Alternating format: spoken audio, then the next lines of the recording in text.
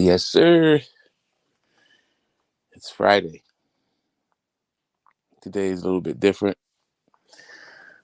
Do how I want to do it. And keeping in honor of our cash cow, made men in boxing, I'm going to be the A side here, putting a stipulation of going live when I want to go live and peacing out when I want to peace out. But yeah, guys, we're here. It's been another week. And wow, what a week it's been in boxing. You know what? Hold on a second. Hold up. Hold up. You guys know that, like, usually, I have a song for you. But, yeah, we're going to do it. I'm going to forego my usual copyright claim this week and just jump kind of right into it. Not like, uh, yeah. Yeah, sorry, guys. Oh, you people thought that I was going to leave you high and dry.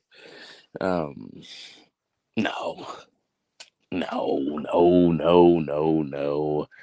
Um, I try to keep the sharp people guessing. Um, but yeah, TGIF. It's 420 somewhere. Um,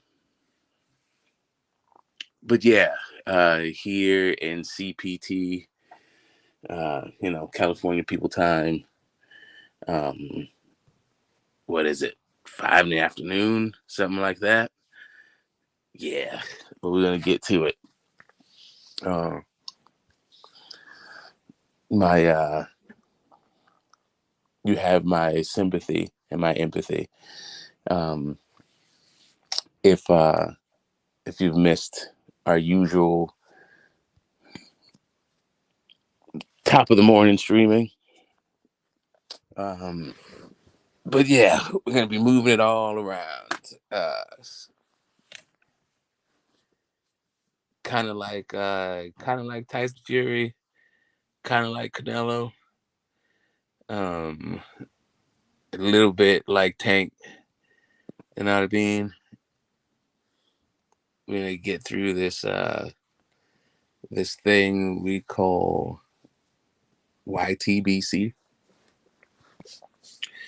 with not just a little bit of plum, but mostly a whole whole whole lot of information. And I am very interested in hearing what you guys have to say about the week it has been in boxing. Right? Um, we have the winner of Tank Davis and Ryan Garcia. Um, Definitely threatening Canelo's status as the face of boxing. Um, we have possible movement for Tyson Fury with big Andy Ruiz. We have possible movement with Alexander Usyk fighting Deontay Wilder. We have Teofimo Lopez. I don't know if it's ethnic pride or just trying to garner attention, but he's decided that he is going to I don't know, I guess foment a little bit of ethnic conflict in and I guess an attempt to rally some ethnic pride, some people to a side. um we're going to talk about that, but I think what's more interesting than is if you want the blacks you can keep them. More interesting than that is it seems like he's leaving Top Rank, and I'm very interested in where is he going. It seems like he's going to be hitting up your boy Oscar Death Threats De La Hoya, right? Um, Seems like Tio's going to abandon Bob and head out for the absentee promoter at absentee promoters at Golden Boy. Um, but really, my my question, and not just um, for my fellow boxing fans, but really for myself, because I don't really have an answer for this. I've sort of vacillate between the two things, but really, do these guys who risk their lives for our entertainment really owe us anything? Do they owe us level playing field? Um, the idea of a fixed fight is I don't know. I feel like most people, when you say a fixed fight, they think someone's going to take a dive, right? But that's not really the only way to fix fights. You don't necessarily have to like put some drugs in somebody's water or tamper with gloves. Sometimes you can just contractually obligate somebody to not be their best. It gives you a little bit of not even a little bit, sometimes a whole lot of bit of competitive advantage. Um, Sometimes it's not necessarily a competitive advantage. Sometimes it is terms so onerous that a fighter is considered um what's the right word? Inept if they were to accept.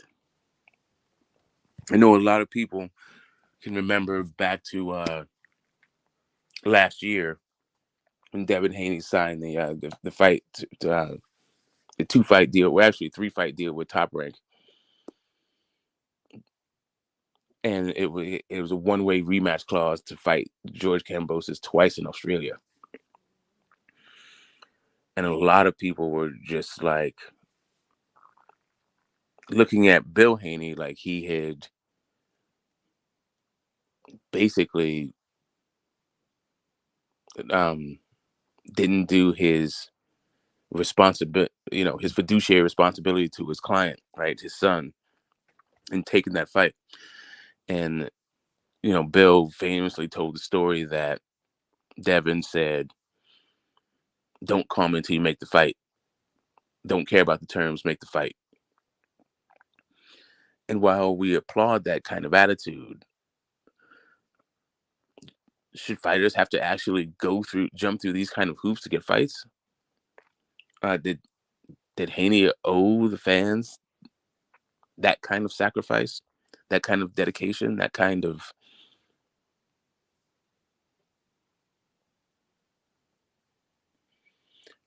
I don't know, risk? And yeah, it wasn't just for fans, right? He did it for himself, he did it for his legacy, but a lot of fans turned like a kind of a blind eye to it. They're like, well, this is boxing and this is what you have to do. If you want to fight, then you have to make the terms. Is that the kind of environment that we actually want to support? I know it is what it is, but yo,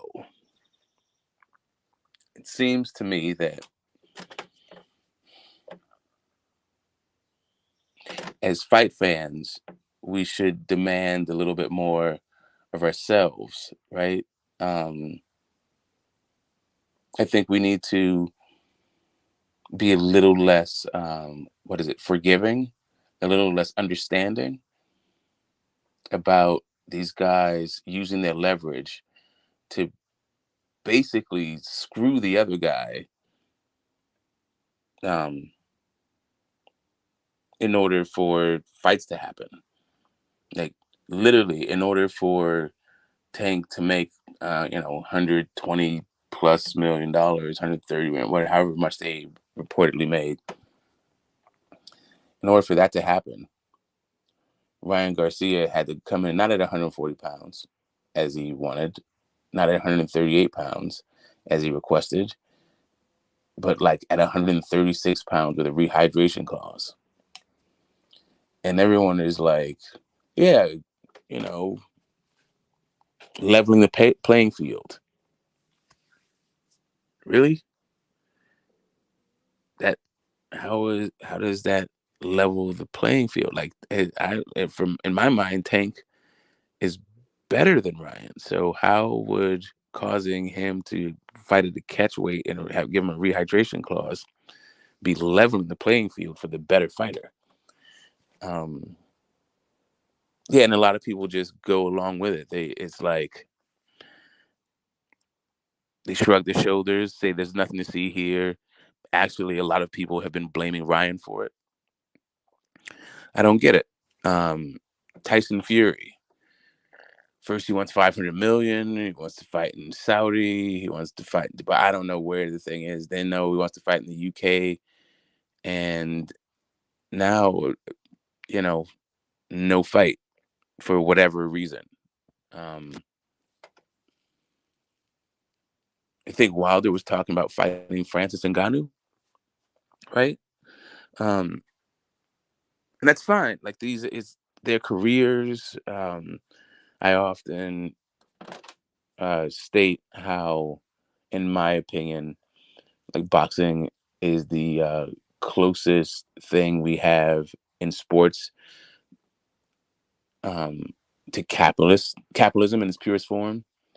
You know, there's no leagues, there's no commissioner um, trying to compel one how to like make a buck. Essentially, they just tell you like who gets paid what. Not who gets paid what, but well, actually, they do tell you who gets paid what, but that's about it. Like they separate out so a promoter can be a manager, um, and a fighter doesn't have to take a fight for lesser money, and that's about the size of it. They make sure that you can, like, that you're licensed and that you are eligible, and after that is just whatever your market value is. They let you have a go at it, and you know I'm not necessarily advocating for a change in that, but it does kind of stick in my craw a little bit. Like last year, or even early this year, like it was mostly last year, the way that like Bud and Spence. Like everyone knows I'm a big Bud fan. And if you didn't know, I'm gonna say everybody knows. Most, and, if you know, then you know I'm a big Bud fan. But you also may know that I picked Spence to beat Bud. But what I don't really concede is the idea that Bud needs to somehow acquiesce to the PBC in order to make a fight. I think that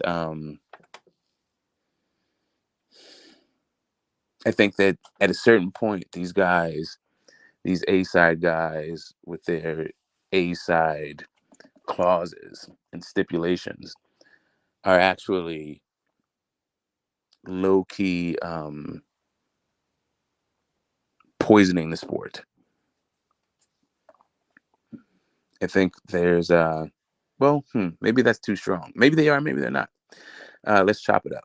Let's find that. Let's figure it out. But before we get there, put on some specs. Let me do some housekeeping. First off, let me see if any what's up with folks. If anyone's still here. Look at Zone 6. What's up, baby? Yeah, you know what the old people say, better late than never. Let's see. Hey, waiting on smoke. What's up, Puto? What's up, Lonzo? Oh, brother from another. What's up, Cassandra, Marky? I'm not gonna shout everybody else, but Edgar. Good to see everybody else here. IB, I think you're here. Did I say I'm a big butt fan and Boxing Monster? You would ask that question. It's not what I said, but I mean, really, who isn't? I think people stop liking big butt. People stop liking big butts. Sorry, people stopped liking flat butts last century. I think even like in the 80s. I think the 80s was like cool on the flat ones. They were just like not cool on them. They thought it was cool. Like it seemed to be in the 80s that like big butts were frowned upon and all this other stuff. But like the 90s kind of transitioned to that thing, and this century is nothing but the caked up and caked out. That's what it is. But yes, no, what I said is I'm a big Bud fan, as in Terrence Bud Crawford. But yeah. I think that guy is still the most skilled fighter in the sport. I just think he's a little bit too small for Errol Spence. I do think that what I think that commercially, financially, Spence probably is well within his rights to demand that Bud accepts the what is it? The smaller piece of the pie for this fight. I agree there. I do agree. It's not that I agree. Okay, it's not agree or disagree. I think that financially speaking, that's from not looking at the numbers, I can see how that would be reasonable. But on the other hand, as a fight fan, I'm not getting paid any of that stuff, so I don't need to put pressure on Bud in order to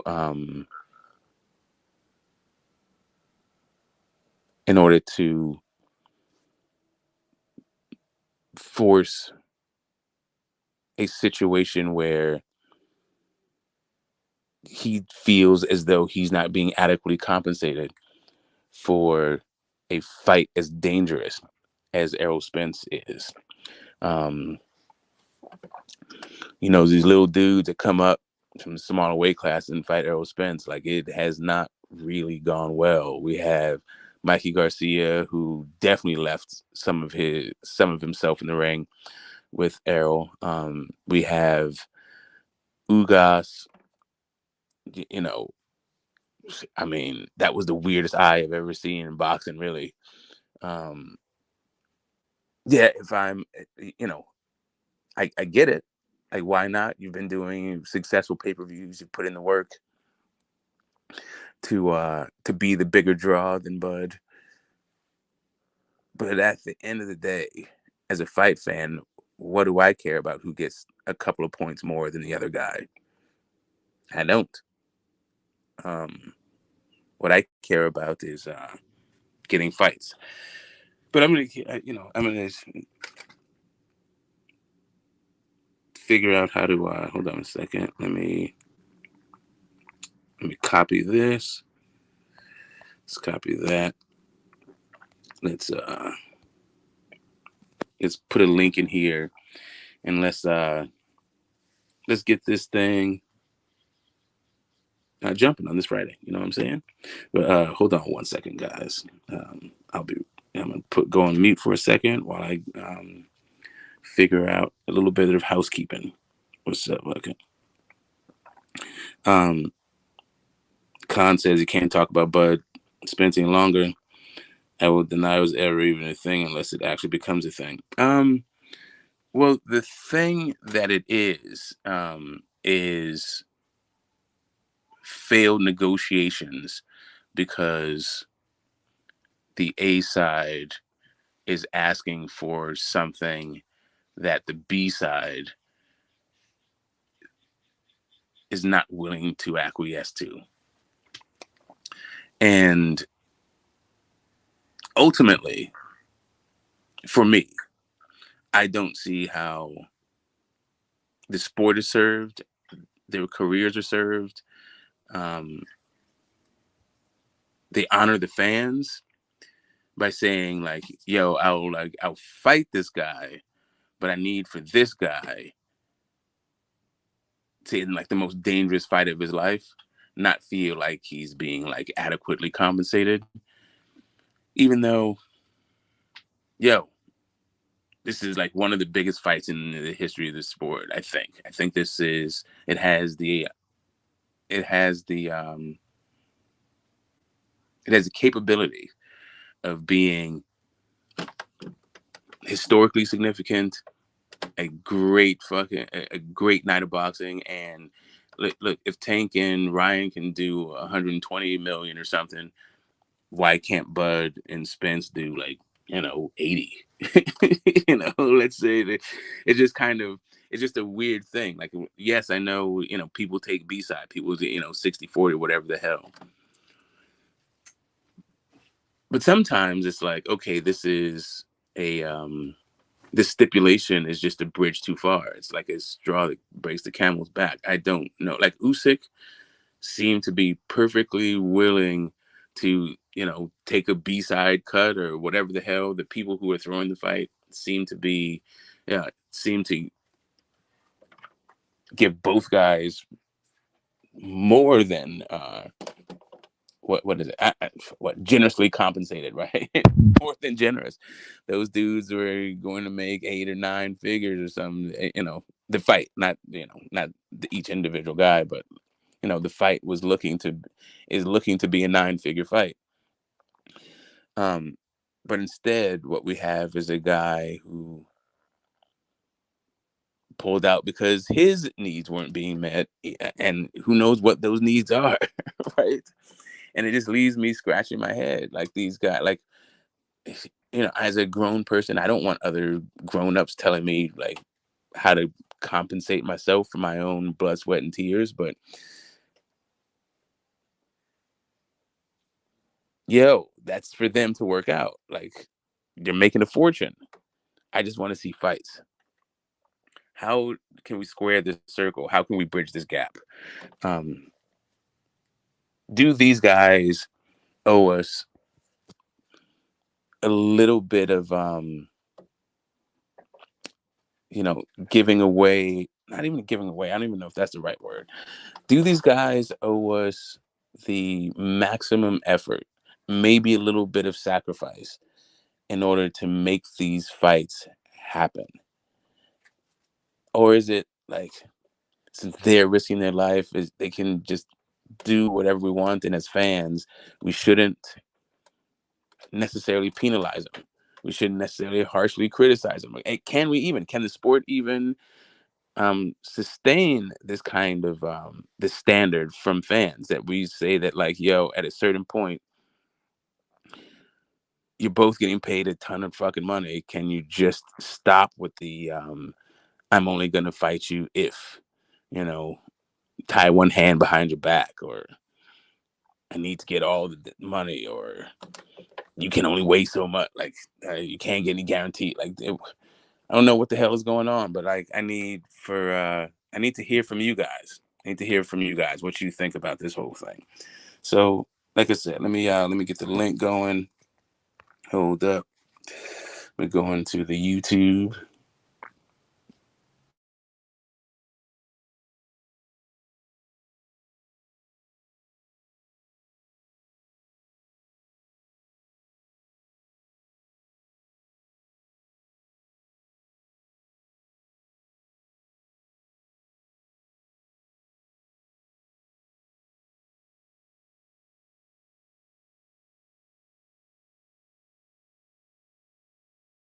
Let me figure out how to pin this thing. I'm all on my phone right now.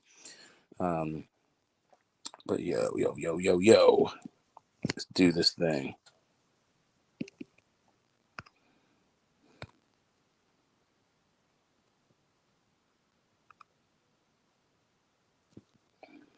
Okay.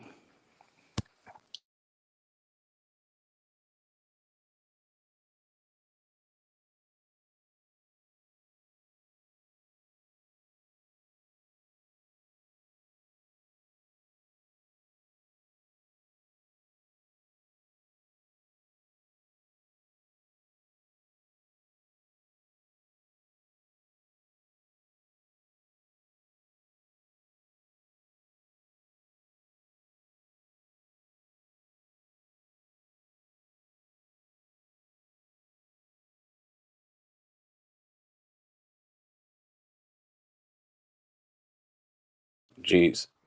Sorry, I'm talking on mute. So yeah, last year, I don't know if you guys remember, but I did a live about this year being an opportunity to make some uh, some changes at the top of the sport, um, as to who is considered to be the face of boxing, and I had Tank and Ryan being two candidates for possible supplanting Canelo's kind of universally recognized status as the face, right? But then with this Tank Ryan fight, the numbers that it did, the interest that it garnered, we have perhaps Tank putting in his bid to replace Canelo at the top. But Canelo does have a fight coming up against John Ryder. Maybe he shows you that while it's cool that the little guys finally are making money like heavyweights and welterweights, like like the upper weight classes, uh, Tank needs to pump his brakes maybe a little bit because these dudes have been getting it for quite some time, and maybe they're still getting it. But um, there's years not over. Tank definitely, I think, wild people. I mean, me, I'm not one to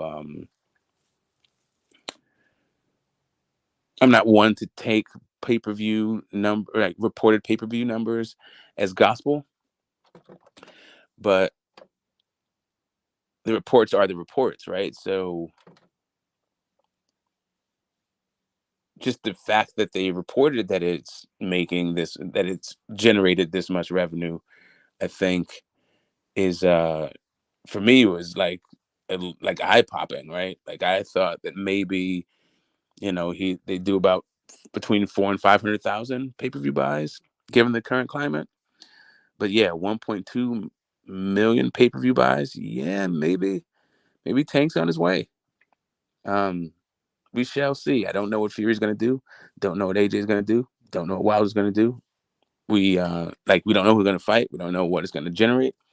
Um, with Canelo, we do know who he's gonna fight next, but we also know the Canelo fights at least twice, right, in May and September, and maybe who knows? Maybe his bout in May generates 80 something million. Would that mean that Tank surpasses him? I don't think so. I think that, Tank, while he is the A side, while he did garner the lion's share, he did have a pretty popular dance partner. I'm not certain. I mean, it's just kind of a counterfactual to like try to slip Devin's name and Shakur's name in there and then say that Tank is going to do the same numbers, right? It's just that's we just don't know. It could very well be that Tank and Dev maybe do 50 million, not 125. Maybe it does 30 million. We just don't know, right? Um, but yeah, but for a fight below 147 pounds, no title on the line, man, in 2023 with all the streaming services, that are out there, for them to do Canelo and Mayweather numbers, man, that is I mean, that is just impressive. I don't know. I don't care if you love Tank or hate Tank. You got to take your hat off to that and just appreciate it for what it is. Hold on, guys. Um, yeah, usually, I'm a little bit, what is it? A little bit juiced, right? A little bit amped. Do my whole good morning YTBC and all that stuff. But today's just a little bit different. I'm feeling quite blessed, and just chilling the fuck out. It's finally warmed up in the Bay. It feels like spring. It really feels like summer. The Bay really only have like 2 seasons. We have a fall and we have a summer, really. But this past winter, which was like really fucking cold, it got to be like 30 degrees Fahrenheit. Maybe 39. I don't know if it got to 30. Maybe it got to like 39, 38 or something. But it got pretty fucking cold. I think in Berkeley it snowed, which is, I don't know. Sometimes it snows in the fall in some places. But like we had what could be considered a winter this year. But like now there's not a cloud in the sky. Yeah, people are showing their legs and all that. And man, I'm enjoying it. So if you can just hold your horses, I got somebody in the back. I'll be right here. Hold on a second.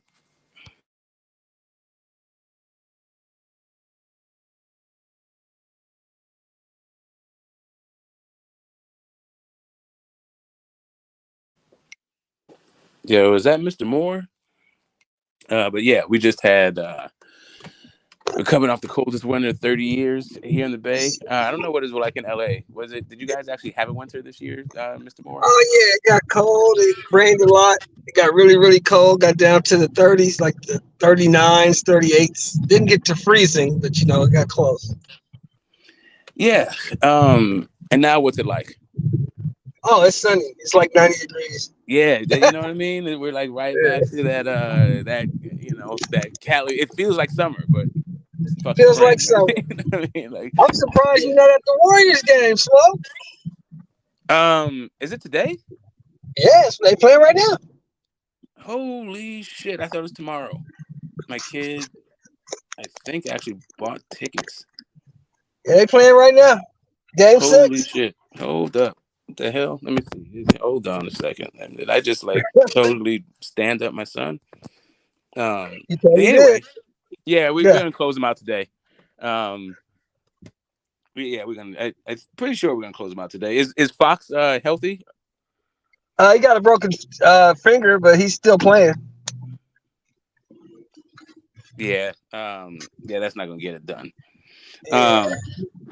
Yes, Hit 25 we got the that. other game, but that's not his usual 39-40. So Well, I remember last year you being very vocal about Haney just doing what he has to do, right, in order to get the yeah, fight, go over there, fight the guy twice, beat him twice, yeah, and he's the man.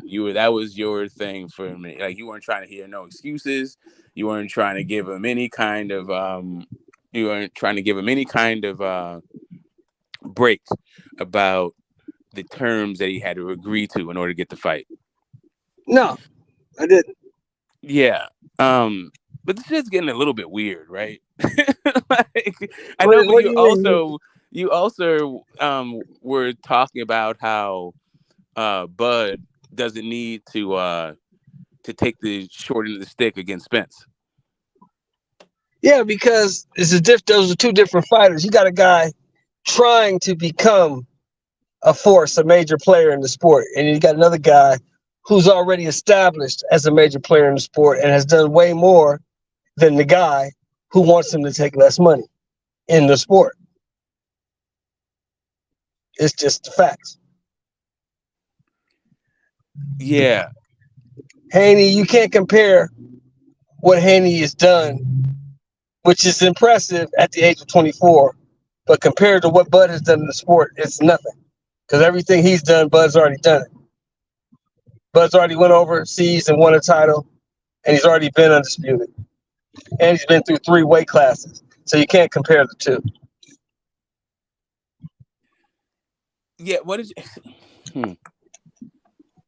like really when it comes down to it, right? When it comes right down to it, do you think that these kinds of negotiations and these sort of stipulations are um are poisoning the sport?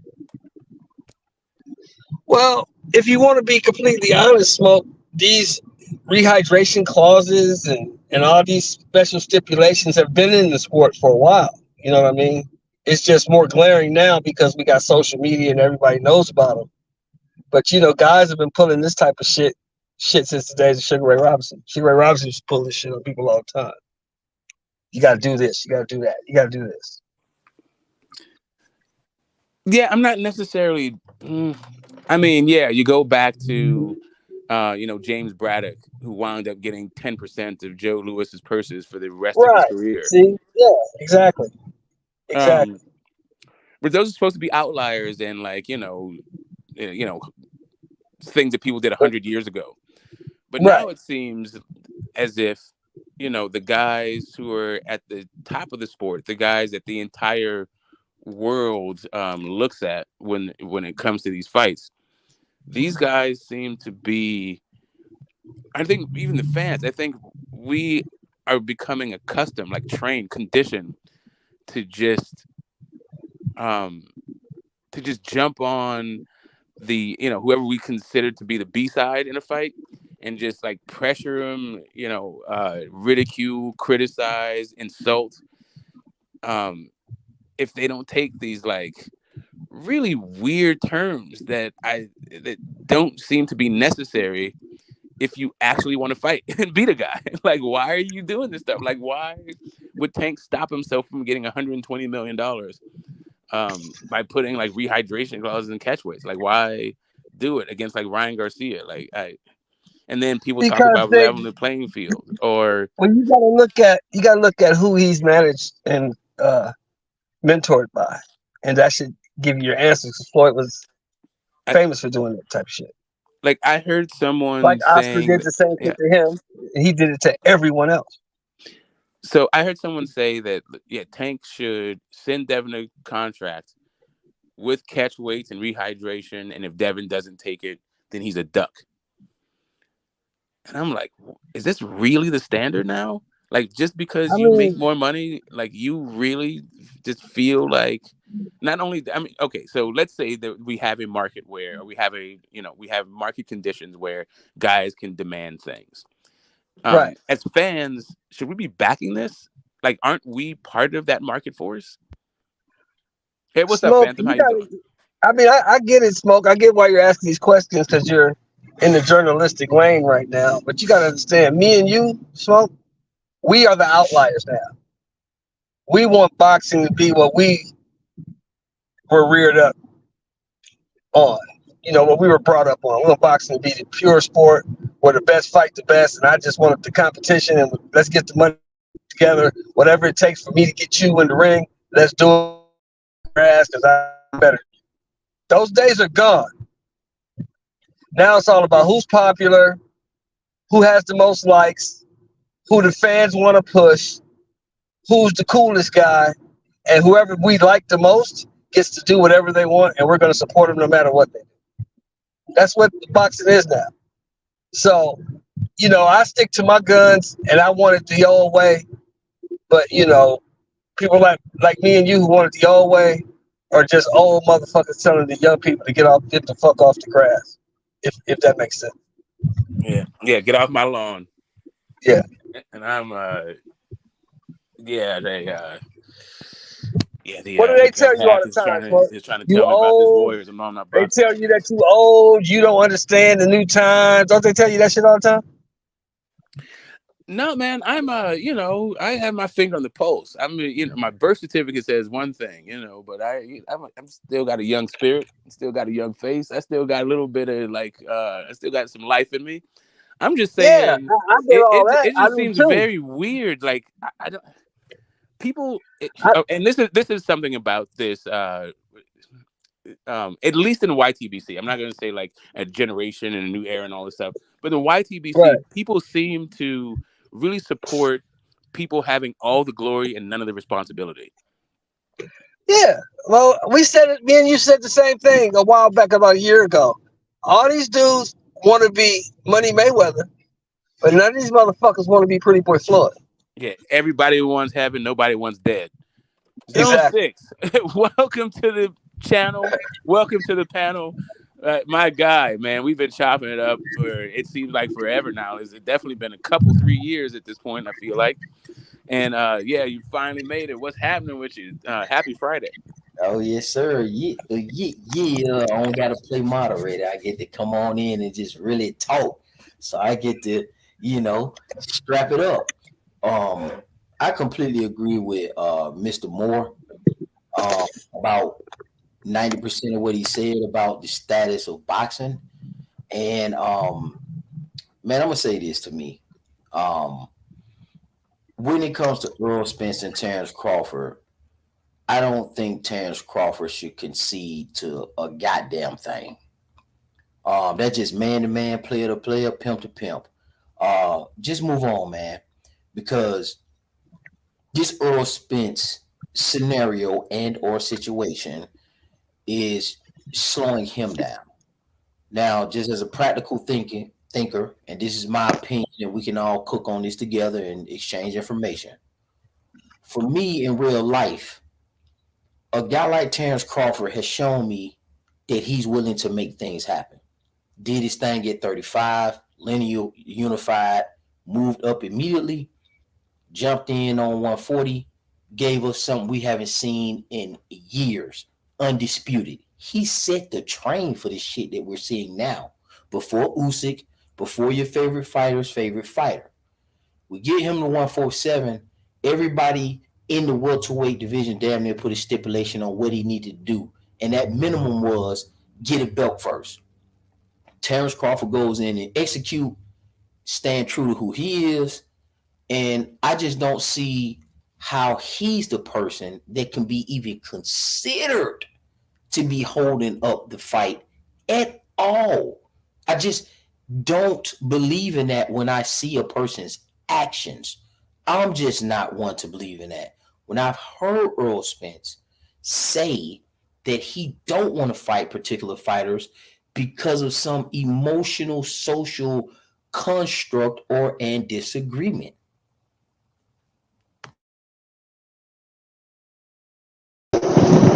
Huh? Yeah, yeah, yeah. I mean, I'm with you. What's up, Phantom? What you got on it? Happy Friday, man. Yeah, yeah. I was listening to my retirees cook. I was enjoying the conversation, but yeah, Bud is being a weirdo. Like Bob Rim already said, this dude is hard to negotiate with. Like it's Bud's way or the highway. It's not necessarily that he should concede. I don't think he wants to concede to anything, and that might be the reason for the holdup. And that's The, good. the, the question is, I think he's in the, a the question is, as fans, why, why are we jumping to one guy's side or the other guy's side when it comes to like trying to pressure a guy in order to take less than what he think his market value is well for me when we that's don't have the numbers. well, I don't do that. That's something to consider. Um, and that's why I said what I said about the pattern. I'm perfectly fine if Crawford was to move on and go up and fight Mel Charlo for undisputed at 154 at this point. I'm comfortable with that. I mean, we've seen multiple guys be credited in the Hall of Fame for never cleaning out the division, never being undisputed. I mean, Pacquiao got away with it for years. Floyd Mayweather got away with it for years. So, um, this won't be the first time. I mean, Paul Williams and Mayweather never fought.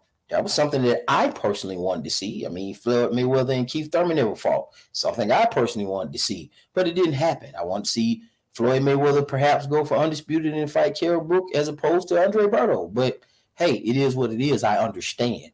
So I would just be fine with supporting Terrence Crawford as opposed to Earl Spence based on their behaviors, not personal money splits. Because I don't really count these guys' pockets. I just don't understand the logic in that because it's like, okay, you can't make a fight with Earl Spence, but somehow you're gonna make a fight with Jamel. Like you're gonna negotiate for a year getting in, and somehow the fight's gonna materialize. It just don't make much sense to me. Does it make sense? Um, what does this sound like? Somebody on Tank's team thinks that in order to beat Ryan Garcia at 140 pounds, he needs a catch weight and a rehydration clause. Does that sound, player? Does that sound pimpish? Is that pimping? Like, is that like what? I don't get it. I mean, in that aspect, it's kind of hard for me to throw Tank under the bus in that situation because it's kind of like, okay, I see where they're coming from. It makes the fight even. Like it's not necessarily giving Tank a competitive advantage. It's not giving Ryan a competitive advantage. And you're fighting outside the weight class. Like if you did it at 135, then I'd say, okay, yeah, that's some weird whole shit. But it's like you fight outside the weight class and you just Then making the that fight. sound. Then that's there's no the weight class. The weight class is whatever class division the fight takes place in, and the fight took place at a 140-pound division. Right, right. The issue is that apparently somebody on Tank's team feels like he can't beat Ryan Garcia unless there's a cage weight or rehydration clause, right? Like that was a deal breaker. Now, for me, I'm like, is this like did they do this for marketing so they can market the rematch and say, hey, try to run it back and without catch weights and rehydration and just take a second bite of the apple? Is that, or maybe I'm too cynical, right? I'm just, to me, I don't see how having a catch weight and rehydration clause helps Tank um, solidify his mastery of the craft. So let me ask you this: is it the rehydration clause that bugs you, or is it the catch weight, or is it both? Like, because we know Ryan is the one who wanted to try to fight outside of 135. And the way I understand it, there was an offer at 135, just fighting for the belt like you would any other fight. You know what I mean? Yeah, I mean, I hear you. For me, if a fight is at 140 pounds, it should be at 140 pounds without catch weights. Like I don't like if he didn't take the fight at 135, then fight at 140. I don't think the Tank needed a catch weight or a rehydration clause to beat Ryan. And so now the question just becomes like, okay, it just seems like Tank needs rehydration clause and catch weights to beat Ryan Garcia at 140 pounds. That's what I'm Yeah, left with. I mean that's a perspective. That's a way of looking at it. I can fully understand that. I'm just seeing it as like, okay, you fall outside the weight class, and you know what I'm saying. You got a man who's bigger, of course, and you just put a rehydration clause on him and said, you know what, let's just fight, make it more even and more competitive. I don't, I don't necessarily agree with it or disagree with it. You know, it is what it is. I think I heard Phantom speak on this subject, and I think I specifically remember agreeing with him on this particular topic. Phantom, if you could just refresh my memory on your stance, just to make sure I got the right person. What is your thoughts on it? That way, I can make sure I'm aligned with it. Because my thinking is, it doesn't matter to me because they signed the contract and they both agreed on it, and both can fight and have shown evidence that they can fight at 135. 140 is one of those divisions that's a transitional division historically anyway, up to 147. So there's some weight to play with within 135 to 147 anyway. I thought that was a good compromise. I mean, Tank is campaigning currently at 135. So if he's going to fight a 140 pounder and he's campaigning at 135, then I think that's a good compromise. He gave him 1 pound.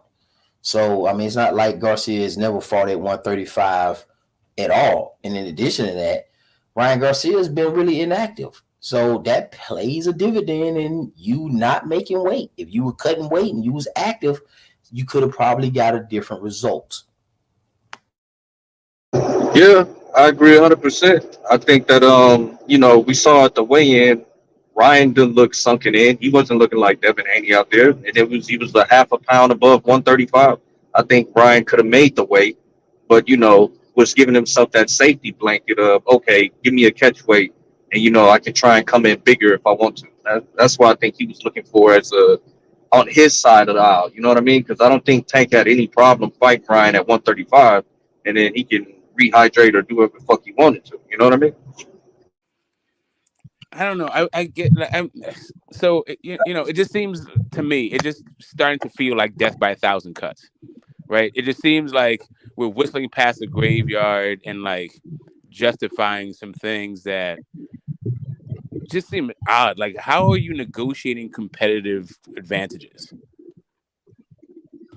It just Yeah, I seems don't it just seems that see. I don't know. It's just something about it sticks in my craw. Go ahead. What you got on it, Mr. Moore? I wouldn't have a problem with it.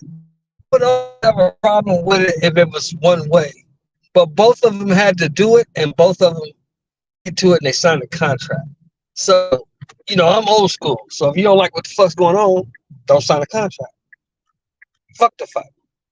Make another fight. Yeah, so like, listen, man. I mean, I am old school too, really. But I also understand that, like I said, James J. Braddock, Joe Louis signed the contract, and James J. Right. Braddock got 10% of his purse for the rest of his damn career. It's only supposed to be for like 3 fights, but it turned out to be the rest of his damn career. Yeah, he signed the Right. contract, but does that mean like I don't know? It's just fucked up. No matter who, Yeah, like but the that contract is was in a fucked up. different time. That was in a different time, number one. That meant more because they weren't even allowing black men to fight for the heavyweight championship of the world after fucking the Jack Johnson debacle. You know what I'm saying? They weren't even allowing it.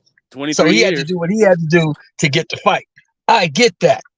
But in this day and age, if a motherfucker don't want to meet the demands of another guy, and both of you guys are popular, it's not like Ryan Garcia was going to lose any money if he didn't fight Tank. Now, he gained a hell of a lot more money by fighting Tank, but he was already making more money outside of boxing than in boxing. So it wasn't no sweat off his ass. If he really didn't like what was going on in the contract, don't bitch about it. Just don't fucking sign it. Well, Yeah. And I think Smoke has a point though. I definitely don't want to see this become a trend involving tank fights going forward. Like hell the fuck no.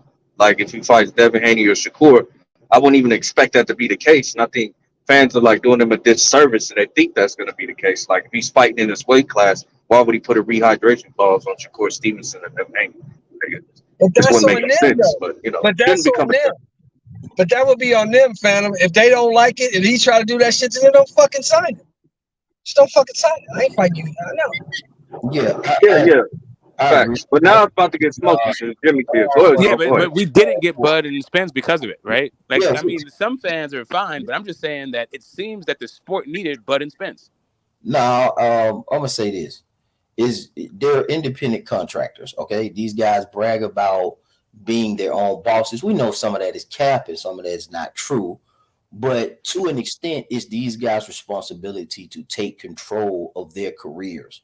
Okay, I'm sick and tired of investing conversations into the woe it's me. These are grown ass men that have nothing else to do all day but study their craft and do what it is that they supposed to fucking do. I'm not finna get on here online for multiple hours and talk about a botched contract based on the YouTube boxing community's opinion because they got a fucking pick wrong. Okay, because people picked Ryan Garcia. I'm just going to go with what the result is. Now, does that shake the integrity of boxing to a degree? Could it be? We can have a conversation on that, and we can have a conversation on how it should be. Because I believe they should take away some of the weight classes in the first place. But maybe that's too harsh. So it's a lot of things a lot of people don't like. A lot of people don't like 4 belts. Some people don't like the lineal. It's a combination of things that we can narrow down and take away from boxing to make it more and extremely competitive. We could do that. Yeah, but see, I'm gonna look at it like this. I'm just looking at it from the practical point of view, right? I think I'm out of pocket to try to tell another motherfucker who can do something that I can't do how he should conduct his business when he been doing fine for the last 12 to 15 years without my input. You know what I'm talking about? I wasn't in the room. I don't know what was in the contract. Don't really give a fuck because I don't get nothing behind it anyway. I got to pay to watch this motherfucker perform.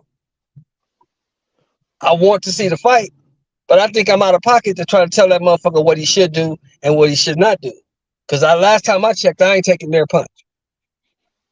I agree with that. I agree because we're purchasing a product. I buy the pay-per-views and support the boxers.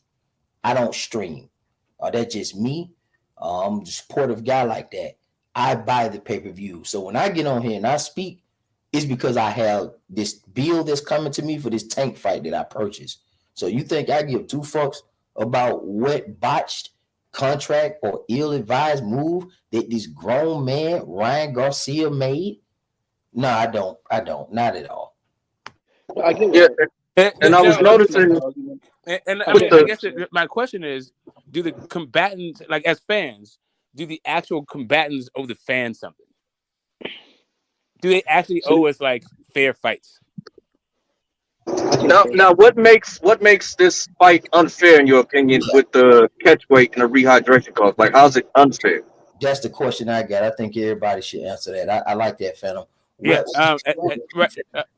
because I think there are weight classes for a reason. Yeah, we didn't.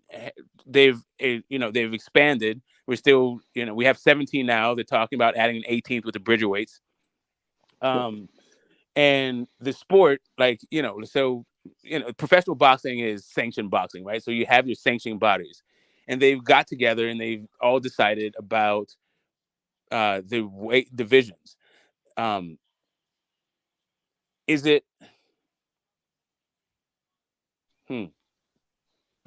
It seems to be right. Like, I have an answer for you, Smoke. Yeah, go ahead. And just, I'm gonna pass it back to you.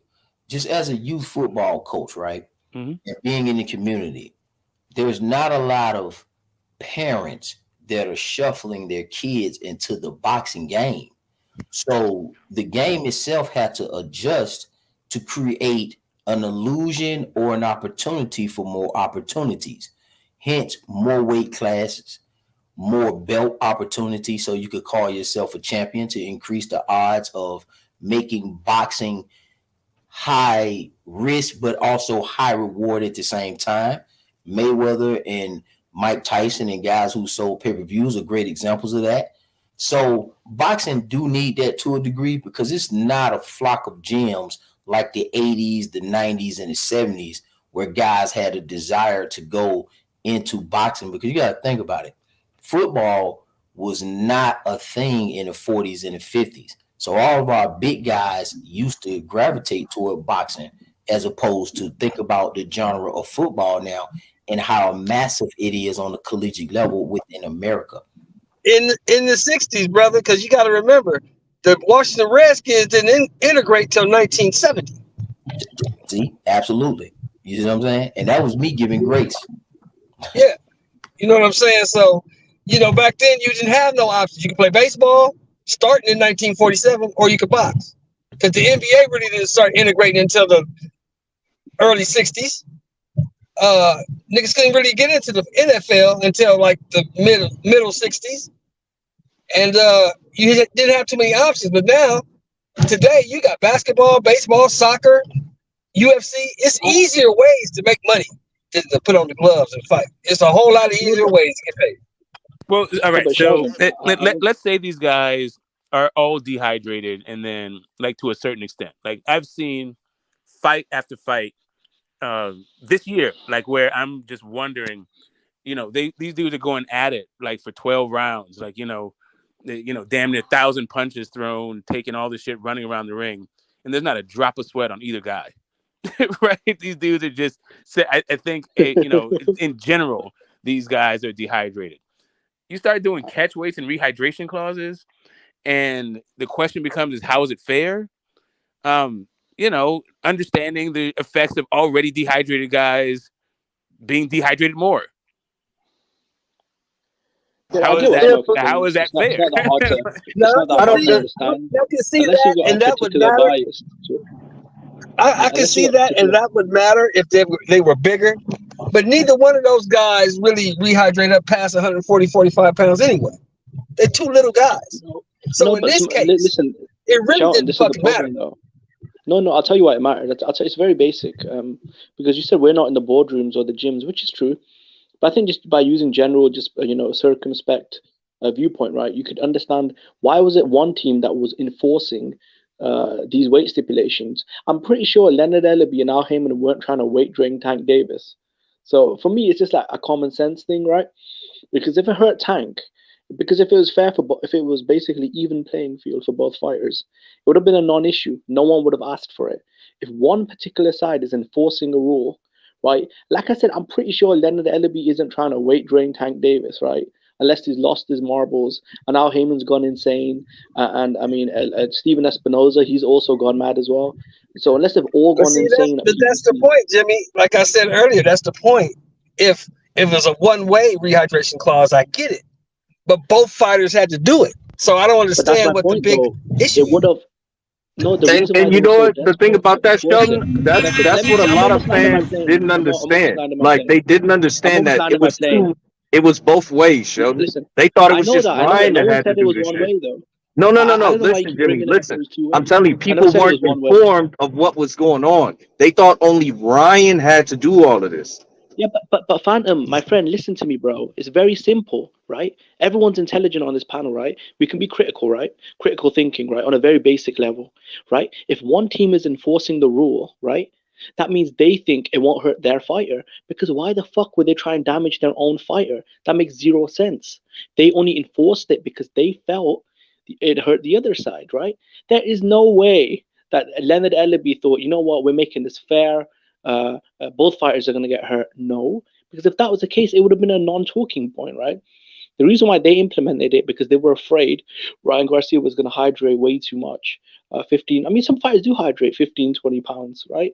And they felt like Tank Davis, it wouldn't really bother him too much because, like, I'm at the same argument of, so they were trying to weight drain Tank. No, that why put a why go back and forth and all this hassle where De La Hoya said, was crying on Twitter, and did you remember the little debacle? And then the press conference shuffle. There were issues with the weight. Me personally, shouting, I don't give a shit about Ryan Garcia. The way that dude bent the knee, I'm fucking done with him. Right? After crying for years about the Tank fight, and for him to go in there and go out like a sucker, man, I'm done with him. My point is this though: Smoke makes a very. I'm talking about the general quality of the sport, right? As far as the product, right? That's my point, right? I have no problem. Look, if the fight was at 140 pounds, 100%, I'd agree with you guys. Rehydration clause. Look, I'm coming to your weight to meet you. Cool. Let's make sure you don't come in 170 or whatever. But if the dude's already coming down to damn near 136, the lowest catch weight possible, and then you want a hydration clause, and then you want a late weigh-in, that shit just stinks of desperation. Well, can I? I mean, that sounds real good. And I hear what you're saying. I get your opinion. That's your opinion. But it really didn't matter what weight they fought at. He wasn't going to beat Tank. He's not very Well, good. That's the problem. we'll never know. He's not very good. We'll never know though. So Right. So, well, this is what I'm gonna say, Jimmy. That's your interpretation on who's afraid and whatever you are putting on that. That's your interpretation of the contract. But at the end of the day, the documentation beat your conversation any day. They just told you that it went both ways. That means it was a level playing field. Now your no, it's not. interpretation, No, relax. it's not. Okay. So That's why? what I said, though. Okay. Why is it not in your interpretation? Why is it not level playing field if they both had the same stipulations? Because one guy is naturally bigger than the other guy, so he'd need to hydrate more. And the reason why one team was so desperate to force it in the contract is because they felt like it wouldn't affect their fighter. So you're basically trying to say Len Ellaby wanted to weight train Tank Hold Davis. on, hold on, Jimmy, stop right there. Don't you talking to the wrong person? I don't know what channels you've been on, but welcome. I'm motherfucking Zone 6. Okay, so no, I know all about you. You get your I'm shit. watching your videos, bro. Well, No, But here's the thing, I Jimmy. like your videos, though. Okay, so hold on for a so second. you're saying that they were trying to weight drain Tank Davis. Look, if If That doesn't make any Ryan sense. Garcia On felt old like school. you, then why the Listen, fuck did he sign the contract? old school. Let me just make something clear, Jimmy. Please don't tell me what you think I think. Just give me your opinion, dog. Don't tell me. No, but that's what you're saying though. I don't. No, but I don't understand what your point is, bro. You're saying it's an even playing field. You said this. What I'll repeat the question. I said, Yeah. in your opinion, your interpretation, why do you think it's unfair? You're trying to convince us that it's unfair. It's two Okay. guys, three guys that said we didn't give a shit. You're the one who's saying that. So why do you think it's unfair? Listen, the reason why I think it's unfair, right? Just I'm talking about generally, not this one specific thing.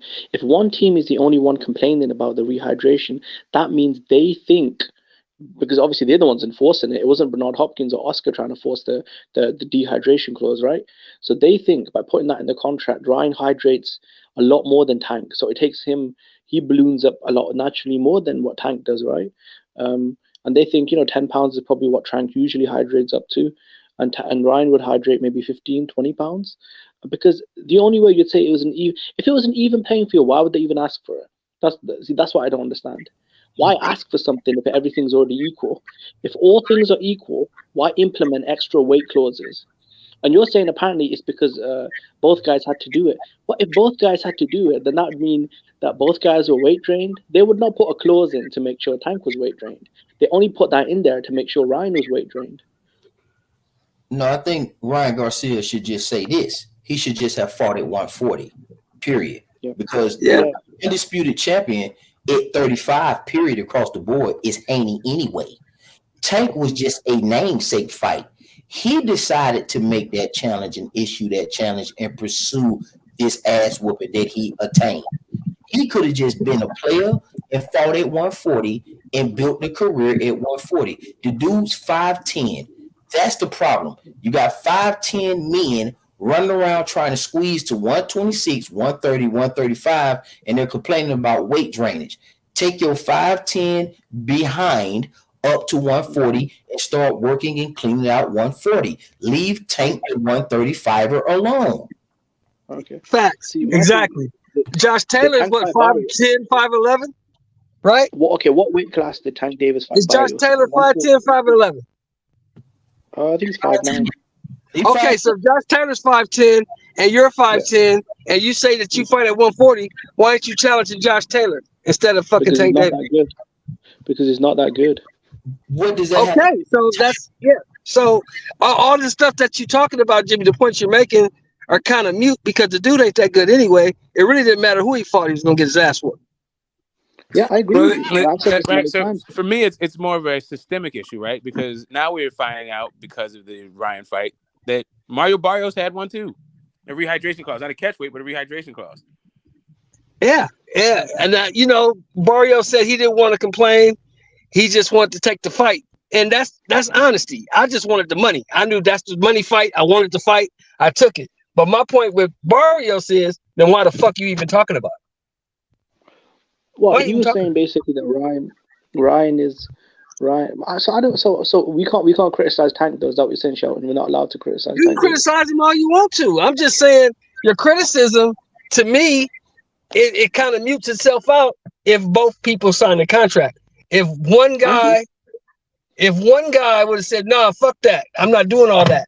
You know what I'm saying? Then we can talk shit about why this motherfucker trying to put weight clauses and all this shit on there. But you signed the contract. So whatever it is, or whatever your motivation was to take the fight, was stronger than your dissatisfaction with the fucking weight clauses and all that bullshit. So stop crying about it now. It's over. You lost. He won. Move on to your next fight. Just leave it fuck alone. Yeah, I think also. He should Yeah, stick at 140. He should fight at 140 and to address just to transition to what Smoke kind of want to really get on is the systemic issue. It's still going to come back down to a specific tailored contract and or the fighters Smoke. Mhm. Even if we were to get, in order to fix the systemic issue, we would have to have a manager of some sort like a Dana White over boxing, period. And it's just too many entities in boxing, and you know this. And with that laid out, we could just comb through what probably could be done to make it a lot more better and competitive. Yeah, I mean, the changes that we saw in boxing sometimes it's top down, but a lot of it sometimes it's just the fans putting pressure and the market changing. Right? I feel like this idea of just like nothing to see here. They agreed to it, and fights already happened. Why we talk about like we still talk about Floyd and Canelo being a catchweight. Like it's just kind of like these fights have asterisks on them. They just do. Like I'll go all the way back to like Sugar Ray Leonard being the light heavyweight champion in a fight that took place at 168 pounds. It's just kind of like at a certain point, aren't we part of the problem by accepting this shit and saying there's not a big deal? There's like up to them to negotiate, and we don't really care. Like, shouldn't we care? No, I think because boxing, go ahead, Jimmy. Go ahead. yeah, bro. I was gonna say, look, for me, it's kind of weird though, because if you look at the UFC, you look at basketball, you look at soccer, you've got guys in these sports like in soccer. You've got Ronaldo, who's probably worth over $500 million, maybe more. Um, I've never seen him come onto the field and say, "Look, I'm the A side. If you don't move the goalpost, and if we don't, change the pitch size, then I refuse to play because guess what? I'm the guy that generates billions worldwide. I'm the one that brings the big sponsors. I'm the one that's got 80 million followers on Instagram. I'm the big dog in the soccer world. That's just flawed on its face. Like soccer is a league, basketball is a league, football is a But league. that's my Like point, though. boxing is not a That's my league, bro. point, With though. unified No, but we rules, know like the fans, bro. We know boxing the and fans wouldn't football and stand for baseball. it. I mean, No, it's not the same though. It's not. No. It can be the same though, because you have to understand, right? We've got big money makers and bigger money makers, right, in those sports, right? But they don't ever do this whole shit where they try and flex the A side. They yeah, try and, that's not the point. That's a totally different sport. You can't even compare the two, bro. What are you talking bro, about? it's the athletic. No, it's an athletic competition, bro. This is why the whole fanboy What situation sports comes in, have you played? right, I mean, what sports have bro? you played?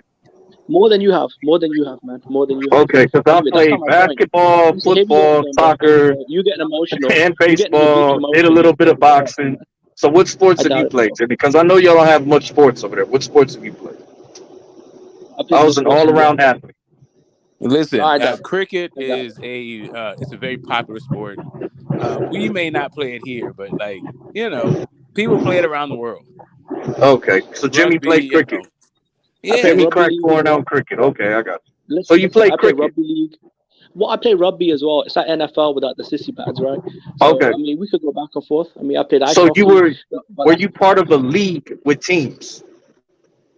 bro, listen, can I land my plane, yeah? And then you can go on your little fanboy pom wave fest, right? Because I know what you're getting emotional. Because you've been dick pulling Tank Davis for a No, long time. I get I it, man. think you're I you're get the it. one that's getting emotional. I'm just talking, Jimmy. You talking I'm out talking your ass. boxing. You're asking me how many sports I've played. But you're comparing boxing to other sports. You can't. No. That's what I'm It's saying. a flawed No. comparison. You Well, can't can I compare finish my boxing argument to though? soccer. You can't even Well, use okay. your When I come hands on in your panel, fucking listen. soccer. When I come What on are your you panel, talking about? listen. When I come on your panel, right, and I make the argument, you can get your bitch emotions, right? Let me make my point. My point was this: there are richer, more powerful athletes in those sports, but they don't flex the rules. They aren't allowed to alter the rules. In boxing, boxers do it, and fanboys like Phantom, they try and turn that into Olympic dick bullet. Okay, are you done? Now, what I'm saying is, you got a sport that's a league with teams with multiple individuals involved. You can't compare it to a solitary sport like boxing. It doesn't add up. It doesn't compute. It doesn't. You can't even compare the UFC to boxing. Two totally different sports. Okay, who's on the same wage packet as Ronaldo in soccer? That has nothing to do with it. No, it doesn't. No, I'm asking you a question. Who is the A side in soccer right now? Who's the big There star? is no such thing as a side in soccer. It doesn't exist. No. That's what Who's I'm the big telling you. star? You can't Okay, compare so the two, bro. I'm gonna tell you. If Arsenal play, listen. If Arsenal play, I don't know, some random team from I don't know Poland, right? Who's the A side?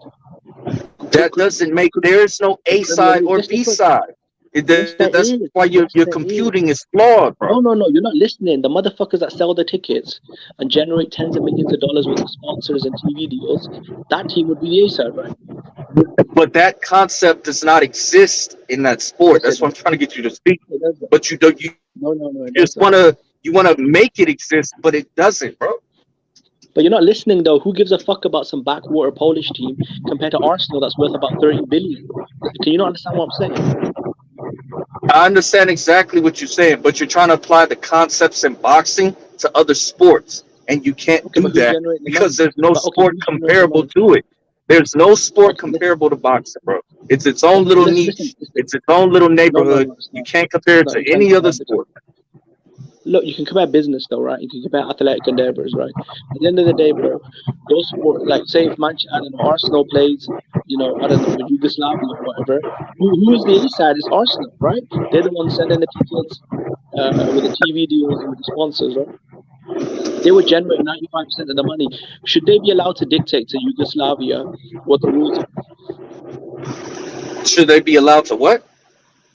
Should they be allowed to dictate what the rules are? What rules would they change?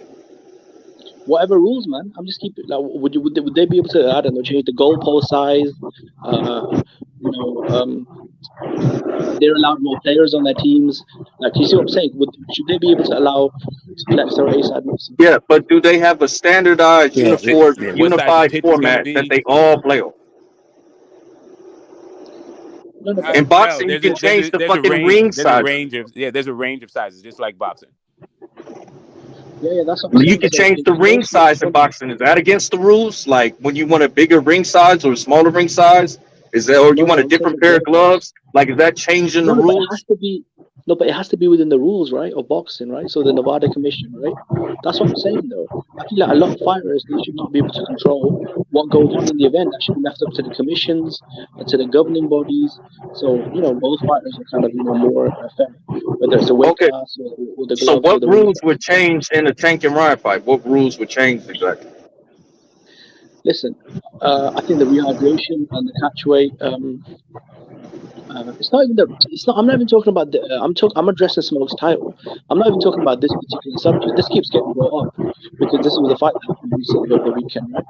I'm saying generally, this is what I believe in, right? I think the commission and the your local government should control everything. No fighter should be able to dictate extra rules. And that's what happened, right? The rehydration clause is not something that the IBF put in. Hey, It's not Phantom, you got a something lot the of Nevada background noise. Go on Commission. mute. If you're Yeah, not talking, okay, yeah. go It's not ahead. something the Nevada. Yeah, it's not something the Las Vegas Commission put in or the IBF put in.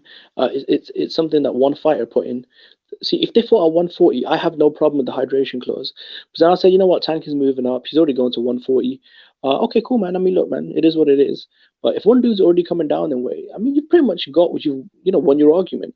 Because neither guy is a champion, so them fighting at 35 or 36 is pretty much irrelevant to me. But the hydration clause. Look, let's be honest. Tank Davis would have squashed Ryan Garcia with or without the hydration clause or the catch weight. Right. So So why I didn't agree with Ryan you just fight at 135 then?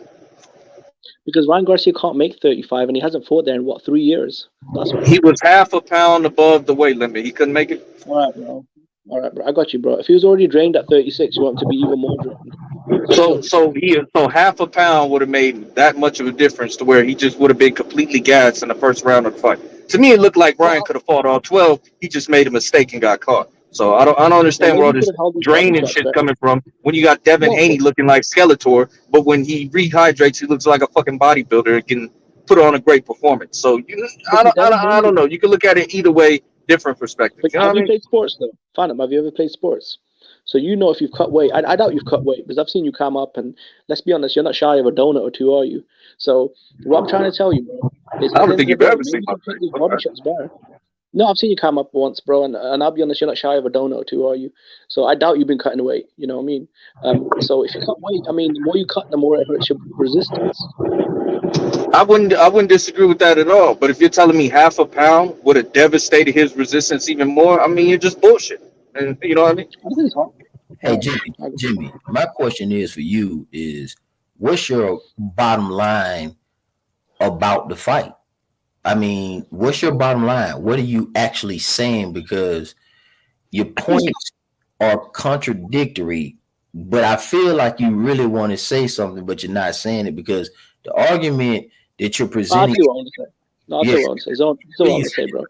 Like, okay, you know how the UFC and how like soccer, basketball, they've got like a governing body and a commission that controls the rules. This is what I want to see. I don't feel like one fighter should be able to tell the other fighter how much water he can drink or how much he's allowed to hydrate or even choose the gloves. Or I think that should be left up to the commission.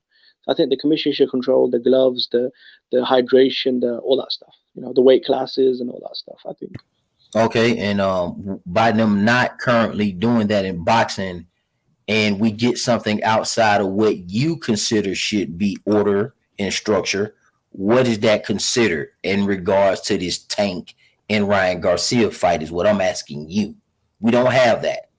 Because technically, the best way this should happen, if it's not UFC style, anybody that has ever wrestled on a collegiate level or at the high school level, you would understand that the teams will come together and have a representative for each specific weight class.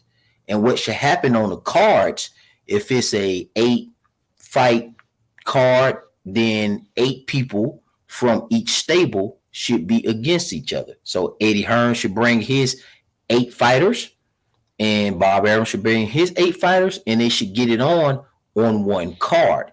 That's how wrestling does it, right? And that's how boxing probably should do it if we're not going to use the Dana White system.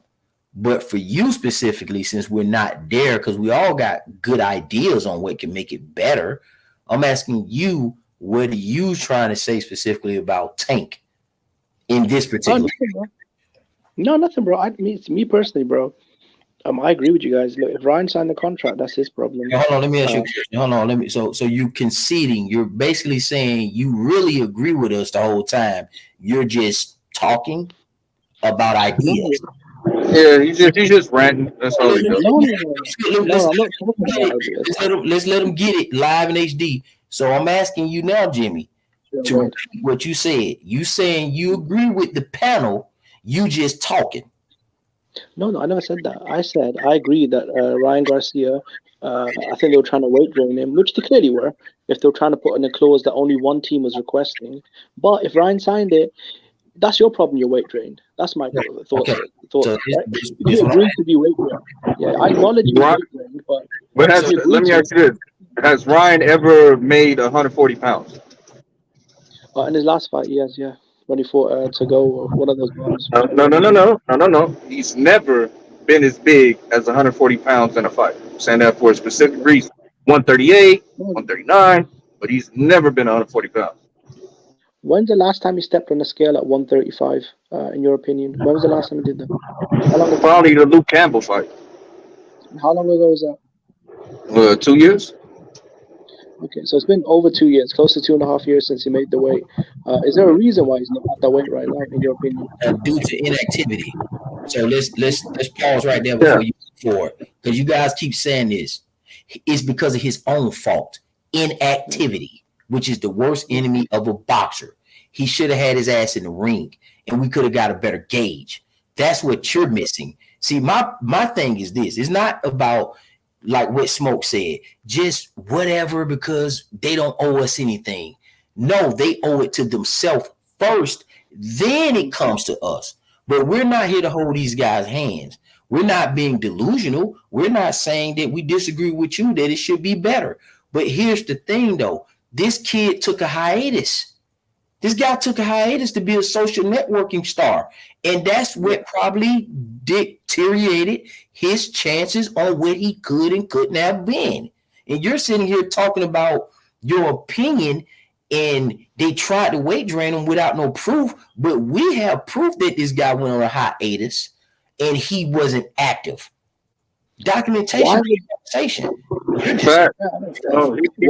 understand. You just gotta cry like what ripping, Jimmy. It's all good though. No, I'm not crying. Look, man, I'm not. I don't know why. Listen, Phantom, you don't want to go down this road with me because I've got enough receipts on you. But this won't be the first panel I've chased you off. So what receipts? What receipts you got there? Nothing. Just at the end of the day, documentation. Jimmy, I'm trying to throw insults to him. No, Jimmy, hold on. No. You started it. No, come on, Don. Listen, you can't pick and choose when you want to listen. I'm just trying. You can't pick and choose. No, don't pick and choose when you want to listen. Now. Jimmy, I'm trying to work you on this argument. I don't see Phantom is distracting you, and I want you focused over here. You already said that you agree, so you concede with you saying you concede that you agree with us that he would have. So I agree with one point though. Okay. No, you guys made. This is one point. Let's look at it. You said that you believe he would have lost regardless, correct? I think Ryan Garcia isn't that good though, right? So my thing is this though. Listen, you talking to you said you don't think Ryan Garcia is that good. I agree. Yeah. So we agree. You said you think Tank would have beat him regardless. So we agree. You agree with us. You said it's his fault that he signed the contract. We agree. You just saying you're guessing that it was a weight drain attempt. You don't have any proof for that statement. That's all I'm saying.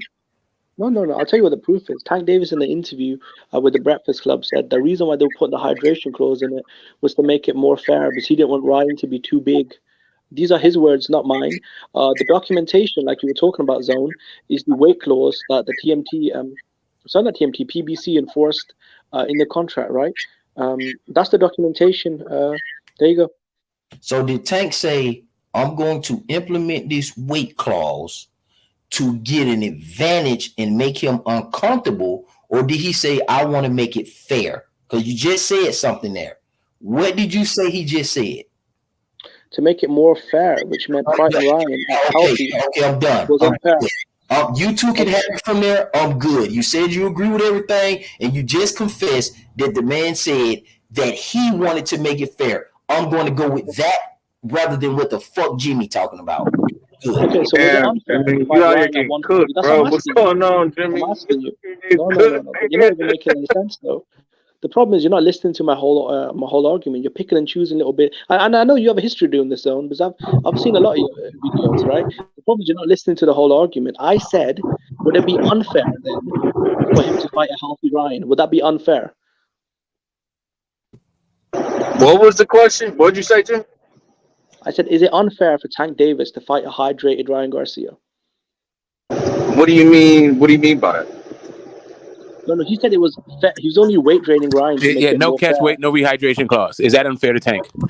No, that's not unfair to Tank. But if you're talking about a level competitive field, I don't think how that doesn't make it any less fair or more fair. Like, I don't, you know.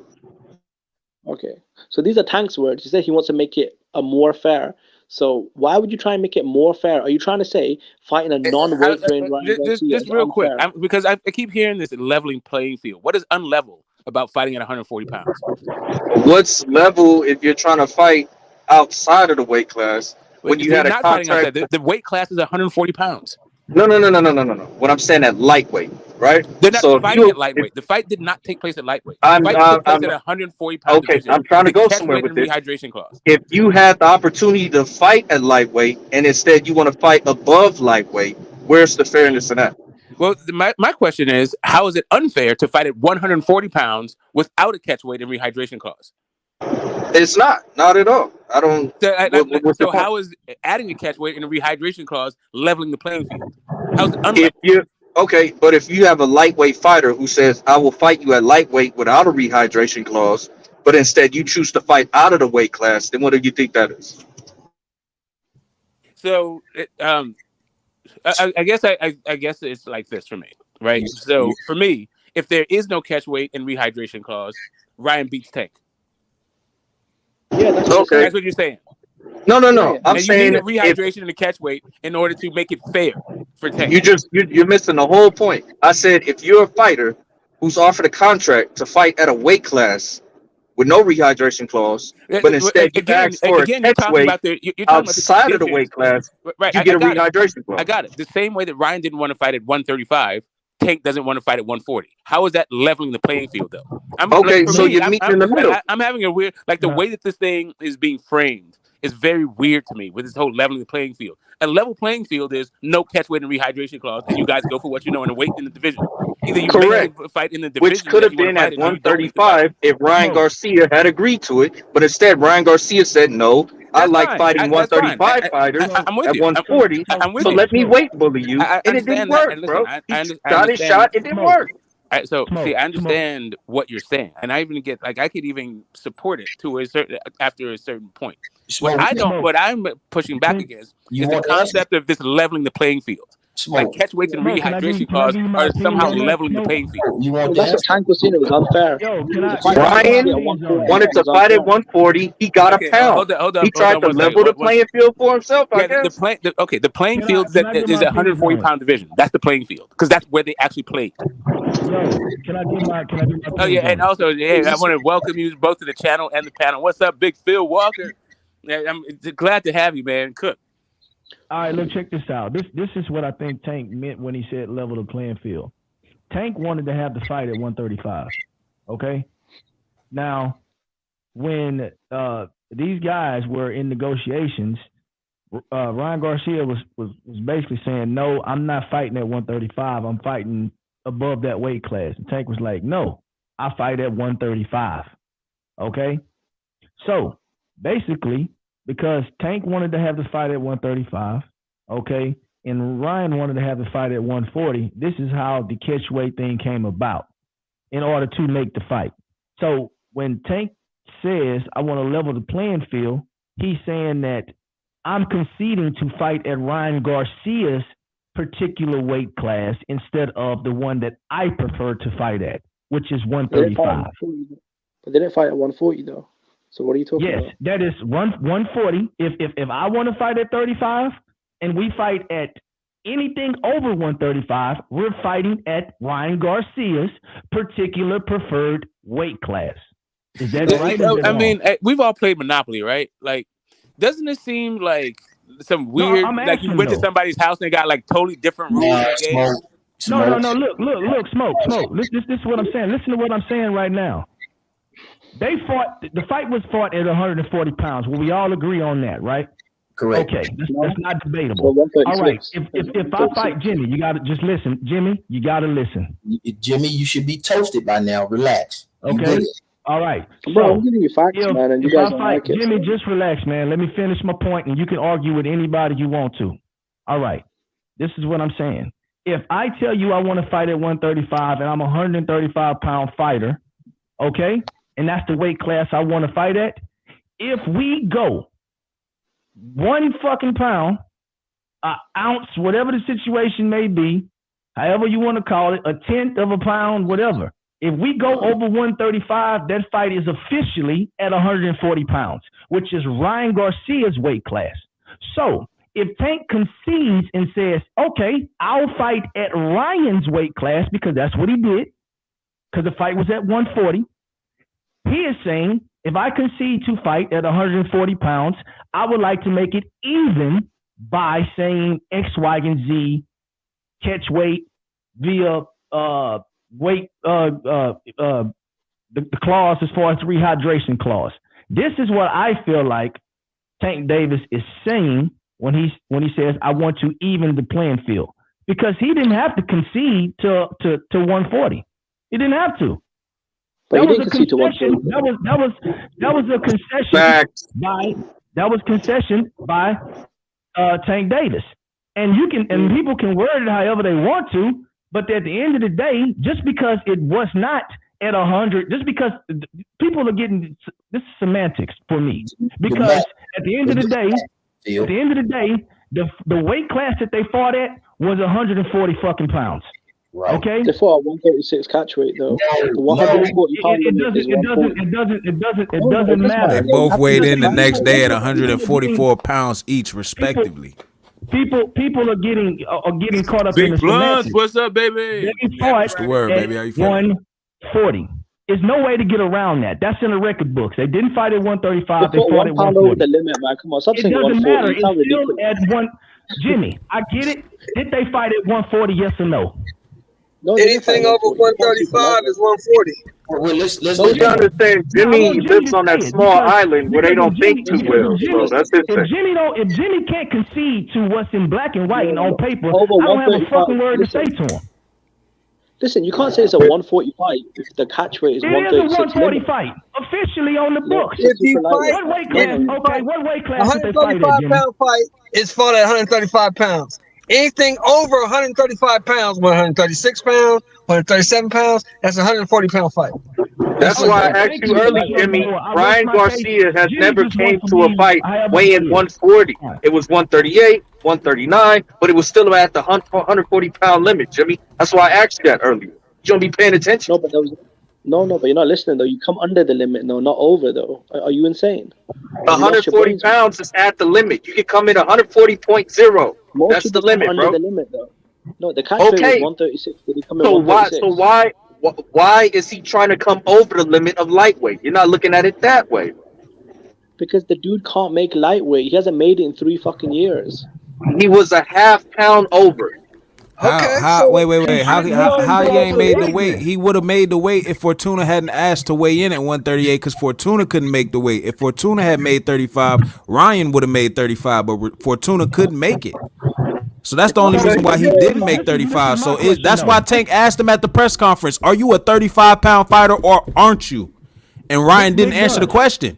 Big Blunts, I got So a if he question can't though. make Bro, Because 35, Tank this is the if question. he can't This make is the question. 35, Jimmy, what's your problem? What's the issue? I don't see what your issue is. This is no, my my issue is problem. nothing though. Why would you Listen, call these out a guys are guy that's arguing that campaigning Tank at didn't drain 135? Ryan, which he did factually. These are facts. Why I mean, would you guys you can get why would you emotional. call out a You guys guy that's can, campaigning at cherry pick it. 135 and he tells you I want to fight at 135? Why would you Listen, call a guy out? because Tank Davis has fought at 140 before. Do you not remember the whole showcase drama? He's only fought four months. He so said has he'd never Ryan. go back there either. Maybe he So has did fight Ryan. at one. Maybe he So did has fight at Ryan. 140 before, but I don't want to fight you at 140. Yeah, Hey, they look, both and, fought at and 140. look, Jimmy, per box rec, Jimmy, junior the truth of the welterweight. matter Hey, is, look. Junior welterweight, also called light welterweight or super lightweight, is 136 to 140 pounds. That's what it says. No, that's what I said. That's why I said it was a super lightweight fight. It wasn't a 140 fight because the limit was a 140. bro, you can't come in over 140. What are you talking about? So anything above 135 to 140, then that's the weight class you fighting in. Jimmy, Jimmy, I'm done talking to Jimmy. I'm good. I'm good on him. Homie got Just gotta a real excuse problem with the Jimmy. truth. He lives on a small island where they don't think too good. Y'all gotta excuse him, please. Pardon, But guess you what, know what I'm My saying. porch costs more than Give your him a whole school, pass, bro. my So niggas. Just my give Jimmy a porch. pass, bro. Listen, I gave your mother a pass. So I mean, how many more do you want? It's okay, Jimmy. It's okay, bro. All right, so Smoke, what are you asking? Because Jimmy's already been put in a blender. He's good. He's in a No, timeout. that's not true, Zone. No, Zone, man. Don't be claiming false victories. You got history You of doing this, bro. you Claiming you fake wins. making Hey, people Jimmy, I fuck with you, Jimmy. take this. Just Yeah, no big blunts fuck with you. You know what I'm saying? I fuck with you, Jimmy. I do have a history of And I making like people Zone. bend the knee. And I Yeah, like Zone too. you bent the knee. It's Jimmy. You already said you conceded and you agreed. We're not finna go back there. I'm trying to figure out No, what I said I agree with points you made. No, Zone. So you're taking it out of context, bro. And you're an educated dude, bro. I don't know why you keep, you know what I mean, it's like on spinning my record. words. Jimmy, I said I agree with points you made. Jimmy, it's on record. Documentation be conversation. This is being recorded live. We don't have to remix it. I'm going to get the Smoke next. Smoke, what are you saying again? What were you saying? Yeah, something, I don't think I am, I'm joking, and for all the people who out there who are neurodivergent, I don't mean to like belittle your struggles, but I make jokes about me being autistic, right? I don't think I am autistic, but these kind of conversations, it fucks with me. Like I just it seems like truth is being sacrificed for entertainment. And I don't know, man. The truth of the matter is, dude is fighting fucking bums with catch weights and rehydration clauses. Bullshit. And I don't think the sport is. I just like James J. Braddock, I thought it was bullshit. I think it's weird that fucking Sugar Ray Leonard is like a light heavyweight champion. I think it's strange like that we now find out that Mario Barrios couldn't hydrate. I think it's fucking weird. Like I don't know, man. Like here's the thing. If all you're trying to do is tax a guy's pockets, it's not that big a deal, right? It to me, like ultimately, if it's just like, okay, cool, you come with the catch weight, you miss the catch weight, you got to sock it, you got to break me off something. If you come in overweight, you got to break me off something. Smoke. I'm a little bit established kings at 140 and 135. So the problem is too much time is being invested in Ryan Garcia and Tank.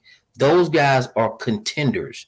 140 has already had a tournament, and we already know Josh Taylor has delivered. We know Devin Haney is delivered. Why are we so sapped on these two guys?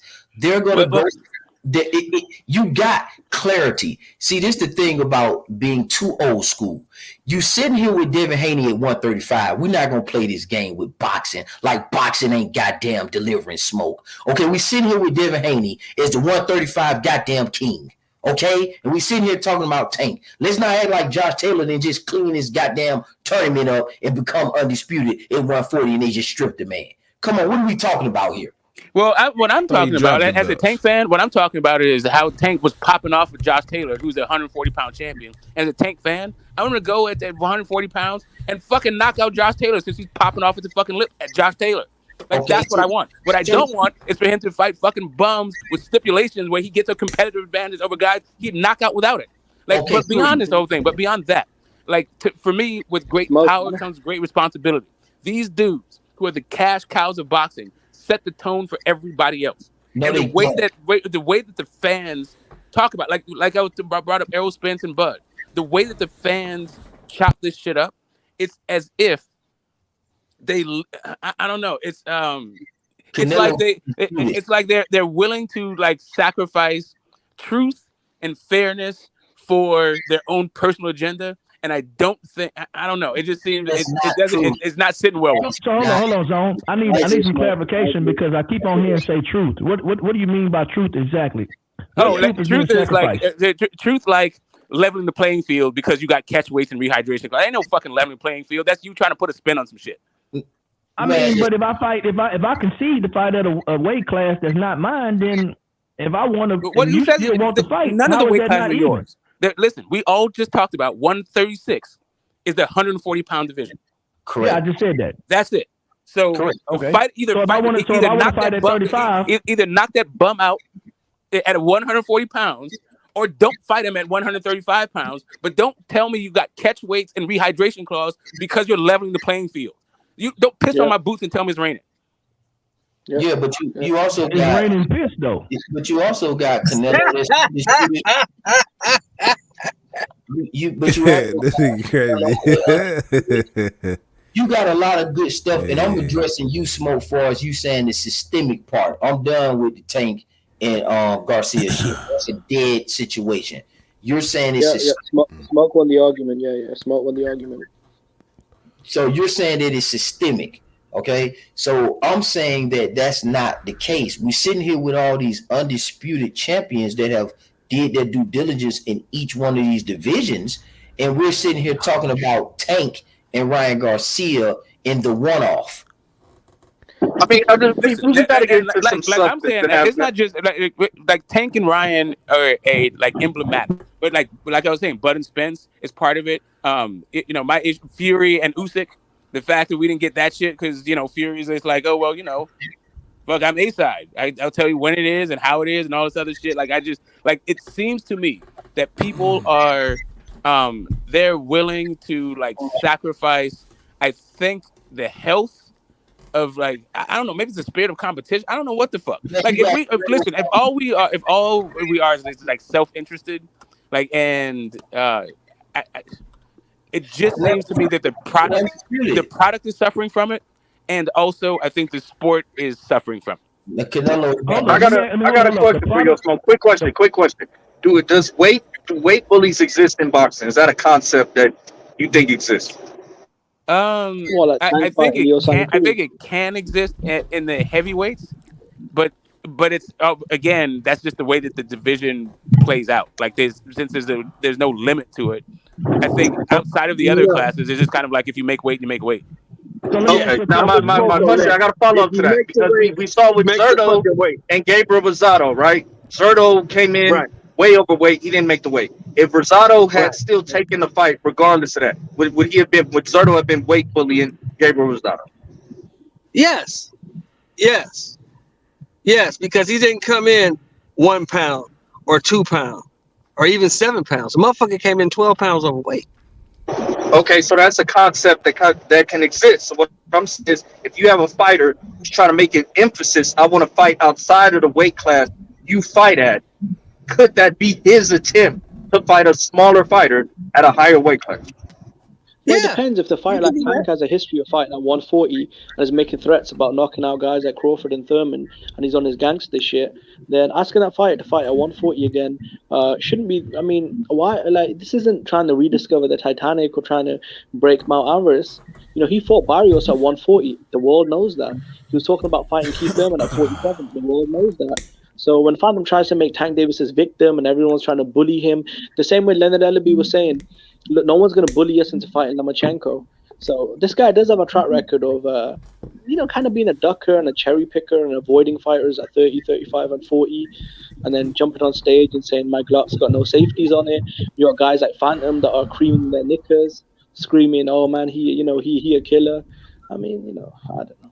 It's Man, just to me, hard for me to throw Tank under the bus because I think there was a contract to fight at 135. But if you have a fighter that says no, I want to fight you outside the weight class, it's just hard for me to throw him under the bus for that. That's No, my no. Look, man, hold on, man, hold on, man, Hold hold on, on, man, let me hold say on, this man, real quick. Hold up, Jimmy.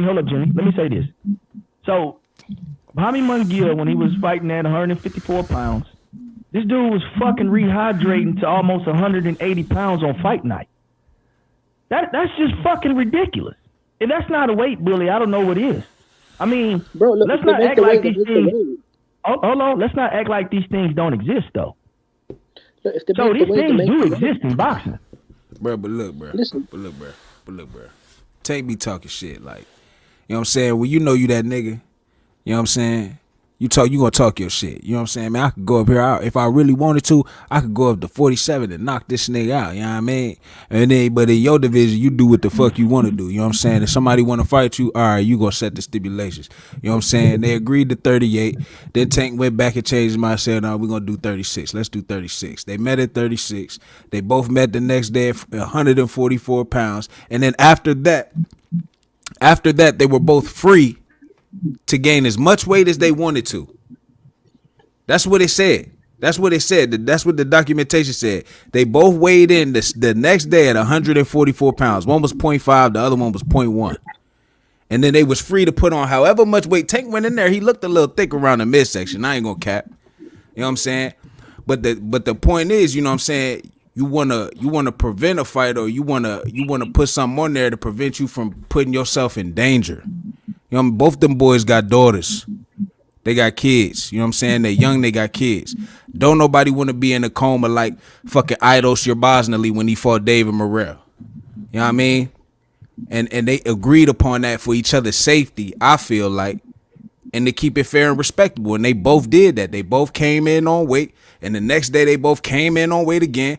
And then, hey, now you both can do whatever the fuck y'all want to do. Y'all want to gain 15 more pounds before you go in there, do that. I don't get what the problem was. You know what I'm saying? Yeah, that's what I'm on. You know, if Garcia had a problem with anything that was going on, why the fuck you sign a contract in the first place? Don't sign it. Hey, Mr. Sheldon, look, I completely 110. I agree with you 110%. This is the deal right here. It's not Ryan Garcia that's on YouTube or going to interviews and saying, man, I was weak. I was rate drained. If I'd have been at full weight, I would have beat him. I'm not making any excuses. It's his fans. Bro, I'm not making no fucking excuse. Excuse me, Jimmy. Why the fuck are the fans defending Ryan Garcia? He's a grown-ass man. He should be able to defend himself at the end of the day. I get it. No. People want to bring it up because it's just a part of the conversation. Because it was a part of the fight.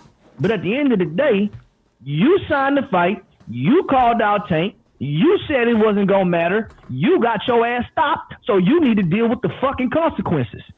This is the problem with these boxers. And the Ryan Garcia could have very well said, you know what? Fuck Tank. Because they not going to cancel the fight. Tank not going to be like, oh, I'm not going to fight you. He could have pulled a fucking Daniel Jacobs and said, nah, fuck the rehydration. I want to be full strength when I come in here. And guess what? He was. And he still got beat by Canelo.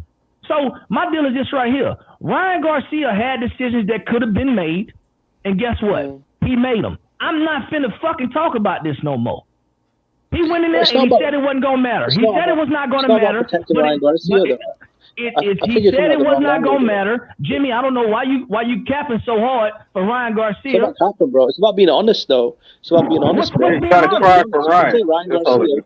took the deal. And you can also say you can say both things, though. This is the problem why most fans don't. I don't know. It's because they there's a lack of education, or I don't know what it is. You can do both. You can say Ryan Garcia took the deal, tough shit, and you can also say Tank Davis's team tried to weight drain him. You can say both, bro. I don't get this whole thing like. Unless you're a fanboy of one fighter, which I think as few people on this panel are, right? Unless you're a big fanboy of one fighter, with me, I'm stepping back. And see, this is why Zone is saying, "Oh, Jimmy confirmed it," but I won. No, bro. It's about looking at the whole truth, right? With me, I don't pick and choose the truth. I don't cherry pick. Ryan Garcia agreed to the deal. Okay, tough shit. But Tank Davis also tried to weight drain him. You can accept both. Cap. You don't have to pick No, and I choose don't. one I side. don't. I don't That's have cap, to accept Jim. It's not some kind of holy I'm What, gonna say Jimbo, something. man? Jimmy, Jimmy, you hold don't on, believe Blunt. that, Hold on, man. Blunt. Come Hold on, on, man. Blunt. Jimmy, I'm gonna ask you one simple question. And if you There can't give isn't a me holy a war certain, going on. You don't have to pick a hold up, side. Jimmy, There is no side to pick. Jimmy, you just cooked. Nobody interrupted you. I'm gonna ask you one simple question. Do you know for 100% for a fact that Ryan Garcia was in fact weight drained when he stepped in the ring with Tank Davis last Saturday? Listen, my thing is this. No, though. I'm Why is this asking you a even question. Do you know for a fact that Ryan Garcia, it's a simple question, bro. Do you know for a fact that Ryan Garcia was weight drained and it affected his performance against Tank Davis? Do you know that for a fact, sir? I think most likely it would have, because why would they be so Oh desperate? my God, bro, you Jimmy, bro, Why you would- ridiculous, bro.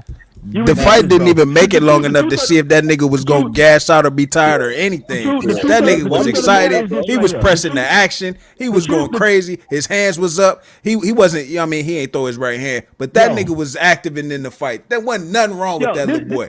This the thing, bro. This is the truth of the matter. Motherfuckers capping for Ryan Garcia on a fucking Bro, hunch. it's not about capping. It is Why a are you so hunch, defensive bro. all the time? Bro, it is a Hashtag fucking Ryan for Ryan. hunch. Yeah, hold up, guys. One at a Hashtag time. Ryan One for at a Ryan. time. One at a Come on, time. get a rotation. Can we get a rotation? It's a hunch. All right. Rotation.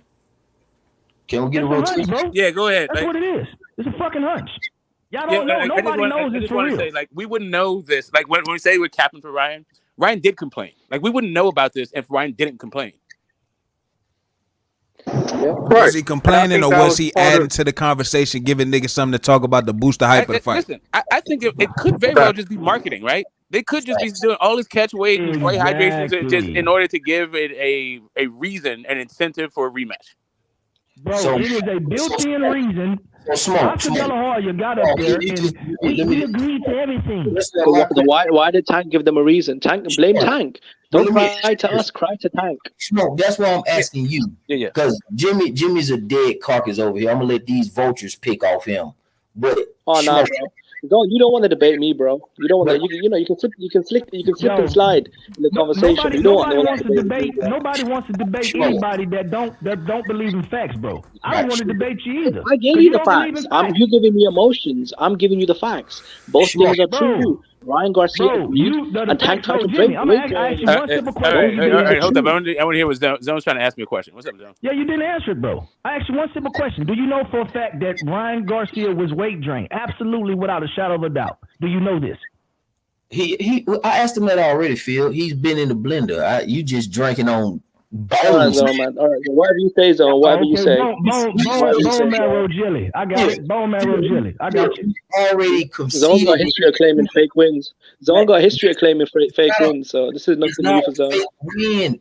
Listen, I'm in your head rent free right now. Just focus. Reset. Drink some water. So smoke.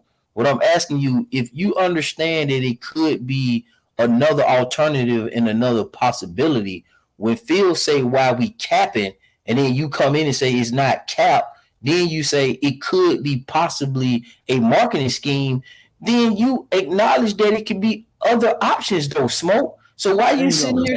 Well, my issue was capping for Ryan. I didn't say that it wasn't cap. The issue is, like, here's what I'm saying. It's like we as fans are coming down on one side or the other. Meanwhile, I don't understand how people like boxing fans don't think catch weights and rehydration clauses give guys competitive advantages. That just seems to be a basic fact. No, listen. We're explaining it to you. You're still confused. Just slow down for a minute. We're not saying that it should be just, hey, you fight at 135 and that's the end of it. But let's be honest with you. It is a range.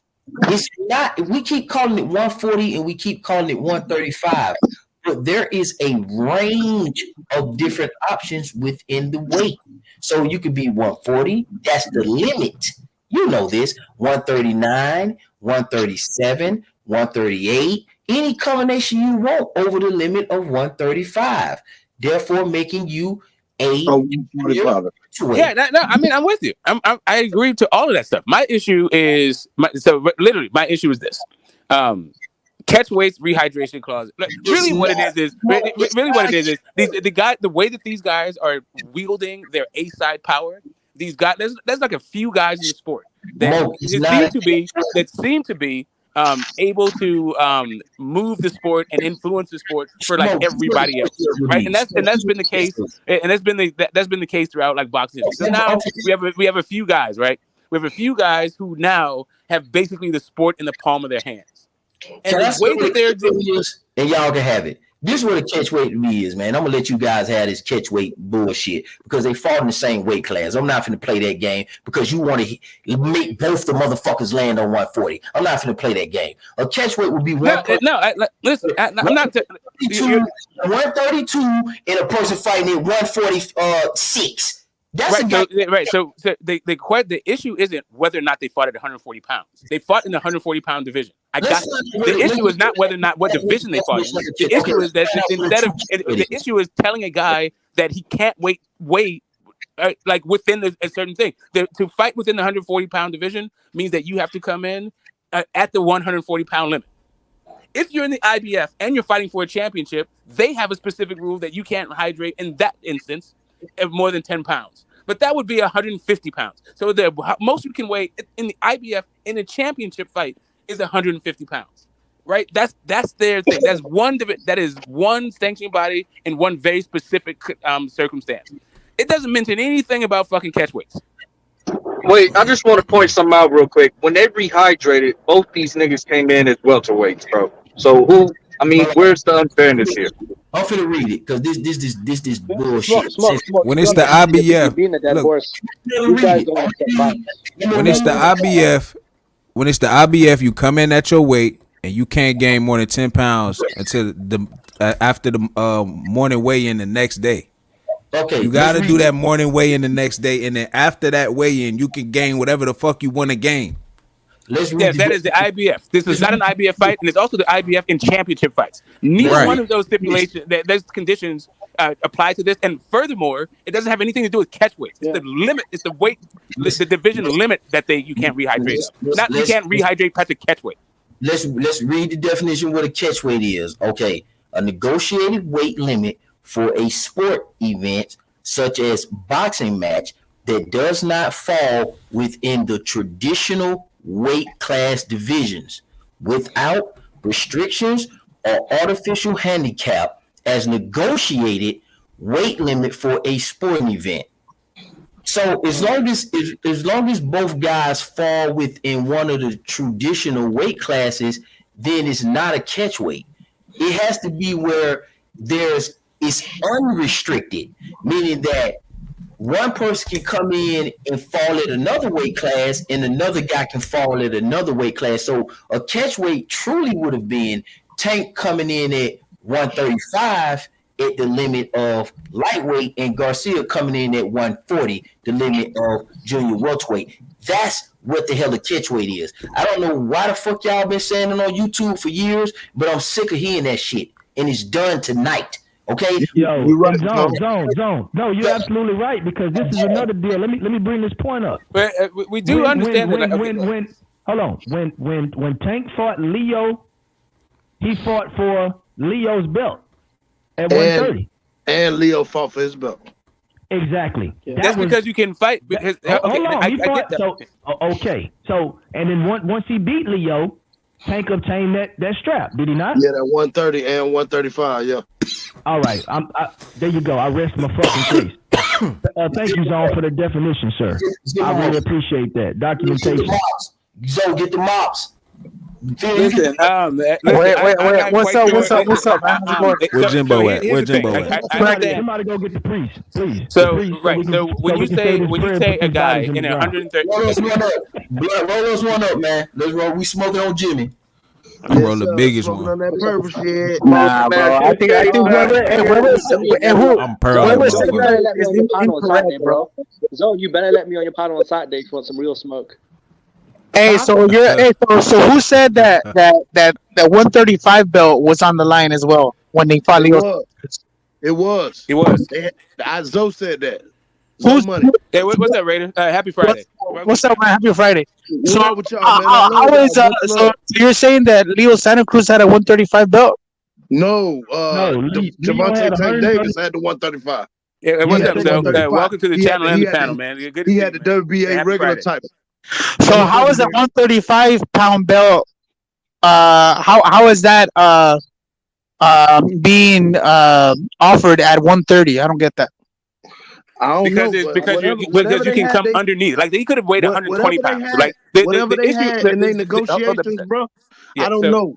But so here's I the thing. remember So here- when the fight was coming up, they were saying that Leo Santa Cruz had the 130, but Javante had the 135 on the line. Both belts was on the line. So I don't know what they discussed in their negotiations. You feel what I'm saying? To make that happen. You feel what I'm saying? But they had both titles on the line. They had Let 135 Smoke and explain 130. it. It's very simple, bro. Smoke it, explain it. Yeah. The issue about these divisions is you can't weigh over a thing. You can always weigh under. Like Tank could have come in at 120 pounds. Like the issue is you can't come in over 135 pounds. So if he's fighting at 130,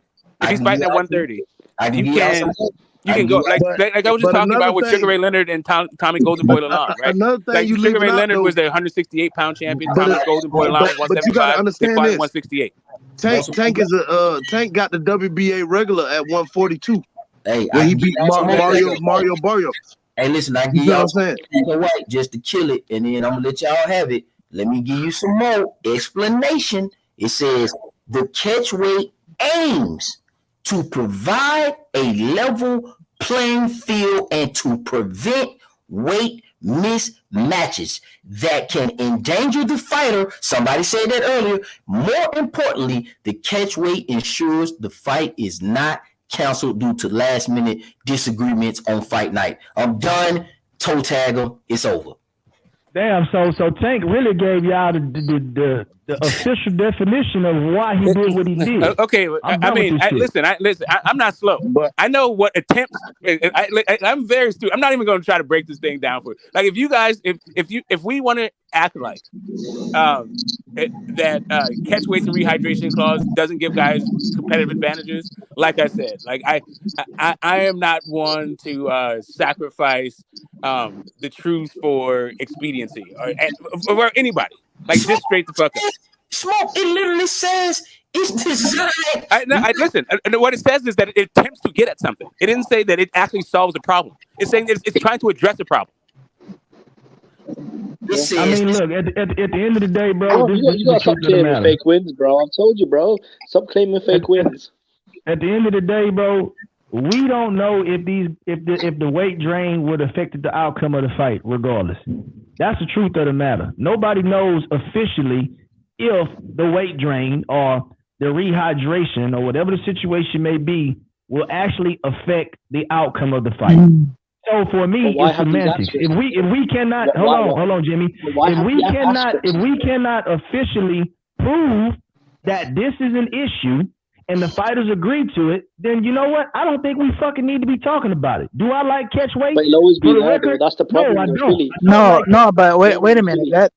So you're saying that wasn't a catch weight? So we're saying that wasn't a catch weight? Is that what we're saying now? I mean, basically, that's what a catch weight is, bro. When it's not at zone red, that wasn't a catch weight. They just both agreed to a weight. No, that's exactly a catch weight. No, that's the catch weight. That's what was announced.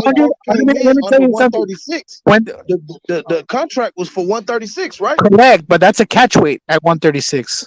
I mean, but what you 100. saying is like So what? they both So what came it in the means? same pounds. Yeah. Like Oh, that doesn't matter. That's not, 135 and a half, 135.1. yeah, So the catch weight what's the is difference? all right. Let me explain to you, bro. Catch weight is at so they couldn't make 135 pounds, so they agreed at 136, right? So the limit is set at 136. But but To that's call not the catch weight when it's not at but when that's it's not not let me talk when it's not when you when it's not when you're not coming in at the limit at the limit at 135 pounds, right? Then anything else it has to be negotiated, and that's called the catch weight, right? Where both parties agree to a certain weight limit that's not at 135 pounds. That's what a catch weight is. Just because yeah. we agree on it doesn't mean it's not a catch weight. I mean, okay, you can say that. But I No, don't that's think it it. was an advantage unless Hold Ryan on. Garcia would have came in 138 and then you I, got 136.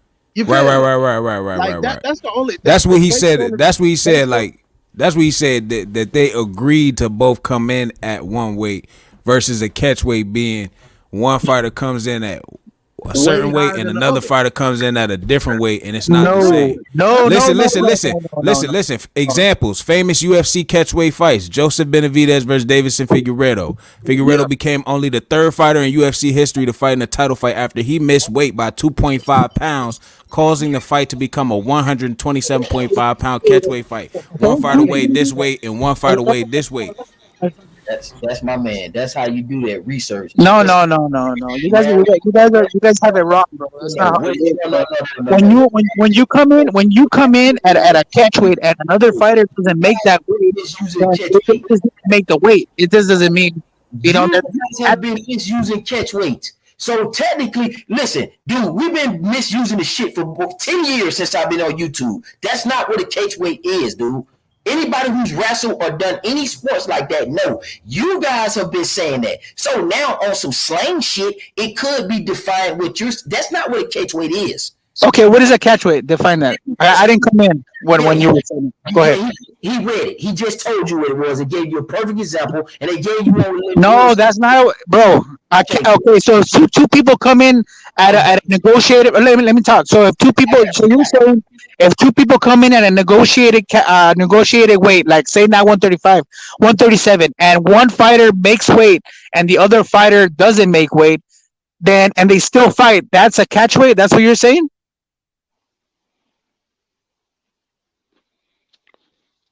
That's not a catch weight. That means you just miss weight. A catch weight is when two parties agree to a negotiated weight that's not at the limit at 135 pounds or 140 or whatever the limit of the class of the weight If you look division at is. the press release, just Yeah, look at the press release for the fight. It says Tank and Ryan are fighting at a 136 catch weight. That's literally in the documentation, as Zone says. catch Go look weight. at the documentation right there.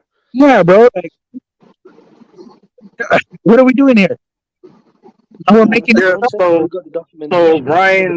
Ryan was stupid for not just agreeing to 135 and a rehydration clause, no rehydration clause, and then coming in half a pound over. Do you think he was stupid for that? For coming out. Well, originally they agreed to 138 with no hydration Hold on, clause. Jimmy. Then Nelabi said that was too Over what? unfair. So, yeah. Half a pound over what? He came up a half a pound over 135. So I'm saying, if he was smart, wouldn't he just say, you know what, 135, no rehydration clause? Why did he try to put I mean, no, stipulations on himself like that? bro, Okay, well, hold you're on. too biased for one Hold fighter, on. though. You're not listening, though. You're so biased, so bro. It's ridiculous. listen, so when they agree to 136, that means that it's at 136. You can go underneath that. You cannot go over that. Correct. What I'm Even saying is there was also an offer for 135, right? it's not finished. So you said No, there 130. wasn't. No, there wasn't. There was never an offer for 135. There was never an offer. Are you sure about that? Well, originally, Ryan and Tank. Well, I remember the original interview where Garcia was saying that, when me and Tank fight, we could fight at 140 because neither of us have real world titles. Tank's fought at 140 before, so what's the issue? Bro, no, here. So hold on. So Jimmy, hold on. So hold on. So Let me just finish, bro. Let me just finish, bro. So when they had a FaceTime, him and Tank agreed to 138. That's what they agreed to, They fought because, I mean, they look like a couple the way they were taking selfies together. Yeah, he right at So they first. agreed to 138. They agreed to 138, and that was it. The deal was done. 2 weeks later, this is why there was arguments with the contract. So many issues because Oscar was saying, "What's going on?" Tank's team said 138, we're good to go. What's the hydration clause? The catch weight? They're trying to fuck up the fight. Do you not remember, Phantom? Bro, so listen, bro. So at 135, Ryan wasn't fighting at 135 no more. He was fighting at 140 because he couldn't make 135. Of course, they're gonna offer him anything as low as possible, 135, 134. The more that he hydrates, the better it is for Tank, right? So 130, they agreed on 136, right? Because that's the only way that Ryan thought he could have got that fight is at 136. They agreed, right? Okay, so why didn't you just say I'll fight you at 135 and come in a half a pound over? No rehydration clause. Why didn't Tank just keep his word and fight at 138? I don't get it, Phantom. See, this is Phantom's problem. He never puts any pressure on Tank. When Tank told him, "Let's fight," no, I'm saying Ryan. If Ryan said I'll fight you at 135, he only came in half a pound over. I don't understand. Well, so listen. So that means his own word. So that means you have to go under 130, 135 or lower, bro. A half a pound is a huge difference, bro. Especially when you're cutting down. Okay, fine. So you say 135 and come in half a pound over. I mean, and no rehydration clause. What changes? How do you know there wasn't a rehydration clause if he would have offered at 135? There was. I mean, look, man. When did he put a rehydration clause on anybody fighting in his division? Didn't the names have changed, so Phantom would be crying. Did Rolly say he had a rehydration clause? I ain't heard Rolly say that yet. Hey, but he put a rehydration clause on Barrios at 140. Yeah, Barrios did. Yeah, he was fighting outside the weight class. I'm saying in his weight class, when has he done that? Okay, in 135? I get it, bro. You want to protect your baby boy, because I've heard you call Tank Davis baby boy. But listen. I would hold on. I would be more on your side, bro. If Brian was still fighting at 135, bro. If he was an actual 135, Brian said he could still make the weight. I thought Fortuna couldn't make the weight, so he has to fight at a higher weight. But he was still fighting at 140 though, bro. When did Ryan have his first official fight at 140? Or Ryan over there bullshit. Which one is it? 3 years now. Yeah, he hasn't fought at 140 yet. So how you gonna call him a 140 Tank can do no wrong. We get it, bro. Tank can do no wrong. I get it, bro. I get what you're saying. But I see. Listen. I get what you're saying, but also you get what we're saying too. Tank already fought at 140, bro. So what's the issue? No, don't bother Ryder, bro. But that wasn't brought up, and we didn't hear nothing about. And when he fought against Ryan Garcia, he fought at 140 again. And also this too. So I don't think there's never been in boxing a catch weight and a rehydration clause on one fighter. Yeah, there's never been that, bro. But that never happened before, bro. Shots at that baby boy. But what? That's what Phantom says, bro. Phantom has gone on panels and called Tank baby boy. What it sounds like to me, y'all arguing is that Gervonta had an advantage over Ryan Garcia because of the weight. Well, that's the topic of the video. That's what y'all saying, right? That's basically in a nutshell what y'all saying, right? That's what the argument is. It's yeah. I mean, if you think about it, why would you do that? Well, Jimmy already conceded and been 8 like think about it. If you hold up, Joe. You better not let me on the panel on Saturday, bro. You're gonna find out what it feels like to lose. Yeah, go for it, bro. Go for it. All right, Ryder. Let me ask you a question real quick. All right, so I'm just curious. You do know who won the fight, right? Tank won the fight. Okay. Yeah, I was there, bro. Yeah. Okay. I was there live. Right, that's good. All right, you was there. Awesome.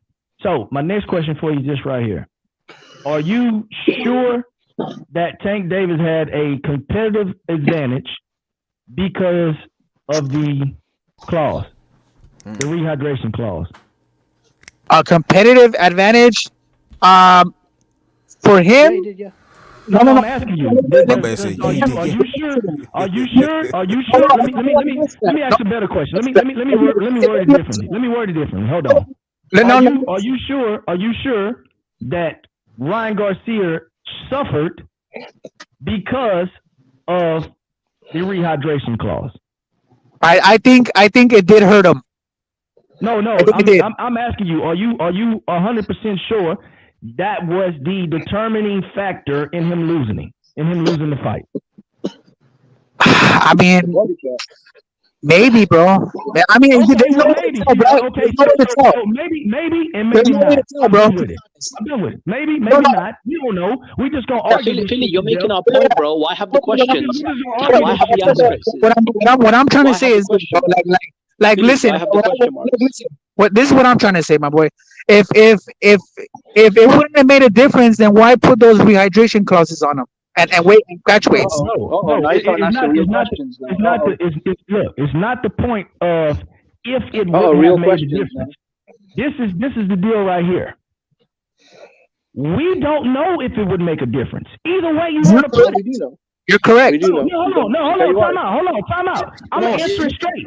We don't know if it gave Tank an advantage, and we don't know if Ryan suffered from it.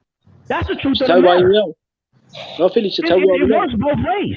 He could have been. But you know what? I think instead of hold on, let me answer this. It is a possibility that he could have been trying to weight drain him, and Ryan Garcia was playing mind games with him, like he's going to think I'm going to be weak, but I actually can make But this why have the fucking question weight. marks? Yeah, but I'll say this though. I think instead of having a Tank with an advantage, I think it's more of a Ryan having a disadvantage. If you kind of get what I'm saying, because I think Tank was gonna win. Probably You don't know that for sure, though, right? No, but what I'm saying is, I think Tank would have won no matter what the dehydration clause or not, or can I think he would have won no matter what, right?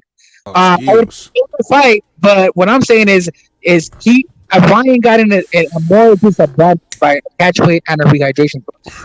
It should have been more fair, you know what I mean? I get you. I get what you're saying. You're inserting your own. Hold on, let me You're inserting your own speculation about could have been or potentials, and because you don't know what actually really happened. So why did Tank's team force it in the contract, though, Philly? Come on, you can't be ignoring facts now. Yeah, why are you ignoring facts? Force nothing in the contract. This is negotiation, Jimmy. Jimmy, I'm not ignoring facts. This is the facts right here, bro. I'm not, bro. I get it. It's in the contract, whatever the fuck y'all want to say. The truth of the matter is this, bro. Why put it in the contract if it didn't make a difference? The truth, bro. The truth of the matter is this, bro. This is what I'm saying. The truth of the matter is why force a weight clause if it didn't make a difference? I'm trying to answer your fucking question, Jimmy. This is the truth of the matter is we don't know if it made a fucking difference. Nobody does. Right. But okay, you're right. But Jimmy don't want to. No, you're right. But you know what? You know what also is right? That it did put Ryan in a disadvantage, though. Big time. We don't know if it was a disadvantage. We have no fucking clue. Rehydration. We don't know, Ryder. That is speculation. That's a I'll tell you why we know. Why is Tank Davis on the stage saying Ryan didn't have breakfast? I just don't understand why we have several people from Ryan's team, his mother, his father, his trainer, all saying this isn't a big deal. It doesn't really affect anything. His father just said he was weight trained. What are you talking about? But his father then we have Ryan. What are you talking about? Bitching, but he knows he's just being a lazy taco eating fat ass. But and being inactive, hold on, using it as an excuse. You know what I'm saying? Listen, you shouldn't be calling anyone back. I don't get it, bro. Nah, but listen, why is it though, hashtag crying for Ryan? Why? Listen though, at the end of the day, it's Ryan's fault for signing the contract. I agree that 100%. I don't talk about crying, a woman beat or not even his fault, bro. Ryan could probably make 135 if he was half a pound. 100%, bro. Half a pound. How would your donut loving ass know that? Phantom, how would your donut loving ass know that? Half a pound above the weight limit, bro. Half a pound is a lot, bro. Well, especially my man said half a pound is a lot. Goddamn. Hey, didn't Manny Pacquiao fight Miguel Cotto at 145 pounds catch weight to accommodate Pacquiao's smaller physique? When you're trying to make weight, bro. Okay, so when somebody misses by a half a pound, and they go back they give them 2 hours to miss a half a pound. Have you seen how those guys look trying to get the half a pound off? So Cambosis looked great getting off that 1 point or something. Cambosis came back happy as hell talking about the art of war when this nigga had to drop a pound and something of weight. That nigga came back like he took a nice little shit and was like, yeah, nigga, I was just fucking around. Or them niggas be I feel like happy, you man. guys That just shit don't mean ignoring the nothing. truth, bro. This is just fanboy shit. Come on, Bro, man. I Ain't no mean, fanboy shit, man. Y'all tweaking. Y'all not listening to the truth, man. They up here giving y'all examples and y'all not trying to soak it up. what example Like we is that? said, What example? Manny Pacquiao fought Miguel Cotto at 145 catchweight to accommodate Pacquiao's smaller physique. Okay. What is the problem? Was it at 138? The problem is it has nothing to do with trying to So cut was a Miguel. pound. When you're already Lance, when was you're it at already 138 though? Was it at 138 with no rehydration? No, but it was at 136 with the hydration. What are you talking about? You can't compare the two. Miguel Cotto was 145 with no hydration clause. This was fucking 136 with a hydration clause and a late weigh-in. Like, come on, bro. You can't be that. You can't love Tank that much, bro. You gotta be honest. What's this late weigh-in when they late weighed in at 11 a.m.? What's the late part, Jimmy? They didn't weigh in at 11 a.m. They weighed in the afternoon. No, they did not, bro. What are you talking No. about? Motherfucker put out the tweet like it's 12 It was, o'clock p.m., bro. You just lying. You come up here and you fucking lie, Jimmy. It was it was 144.9 and 144.5, right? I'm talking about the weigh-in, the I first thought it was weigh-in. 0.5 and Yeah. 0.1. Yeah. Listen, Phantom, I'm talking about the first weigh-in, right? The original weigh-in, the official weigh-in. The first weigh-in always late on Friday. What is he I'm talking about the second weigh-in, Jimmy. It was in the morning at 11 a.m., bro. You Well, gotta I'm stop talking about two lying, different bro. weigh-ins, though. Bro, I'm not talking about that weigh-in, you silly fuck. Listen, you silly drunk. I'm not talking about that. Listen, Phantom, we all know Stop you drink, bro. lying, Put the bottle Jimmy. down. Jimmy, Stop Bro, we all lying. know. Why you getting mad, bro? Just hey, Bro. listen, bro. You ain't Bro, gotta you're get mad protective like over that. the wife Listen, beater. Calm just down. speak We your get it. You piece, like bro. the woman beater. Listen, We bro. get it, bro. You love You the ain't got woman to get beater. We mad get like it. that, bro. Jimmy, sometimes you gotta Relax, bro. smack a bitch up, man. Just She don't know how to relax, act, bro. man. Just say You what ain't you never had got to to slap a say. bitch Can't tell before? if you would find them, man. I need to smack that bitch up. you ain't never had to slap a bitch. Goddamn, they must don't got no crazy bitches in the UK. So These I feel bitches about is Phantom, crazy bro. out I here. need to slap a bitch up, bro. That's what I'm telling you. With Phantom, yeah, I do slap a bitch up. Jimmy never slapped a bitch before, man. Goddamn, these bitches don't know I how to won't when I act, get man. my hands on Sometimes you gotta Phantom, bro. pop I up. will. Bro, I'm telling you, Phantom's running in his mouth. I gotta slap a bitch, you know. Hey, but hey, you know what? Hey, let me tell you guys this though, bro. I don't know if you guys know. So when I was over there in Vegas, right, I was looking at. They give you these little itineraries of the sports betting, the sports books, right? Of what fights you can bet on. So you guess which one I saw, bro? That's coming up. That I haven't seen nowhere else. That same sports book, I saw fucking uh, the Caesar Palace in Spence, penciled in for June 17th, bro. Say that again. I saw Right, yeah, say that again.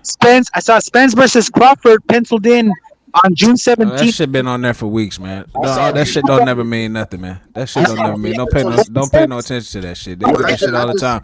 They just switched it when they found out Rocha was fighting somebody else. That's just why they did that shit. Don't pay that shit no more. What I'm saying is Because not at first it was Bud versus Rocha fights up were there. there.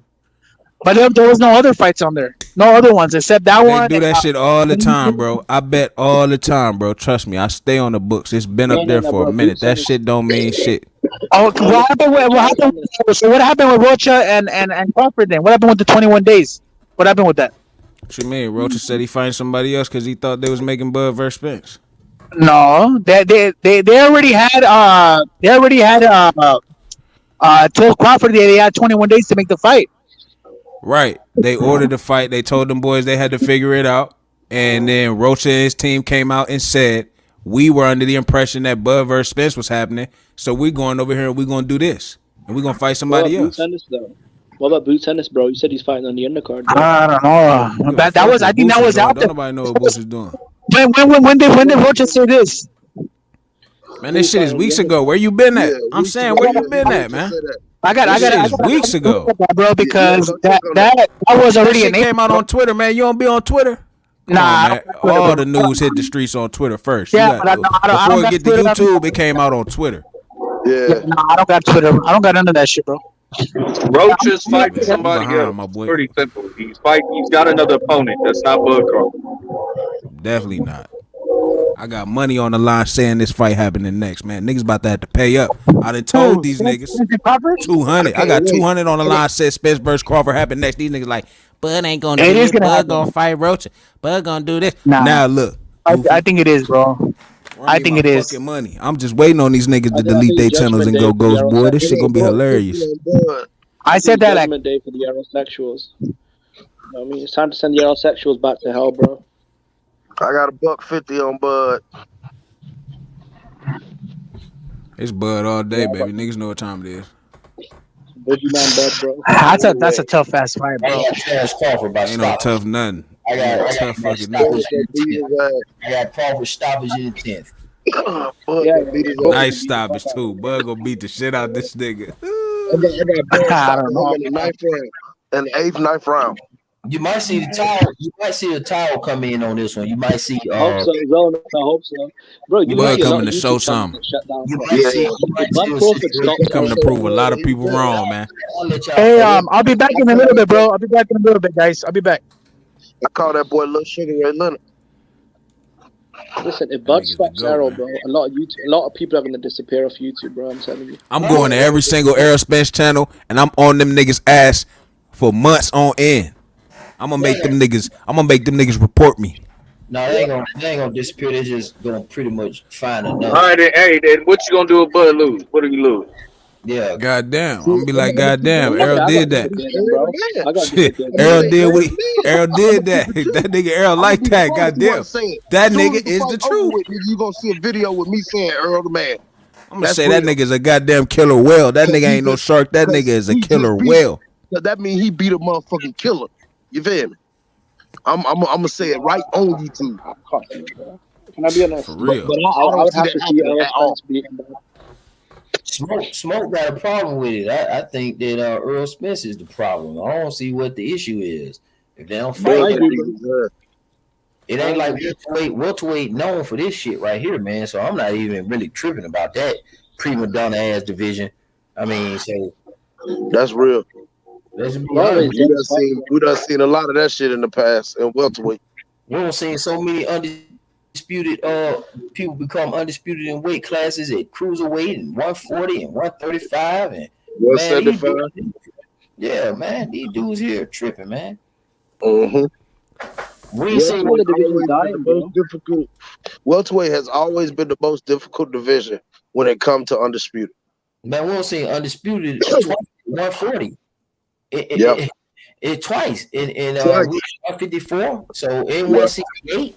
So even going back to the primary question on this video, do the made men, cash cow, boxing, old fans, anything? Man, I think they're doing a good job. I'm satisfied with the product that I purchased. You know, so I don't really see what the issue is. You talking about Big Fury fought Wilder. I wanted to see that. You know, Usyk kind of cleaned out Cruiser. They doing their thing down there. 175, we didn't need Bateria and Bivol. 68, Canelo got that. We just need to see him again. It's good. So I don't see what the systemic problem is or the systemic complaint is with Smoke, what he's saying. No, bro, do you want this, bro? Zone, I'll tell you, bro. So a heavyweight is Usyk and Fury. That's not happening because most people think it's Fury's fault. A welterweight, Errol Spence and Crawford. Jimmy, I don't know what you saying right now. What you laying something down? I'm saying that I'm satisfied with the product of boxing because I've seen a lot of undisputed over the last 5 years. So what you saying? You contesting that with what? Bro, there's so many great fights that need to happen that aren't happening. I mean, look at heavyweight, light heavy, welter. There's just a lot of work that needs to be done that isn't being done. But I agree, there's some good fights. You got a Nui Fulton. You only named like 3 divisions. What division are you talking about? Give me the divisions you're talking about. Heavyweight, so you got Usyk and Fury. That's not happening. Okay. Light heavy, Bateria, Bivol. That should happen. It's not happening. Okay. The welterweight division. Hello, you skip 68 though. 68 is we got an undisputed there. Yeah, Canelo Alvarez. Yeah, he's undisputed. I think a lightweight, Haney and Tank. Hold on. You skipped over Mel. He yeah. Yeah, 154. No. I'm pointing out the stuff that isn't happening, not the stuff. I'm matching with the stuff that has happened. Because these brothers cleaning out what they supposed to do. It's just other people ain't doing what they supposed to do. This getting ugly, man. I ain't gonna lie. This getting ugly. 135. 135 clean good the fuck up, and you motherfuckers want to keep talking. See this what I'm gonna call out. I'm gonna say this, Jimmy, and I'm gonna cook, and I just want you to be patient. You can cook back. I think guys like you are full of shit.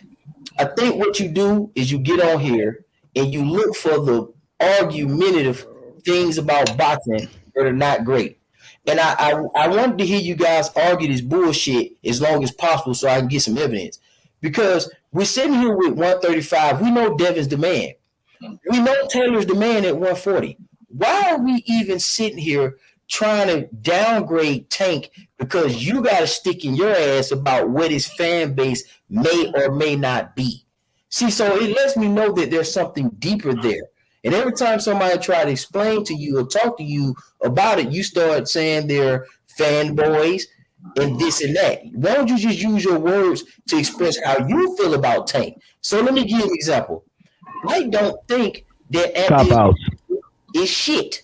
I don't like Earl Spence. And I'm telling you that right now. So you don't have to feel ashamed about it if you don't like Tank, because I hate Earl Spence. I want him knocked the fuck out ASAP. Hey, boy, second that.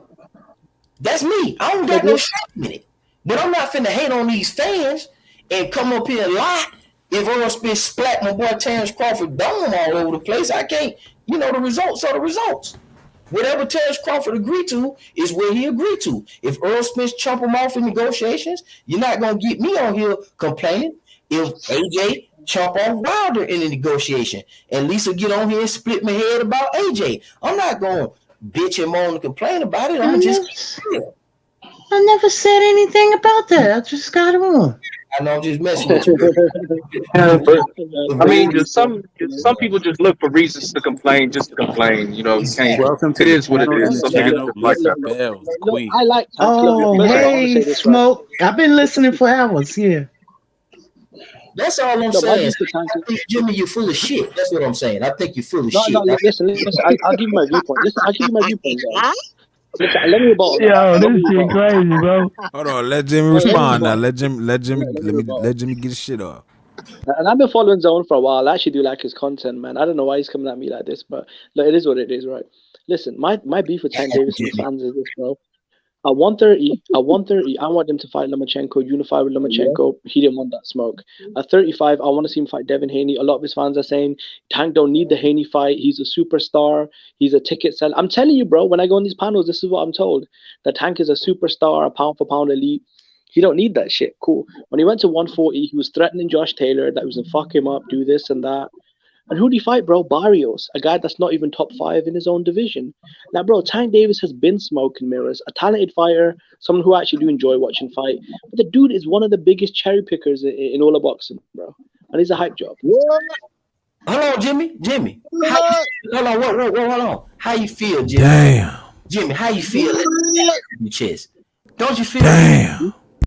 Don't you feel better, Jimmy? I don't have no problem with what you just said. Jimmy, did you just say he was the biggest cherry picker in boxing?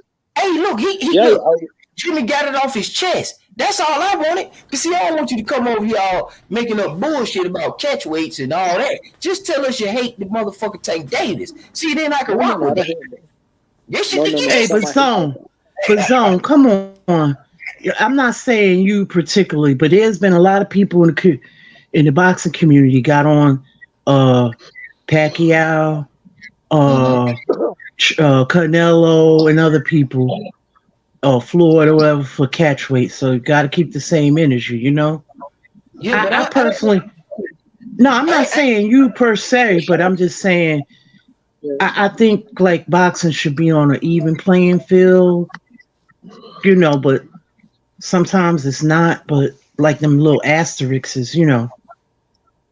Well, see, technically, then let's look at some history, right? Really, it's supposed to only be 8 divisions. Let's knock off the bullshit. Okay, right. They implemented all these. And it's 17, by the way, total. Exactly. So this 140 shit, this 154, this 168, those are all catch weight divisions. Think about it. At 168, you could only really think of 3 people: Calzaghe, Andre Ward, and Canelo Alvarez. It doesn't even have that much history in it. It doesn't. 154, you can only think about Charlo and Winky Wright, maybe Floyd Mayweather. And Yeah. No. What's his name from Texas? What's the guy's name? How far that go back, Lisa? 154. How far you finna go back?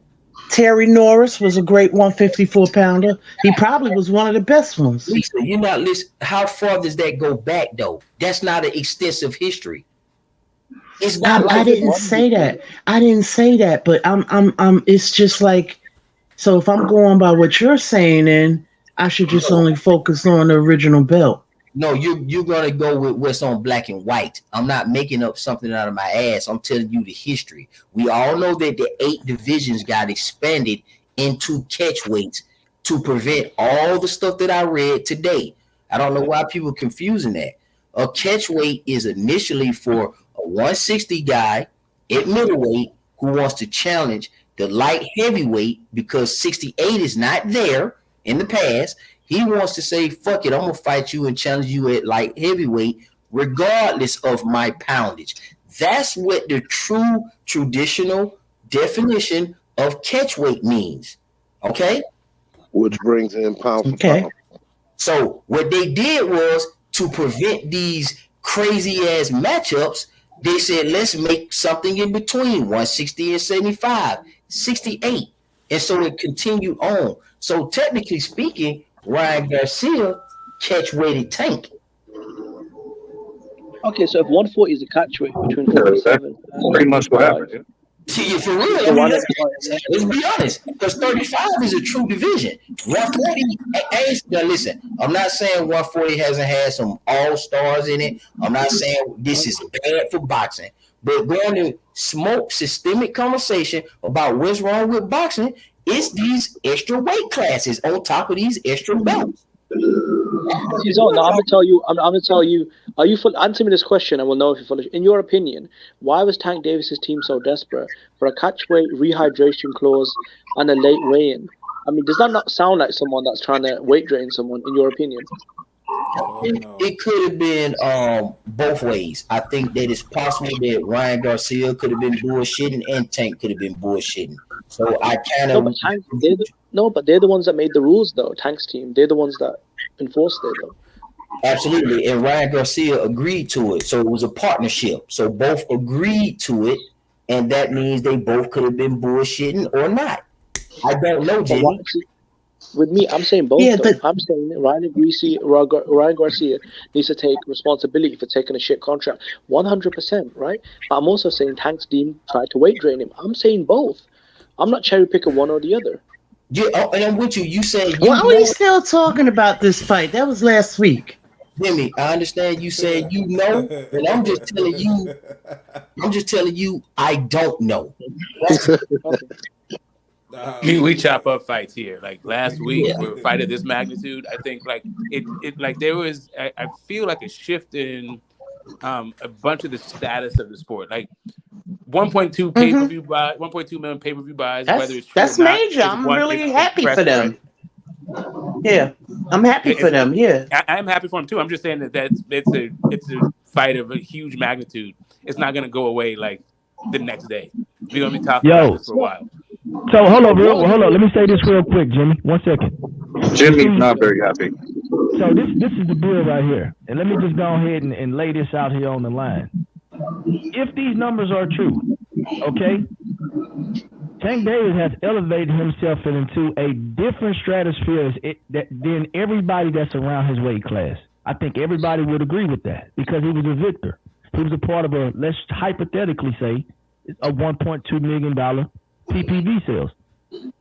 Now, this is the catch right here. I'm not sure. When you go into, bro, I said potentially. I don't know this. I don't know this to be a fact. Okay, this is obviously rumored. So I'm saying it's rumored.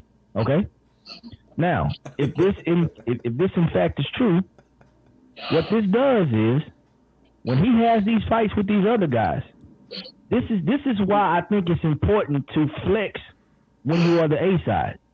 And people can act like it's a bad thing, but at the end of the day, if I'm the A side and I can flex my muscle, that's exactly what I'm going to do. So now when he goes into negotiations with these other guys, he has a leg to stand on. Because because a lot of these guys like to bring up this is prize fighting and all this other kind of stuff, and they like to make excuses for it. Well, guess what? This is prize fighting, and I'm the A side. I have better numbers than all of you guys. So hold on, Jimmy. Hold on, Jimmy. When he fights Devin Haney, I get numbers. Hold on, Jimmy, stop one getting at a time. triggered. Let him finish. Let his plane and then go on. Go ahead. Yes. So, and I said this before these numbers came out. I don't think it was so much about Tank Davis trying to get a competitive advantage on Ryan Garcia. I think it was the simple fact that Tank Davis is setting the precedent, okay? When it comes to negotiating with me and I'm the A side, I do what the fuck I want to do. Okay? If you want to fight me, hold on, Jimmy.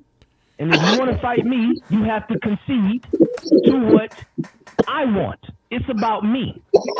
And guess what? Whenever he comes into these negotiations with these other guys, they're going to have to either follow suit or they're going to not fight Tank Davis. That's just what the situation is. So, yes, if you A-side, you need to flex your fucking muscle, period. Here's the problem. That's the rub of this entire like conversation for me. Like whether or not these A-side dudes are I don't know. Like the way that they're using their leverage is it ultimately like just a poison pill for what the fuck is it like is the like first off what we understand to be like fair and competitive. Like, are they using their advantage? Are they using their A side to get competitive advantages as well as rob the sport of like fights that I think the fans want and the sports need? You earn that A side status though, Smoke. You earn it. Yeah, I'm not saying that they don't. I'm talking about how they use it. I'm not talking about whether or not they are. Whether or not they deserve to be A status. I'm talking about like I can't even believe I'm listening to this. My thing is just I don't care how you use your A side. Let's get the but my deal is this right here. What's the use of being A side if you can't flex on a motherfucker a little bit? Like I'm confused about that. The question is how is the flex? I'm an American, okay? I'm American, and we the most flexingest motherfuckers in the whole entire world. But they're not your numbers, though, bro. But we're not supposed to be like listen. Competitive advantages in geopolitics is like that doesn't exist, right? Because what you're trying to do is dominate. But you're supposed to. And the thing about dominating is you're in sports, right? It's a meritocracy. You're supposed to actually have a level playing field. I can understand like the spirit of catchweights that they were trying to do a thing that's called leveling the playing field, but the way that it's being utilized doesn't seem to be leveling the playing field at all. It seems to be about gaining the competitive advantage. You have a problem with the way it's being utilized. Yeah, no, that is a personal opinion that you have about the A side. Right. It's like your opinions personal. No. I don't have an opinion about the A side. I'm asking I'm posing a question. Ask me though. Do I have a problem with the way you guys flex their A side? No, you're missing the question. You're missing the point. What I'm saying is these guys are flexing their A sides to the point where we're not getting fights, and when we do get fights, there's like asterisks and like weird shit going on because of their A side. For no other reation, because the A side feels like they can. No, we are getting fights. So my question is this, then. What fights we not getting, bro? I'm confused about this. You don't remember no guarantee? Who is abusing? Let's lay it out, Smoke. Everybody, I need to know who everybody feels that is abusing their A side privilege. Let's get to the bottom of that. Let's just go around. Let me put this out here just real quick, before we run this down. No, you could just. I just want to make sure they clear it. You could do that, and they can pass it. Yeah, hold on. No. I just want to say this real quick. It's very simple. But for me, I'm not talking about every fight. Like every fight has an A side and a B side. Really. Like most of them do, right? I'm not talking about that. What I'm talking about is the cash. For me, I'm talking about the cash cows of boxing doing it because it seems to be influencing the entire sport. Who, Smoke? That's what I'm asking you. Oh, right. So for me, all right. So we got Fury. Is it subjective or is it objective? Which one is it? So for me, the situations that inspired the question for me is Tyson Fury versus Usyk, Spence versus Crawford, and now this Tank versus Ryan. Like that's right. So yeah, yeah, there it is. Okay, Either we're not getting fights, or when we do get fights, there's this weird fucking thing on them, or we don't even know. Like three fights. Okay, cool. No, here's the thing. There's not many cash cows in boxing. I think there's like 5 of them, 6 maybe. But you just named 3 fights out of the entire sport. Yeah, but I'm naming 3 fights that inspired the question. We can talk about Canelo weights and all this shit. Like, I'm telling you the situation that inspired the question. I'm not saying that that's all the question, and all it is about these 3 fights. So I'm not getting into a black hole with you. I got your answer, and I understand and comprehend what you're saying. I got you. I'm just asking the next person, Jimmy, who do you feel like is abusing A-side catchweight? Whatever. Well, for me, it's not just about the catch weight. The catch weight is one part of it that's weird, but catch weights and rehydration clauses, to me, now it is Tank better than fucking Ryder 140? I think so. But do I know that? Did we just find out that Tank is better than Ryder 140? I did. When you knock a motherfucker out like that, I do. With a catch weight and rehydration clause? Man, I don't listen. That ain't smoke. We can't do that. Don't try to put. Hey, listen, I can't ignore facts. Like, listen, here's the thing. Like, because I listened to you lay out your point, right, with the age divisions and all that stuff. Just so we understand, the sport was illegal back then. Right, the sport has grown, and the divisions as a result of the popularity of the sport, and also it becoming mainstream. Yeah, but your subjective opinion, Smoke, and I'm trying. That's not a subjective thing. That is a historical fact. Smoke. What I'm asking you is why guys would fight each other like 15 times. Let's move on to the next person. Every time I ask Jimmy, Smoke keep throwing more shit out there. I think he's trying to figure it out. So I'm gonna let him figure it out. So all right, Smoke. You laid it out. What about my boy Phantom? Zone? What's going on? What's Smokey up here, Captain? Phantom on. Let Phantom answer. He's next after Smoke. What's the question? Ask him a question, Zone. It's the question you raised. The question is, who do you feel in boxing is abusing A-side privileges? Or if you feel like anybody is. Or if you don't feel like nobody is, you don't have to answer that. Right. Well, I mean, of course you can, we know who the number 1 culprit is. That's Canelo Alvarez. I mean, and then I think there's a level to that in boxing just because. Hold on, Jimmy. Stop getting triggered, Jimmy. Stop getting triggered. There's a level to that in boxing, of course, because it's a free market capitalist type of situation where you negotiate contracts. And when you have another party you're negotiating with, they also have power in negotiations as well to, get some advantage in their favor. Jimmy, hold on. I'm almost done. I'm not long-winded. So when you have a situation like that, you can have certain things taking place that maybe aren't with the history and tradition of the sport, but don't necessarily for it if you're still getting fights. That's my point. All right, Jimmy. I got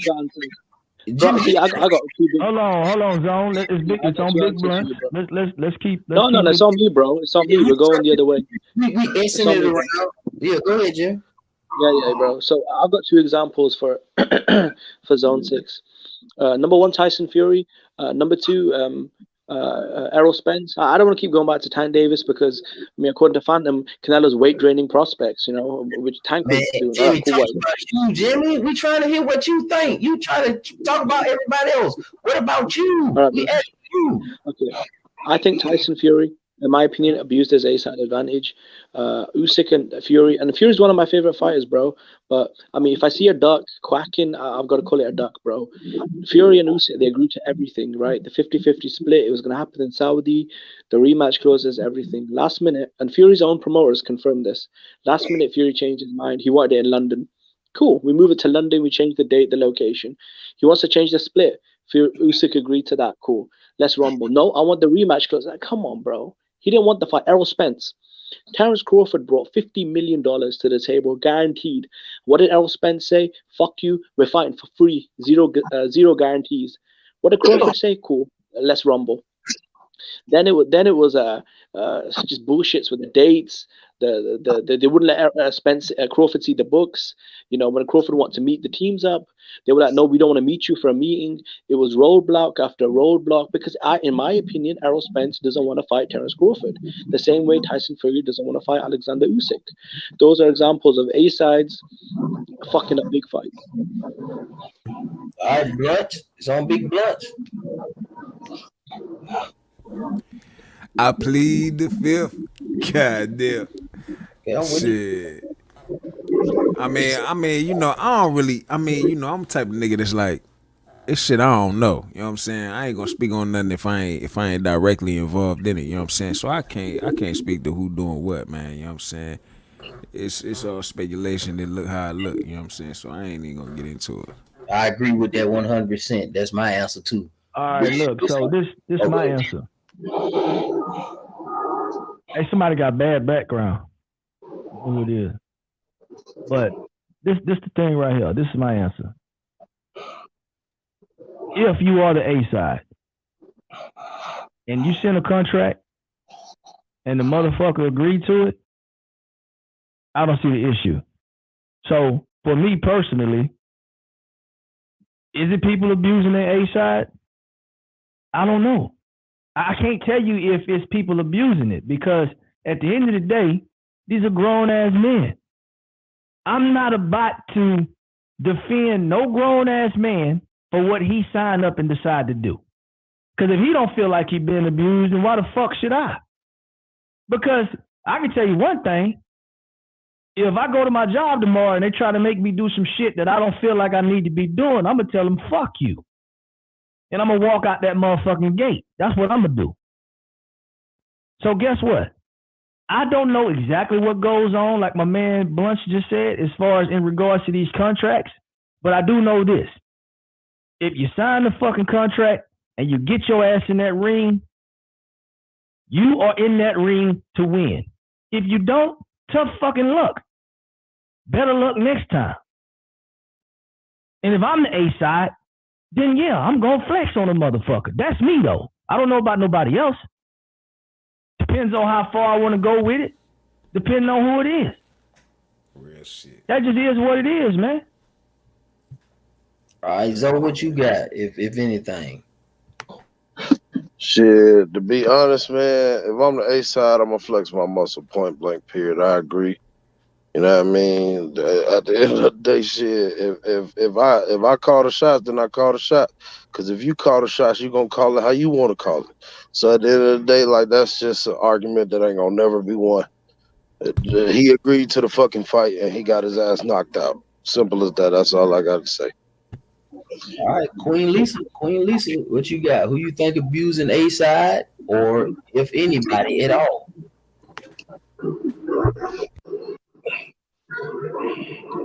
Hold up.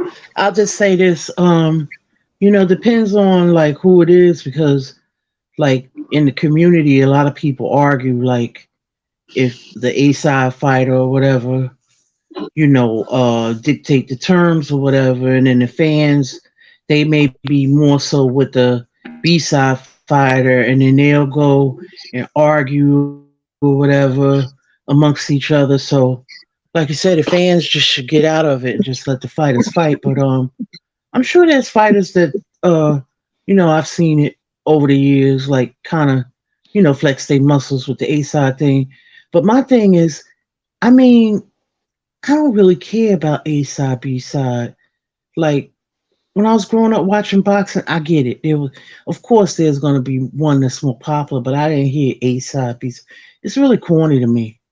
So it's like now everybody. It's like if they're going to be doing this right, can you imagine amateurs talking about I'm the A side? You dig where I'm coming from? Little young Or the prospect dudes content, talking about the prospects and contenders. So it leaves a bad kind of sort of precedence because we already know who the A side, quote unquote, is based on the star power, you know. But it's like to constantly keep hearing it. You know, it's really kind of annoying at this point. But that's just my take.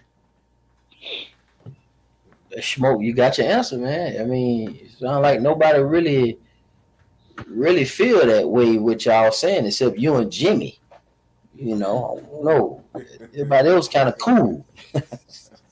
Yeah, but bro, So like, if you love do the you think? sport, I though, mean, you thought that you didn't agree with Spence like at like trying to like A side Bud. We I didn't don't. get the welterweight undisputed fight behind that shit. No, I don't agree with Spence because Spence is a sucker, and Terrence Crawford has already shown me in life that he's about that action in multiple weight classes. Spence has told me that he ain't trying to fight Keith Thurman because he's still mad at him on some emotional shit. He's already said that. So Spence has done things that is unbecoming of a boxer that I like. I'm not trying to put that on anybody else. I'm just looking at the patterns of what I see. Bud has done what I like to see. Spence hasn't done what I like to see. yeah. Like Maul is my favorite guy between the two twins, but I'm more proud of Mel than I am of Maul. Maul is disappointing to me right now. He's Yeah, my, Maul the one falling off. yeah, exactly. So yeah, when you say that, I go by the actions.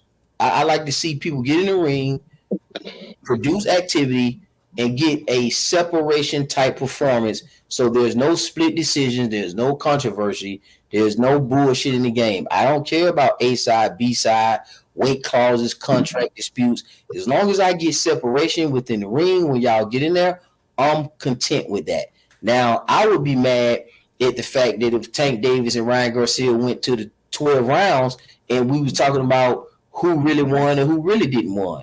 I'm good with the kidney shot. I mean, the liver shot, busted his ribs up, sent them on up out of here packing. I'm cool on that. I'm straight. I think for me as fans, we'll probably it's again. I think we just have a lot more access. We have a lot more to talk about. Especially when you got Crawford out there saying we should live stream negotiations. Like, okay, so we just got more access to more shit. I think it's about what's fair, right? I think the A side demanding more money or having hit top billing on the poster. But I think, yeah, okay. But here's the problem, bro. Boxers come and go, but boxing is the one constant, right? So A sides and stars, they come and go. It's like a revolving door. You should not have the ability to damage the quality of the product, right? So when you force things like, I don't know, catch weights and hydration clauses and force someone to wear gloves they don't want to wear or fuck up the ring size. I feel like that's almost trying to damage the quality of the product. And for me as a sports fan, I enjoy watching the best quality available. With dudes that are saying stuff like, yeah, you the ASAT, flex on him. That's like dudes trying to live through other men, fanboyism. That's just too much like emotionalism, possibly homosexuality involved. For me, bro, I'm just trying to see a good product. A-sides flexing, I mean, that's some weird shit. Like, what another man does with his money or leverage has got nothing to do with me, bro. Like I said, if they want more money, no problem, bro. If you're a bigger star, you sell more tickets, I mean, whatever. But trying to fuck up the product, then that's damaging the sport. And like I said, bro, boxing is the one constant. The stars, they come and they go. The sport, that will be forever. So the sport will be okay with or without A-sides. If they want more money, no problem. They want top billing on the posters, no problem. Do not try and fuck up the product as far as the fight. Because when you fuck that up, you damage the sport, and that's bad for us, the fans. I know a lot of fans don't care, because most of these dudes don't even buy the pay-per-views. So they're like, yeah, flex on it, man. A lot of these dudes, I'll tell you, bro, they're undercover homosexuals. And they want to see their guy, their fantasy husband, do big things. So, Oh shit! Yeah, but Jimmy, Mama, I ain't you know never what? heard no shit like this in my life, Yeah, man. This shit crazy. Yeah, I don't know what Jimmy talking about. Yeah, but some of these guys, no disrespect. No, there's nobody here on this panel, but a lot of these guys do be like acting kind of fruity Hold on, to did that these nigga Jimmy just disappear? Did that nigga just say that, drop the mic, and then leave out? Come on, man, you can't drop the mic on no shit like that, Jimmy. You gotta come back. What the fuck did you mean by that? You can't just say no shit like that then run off, nigga. Jimmy been catching hell all night. I think he might have enough. That nigga just said some shit and took off, man. Hold on, man. I ain't even see this nigga leave the panel. Yo, he right where he need to be, man. You know, you get down here, you talking about homosexuals and down low brothers, and it's time for you to go, man. You know what I'm saying? God damn, what the fuck? It's time for you to go, man. Talk about boxing to game sport. Hey, that dude say because you want to see because you cool with the flexing, that means you want to go with the dude or something. What's wrong with this boy, man? Man, what's wrong with him? Man, Jimmy trying to come out the closet. He trying to do something else, man. Jimmy don't want to talk about no boxing, man.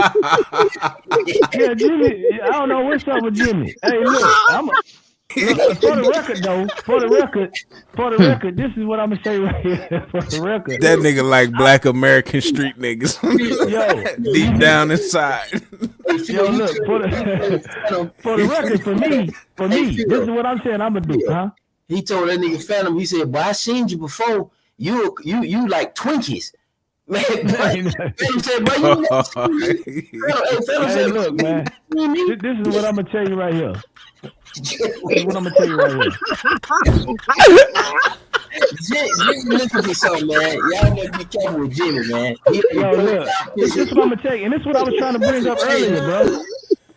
This is what I was trying to bring up earlier, right? I was trying to bring up the point when Andre Ward and Kovalev. Hold on, son. When Andre Ward and Kovalev fought that second time, okay, and Andre Ward was the A side. Yo, he flexed that shit just like he was supposed to do because Kovalev wanted to fight so bad.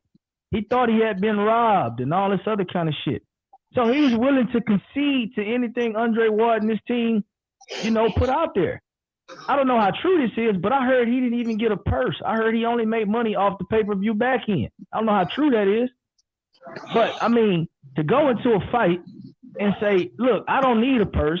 I just want to make money off the back end on the pay-per-view. You got to really want to fight the motherfucker. And then that showed that you're going to win. Yeah, that showed exactly. But none of that helped him. He still got stopped. Right. So this is my deal right here, bro. Like, if you A-side, it just depends on how far you want to take it. Do I think some people go to the extreme? Sure. Okay. I agree with that. Do I think some people are fair when it comes to the A-side? Sure. But it's one thing I can tell you, I'm going to do if I'm the A-side. I'm going to use my shit. That's what I'm going to do. I'm going to use my shit however the fuck I want to use it. And if you sign your name on the dotted fucking line, then that means you want to fight. So with a fight, whatever come with that, that's what the fuck you need to accept, bro. Like, we grown men. We're grown men, bro. And most of the time, A-side is something that is earned, bro. I have worked my way into this spot because I fucking earned it.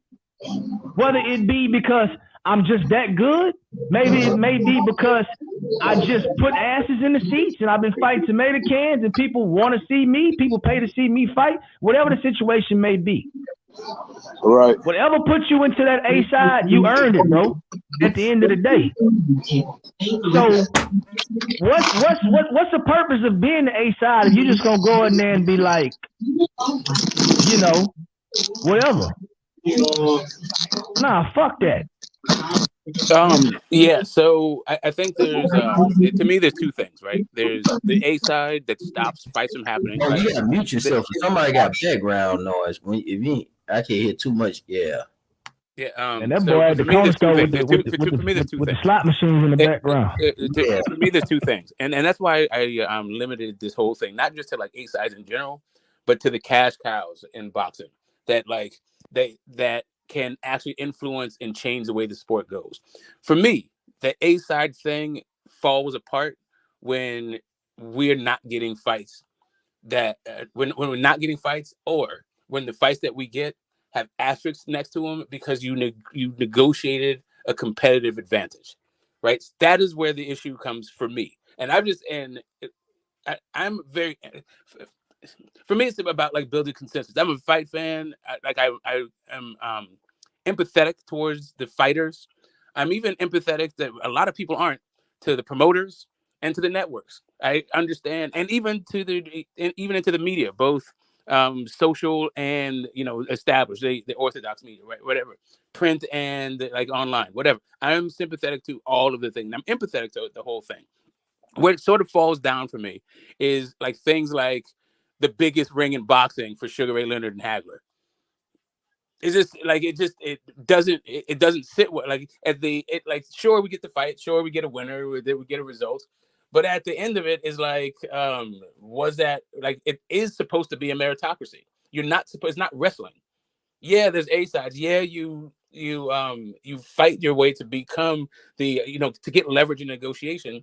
Does that mean you turn the fucking fight into a farce? So in the meritocracy, right, there's privileges when you achieve rank, right? When you achieve that merit, there is a separation from the level below, correct? You do realize that, right? Smoke, you do realize that, right? If I'm an E1 and I've achieved that rank, I don't get the same shit as an E6 or E9. You do realize that, and that's the greatest system that you can point to as a meritocracy, right? Smoke, you still there? No, sorry. The old lady was just talking to me. Just 1 second. Okay. Just give me 1 second, and then I want to hear your question. Oh, he got to get off. Oh.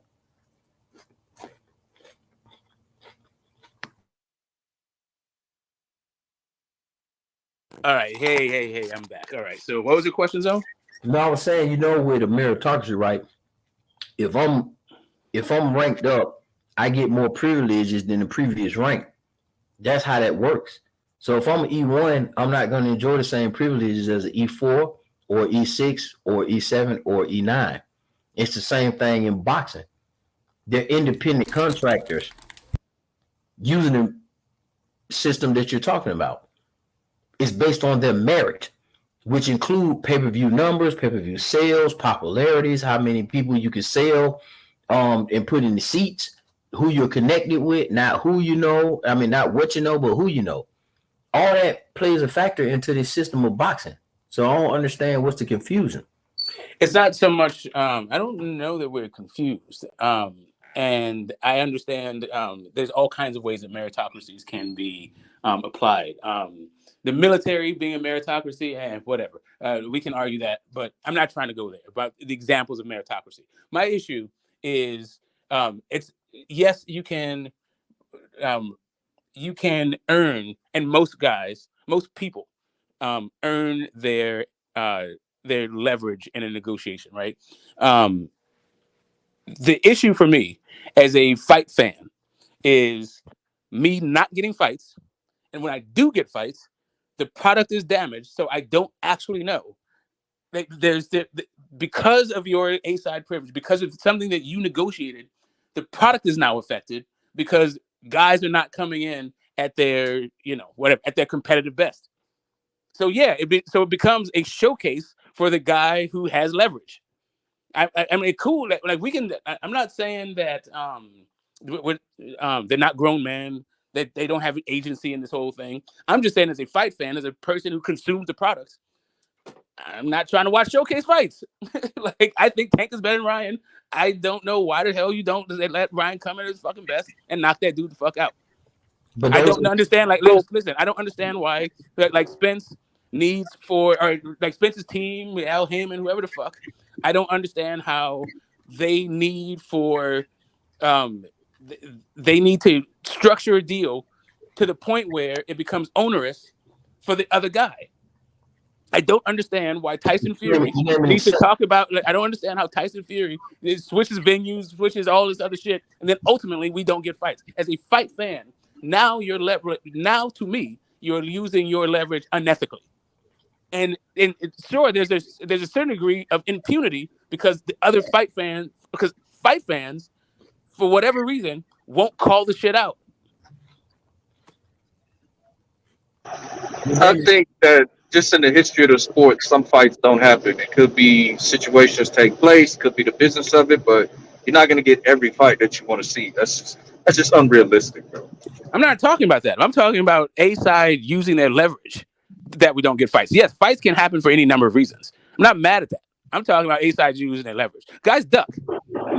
But this thing is not really about ducking. This is about guys like leveraging their ways out of either weakening the product, diluting the products, or not giving us the product at all. Smoke. I'm calling It just sounds flawed. I'm calling bullshit on that, Smoke, because you weren't talking like this when Floyd Mayweather was doing this shit, or Cotto and those guys was around. Listen. I mean, when it came to the Floyd, like the catchweight that I remember, that I am aware of when it came. Hold on, let me say this. I might not. Wait, go ahead. Everybody justified the shit when Floyd did it, bro. I was here. No one had a problem when Floyd did it, when he wasn't cleaning out the division, when he wasn't giving us fights. Every time we said Floyd need to fight somebody, it was a justification. Why not? I don't want to hear this now, man. Listen, for me, maybe okay. Floyd not giving us a fight that boxing needed, right? Maybe the Paul Williams fight, maybe, but no, we're talking about his A-side tactics. Right. So for me, the A-side Floyd's A-side tactics when it came to like glove sizes and shit like that was like just some bullshit, right? Like but when it comes to the catchweight thing, I thought that was like a Canelo. I thought that was a Golden Boy offer that he accepted, right? It's not like he said, "Hey, let me fight Canelo catchweight." They were just talking shit, and they decided that they were going to try to shame him into a fight. He's like, "Okay, cool." Yeah, but see how you can understand that and have somebody got noise in the background. Well, because to me, that is not the A side flexing his thing. That is the B side trying to shame the A side into a fight. They were talking shit to Floyd when they said, "I'll beat you at 152." Yeah, but hold on. This is the deal right here, right? I personally think, in regards to the fight that just happened between Ryan Garcia and Tank Davis, I think that Oscar De La Hoya went into that press conference and he was trying to embarrass Tank. He was trying to say, you never really wanted to fight him, so you're doing X, Y, and Z. This is what he's saying. He's literally trying to shame him or embarrass him in saying that, hey, we agreed to everything that you wanted. You guys wanted to do this. You wanted to do that. Ryan Garcia agreed to everything, and he's still going to beat you. So you better be ready. Bro, this is the realness of the sport, bro. Like, so whether somebody is trying to shame somebody into taking the fight, or whether somebody is taking advantage of a particular situation because they're the A side, bro, at the end of the day, any motherfucking thing goes, bro. This is boxing. This is the fucking most crooked sport in all of the world. So yeah, I'm gonna go ahead. As long as a motherfucker ain't using steroids, I'm good with everything else. That's the only thing that's not tolerated for me. You cannot have performance enhancement drugs in your body. And horseshoes in your glove. I'm assuming you're also going to say you can't have tampered gloves and all that other shit too. Yeah, that's a performance enhancement. It's tampered gloves. So yeah, anything that's performance enhancement, then guess what? I'm not fucking with it. But I don't give a fuck about somebody saying, yo, you can't use horsehair in your... I don't give a fuck about that. It's not like he's saying you can't use horsehair, but I can. Nah, he's saying, nah, this is the glove we gonna use for this fight. And again, these guys are signing up for this shit, bro. Like, I don't know why any of this shit is a big fucking deal. Like, I'm gonna keep saying it, bro. If you sign up for the shit, you cool with it. Because I'm not signing up for myself specifically. I'm not going along with shit that I don't fuck with. I don't give a fuck how much money is involved. I'm not sacrificing myself for no fucking amount of money or no fucking amount of legacy that a motherfucker think I'm going to have. Because at the end of the day, it's my fucking life. So motherfuckers going to get on this motherfucking YouTube and this internet and they going to say what the fuck they want to say. But at the end of the day, look, bro, and this is the problem. Motherfuckers care about too much about what motherfuckers saying. Guess what? If I don't want to do it, somebody asks me about it, I'm going to say, hey, look, man, I looked at the contract, and guess what? It has some shit in there that I did not agree with, I would not concede to, and the fight just not going to happen unless that gets fixed. That's just what it is. It's easier said than done. Walk away from the fucking fight, bro. If you feel like, why the fuck would I go in anything depleted? I'm not finna get in this motherfucking ring if I don't feel like I'm gonna beat this motherfucker. Because I'm gonna be weight drained or it's the wrong gloves or whatever the situation may be.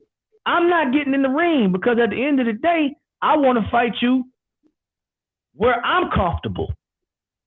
Where I'm comfortable. So if I sign it, then I'm comfortable with whatever is in that fucking contract. This shit right here that we doing, bro, I'm not finna make excuses for these men that are putting their name on the dotted fucking line. I'm gonna let them do that. These motherfuckers can talk to the cows come home about why they should or shouldn't have done something in regards to a contract. That's on you. That's your decision. You got to live with that. Not me. If you knew you were going to be weight drained and you went out there and you got your shit split, that's your fault. That's not my fault, and I'm not finna get on the internet and cap for you or defend you. Period. Again, if I'm A-side, I'm going to flex my shit. That's me. And as a competitor, I would like to fight somebody at their best. That's me. I want to fight you at your best because I don't want any excuses at the end of the day. So yeah, I might flex on the money side. I might flex on some other shit, but yeah, I want to fight you at your best. But I'm still flexing my A side capabilities. That's what it's all about. And Tank Davis has set a precedent with this last contract he just did with Ryan Garcia. I don't think Shakur Stevenson would have agreed to the shit. I don't think Devin Haney would have agreed to the shit. I don't think any of those guys, they'd have been like, nah, fuck you, Tank. We're going to move on from you. I don't think any of those guys would try to fight out the division. I think that's the caveat we keep missing here. If Shakur and Tank are going to fight, it's going to be at 135. Like, there's no need for a rehydration clause at fucking weight class. Yeah, no, I get that. My point is this, though. My point is this. When I think about Shakur Stevenson, when I think about Devin Haney, okay, look, I don't think these guys are going to be taking no bullshit. I don't think these guys are going to shortchange themselves. I think these guys are going to say, nah, motherfucker, I'm one of the best in the division. You need to treat me like I'm one of the best in the division. Obviously, everybody knows that Haney pretty much took a haircut with the Kambosos thing, fought him twice. But guess what, though? He said none of this shit is going to matter. And he proved us right. None of this shit didn't matter. He beat him convincingly twice in his own fucking backyard. Took a pay cut and everything. He was like, nah, fuck it. None of this is going to matter. However you want to do it, this is how we're going to get in there. We're going to handle our business. He signed the fucking dotted line. Period. Nobody was talking about how Kambosos flexed on his fucking ass. They wouldn't even let that man fucking daddy, his fucking trainer, come to the fucking country, bro. Like, let's stop with this shit, man. He said, fuck it. I don't give a fuck. I got other people in my corner. None of that shit is going to matter when it comes fight night. Nobody had a problem with Kambosos doing it. It's only a fucking problem when your favorite fighter lose because of it. I don't think the family had nothing. Kambosos and them had nothing to do with it. Yeah, for me, I was just saying. Go ahead, quick, Lisa. Good. No, I was just gonna say right quick. That was, they weren't cleared to come because of other reasons, but I don't think that had nothing to do with Kambosos and them. Well, I also don't think that he necessarily like fighting in a backyard is a competitive advantage. Like I think that it can be, but I don't think that necessarily is.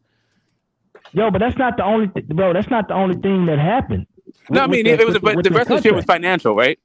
Okay, it was financial. It was a bunch of shit that was in the contract that Kambosos was like, nah. In the rematch clause, he said that both fights had to be. How the fuck if you lose, you get to pick what a fucking fight gonna happen there? Now, typically, if you the fucking victor and you win, you get to pick what the next fucking fight gonna be. Nah, Kambosos said, nah, I want both these motherfuckers in Australia. Like, he dictating terms in the rematch. That's typically not how that shit happens. What's good with y'all, man? Salute to Smoke. We got What's that message? Zone 6 on the Happy Friday. panel. Phil, I ain't seen either one of y'all in a minute on the panels. Big Blunts, the Blunt Smoker, Zoe Money, Lisa Bells. You got Phantom kicking that good shit, man. Keep your foot these niggas necks, Phantom, up that tank smoke. You know, Smoke, he a little mad right now that Tank on top of the world right now. You know, he a Haney Brigade fanboy, man. And I understand why he mad. You know, the time is coming sooner or later with Tank going knock Devin the fuck out. And it's coming, man. You know, it's shaky. It's really shaky out here. That's if Devin don't get off by Shakur first. You know, but wow. you know, What's up, I just do. Right, Hey, I'm ready to start cooking. Man, come on, dude. Phantom, you know, hey, Phantom, no Smoke will cry about Tank as long as he can to the Haney Brigade. You know, they bend the knee just like Ryan Garcia did, man. You know, it's coming though. It's coming. Okay, just so you understand it, I think Tank could beat fucking Josh Taylor. Like, it's whatever thing you think I'm thinking, you're just off. For me, all right, so that means you know I for sure don't. that Tank will not Devin. I don't think he'll be Josh Taylor, but I'm a you could big be Sugar Ray right. Leonard fan. I didn't like Marvin Hagler. I love Sugar Ray Leonard. He still had a big ass fucking ring. Was running around that shit, and we haven't seen a ring that size since. Didn't see it before that, and haven't seen it since. Right? It's kind of like Caleb Plant at a certain Benavidez, it point. was At a that certain big. point, It was like, that big. and here's the thing: because I like these guys, I pay attention to all these fucking details. I don't like for me. If you start fucking with the products just because you can, sure, but we, as a fight fan, there's a reason why I don't fucking watch wrestling. It's fake. Right. Man, Smoke scarred from this. He been talking about Sugar Ray Leonard and Marvin Hagler all day. That's I what know I mentioned this is the second time I mentioned it. I also talked about. I talked about Devin and Cambosis, but I man. don't think he was like necessarily getting a competitive advantage in that. Like even with Canelo, the catch weights, I think Canelo is more trying to like break people, like reduce their fee. Right? Like I don't know that like he's canceling fights if they go over hydration clauses or whatever. He's just trying to like get paid. Yeah, I don't think. Now, if it was like Lomachenko and Dev, I think Lomachenko, if he was A side, he would be getting Dev with some rehydration clauses. You know, he called that man a heavyweight. You know, so yeah, I mean, if he could, he would be using some rehydration clause. But I don't think it's enough cheese on the line alone, attention on the line for that fight. Okay, so here's the thing, and I understand that like for some fans, they can't actually take constructive criticism of their favorite fighters. Because we're talking about Tank, you don't have to start putting jackets on everybody, especially people who never did that shit. Hey, I mean, I don't know what Lomachenko done did. You know what I mean? You never know. But okay, cool. I mean, as far as we know, I'm just it's a speculation, speculation, though. It is a speculation, though. As far as we know. You know, that's the next fight coming up. Dev versus Lomachenko. You know, next quote unquote big fight. But Smoke, you say Tank could beat Josh Taylor, right? But then I've also heard you say that it's unfair for Devin Haney to fight Tank at 135. So are you saying that Devin can only beat Tank at a higher weight class? I think that whatever fucking Devin Haney does is what Devin Haney does, right? But for me, I see what the guy looks like. Let's say if he looks different in the future on the scales, I may change my mind. But yeah, like just like these dudes are so if you happen to be faster than everybody, does that make you are you cheating? Is that an unfair competitive advantage if you're just naturally faster? Like No. if you're able to shrink in weight and then rehydrate, that's also a skill. That is an attribute. Nah, That nigga, all of these modern that's boxers, weight like load. most of these modern boxers have. It is like That's you have weight to be load. very good to fight at your walk around weight. You don't usually get to that stage of your career until at the end of part. Like after you peak, then you can start fighting at your walking around weight. Most guys, they start. Yeah, I'm just saying. Like since we don't have same day weigh-ins anymore, different kind of guys compete in the sport with different skill sets. Let me say this though, and this goes back to my point right here. This strengthens my point, right? So we saw how Haney looked in his last fight. Everybody was saying he had the sucked in eyeballs and he didn't look good on the scales. But this is one thing we cannot deny. When he stepped inside of those ropes, he was in shape. He was strong. He was sharp. It didn't look like it affected his ability at all. And this is what I keep on trying to explain to people. We don't know You understand what I'm saying? This is just something that everybody is making these assumptions on a hunch. Nobody knows exactly if the weight drain, if the rehydration clause, or if the day before weigh-ins are really affecting these guys inside of the ring. Some guys it may affect, some guys it may not.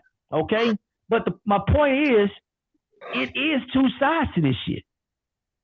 It's not just one fucking side of the fence. Some guys are going to have a competitive advantage with it. Some guys may not. The point is, we don't fucking know. Because I know one thing. I know the result of fucking Haney and Kambosos. He fucking smoked them. With the sucked in eyeballs, with he looking sick, and I'm worried about him. I can tell you, I was worried about Kambosos after that fucking fight. I wasn't worried about whether Haney was dehydrated or not. That's what and that's just what it is. Hey, with the IBF on the line, with that being undisputed, that was the 10. They had the 10-pound rehydration on that too, right? The next day, maybe it's because maybe I'm just sensitive to this stuff because of how long I've been watching sports. I'm used to seeing guys break a sweat in a fight, especially if they go 12 rounds, especially if they're throwing like upward, like close to the goddamn punches. I'm used to seeing some fucking sweat. That's because there's two bluffing motherfuckers in the ring, boy. Two bluffing motherfuckers. That's why your boy ducking that guy right there, Subaru Matias, man. Your boy, he can trim down, yeah, man. It sounds good calling that guy Tank out. You know when we talk that shit to you, Smoke, man.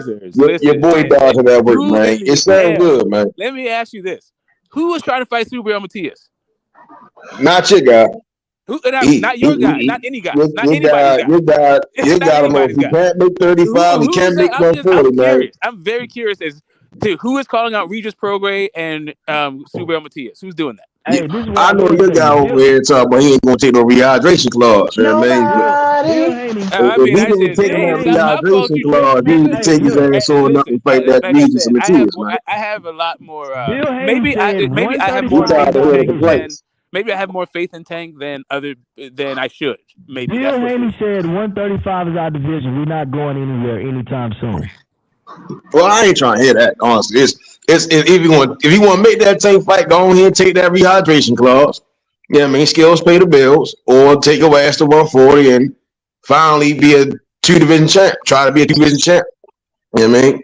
Yeah, I'm trying to tell you. What you're not going to do, what you're going to do. Obviously, that has no effect. You got all this heat for Dev to go fight the number one actual killer in a division. I'm just wondering why shouldn't take the same standard for your guy. Like, why is it okay to fight the likes of the Garcia's, two of the pack, and Nunez's and fucking Leo Santa Cruz and all this shit? Like, why? And then you're like, oh well, Dev's the guy. Why don't you go fight a guy who put somebody in the dirt? Well, he can do it. He can go to 140 and get the WBA world title. I ain't stopping that. Yeah, man, that's cool. Why I'm still black fighters? Who? That's on Tank. He don't fight black fighters. Yeah, dude. Niggas think they know what come along with to get knocked the fuck out. Nah, he never fight no brothers. But the brothers The brothers is paranoid when it comes to Tank, though, bro. Like Tank put fear in niggas' heart. Oh man, let me go on. It sound good all that shit until you start hearing bombs going off in Baghdad. I hear that shit. Here's a problem. Well, Here's a problem with that they fight. bleed caution. The problem with that fight is I a don't fight give a fan. fuck what y'all saying. When they hear Tank name, they beat caution. God damn it! Because hold on, we got to think about this fight before we step in this ring, this square circle with this motherfucker. Because look what the fuck he doing the heavyweights, putting their ass on their back. You feel what I'm saying? Tank is not a fucking game. Have you seen that? Have you seen him put a heavyweight down? Let me ask you this. Do you think that's a fact, because that's a myth. No, I have not seen it with my own eyes. That's a fact. Just so we I would understand what you're saying if people weren't trying to rematch Tank. But all those dudes that Tank fought are trying to rematch him. Like, man, listen, man. All right, cool. See, I think what you're not taking into consideration, right, is that those guys might be a little retarded, right? They like getting knocked out all the time. You know, I think again when you talk about guys who they're their whole moniker's built off. I don't get hit, or I'm this and I'm that, and they don't really apply to. I mean, we say Ryan Yeah, a you little bit. do He have to hit that do a lot of moniker, but thinking. when You you do have to make a. when you said to be the quote The only unquote dude, the best in the division, and then you go out there and get knocked the fuck out quicker than Ryan did, or in worse fashion. Oh, Yeah, well, I mean, I I don't hear think. you. There's You know all what I of mean? that, but the thinking that you have to do, like you consider all that shit. It's the sport of boxing. These guys didn't think of that just because Tank came around. But what you do have to consider when you're fighting Tank is how you're going to avoid that capital gains and how you're going to lower your tax burden because it's going to be a hefty fucking purse. That's what the fuck they're thinking about. Facts, Yeah, facts. But I think Devin Haney might be thinking a little bit different now because after we seen what Tank did to Brian, we got Devin Haney lying about being at the fight. We got him, being pretty much quiet and silent on the results of the fight. Like I think now that fight time is coming around and niggas ain't you too bullshit and playing games no more. I think niggas like, damn, I might have to really fight this motherfucker, and it might yeah. not go so well. And guess what? yeah, it's And not. Listen, guess what they see? And guess what maybe they he see? didn't They feel Well, like see paying according him to that as Mayweather, hefty markup. check this out. They Mayweather see him Senior as a said he fucking schooled him back in the they day. see he's a fucking risk at the end of the day. And they gotta think twice before they step in that square circle. That's just what it is. Tank has proven himself Anybody to is be a a knockout risk. puncher. Yeah, of Anybody's a course. risk. Yeah, But you ain't I gonna get care it, about bro. Like you ain't gonna people care are about trying to no, fight no, no, I'm Tank, no, not. hold on, hold like on, hold on, Look, everybody, hold I'm like on. not. Look, he you're just acting another like man you're to acting like me. Tank is being ducked or You're not gonna something. care about Everybody's trying to getting in fight the He ring just Tank. with a another boxer, man bro. to Like me. literally, Listen, everybody's trying to fight Tank. man, who? Shakur Stevenson, Devin Haney, Motherfucker fucking Ryan Shakur Garcia wants a just got rematch. the 135. Nigga, Yeah. you better watch Okay, your bro, mouth. hold Ryan up a second. talking Hold up that a second. rematch You shit, but gotta Ryan listen. said Like, later down the hold up a second. You line. gotta Yeah. listen to the name. Like you jumped right in Shakur there. just got the Just so 135, bro. He ain't I even got done you. shit yet. I I ain't understand that. saying That all All that. right, doesn't hold mean I he ain't on, hold saying on, doesn't all want hold to on. that. Let fight me let Tank. me say this real quick. I Let me didn't say say this. that One second.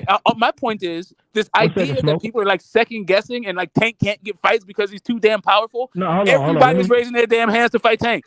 But I Let me never say this. said that. I never Hold up. said that. I didn't say he couldn't get fights. That's not what I said. You said What I they're thinking said twice. was, Or the only what I thing they're said doing was, is oh, they're they thinking tweeting twice. twice. They're They tweeting thinking twice. 20,000 times. You can bet your ass on that. They thinking twice. Believe that, partner. They I thinking mean, twice. I don't understand what you mean by thinking twice. Like how Because bad they Tank want is to a fight. risk. Listen, if I can go the other route and fight somebody that I know I can make 2.5 off of real quick and bust their ass and add to my legacy, why the fuck would I jump in there with Tank right away? Why? Like, Okay. Oh, my They No, hold issue is on, trying not to hold on, what you they would smoke, do. trying smoke, to I'm smoke, not saying. smoke, Hold smoke, up. promote Hold this up smoke, a second. fear Hold smoke. up a second. factor Hold up. like the Let me fighters one don't second want to real fight quick. him. Let me I get see in the here. Hold up, playbook. smoke. Let me say something real quick. Let me say something No, real quick. hold up. You hold up. Hold up. Smoke. I'm What finna I'm hold saying. up. Listen. Hold up a second. I would understand what you're saying about people thinking twice if there wasn't a line around the block of people trying to fight Tank. who, man? I was Besides just So telling, look, Shakur. bro. smoke, Okay. smoke. Hold on, Okay. smoke. Let me, Zoe, Yeah. Go ahead. Zoe, and smoke. Let me say this real quick. Go ahead, go ahead, go This, ahead. this is what I will say right here. Okay. Now we don't really have to guess about this stuff. Okay. Tank went on. I forgot. It was somebody's podcast, and I don't remember who it was. But anyways, it's a very popular podcast. He $1 went million on and he said, worth of game. "There you go, $1 million worth of game." Thank you, Lisa. He went on there and he said, "I never was looking for the big fights." That's what he said. He came out and said, "No, I wasn't looking for the big fights, and I wasn't trying to make the big fights." Okay, so my deal is this right here. I don't know if people are quivering at the mention of Tank's name, but this is what I can say for sure. Tank Davis, and I said this even before the Ryan Garcia fight, he has been very, very disappointing when it comes to where he is in his career as far as his I agree accomplishments. with that. All those guys all those guys that are in that weight class right now started after Tank and has surpassed him as far as the legacy is concerned. No, man. So hold on, 1 second. Hell 1 no. second. No, Let me sir. finish. No, Let me sir. finish. First of all, Devin Haney is what? Undisputed? He only beat one champ in his entire career, bro. Like that's man. He only beat Canelo. You can't nobody can even say that's cool. That's cool. Like if he surpassed, we'll be saying, yeah, he went up to 140. He has scraped You do realize that Tank has only beat 2 champs, right? Yeah, I mean, no, Tank to be way more champs than that, bro. No, I mean not in his way division. more. He's only He took more straps and be way just to more get this straight. former champ. This is what I'm gonna say. And he's only been a champion at 130 pounds. Come on now, come on. He didn't beat more champs, like legit champs, niggas that's really champions. He beat Jesus Cuellar. He beat Jesus Cuellar at 135. I'm not even mentioning that. I'm not mentioning that. I'm talking about guys. Hold on real quick. That's for the hold up real 135 quick. title. Let me lay in this plane real quick. To my understanding, and I could be wrong. Somebody correct me if I'm wrong. Tank has only had official titles at 130 pounds. Every other title he's had in any other weight class has been secondary titles. Somebody correct me if I'm wrong. If Regis would have, all right, so I'd hear that if Regis wasn't trying to go get the WBA regular title, world title, right? Then I would entertain anything niggas say about baby belts. But when I heard that Regis was going to fight Barrios, I'm like, well, I was going to be for a WBA world title. Then all that shit go out the window for me. All we go out the window because I'm like, well, Regis wouldn't have had a problem getting it. Canelo had no problem getting it, and these niggas is monsters.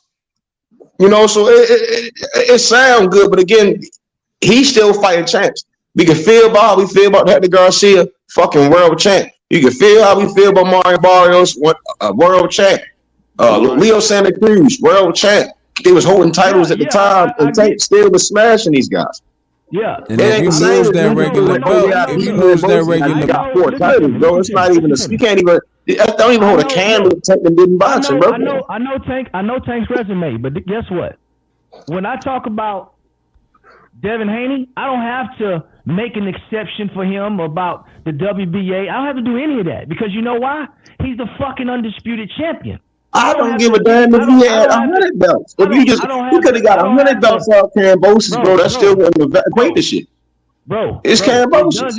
It does equate. You're the best at the division. At least you got Cambosis is never the best in the division. That nigga came up. It's like a nigga coming up, but you still ain't shit. You still ain't shit, nigga. Like, nah, bro, that's not how boxing ain't never worked that way, bro. It never worked that way. No, he got the hardware. He became the W. He got elevated. Yeah, he was on borrowed time. He got elevated to the WBC champion because he didn't get to fight with Lomachenko, so they franchised him. Okay, that's no fault of his own. They franchised him, so he became the WBC champion. He kept grinding. He kept grinding. He defended his title. He kept grinding, and he got an opportunity to become undisputed. And guess what? He did that. So this is my deal right here. We can say what we want to say, bro, but let's not minimize how hard it is to become undisputed in the 4-belt era, bro. That's not no easy fucking task. But you fought for them, it was kind of easy. All I gotta do is fight Cambosis, and if I can get $2 million to fight Cambosis, take a vacation to Australia, I mean, that don't sound kind of hard to me. This nigga and I understand. Cambosis didn't have a WBC belt though. Cambosis didn't have a WBC. Hold up. I got a scenario. What if he didn't have a WBC? What if Tank was the undisputed champ? Do you think Devin Haney would have took that fight? Yeah, I think I don't think you want to fight Tank, to be honest with you. I think that's something the fans keep pushing on. I do. Like these guys, you don't understand. These dudes I think Devin Haney really believes that he's the best in the division, and he'll take any fucking fight. I don't believe that. That's hard. Now, whether I think he's going to win the fight, that's a different conversation. But I think Devin and Bill think they are the best in the division. I do. I do get that impression. Here's the other part. Here's the other part of this. Because you like knockouts, right? You are willing to always downgrade George Kambosos. Meanwhile, you'll big up David Avenesian. Right? And I mean, what I did enjoy was him and Lamont Peterson, right? I thought that was a good scrap.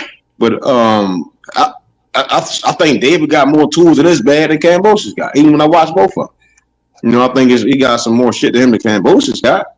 That's a fact. But I disagree as far as the Hayes said they're the best. I mean, since Shakur, the former unified 2-division champion of the division, and then hearing enough in that 140 Hankerson, you don't think you're that good, bro? Like I think it's like he acknowledged. I think the only thing they haven't done is acknowledge that Tank is the best in the division. Shakur, in a sense, has.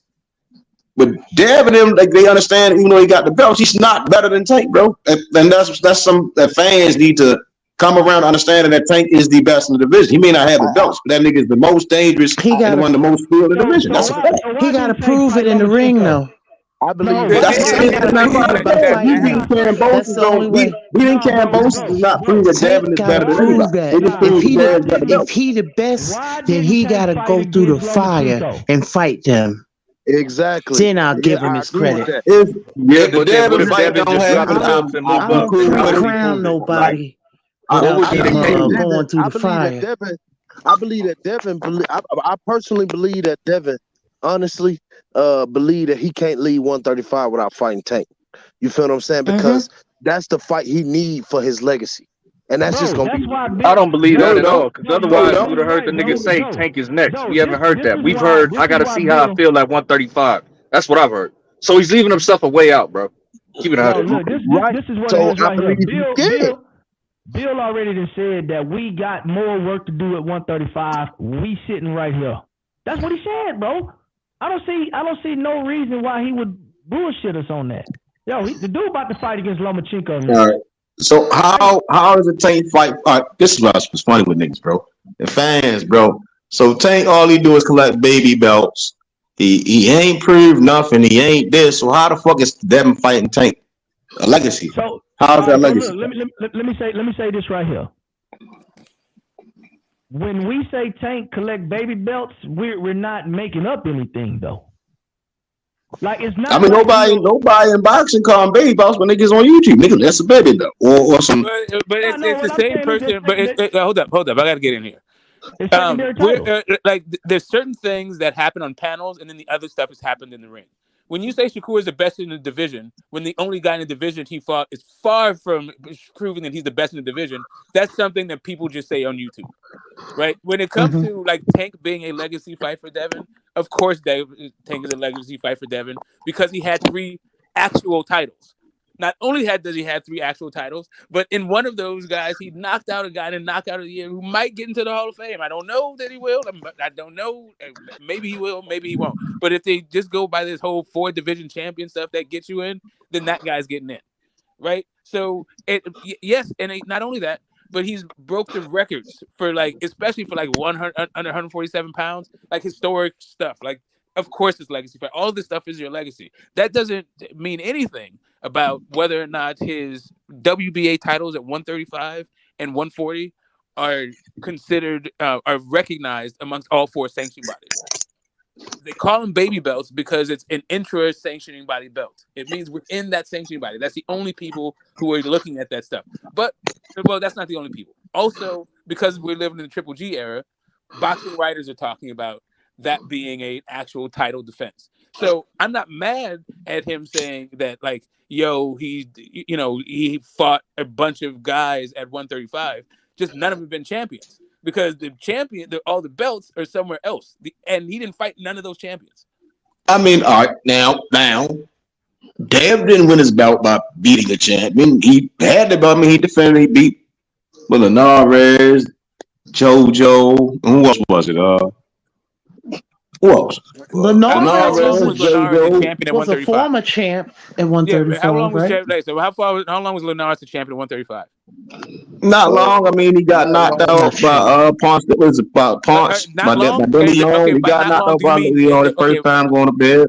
Then he wound up beating. I don't even know who he was. But when you say not long, do you mean years? Yeah. He couldn't even tell me who he got his belt from. Right, I got you. Do you understand how? But my question was, do you know how long he was a champion at 135? Probably. I don't even know who he was. It was probably Luke Campbell. Luke Campbell and probably Anthony Cole. So Luke Campbell and Cole in the man, meanwhile, the guys that Tank has fought at 135, none of them have ever been a champion at 135 at any point in their life. Cool. Ever. That's cool. I mean, the guys that Linares beat, none of them have been champions. The guys at Linares, right, just like Tank. But Linares himself was a champion. I'm just trying to figure out when it's good for the goose, it's good for the gander, right? Yeah, I'm telling you how it's good. I'm telling you how they're different. I'm not sure if I can make it any simpler other than Linares was a champion, and that was a guy that Devin Haney fought.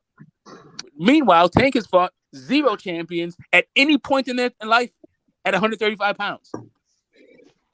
And it's never had. I mean, Loma got his belt from Pedraza, bro. So Tank has never had a primary title at 135. Bro, Pedraza had a primary title at 135. Tank knocked this motherfucker out in 7 rounds, bro. What are we talking about, bro? That's the one the guys Loma got his belt from. Was the WBA belt, the WBC Linares, and the IBF WBA. Yeah. He got Linares, he got belt from Linares, belt from Luke, and a belt from Pedraza. Here's the thing, but you just made the point. You just made the point. Let me correct you on that. Bro. Wait, Luke wasn't a champion, was it? Jose Pedraza was at 130. Yes, exactly. The division that he actually was a champion. I'm saying he won IBF title that was at 130. Right. So Pedraza got knocked out by Tank at 130. Went to 35. He beat the guy Comey for it. The same guy. He wound up beating him getting the title. Same way Comey got his fucking title. Comey also was a champion. Right. He got his title from the same guy Pedraza. Got it. But the issue is Isaac Cruz never got it from anybody. Oh, goddamn, thank you. Hector Garcia never got it from anybody. Rolly never got it from anybody. Hector Garcia was a champ. Got it from anybody. Hector Garcia is one of the main points that I say Shakur and Dev should fight. Because he came up, he won some work, he's a champion, he's a proven guy. Get that work. Go ahead and smash him. Introduce that motherfucker. I'm not mad at wanting to see a fight. That doesn't make him a champion at 135. That's cool. He's still a champ. If I understand what talking about a division, and then you just started throwing the term champion around, then you shouldn't talk about division. No, I get what you're saying. You can't choose when you want to throw a division. You just undermine your whole argument. The dude ain't did shit at 135. Hector Garcia has done fuck all at 135. He had one fight in which he got knocked out, and we were blinded by Tank. By the best lightweight in the world. Great, awesome. Still not a champion at 135. Yeah, and that's my point, man. I mean, Tank came in before these guys, and these guys have accomplished more than Tank has. They haven't accomplished anything. It all comes down to what you holding. If you just holding Merritt to Dev holding all the belts, then cool, I get it. But if I'm looking at it intrusively, if I'm really digging into him, like you beat Cambosis, that's cool. Yeah, all right. So the smoke on like, well, ain't did shit. I'm gonna be like, well, Cambosis ain't did shit. Okay, let's hold up 1 second. Let's follow the timeline, right? Okay, Devin Haney came into the division 135. Okay, who was the best when he came into the division? Vasily Lomachenko. I don't know how long Dev been in 135 for a minute. Loma wasn't always there. Okay. Vasily Lomachenko was considered to be the best at 135 pounds. Everybody wanted to fight Loma, right? What Devin did was he said, okay, all right. At this particular time, Lomachenko was what, number in the top 3 in the pound for pound? Who doesn't want to fight Loma? Okay. Yeah, please tell me who doesn't want to fight Loma. Okay, so all right, so Devin comes into the division and he like, I want the best motherfucker. They don't want to give him the fight, so you know what he does? He says, all right, fuck it. I'm going to go the WBC route, and I'm going to keep fighting fucking eliminators so I can get my shot at Lomachenko. Okay? All right. So they put the guys in front of him. He knocked all the guys down. Okay? It's time for the WBC to hopefully, potentially mandate the fight. Guess what they do?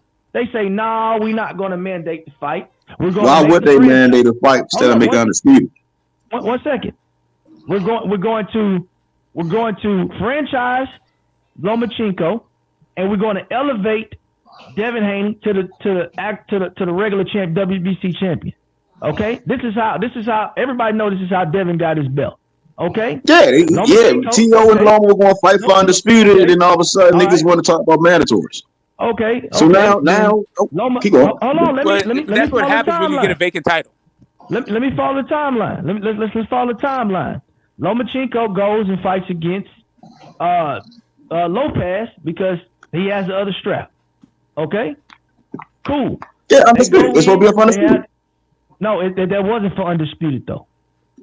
It was. That wasn't. See, no matter how anybody wants to cut it, Loma and T was undisputed. Right there is what I do not like, bro. That's that bullshit. Because that was not for undisputed. Because truthfully, it's undisputed. like you can't like I hate that shit because that they made him a franchise champion, bro. Cause at the end of the day, bro, like Dad should have sat truly, the fuck back and truly let them that should niggas have fight. been an That's what he's undisputed supposed to fight. do because he wasn't beating no That fucking that Lomachenko, and You know he what the barely thing is? got. Come on, bro. Okay, but Just let's hold up a follow. second. Time out. Hold up, Smoke. Let me finish. Let Hold me up. finish the Everybody, He timeline, wasn't bro. even touched it yet. everyone, That's please, decorum. decorum. Gentlemen, I want my man Zoe to finish his statement. Then I would like to go, and then Phil, you got it. Go ahead, bro. I just wanted to finish the timeline, bro. That's all. Hey, go ahead, Smoke, I try to come back, Sorry, go ahead, okay? Phil. I Go ahead. gotta Go do ahead, Zoe, something. then Okay? You heard me? Lisa got to take a dump. No, I don't. All right. If you don't leave I'll talk the to queen y'all. alone, I'll talk to y'all. Let me finish the timeline, right? So my boy vulgarity. Lomachenko goes in, he loses the title. Okay? All right. Yeah. Once he loses the title, Lopez has to fight a mandatory against Kambosos. Right? Okay. Kambosos beats Lopez. Now this is Haney's turn now to come in and say, nah, fuck that. I've been trying to get this shot for a while. See, this is the thing. You talk about the franchise title, but You being biased, bro. You being biased. You being biased. I can tell you something. When Devin Haney fought against Kambosos, it wasn't no fucking franchise title on the line. It was a real motherfucking WBC title. And guess what? He went in there and he smashed. Hold up. He went in there and he smashed him twice. Not so once, what? But twice. So what? So what you mean? So he's undisputed. So what? Yeah, that's what He's champion. That's so the he got in the way of champion. Tio and the normal fight for undisputed because of romantic. He's undisputed without an asterisk with it, bro. My other ass, he put Kambosos. Well, it's not even really an asterisk, right? Without an asterisk, bro. This Because what I don't like no about franchise.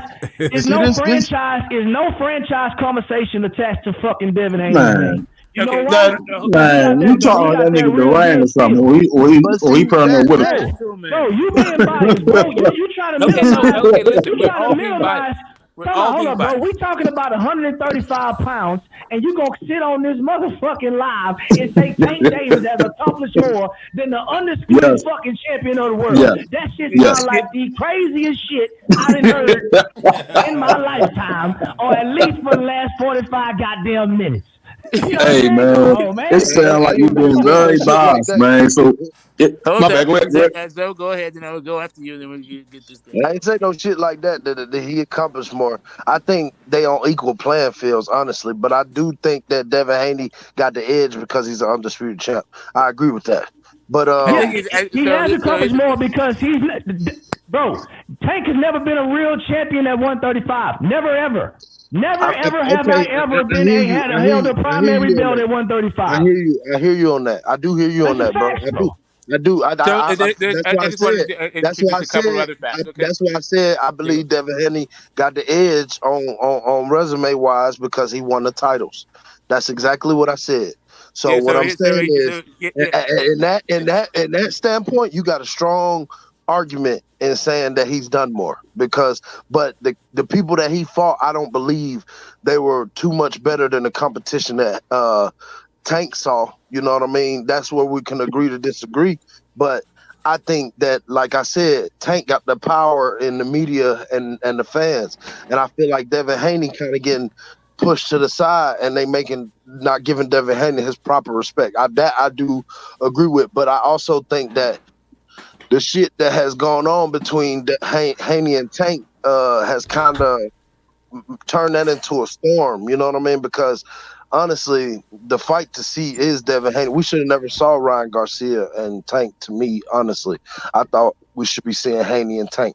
You know what I mean? I fuck Lomachenko. You know what I mean? I really want to see Haney and Tank. You know what I mean? To kill all the naysayers and get this shit done. You feel what I'm saying? But at the end of the day, we got Ryan Garcia and then we got Devin Haney and Lomachenko. So, back to what I was saying, I was just saying, I think that niggas fear Tank. This is my personal opinion. Y'all don't have to agree, but I think niggas fear Tank. And they think about, now, do I think niggas got the courage to get in the ring with him? I do. But I think it's also still that fear, like, fuck, he got a strong chin. He got power in both hands. He can move and he can punch with the fastest nigga in the ring. You feel what I'm saying? And adapt in fighting. So that's what I think. When they think about Tank, they think about his attributes. And people like to say that Tank ain't got no attributes, but he got a lot of skill that people don't pay attention to. So personally, I think the people at 135, why he haven't got them fights is because of politics. You know, the bullshit of boxing with Matchroom and goddamn PBC. I think in some aspects that's fucking up the situation too. You feel what I'm saying? Because boxing Zoe, is. he said he didn't want those fights though, Zoe. That's the real. This came out of his mouth. I know. I heard that part, but we also heard interviews after that were different. You understand what I'm saying? It's been a lot of contradiction going on between them two. You feel what I'm saying?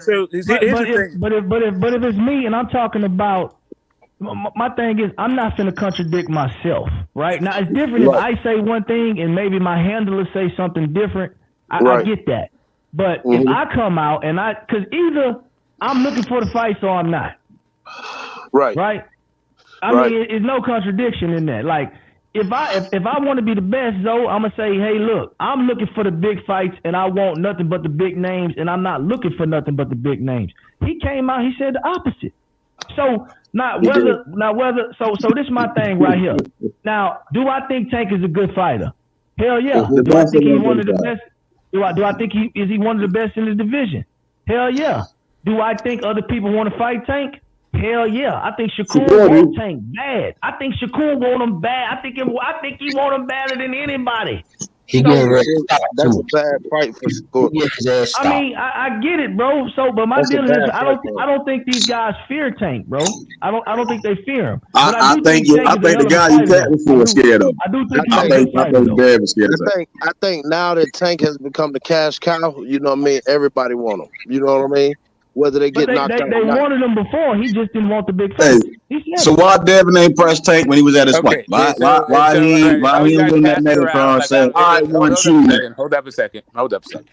Just, I'd like to introduce some facts. There have been 8 undisputed champions in the 4-belt era. Teofimo Lopez is not amongst them. Tio undisputed, So I got it. Like, you can keep telling yourself.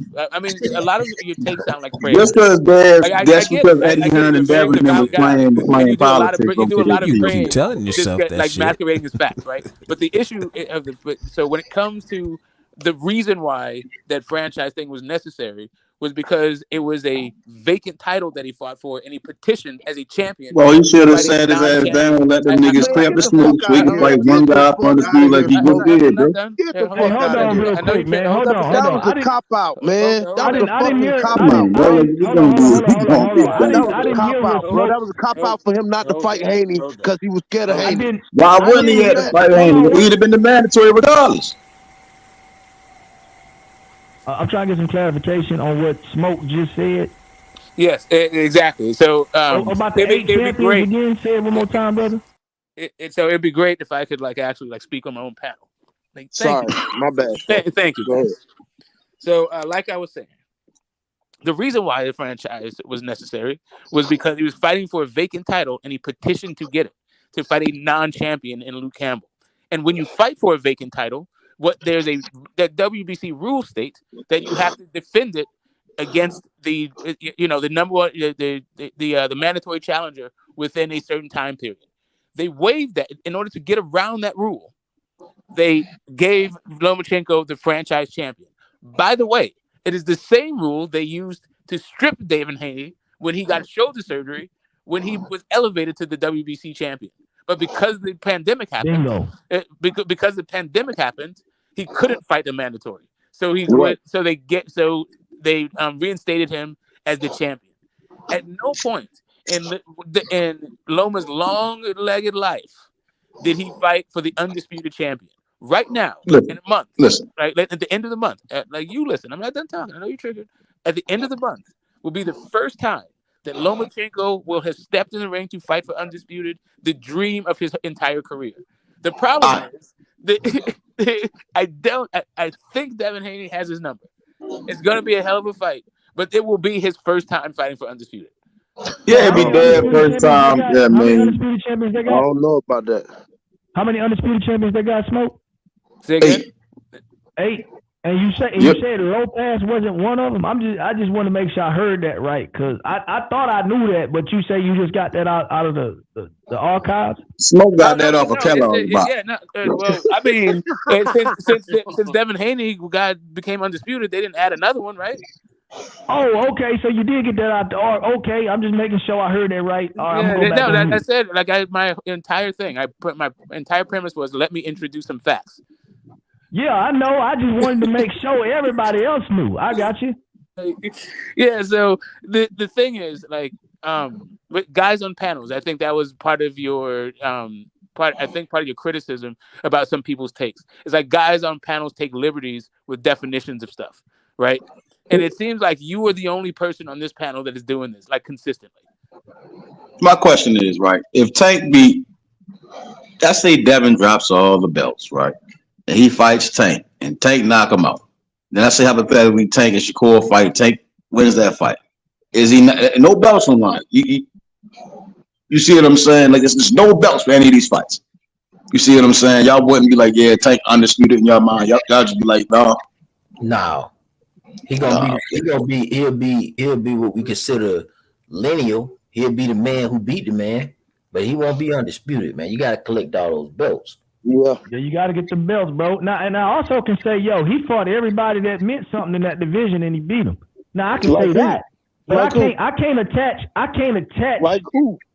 shit that don't exist to his resume. I can't Like say who, So, just because he beat so him. my question is, why do y'all hold these belts at a high regard when we don't? All right, so I understand, but my thing is, why do we hold the belts to high regard? If we getting the best fighting the best. I got a question, man. I got a fucking question. Who But Tank ain't fought the best though. who did Devin Haney beat? Who did Devin Haney beat that made his competition much more better than the competition that Tank faced? Man, Right, I got you. Right. So the accomplishments that they did in the ring, right? So when Not you talk the belt, about not like the belt. for me, We talking about just fighters. so we understand. So we understand it. We're doing talking about comparison. fighters. I got you.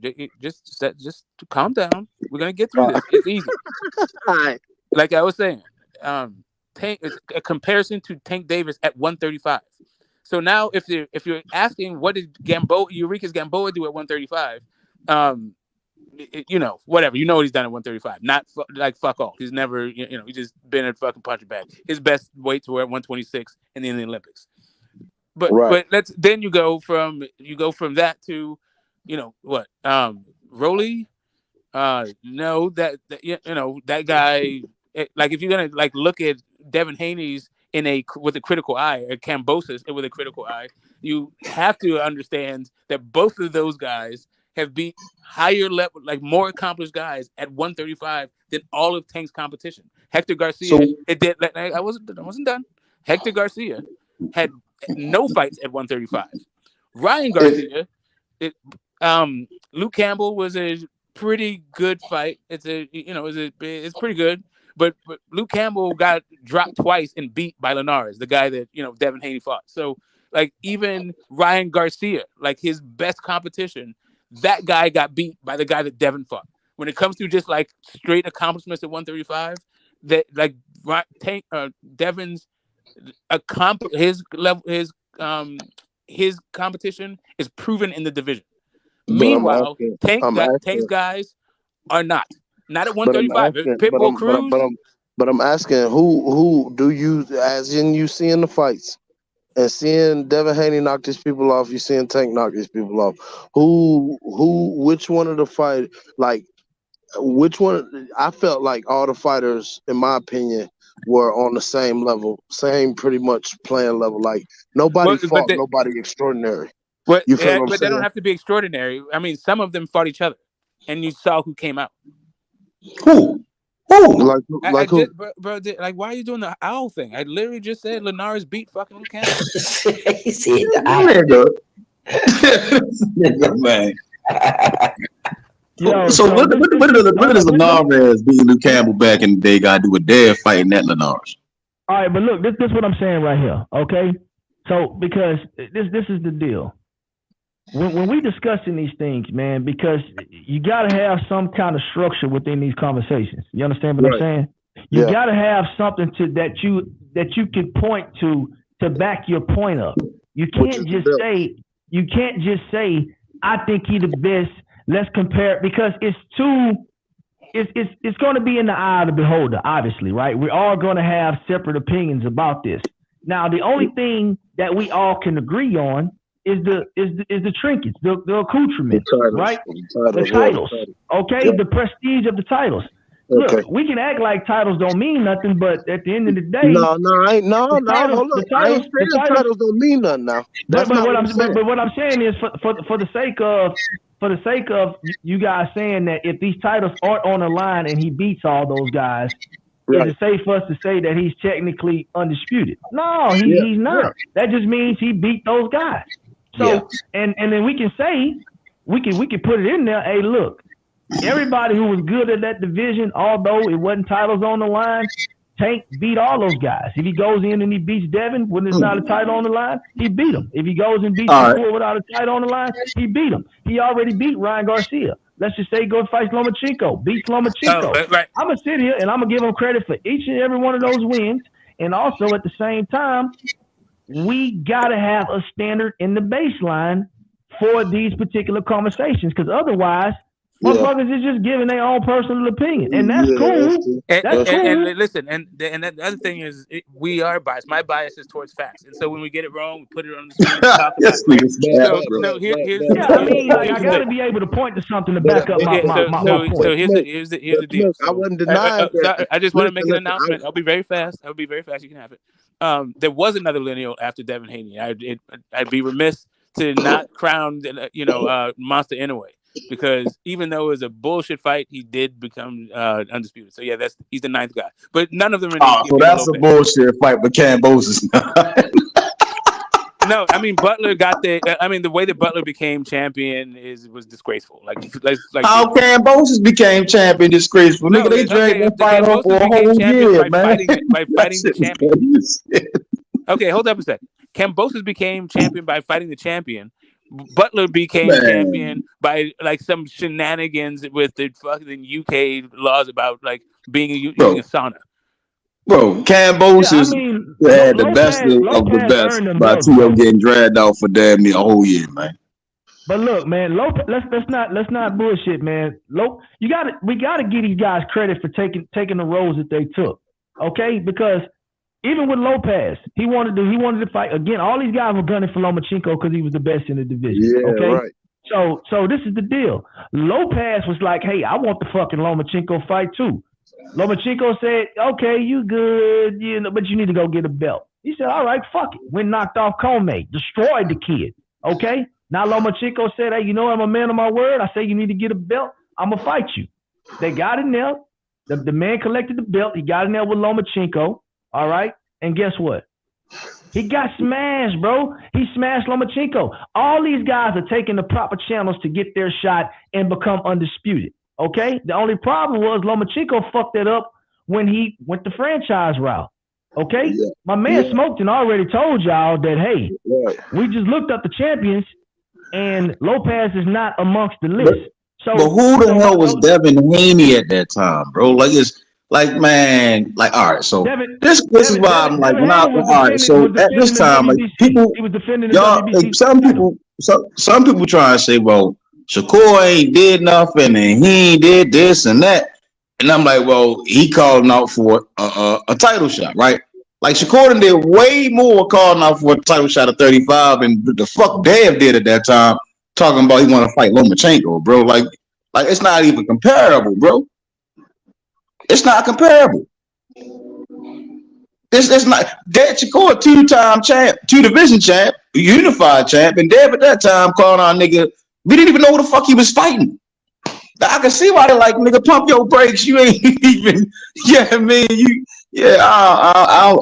I get it. I get it. I think it's a bias, bro. I just think we be being biased. You know what I mean? Basically, what it come down to, man, and we need to see this fucking fight so we can put this shit to bed. No, I want to see Shakur and I want to see Shakur and Devin. I don't want to see Tank and I think Tank going to really do Devin dirty. You think Shakur give Tank a better fight than Devin?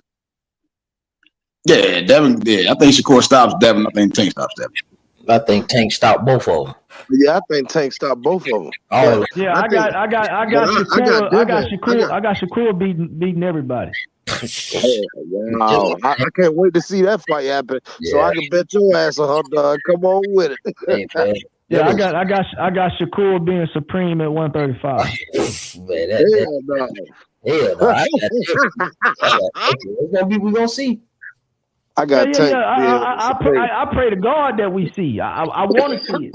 You know what I'm saying? This is why I can't sit here and let motherfuckers sit here and act like Tank is just man. All he do is want to fight Tank, man. Like he ain't like he's not the destroyer, bro. No, okay, we gonna find out. We damn sure gonna find out. No, they do want to fight him. They do want to fight him. I can agree to that. Now I don't think they really skid on him net like that. Hold on now. First of all, I'm with Tank now. Let's slow down.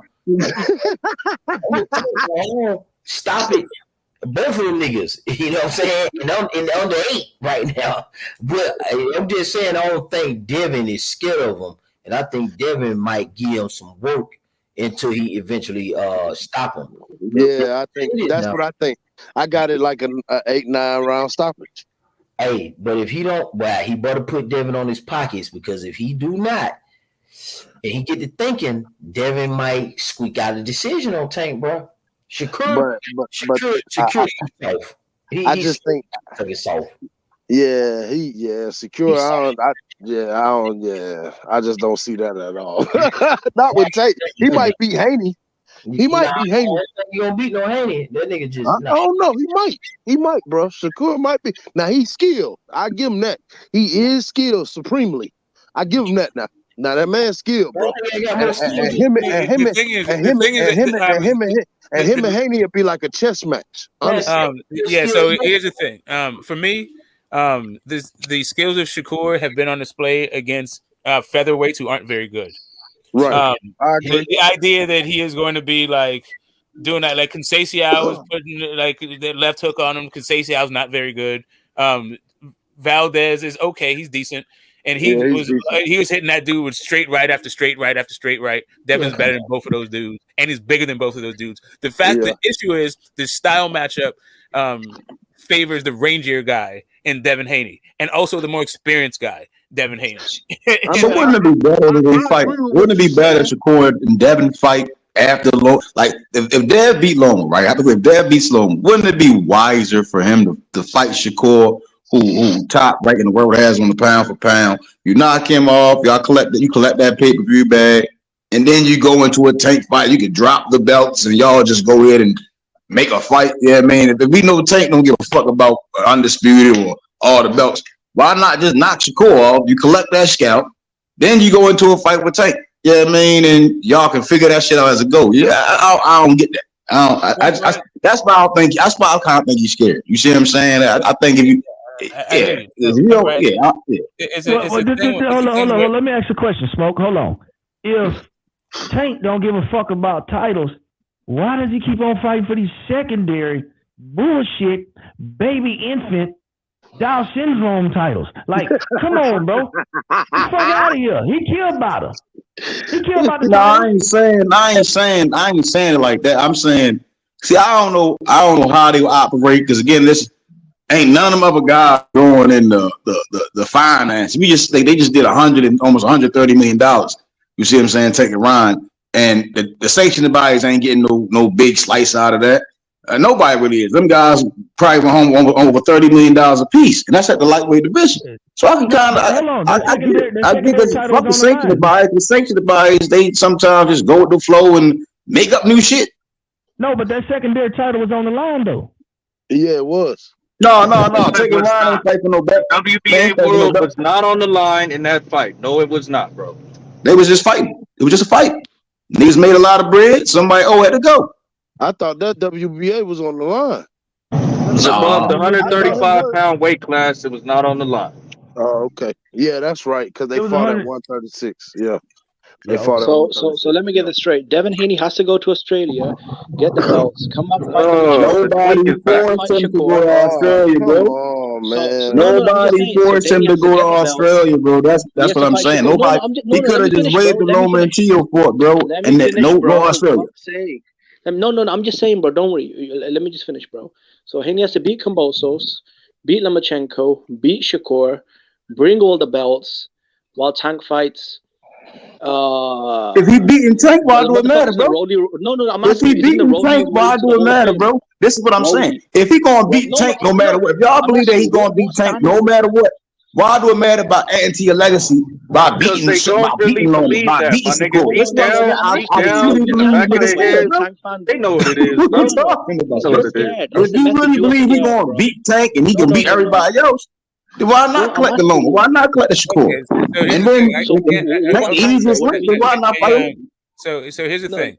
I would like to understand what Jimmy's point is. So can you just wanted to time it? Stop. Like even Yeah, if you but get triggered, just put yourself on mute. So then you can just talk to the dead mic, and then we can hear the point. And then once he's done, make your point. yeah, bro. This is my point. I mean, gosh darn. I mean, you guys are really. I mean, apparently Devin Haney has to go. I mean, drag the moon and the stars down. So first, you have to go to Australia, get the belts. Cool, man. He's done that. He's consolidated the lightweight division, right? He's the kingpin, right? He's finding a future Hall of Famer, Lomachenko, who's the number 2 guy in the division by accolades and ranking. It's not Tank Davis, bro. You got to go by accolades and ranking, and it is Lomachenko. After that, then he has to go contender hunting, right, as the champion. Oh Take care of shit! Shakur. Really back Cool. from the So day. while he's doing that, I mean, what's Tank Davis gonna do? Is he gonna backdoor another Isaac Cruz? I mean, is he gonna try and find another prospect to weight drain? Is he gonna Rolly Romero his way through No, 2024? man. I mean, Method, you got some shameless low All right, standards, bro. all Like right. you So gotta to have some. answer your Nah, bro, question, come I'm on, gonna ask you a question. You gotta have some Right. shame, So, Method. As a boxing well, fan, look, you I have don't, got to for have some what? fucking For standards. what? What I gotta be Tank shameful Davis for? It's like you is worry the about the biggest wrong hype shit. job in So this is boxing, what I bro. try to help Listen, you fans hold with. him to low I'm trying to help standards, you out, bro. Jimmy. You hold him If to you low already standards. think Rolly. ain't take this is what I'm saying to you. So this is what I'm No. saying. You want Devin Haney to say Mr. Why does Cleanup it bar while if you Tank think Davis that is not he rolling his way.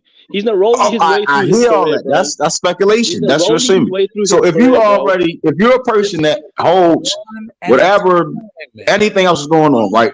Why What are even you worry saying? about what Tank does? Why not just be like, okay, cool, I can get the Shakur and Dev fight. Dev or Yeah, Shakur but could go in bro. and win. Let's say Dev Oh beat my Loma, god. Dev But could beat Method, why are Shakur. you so Then biased why to not be Tank, like, bro? okay, he can go to Why don't you 140 ask the and he Okay, motherfucker might who got beat him? Rolly as a champ, he might got Tio as a champ, I Regis just have and a question. Why wouldn't a fight that has been marinated for years? Both guys 3 say years. that they want to fight each other. They've been in the division for the same division for years. They're both more accomplished. Why wouldn't the top guys who've been fighting in the division, not fight each other? And also the I'm not champions, bro. saying it. It was a No, only sophisticated person clout stop. chase operation, and niggas is Yeah, bullshitting and gonna yeah. move to 140. Yeah, that's all Who I'm saying. started that? Over, I bro. think y'all the ones Agreed. calling like y'all got more belief in it than the fight. That's what it really seemed like, bro. No, but Method, Like you're not asking Tank it's to bust like the grape nothing though. is Ryan stopping that Garcia, fight, in my legacy win. opinion, is Bro, his besides. legacy win is Yeah. Ryan Garcia. That's embarrassing, bro. That is No, so it's not. fucking There is shameful. No, another it's not. thing that's stopping the fight, right? And that's the thing about, like, you have aspirations to be a trainer. Like as a trainer, you'll understand. And one of the reasons why I don't bet on boxing, right, is you're not in the gym. You don't know what the hell is happening in those gyms. So the fact that you go, what's wise for them to do when they've stated at the very least that they'll be at 135 for 2023. So if all you're going to be here is for 2023, and Tank says he wants to fight 3 times in 2023, after Lomachenko, it makes sense that they would fight at 135 since that's what Tank's thing is. And not only But that, having at that point, Hold on. point, that would be Tank Davis's first champion that he faced at 135, and it could be for undisputed, and it's probably the biggest money fight to be made for him. that's hard to believe, right? The reason why I don't believe that because all right, so first and foremost, Dev got to beat Lomachenko, right? And Right. it's supposed to be. It's supposed to be the Lomachenko fight supposed to be this. Whoo, like good God Almighty, a fight of the set, but it's not, right? We know that's not, right? But I hope it is. I hope Lomachenko go up there and he can turn back the hands of time and possibly win or put up a fight to win, right? So let's start there first. So again, y'all look past Lomachenko. So this is again. So let's say Dev does win. What's the possibility he stays at 135? What's the possibility he doesn't this week? Or we can go by the pass, or Or reality that he said he can't even disclose the walk around weight. So we don't know what's going to happen. We don't know if he's going to make weight. We don't know if Loma going to win. That's the first problem, right? Now you're saying that he's going to stay for 2023. All right, so with the WBC, who y'all said that they randomly want to throw franchises, or they randomly want to trip, but they say, all right, we want Shakur mandated first. WBA, they're going to take a backtrack, but this is the fight we want to make at 135. And Shakur Stevenson is next for that. Those titles. Lomachenko is number one. No, they can't, because Lomachenko is the number one contender in the WBC and the Shakur not just number one in the WBC. Well, so here's the thing. We were talking about Shakur, and then you're saying we're jumping past Loma. The conversation is about Shakur versus Tank.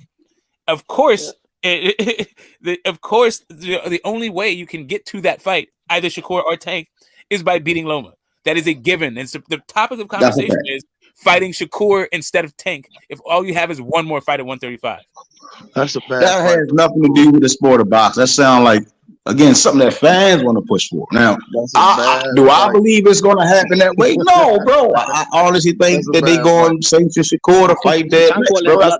That's what I said. Let those baby nuts hang. All right, bro. Listen, I hear the trash talk, bro. But again, I say y'all doing the same thing the Ryan Garcia fans did, bro. That's why I Devin Haney's fighting the Well, same Jimmy is a Ryan Garcia fan who's in his feelings right now, so you got to excuse him, bro. They're doing the same thing Ryan fans did. We got I drug Ryan Garcia through the mud when he ducked Rodriguez progress. If he loses, he loses. If he gets knocked out, he gets knocked out. I thought he was going to get knocked out. I thought Ryan Garcia was going to get knocked out. I wouldn't be surprised if Devin Haney got knocked out. But I do think Devin Haney has the attributes, and he also has the style to beat Tank.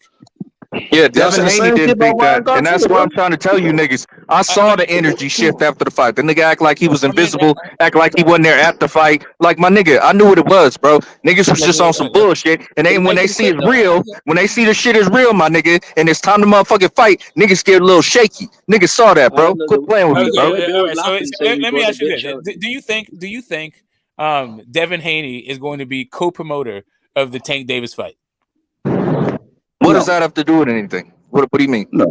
Okay, right. So just like you saw GTD promotion. So just so you understand, Devin Haney. Oh, yeah, of course. DHP, yes, exactly. They will be promoting this show. Do you think? I don't know about all that. I don't know. Do you think? That's a hard sell, bro. I got you, brother. I don't need for you to interject while I'm still speaking. Just cool your jets. There's a lot you don't know, right? There's an alarming amount of things that you don't know. Right, but you saying something that's A-side shit. You don't know the A-side going to be like. No, we're not talking about A-side thing. We're talking about the structure of the way that of Devin Haney's contract. Are we talking about Tank and Devin, or are we talking about Devin and Loma? Just so you understand, right now, Devin Haney's all of his fights have been he's been self-promoted. So what I gotta do with him fighting Tank? He not nobody. Against Tank, he will also be self-promoted against everybody. How do you know?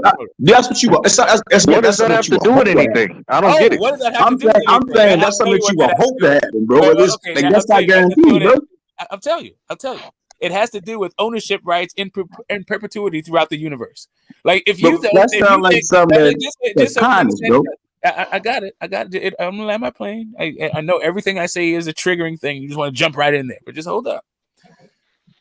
The idea that these guys are going to get like $50 million or plus is not going to be replicated by anybody, I don't think, including Lomachenko. Those dudes are in it to make money. Getting knocked out and all that shit, that comes with the sport, if that's what happens. Why do you think the A-side? I say, all right, so now I see into the conference. All right. So if Dev and Tank, that's hypothetically Dev beats Lomachenko next month, and then him and Tank are making a fight. And let's say the fight gets made. What in your right mind make you think that they're gonna allow Dev to even promote himself?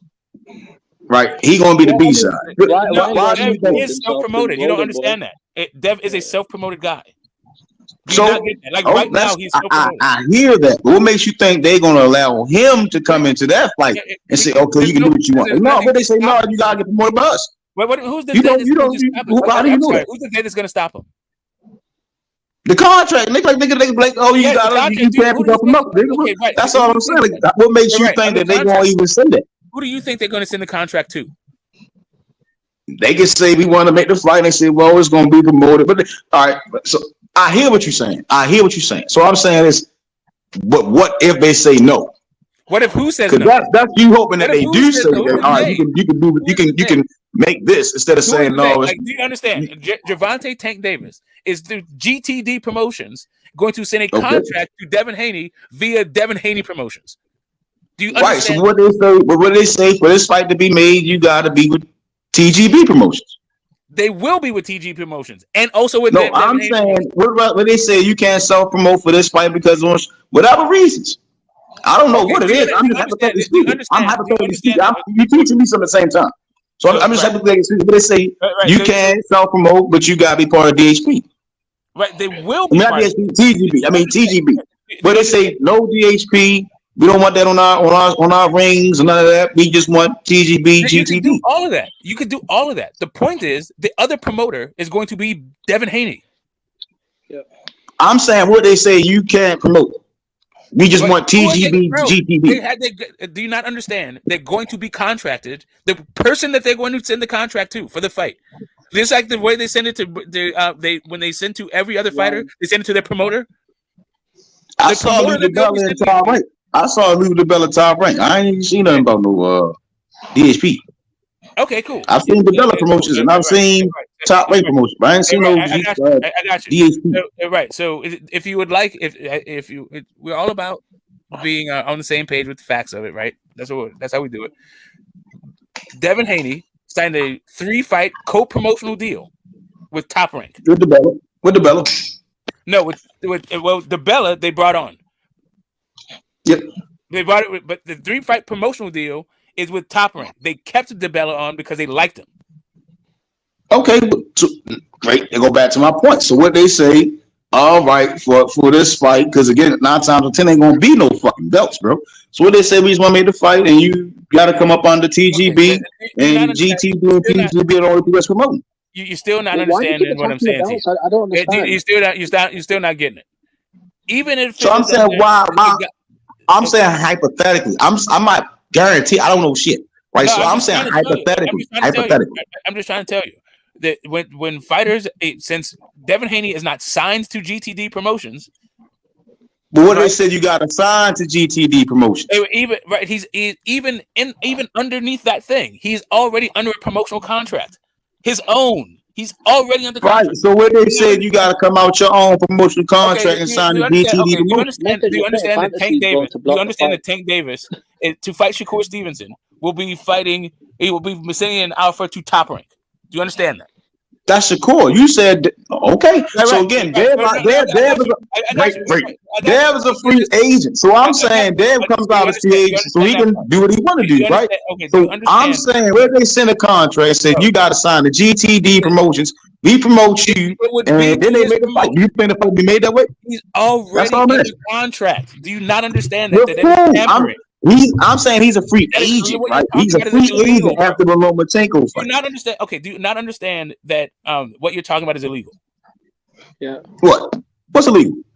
Devin Haney Promotions is signed. Devin Haney is signed to Devin Haney Promotions.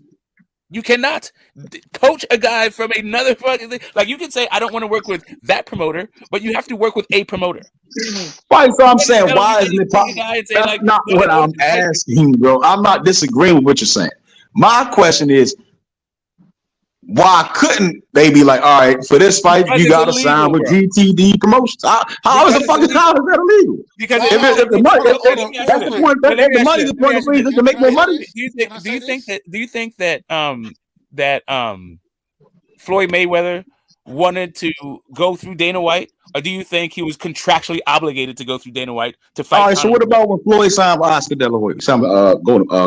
Floyd Mayweather Promotions would find a co-promotional deal with Golden Boy Promotions. Right, so I hear that. So why are we going to such extremes? Why are we going to such extrees in these scenarios? Bro, it's not extreme. Smoke teaching me something at the same time. One second, guys. Hold up, guys. Hold up. Deb Brightside, welcome. Your mic is really low. Happy Friday to you. Go ahead. Finish your point. Let me see. Is it better now? No, it's still real low. All right, I'll try to fix it in a second, man. All I'm saying. Well, yeah, there you go. Yeah, just get closer to it. You sounded. It sounded. All right, that's a bet. That's a bet. Look, man. All I'm saying is, why are we going to these extremes? I mean, at the end of the day, we've seen Devin do multiple deals with different promoters. So when we say he's a quote unquote free agent, he's still signed to his company, but at the same time, he can make moves and do co-promotional deals with whoever he needs to. Now, what I think the question really becomes is does he do a co-promotional deal and then also bring on Al Heyman as his advisor for so many fights, something like that. You know what I'm saying? Because I think that's really what the thing he would have to do to make that fight happen. So regardless of how it happens, shit, GTD, Tom Brown, he's gonna get his piece in there regardless, of course. But it'll be Tom Brown, GTD, and Devin Haney Promotions. That'll be the fight. You know what I'm saying? So I find that hard to believe because that nigga said they beat up Floyd, bro. I think hardball like that because I don't.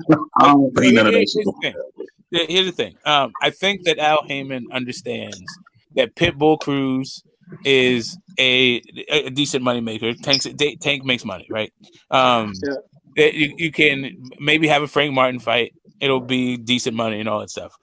Devin Haney, though, is the other thing to solidify his like superstar pay-per-view thing. Like that will be 2 huge pay-per-views in the same year. You want to talk about like face of boxing stuff? Just like Spence and Crawford. Crawford was offered a 1-fight deal, was offered a 3-fight deal. I don't think that Al Heyman is the kind of guy that is like, if you want to fight Tank, then you have to sign this other thing. He'll probably offer. Well, do y'all believe that Dev beat up? I got a question. Method, hold on. So, do you believe DHP is ready to sacrifice and cash out Devin Haney right now to Tank Davis? Do you believe they're ready for that? Mikey Garcia went to PBC and fought Bronner and Errol Spence without any long-term commitments, just like Canelo did, just like Ryan did. I think Method creating all these weird fantasy stories where I'm not creating anything, man. I'm only asking a question. I'm only asking the question, bro. Yeah, so I don't know. I'm not too savvy. That's why I'm asking. I know, that's what I was answering. I'm just telling you, it's illegal. What you're talking about is the reason why, like, it's the, like that idea of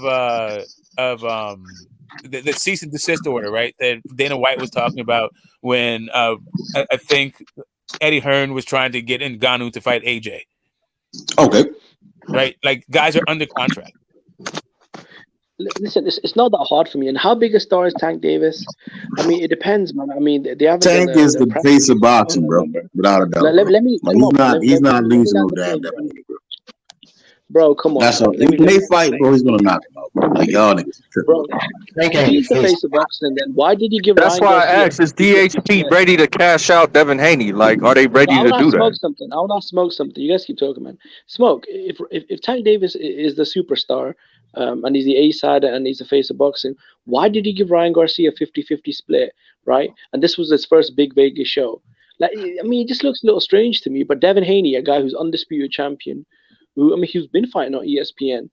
So if Ryan Garcia could leverage his Instagram followers to get a 50-50 split in a co-promotion, right?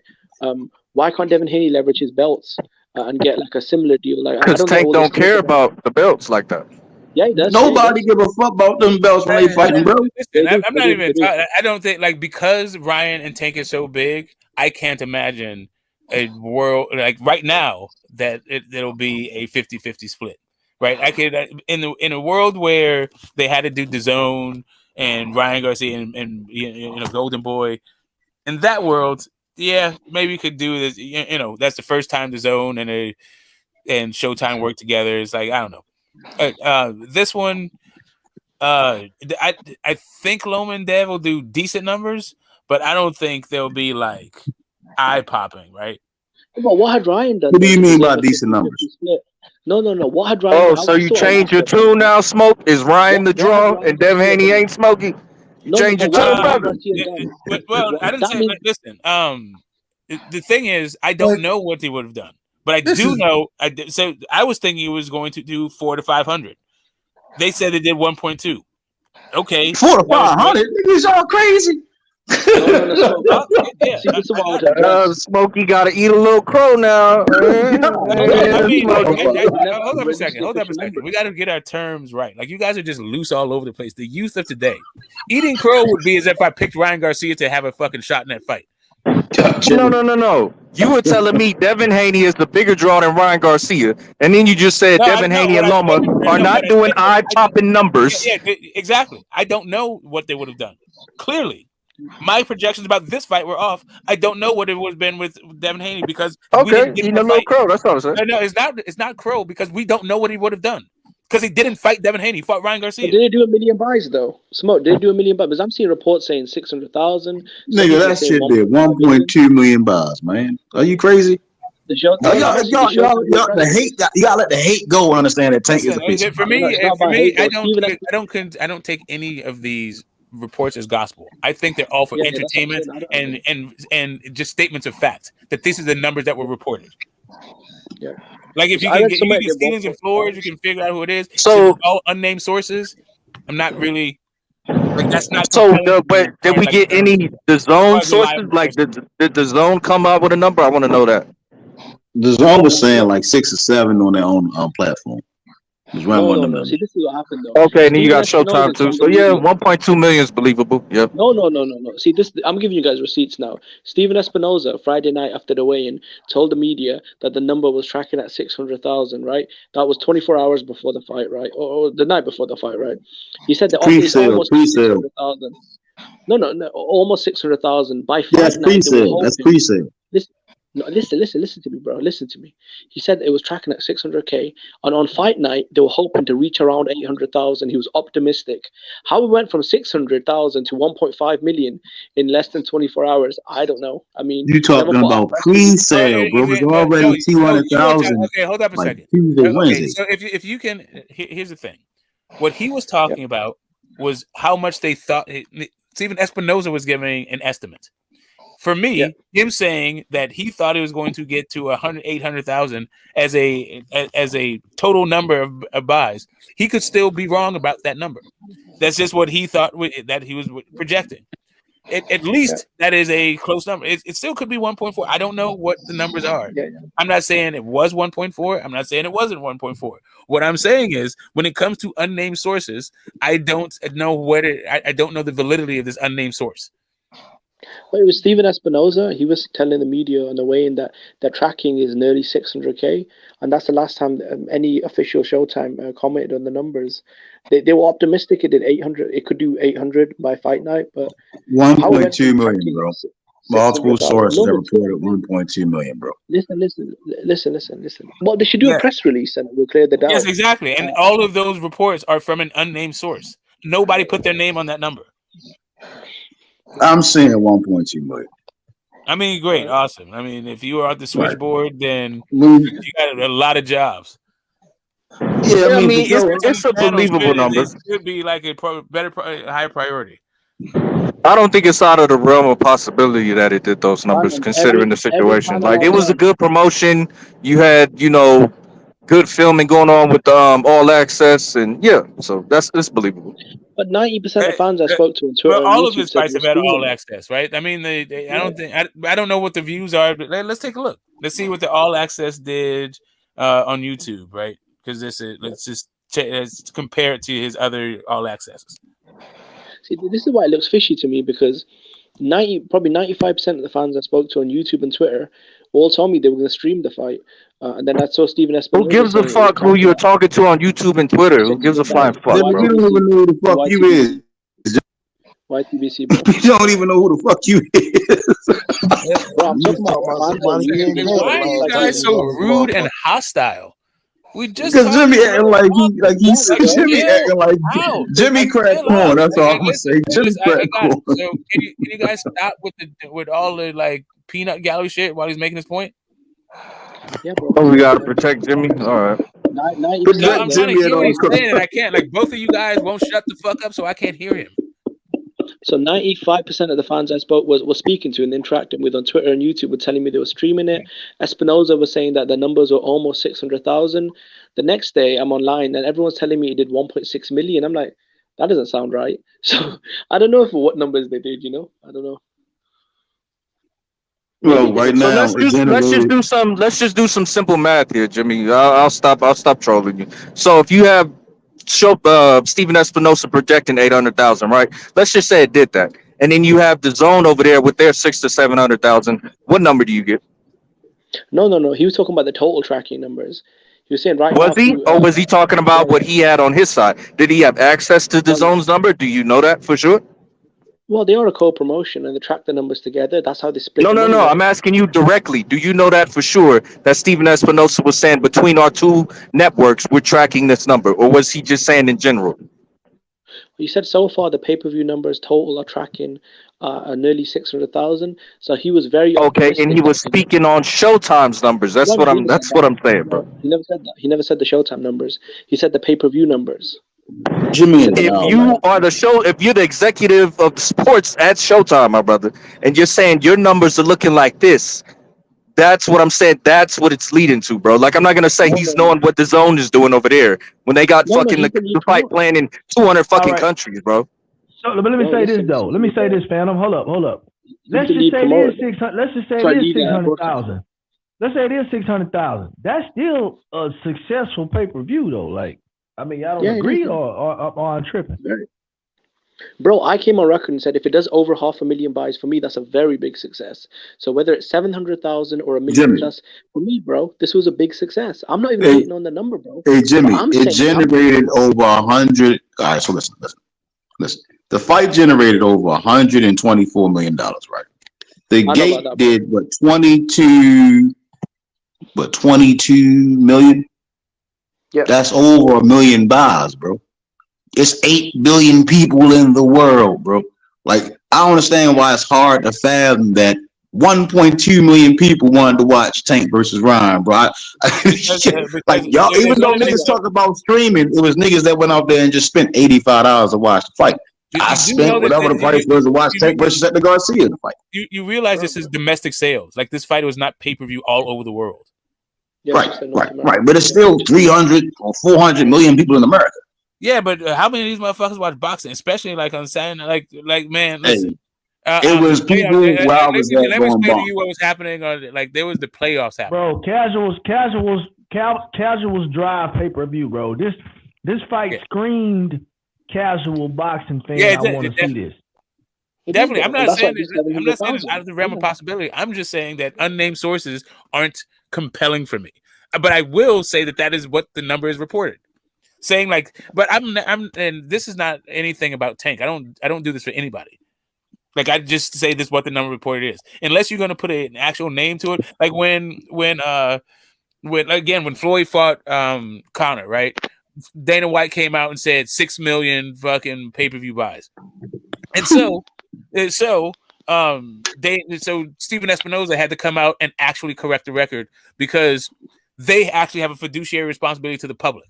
Like, they have to give accurate financial information because they're wholly owned subsidiary of a publicly traded company, right? So that's part of their thing.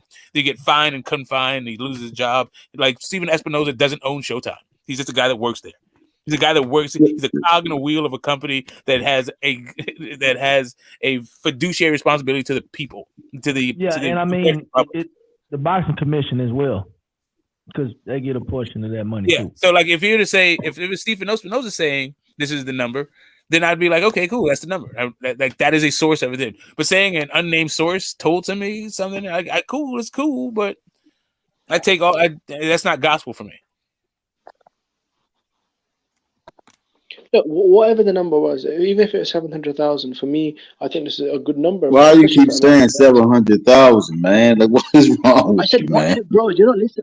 See, I'm using the number 700 to say, even at the lowest reported number, right, which was 600, but I'll just use 700, right? That's still a very good number, bro. Like 700,000. It generated too much revenue to be under that, bro. I'm telling you this.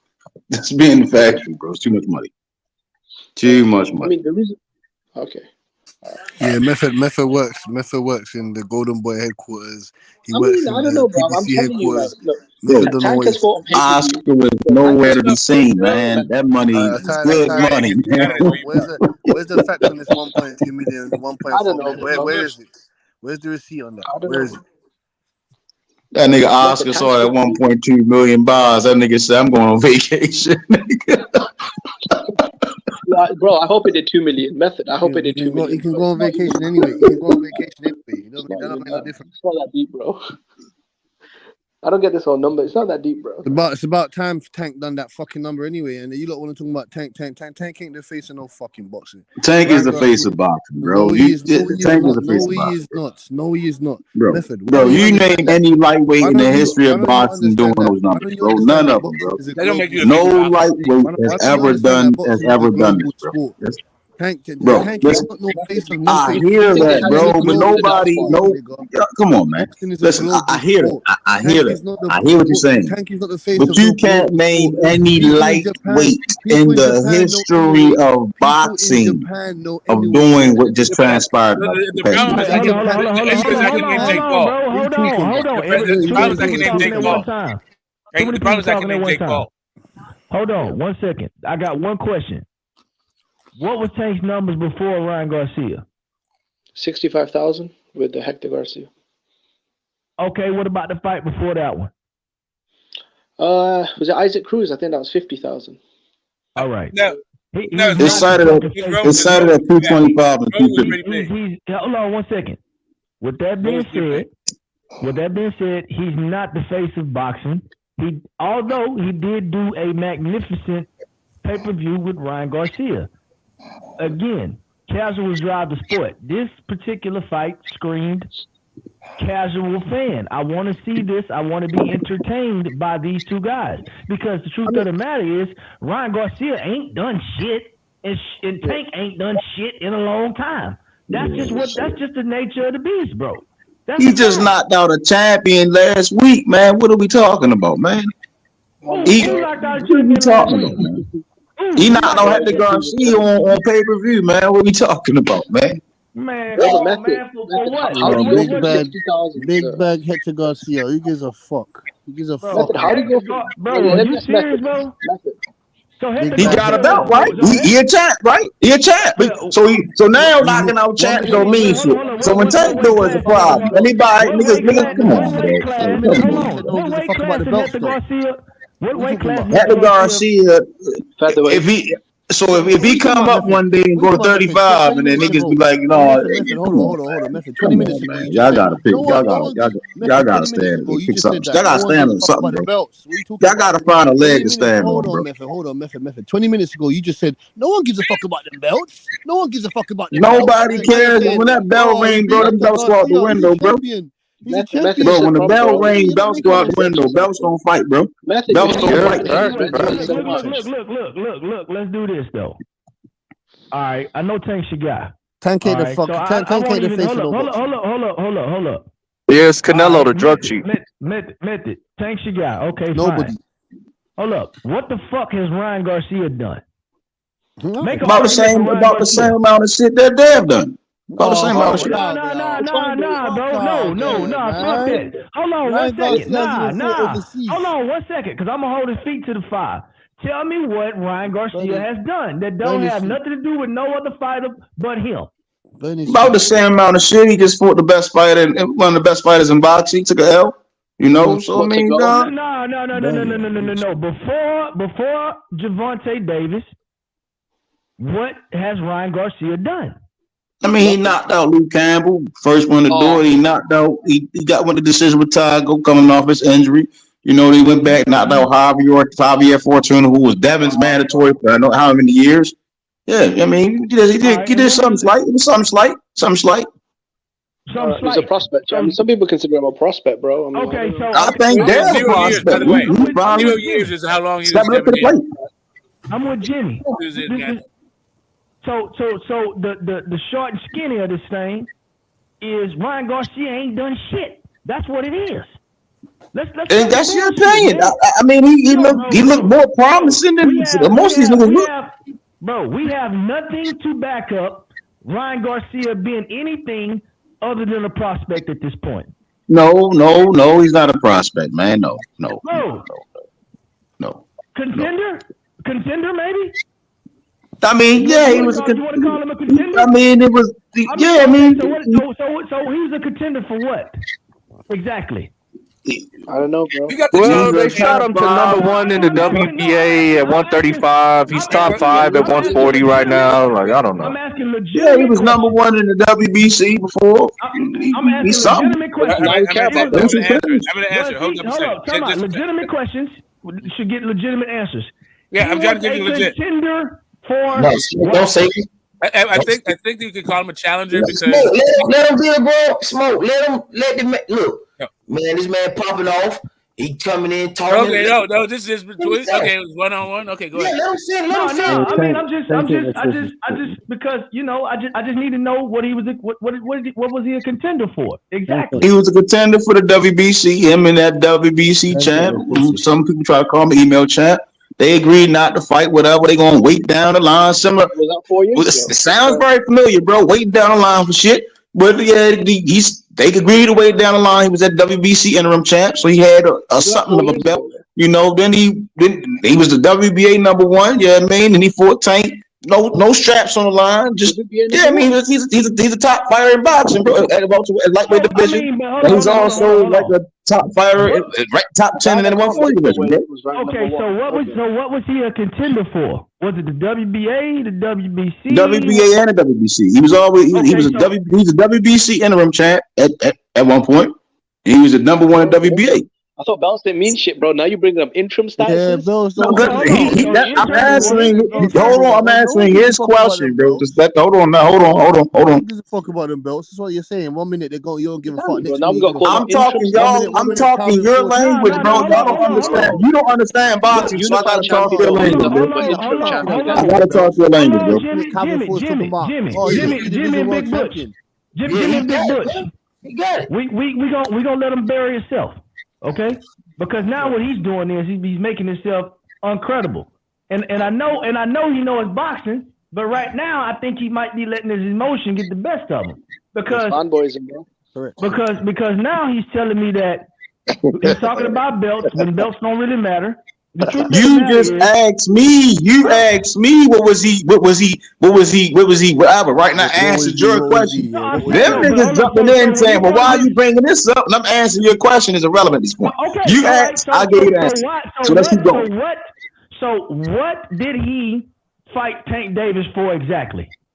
The O's, bro. They fought to put the O on the line, which matters. That's really what fans prime. Fans don't have a leg to stand on. 1 minute is it's too many O's in boxing. It's too many belts in boxing. This sanctioned body is rigged. This sanctioned body is this. It's like niggas don't have a leg to stand on. When we finally get something, niggas still crying, bro. It's this nigga wasn't this, or this nigga wasn't that. I'm trying to figure out, is it because Tank doing it? Is it because Ryan was involved? Like, what's going on, bro? I don't get it. It sounds like to me like you're nitpicking because I mean Ryan just put on one of the biggest lightweights boxing events in history, and it's like, oh well, he didn't do shit, and it's like you just want to erase that. It's like, what did he do before that? And it's kind of like, well, that's the highlight of his career up to this point is putting on one of the biggest fights in boxing history, top 5 live gate, bro. Like. You can't just take that away from him. Like, listen, hold up, my nigga, hold up. I want to finish what I'm saying, bro. You've been talking. Let me finish what I'm saying real quick. Because Steven Espinosa said it himself. Both parties could have walked away from this at any time. It was getting difficult, but the fighters themselves said, no, we're making this happen or nothing else. So shout out to them two, Tank and Ryan, coming together and making shit shake, my nigga. Like, what the fuck? Let me finish my point because Phantom jumped in and he don't know what the fuck he talking about. Phantom like 40. Phantom like 40. Let me finish my point right here. When I initially started this conversation, I said, what did Tank do before the Ryan Garcia fight? He threw the numbers at me, okay? So 225 and 250. All right, okay, No, that's no, fine. That's not great 65,000. numbers. You That's can not great Google that, numbers. bro. You can So cite the now, source. we're talking about. I said, okay, let's scratch Tank. Let's scratch Tank. Let's not even worry about Tank. What the fuck has Ryan Garcia done before this fight? Okay, I'm not taking away fucking what just happened. I can't take away something that's actually real, that's tangible, that we can point to. Okay, I'm not taking nothing away from the kid. What I'm saying is right here and right now, before this fight between these two guys, Tank hadn't done shit in a while, and Ryan Garcia ain't never done shit. Like, Bro, let's cut bro, the bullshit. Espinoza came on Chicken Talk. So Bro, I'm just trying to get what's the overall point you're trying to get at? I don't understand the point. The overall Steven point that I'm Espinoza trying came to on get Chicken at is Talk and this said right they did here. less than 200,000. Tank Davis is not the fucking face of boxing. Damn And the truth sure, of the man. matter is, your dance partner, it truly makes a difference in how many people look at you. And that's just the facts of the matter. But that applies to everybody, bro. There's nothing wrong with that. Nothing wrong with that, bro. That applies to anybody and everybody, though. Manny Pacquiao wasn't doing crazy numbers. That's not gonna make you the face, though. All right, Floyd wasn't always doing crazy fucking numbers. Manny wasn't doing crazy fucking numbers. It's niggas that didn't even see a pay-per-view. Their papers was trash. But they wasn't. It came down to certain fights. I mean, Manny and Marquez fought a couple of times. They fought once or twice, and the numbers were shit. It was like the third fight when it kind of went up. Yeah, I mean, Canelo first pay-per-view. Canelo never touched a pay-per-view, bro. Until he fought Floyd. That was his first pay-per-view against the best fighter in fucking boxing, bro. Million pay-per-view buys. From there, we started seeing him getting some buys. I mean, but I don't get that. When Canelo, all he had was Mosley and Trout. First pay-per-view was against Floyd. Yeah, but he was in the face of boxing, though, Method. After the Floyd fight, he was in the face of Nobody's saying Ryan is the face of boxing. Nobody's saying Ryan is the face of boxing. But guarantee if he beat Tank, if Ryan would have beat Tank, then he'd have been the face of boxing for sure, bro. It's not. There's no ifs, ands, or buts about that, bro. Boxing, why does the face? Tank needed Ryan to the face of boxing don't mean nothing. No, bro, this is what I'm saying. If Tank, hold on, this is my point. This is my point. If Tank was the face of boxing, he would have been the face of boxing before he fought Ryan Garcia. So why would you Ryan Garcia makes you the face of boxing? If Tank was the face of boxing, he wouldn't have had 200,000 buys. He would have already. I just told you you can Google this shit, bro. It's niggas that niggas claim it was the face. Espinoza came out and said it did less than that. That niggas numbers was trash too. I ain't even gonna say trash. People, it was 300,000, 400,000, 5. And then they finally got certain dance partners. I mean, this is prior to the streaming era, bro. Like, you see what I'm saying? They was doing around the same fucking numbers, bro. So I mean, right now, everybody watching these fucking fights. It's not even like niggas buying it. You see what I'm saying? Like, niggas tell me what the fuck every fight, but they ain't buying it. You can't complain about some shit niggas ain't even buying, bro.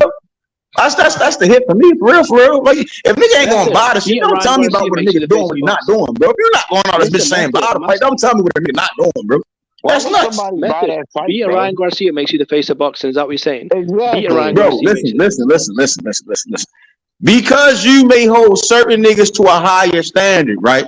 I get it. Like, I saw this Tank and Ryan fight, and as I'm watching Ryan fight, I'm like, yo, he will knock Devin the fuck out, bro. All right, bro. When he's taking the knee. I get what you're saying, bro. I get what you're saying, right? You listen. Boxing don't work because y'all put certain niggas, like certain fans put more stock in other niggas, bro. Majority of fans in boxing came to a conclusion, like subconsciously, bro. You understand that Ryan is still a top fighter in boxing, bro. You may not want to admit it now. But time will go, but damn, that nigga Ryan really is a top fighter in boxing, bro. All right, so Bro, he's not a top fighter, bro. He's not the champion. Ryan was a top fighter in boxing, bro. Hold on. Let's really put this into perspective, right? Okay. You said he's gonna knock out Devin Haney. Hold up, Jake Paul, who is a professional boxer. And promoter. Hold up, 1 second. Hold on, please don't interrupt me. Jake Paul, who is a professional boxer, who does go through sanctioning bodies, okay, also goes to, and he gets his fights commissioned. Okay? Yeah. Jake Paul does great pay-per-view numbers. Is he the face of boxing? No. Jake hit the scene, right? He did a mill, then his shit jumped down like 300,000. So, but no, he's not. It's other factors behind it. Jake is doing a hell of a job promoting. Jake is doing a hell of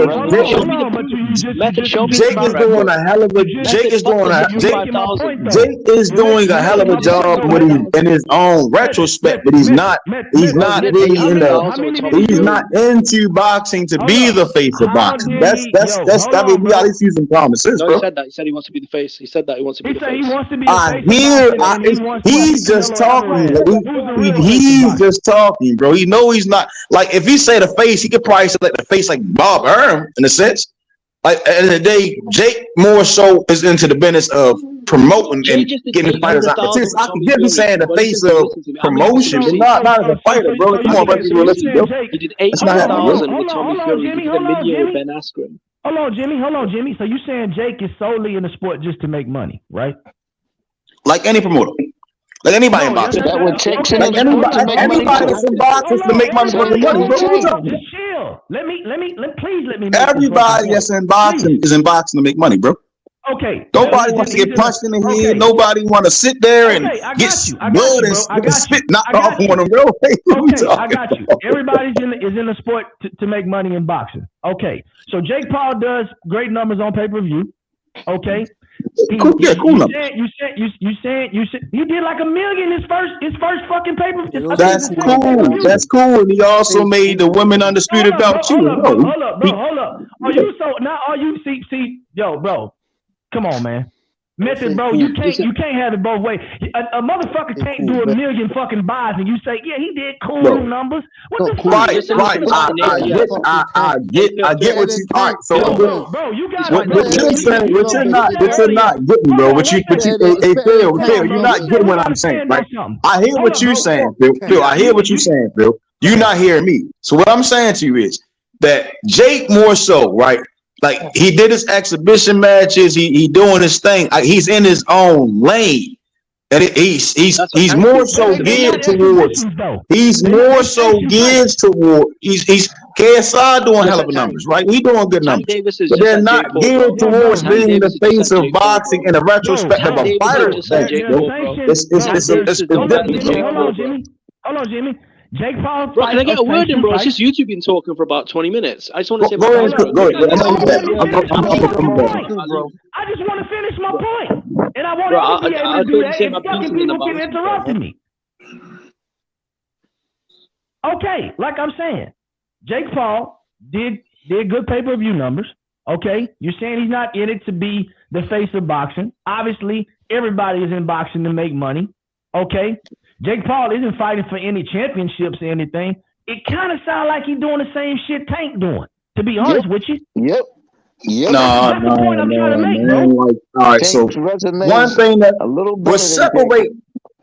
will separate Tank and Jake is, again, the Amanda Serrano and the Katie Taylor event, bro. Like that's kind of the key thing, even to the Logan Pauls, even to him wanting to do MM fucking. Hey, didn't he just sign a deal with PFL? Like he's getting his feet wet in the sports and to make money, but it's not in the aspect of what Tank is doing, bro. It's two totally different lanes. If you can't, I'm saying if y'all can't understand that, that's not. I can't help you understand it, bro. I just can't. What is Tank doing, bro? We trying to figure that out because he ain't fighting no top fair fighters, bro.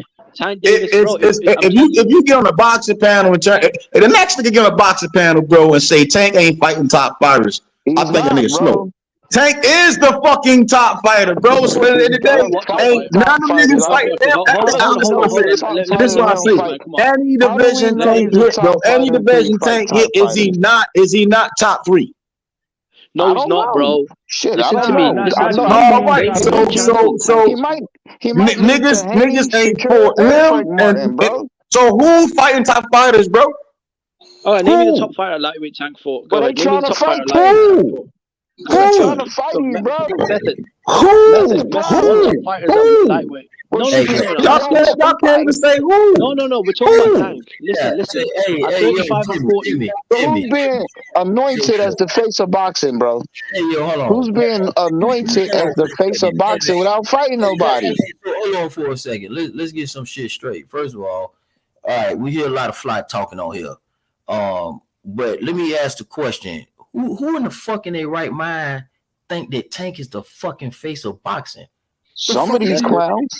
No, for sure Tank the face of boxing, bro. That's without a doubt, man. Come on, man. Like it's like a domino effect. It's a domino effect. Crap. It's that crap. Listen, boxing's a global sport. You think boxing just in America or something? You think boxing just in America or something? You think boxing just in America? Hey, people in Japan, people in Japan, fighters, people in Japan, Hall of Fame, Hall of Fame. I didn't get to say shit. Hold on, I didn't get to say nothing. Hold on, fam. I hear you lot saying what you want to say. I didn't get to say nothing. So I can't hear two niggas talking at the same time. I asked one question.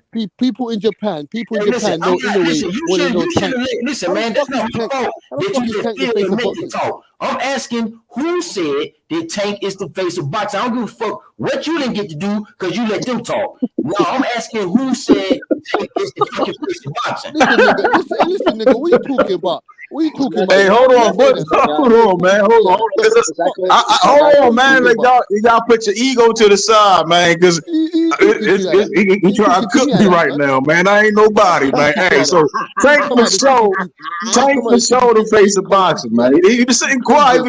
I'm wondering. So Tank is the face of boxing, man. Shakur said it.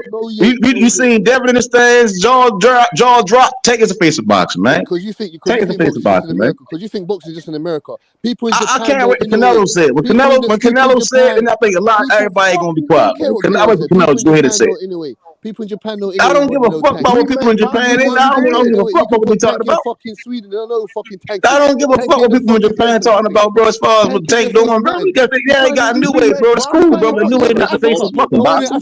Tank is the face of boxing, bro. Face of boxing. No, he's not. I ain't talking to you, UK. I ain't asking UK. Where you from, man? Who said that? You PYAAT? What's your name? Method. This Method. Yeah, Baltimore, Maryland.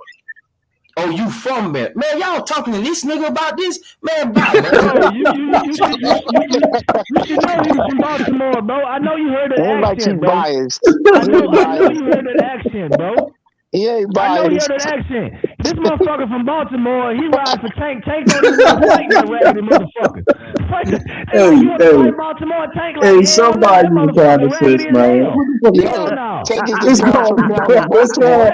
Niggas, yeah, man, there's no point in having the conversation, you know what I mean? There's no point in Baltimore, though. Everybody's gonna think I'm being biased, man. I'm a back off it. The only way Tank become the face, I got Tank as one of the huge stars in boxing, but the only way he really become the face is fighting Devin Haney. Thank you. Where he be fighting? Thank you. So where Tank be fighting? Honest man. Huh? Where Tank be fighting at? Where would Tank be fighting at? Where do we fight at? In Atlanta. Yeah, exactly. He can fight anywhere. Man, in Atlanta. He can fight in Baltimore. He say he like Baltimore and Atlanta. Fight him in Baltimore. Yeah, we fuck with him down here too, but he ain't no goddamn face. He probably the face up there in goddamn Baltimore. Exactly, the face of Baltimore. Yeah, but that's what I said. I didn't say he was the face. I just said he's a huge star in boxing. But in order for him to be the face of boxing, he's gonna have to fight people like Lomachenko, Devin Haney, Shakur. Yeah, nobody don't want to go to that ragged. That's the way he go. That's the only way he's gonna be able to be the face. Can't do a rematch with Isaac Cruz like they talking about, bro. No. That'd be good for his legacy, though. That'd be good for his legacy, though. No more fucking. You can't fight Rolling Romero. That'll be good because that's the only person he really struggled with. You feel what I'm saying? I believe. No more Isaac Cruzes. We don't want to see that. We want to see top down. Is Method still on here? That nigga Method. Oh shit. Yeah, Method still on here, man. Talking crazy. You know he pulling that liquor.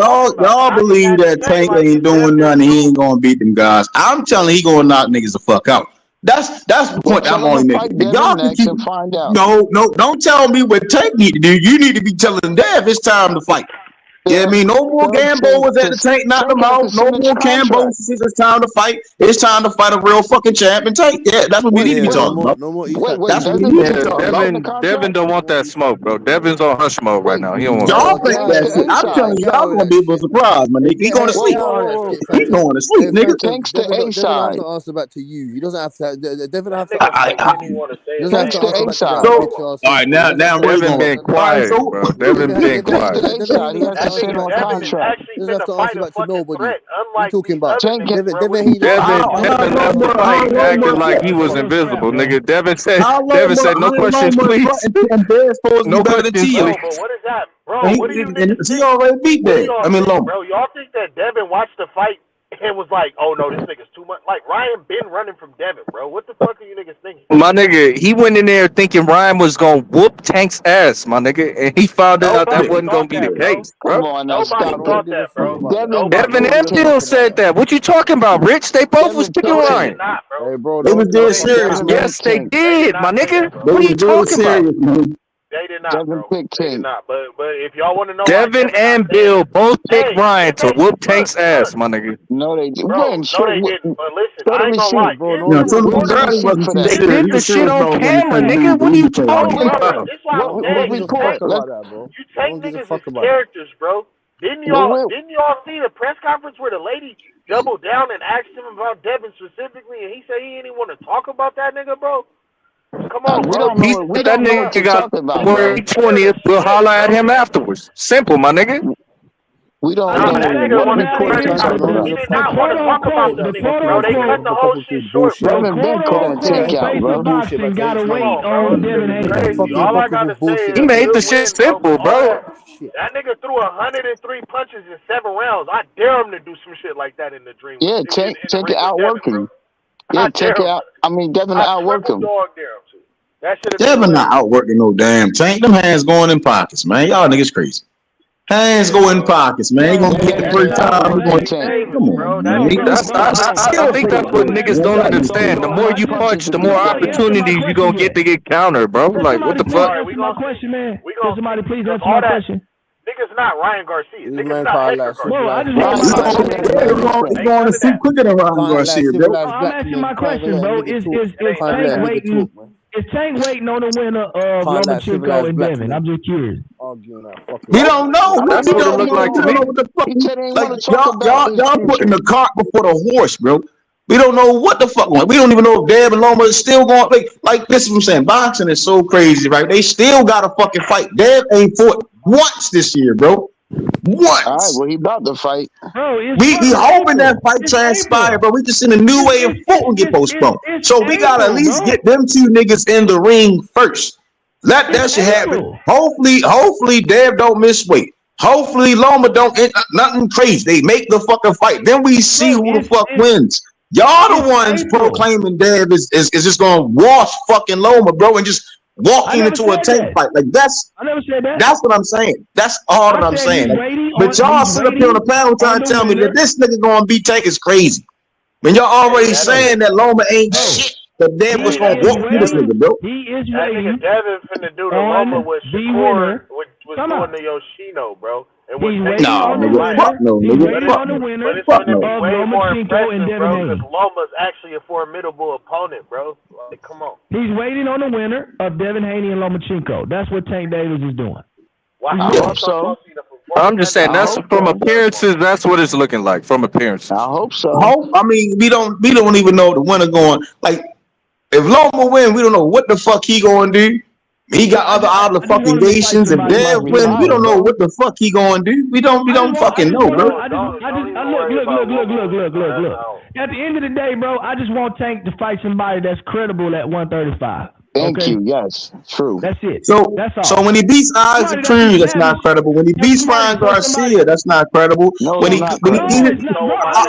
don't get how those names ain't credible.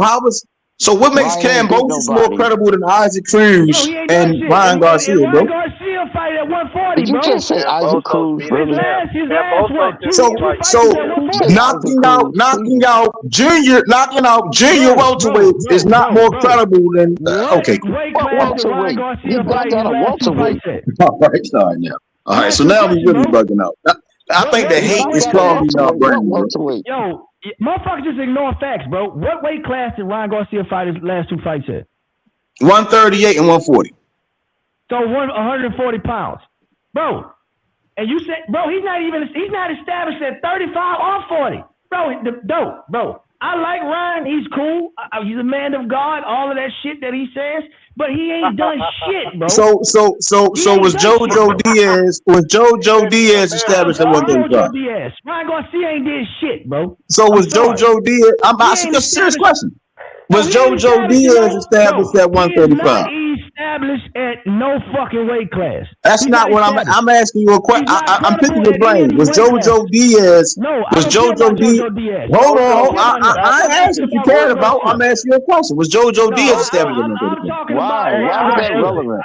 Hey, I answer your question. JoJo was established in the sport, and he moved up and got a title shot. So yeah, after winning the interim. So yeah, he was established for sure. But Ryan's not established and nothing. He's not established in boxing. Nope. No, I don't agree with the JoJo Ryan shit has either. never fought for a belt, bro. To this day, he's never fought for a belt. JoJo didn't fought for plenty of belts. Ryan is not established. Nope. So let me ask you this. Let's say Broly goes on to win that 140 belt. Do you think that the Broly win was a better win than the Kambosos win? No. If Broly wins a belt at 140, yes. Against who? Hell no. Doesn't matter who. Doesn't matter who. It's just a belt. God damn, there we go. So now he said against who? Who said that? Who said against who? Who said that? So when you say against who, and I say Smoke. Now Smoke came on mute. Yeah, there we go. There we go. It's gonna get hot, this motherfucker. So here's the thing. George Kambosos beat a unified pound for pound champion. That's who he beat. Broly is fighting some dude that nobody ever heard of for vacant because the champion tested positive. Thank you. Yeah, but he's fighting at a higher weight class against bigger men, while Kambosos fought Tio, who was out of his fucking mind. So I don't. Hey, whatever. Hey, real quick, man. I'm about to get out of here, Smoke. Hey, look, real quick, man. I just want to give a shout out to the panel, man. I'm about to get out of here. You understand what I'm saying? This is great conversation with you guys, but I'm gonna leave on this. Look, Ryan Garcia ain't shit. Tank Davis still ain't done shit.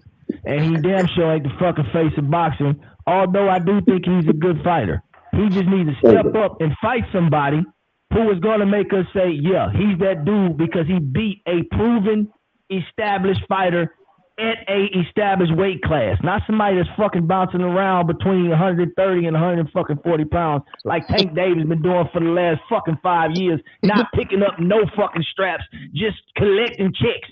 Fuck that, man. I'm out on that note, man. I'm gonna fuck with y'all later. It was a good conversation. Somebody, hey, Baltimore, you need to tell Tank Davis to step his fucking game up, man. That's all I'm saying, and I'm out. Hey, man, salute to Henry Armstrong, man. Salute to Henry Armstrong. Tell the truth. He told the truth. I've been trying to figure out where angry y'all be coming from, man. Y'all niggas crazy, bro. Y'all niggas is crazy. You know, against who? Right? It's just like living life fact-based in the sport of boxing. What absolute madness. Salute to Joe Gans, man. Joe Gans, Henry Armstrong, man. Yeah, man. Joe Gans. That's the old master. But the reason why I asked that question is because I don't think Kambosos is ever going to be a champion again in any fucking weight class. Like, and you got Broly with the opportunity to do so. You know what I'm saying? No, he fight Max Hughes, bro. He might get the IBO belt. I don't understand what you're talking about. So, I don't know if he wins that. I don't understand how Broly fighting against nobody for a vacant is somehow compared to Kambosos being a unified champion. The TO he fought was a nobody. That's my point. The TO he fought, the version of TO he fought was a nobody. The same one that beat how is that TO nobody, bro? That version of TO, that specific version of TO, that night was a nobody. So here's the next fight after Lomachenko. Right. So that guy, that version of TO, is the only version that Kambosos could fight. That version of TO at that point was the unified champion, and he powered the next fight. So which Kambosos for Dev then? Which Kambosos was that? Well, but it wasn't good enough to way better than him. One of No, them. That's no, the no, best no, no. version of So it. which Cambosis for Devin? Then you mean in both fights, right? It took him 2 fights to fight him. So which That's his, Cambosis? I'll tell that's you. his best version he got. I'll tell you if you The same really version want that beat if you need Timo. an That's the answer, version. he beat the unified champion version, and then he beat the former unified champion version. That's the So version. are we saying Those are the Cambosis is equivalent to Usyk? Yeah, So we saying right. like Cambosis like Earl Spence, a Better Beef, and a Usyk. Yeah, I mean, Right. so So we you saying that. ain't say nothing Are like we that, saying bro. it? So just so you All right, understand, Nothing just like so can you we stop understand. being disingenuous at least? Can we stop being Why disingenuous? are you Y'all being so disingenuous. okay? Why are you so disruptive? God damn! Right? We don't need to yell about some boxing take. Just chill. My point is, the point being, if you want to compare the two, the reason why they, you find Rolly's accomplishment wanting is because he is not doing it against a champ. He is doing it against a vacant, against a guy who hasn't done jack shit in the sport. So you act and not only that, it's just like the one belt, and he hasn't even won yet. So the question is, are you going to retroactively give him credit for fighting Tank when he fought in some? I'm just saying, the dude he's about to fight, he might be old, but he did win the WBA gold. He's on a 4 or 5 winning streak with a couple knockouts. Like, fighting younger men, whooping their ass. Like, you know, but we gonna know Cambosis is never gonna be a champion fucking ever again, bro. Okay, that's fine. Yeah, but he beat Lomo. Has already done more than that He beat guy Lomo. ever done, right? So the guy like that you're comparing him to, right? Like if you want to say this old guy whose name you're not going to say, but he has a WBA gold.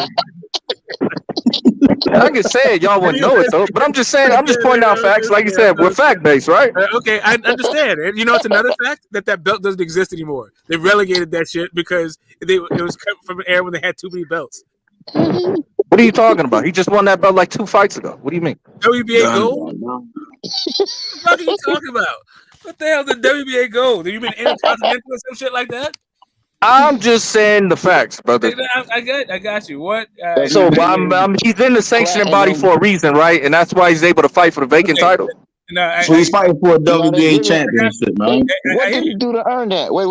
What did Rolly do to earn that? What did Cambosis do to earn a title shot? Nigga look like shit against each other. Timo wanted to fight him, bro. Timo wanted to fight Cambosis. That's how. But I'm really what did Dad do to be a mandatory to fight Lomachenko? I got you. So here's the thing. Can somebody tell me how many fights Rolly's had? Why are you asking like what all these other guys have done? Can you tell me who has Rolly? Hey, I got it. Rolly did more than Dev did to fight Loma. Okay, I'll say that. If you can say that, right? So you think fighting nobody in the division, like literally nobody, not like a no name. He fought Tank in the WBA, right? So then he's now going to 40, and he's now fighting again for another title shot. And at that time, when y'all saying Dad was warranted to fight Loma, way more. I mean, for a title shot for sure. I've seen Davinchenko get title shots, and he's done a lot. Hold on, wait. So you mean to tell me that having 0 fights in a division is the same as somebody who had like a dozen fights in a division? Davinchenko. I mean, we see what Davinchenko niggas do. I think he fought Yiga that one. He fought Yiga. Okay, one fight. Okay, go Yiga. We seen Davinchenko fight multiple times for titles. Say again. Great fight. We seen Sergey Davinchenko fight multiple title bouts. Yeah, in the same division. Yeah, right. In the same division. He went down to 154. Yeah, but he didn't fight for a title in his first fight, or even the second. It was a title eliminator or a title or awesome. It was something. It was something. I got you. So the question wasn't what has he done to fight in a title eliminator. That's a different. Well, question. I mean, again, Puelo pop dirty, bro. So I mean, it could have been different. No, I mean, I got it, but Floyd was still in the fight, whether or not Puelo popped dirty or not. Rolly was fighting. Okay, that's cool. Yeah, the question is, what did Gamboa do to fight Devin Haney, bro? That was my question, though. What did Gamboa do to fight Devin Haney? You let me know that. What did Gamboa do to fight Devin Haney? Gamboa had at least 15 fights at 135. And prior to that, he got knocked the fuck out by maybe 10 fights. So one guy had 10 fights, another guy had 1. Right, and then Tank knocked Gamboa the fuck out, and then Dev fought him right after that. Yes. What Yeah, did but what those did he weren't do? even title fights. What did he The I do? got point you. was, I got you. what did You Rolly realize, do to get a title fight is what yeah. we're asking, not just to get What a did fight, period. Gamboa do to get a title shot? God damn, y'all Rolly niggas got move. knocked Okay. out. Y'all Do niggas you don't. understand? All Do you right. understand? So Didn't what Do you did Rolly get knocked Gamboa out? do to get a title shot Like, after he when we're he talking earned? about all What these did he guys, do? do you realize the question, regardless of what he did, doesn't answer the question of what Don't did ask me Rolly what do? Rolly did. You tell me what Gamboa did. Okay. All right, guys. So I got you. So please stop hijacking the panel by not answering the question. Like the question is literally, if you don't want to answer it, that's fine. But stop answering for everybody I'll else. answer us. He did No, more than he did more equivalent to what Gamboa did. I got you. So we've heard you scream this nonsense over and over. Can somebody else answer the question now? What did Rolly do to get a championship? Anybody but Method.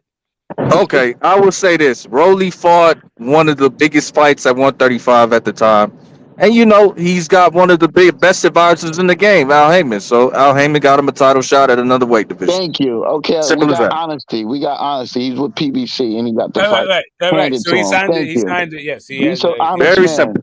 So what he did Y'all was ducking that Gamboa smoke. Y'all ducking that Gamboa smoke. So what did Gamboa do to get a title shot? We don't care about He Gamboa, fought a bro. whole bunch of guys at Y'all 135. keep asking about Rolly.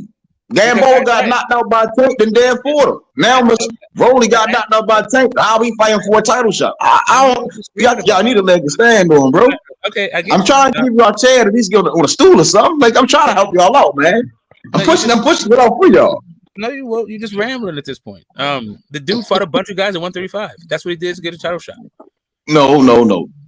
He got knocked out. Y'all say he just coming off a loss with it, and I'm trying to figure out what did he do, right? Tank got the baby belt. Tank got a baby belt.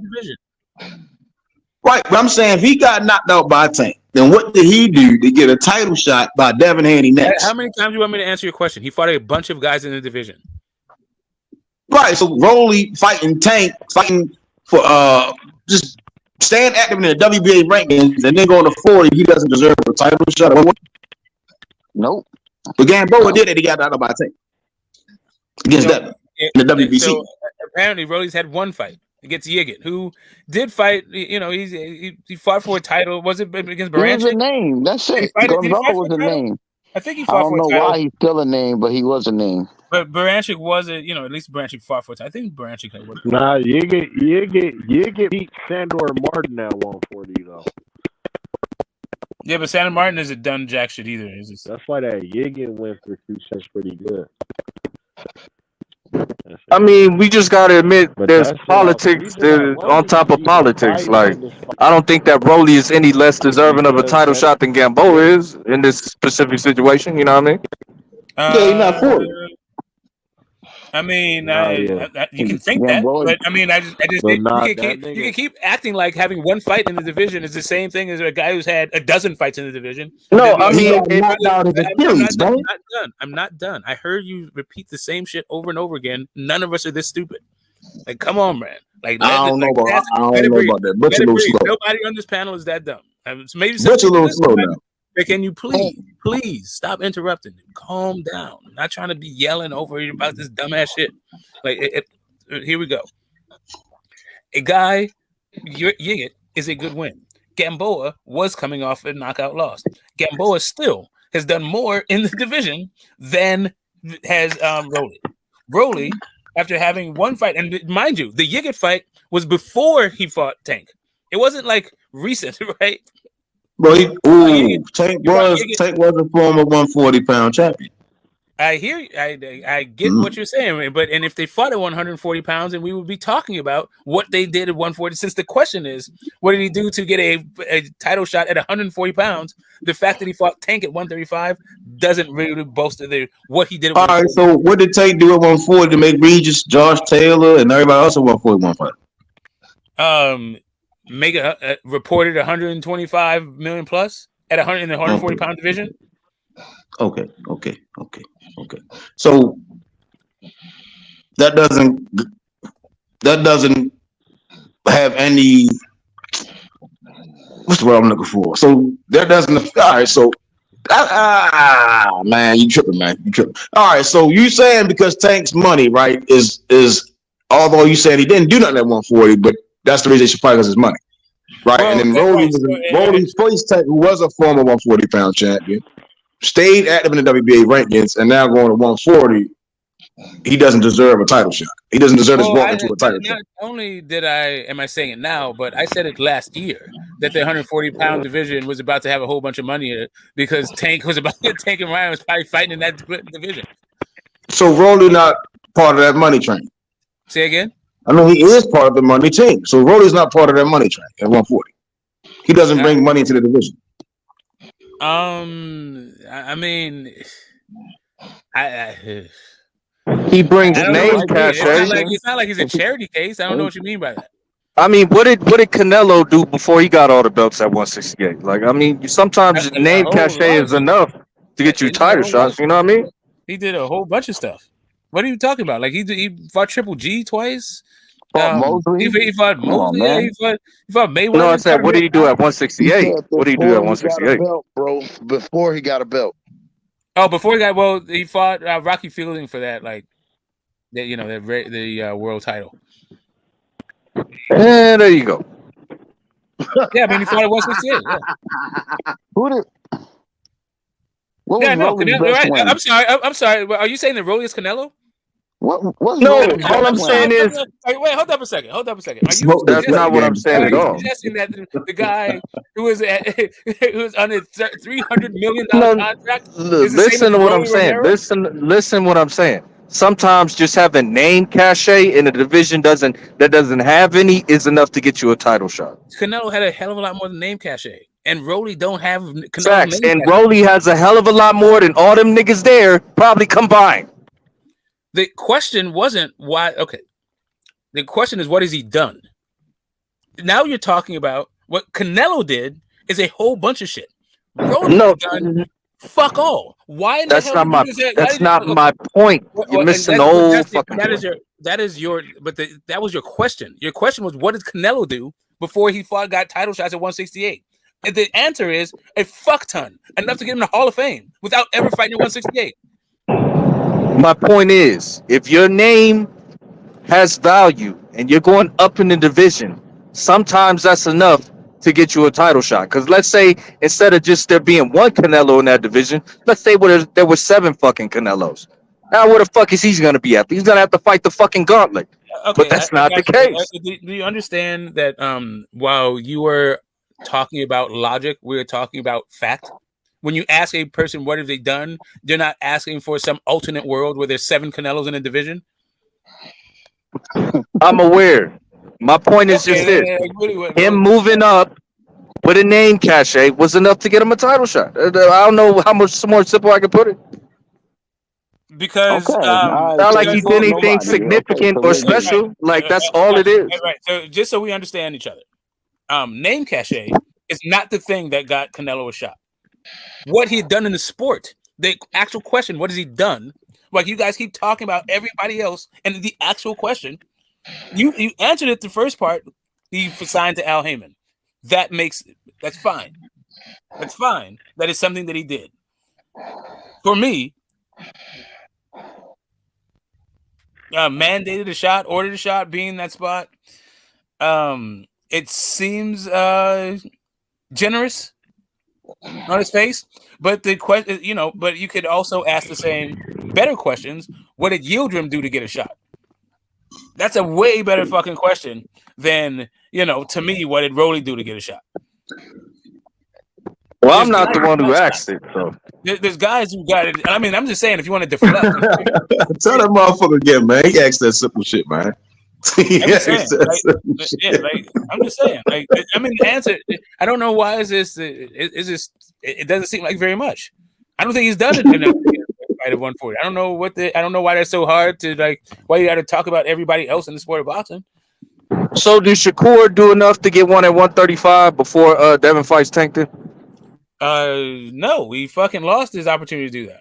So he was a former unified champion at the previous weight class, was a champion at the previous weight class before that. He's done more than Tank in the sport, but he's not more deserving than Tank is. Wait a minute. Who said he's done more than Tank in the sport? Where'd you get that from?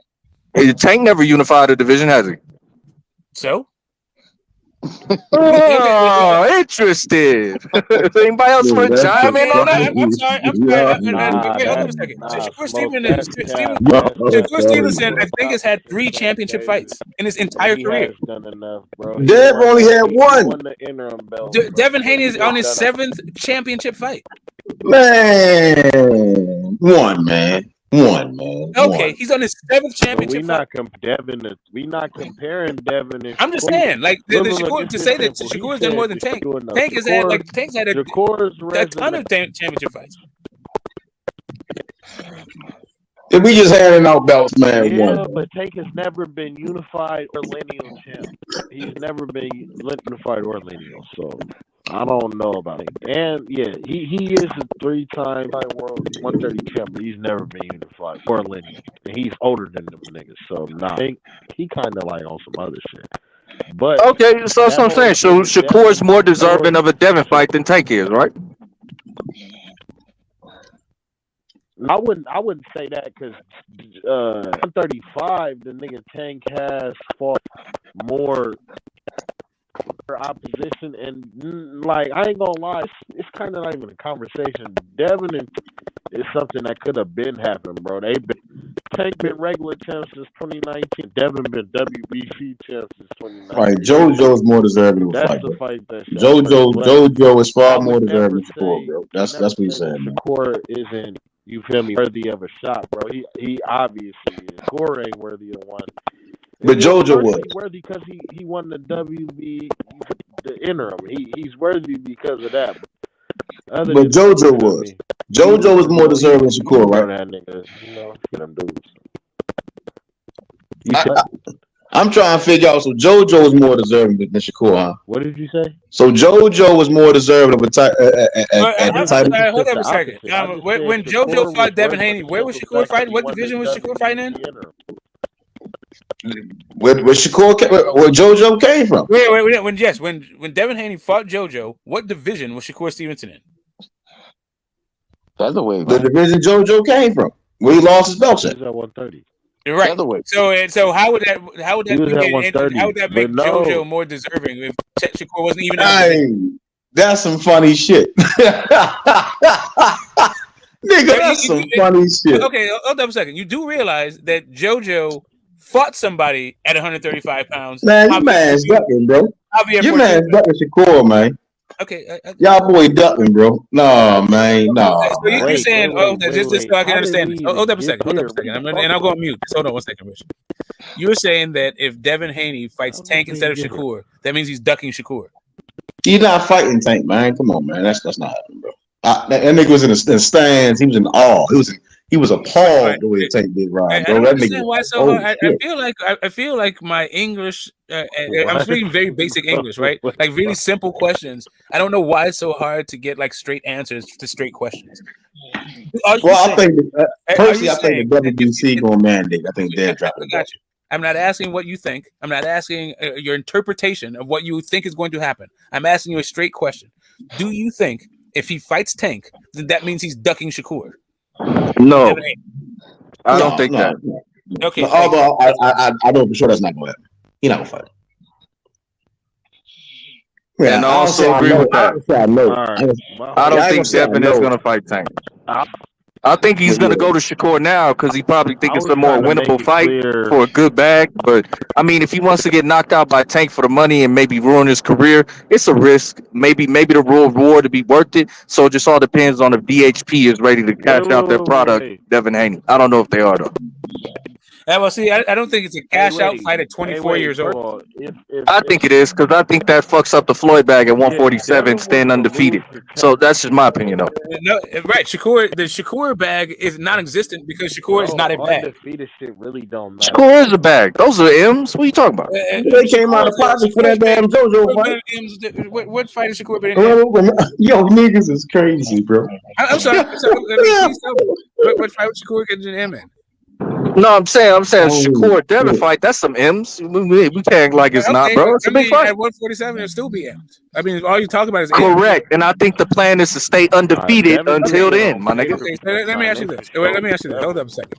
Do you think that Devin and Shakur, like if Devin Haney fights Tank Davis and makes it, 25, 30 million bucks, that means him fighting Shakur and Shakur being the undefeated guy and the guy who presumably I don't know.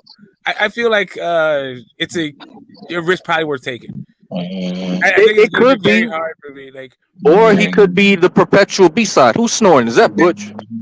That's zero. Zoe. Oh, yeah, he gotta go. Is that so?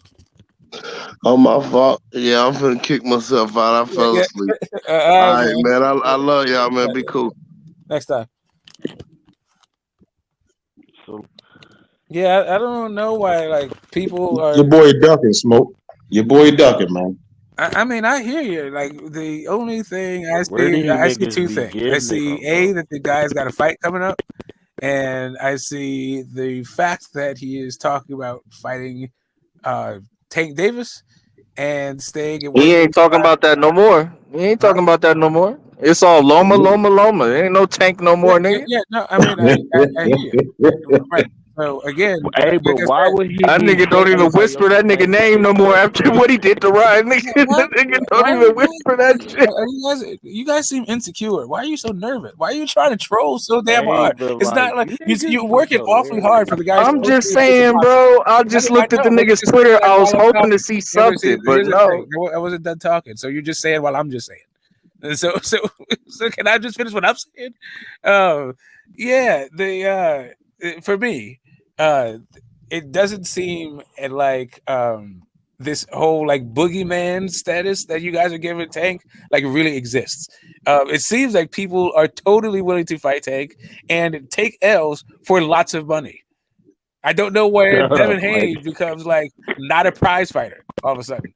I think Devin Haney has a longer term plan, and that plan is to stay undefeated and trying to get that Floyd back. I I don't think if you understand like lose what to makes you Tank think right now, I don't think you ever gonna get to that status. yeah, I mean what makes you think Shakur is going to get to that status? What do you mean? What is that? What does I mean, like Shakur have you're to do saying with that, what Devin's doing? I'm saying, like you're saying that some bag is going to happen with Shakur if he fights Tank now for a bag, for a gigantic bag. No, That's I'm what saying in no, general. I'm It not doesn't even done. have to I'm be not done. Shakur. I'm not done. You already talking about how Shakur fight. Like if he fights Tank now, it's going to fuck up a Shakur back at 147. Right now, Shakur fights at 135. Exactly. It's upsets his Shakur back at 147. Meanwhile, both guys are fighting at 135. The guys have plenty of time to recover. Yo, He's 24 and 25 years old, respectively. hey, Smoke, you got some good aspirations for an old man, man. For an old man, your aspirations is high, man. Listen, God not damn. everybody can, not everybody can have your middle-aged hairdo, but I am an actual Yo, middle-aged man, what right? All I'm saying is this: if I can just land this easy, Tank Davis and the old. I don't think you're going to find a bigger fight below 147 pounds, and you might be lucky to find a fight as big at 147 pounds if the numbers are accurate that Tank Davis just sold. Because guys at welterweight right now are not making that. I don't know what makes you think Shakur is going to get there in some mystical magical moment to the point where you wouldn't fight Tank now. No, you just missed the point, and you just fight you for missed the whole money, point, bro. man. He don't fight to put ass in seats. He don't fight for this. Why are we even talking about Tank, man? He don't fight for money, remember? So I don't get that. It sounds like y'all want. It sounds like something that y'all want to push him towards. And he do not want that fight, bro. Oh wait, hold on. Who doesn't fight for money? Yeah. Then Dad just said that at the Loma press conference. He said, "Yeah, I don't fight for money. I ain't." Yeah, man. Was he dripped in diamonds when he said it? Was he fighting for charity? Hey, I ain't gonna. Was he fighting for free? That fuck with Tank What the on hell are you talking hella about? weird. I ain't gonna lie. That nigga bad as shit, bro. Y'all be the weirdest talking points, bro. Like, what did you just say, my nigga? And what did they before that said? That nigga tried to make it seem niggas was ducking Tank, bro. Like, niggas be begging that nigga to fight. You niggas is deluded, bro. You niggas out there smoking. I don't hear Devin begging to My fight nigga, Tank that no more. nigga That's the begging thing. I that don't even shit, hear bro. Bill talking about it no more. Like, Well, that's because they what's haven't going on, fight bro? in 3 weeks. They haven't fight in 3 weeks, bro. Okay, so the time frame of the fight. So when Hector Garcia was the fight, you were supposed to be fighting in March, but then that got pushed back. So it's okay to talk about Tank 2 months before the fight, but 3 weeks, that's the time frame goes off. You can't talk about him no more. Okay, I mean, Okay, it's fine. Okay, understandable. he does have a fight in Nigga, 3 he was weeks. in the Like, building, bro. it does make sense. He actually has It does make sense to promote his fight that he has, right? Bro, he was in the building. Like, see, here's the thing. Here's the way that you promote, like, the modern day promotion is when you're fighting somebody garbage, you talk about somebody better, right? That's when, like, when Tank was talking about when he was like fighting Shakur and Dev, he was fighting Hector Garcia. That's when you do that. But when you're fighting Loma, then you talk about fighting Loma. So the same man Shakur would have been fighting if he had continued his undisputed run at 130. He's garbage. I'm sorry, all right. I don't know what you're talking about. Woulda, coulda, like a guy who would have done I the ain't thing even if he gonna could lie, make though. I'm weight, making like, it seem but he like- couldn't make weight, so didn't fight him. So it has zero bearing on the fact that Devin Haney is fighting Shakur. I mean, fighting Loma in 3 weeks. And you're Okay, promoting that so fight? so the little old Ukrainian man is that good of an opponent to where you leave the arena and you act like you invisible and don't even want to say nothing. That So shit he's sound that crazy, good. bro. You can't talk no more. He's I'm that not fucking gonna lie good, to you, bro. I mean, it's Hey, not like he was. It's not like Devin Haney's a big talker to begin with. I'm He not even says some lying shit to here and you, there, bro. but like, This is what That I be nigga Devin saying tried to about sneak out, said I wasn't even there, nigga.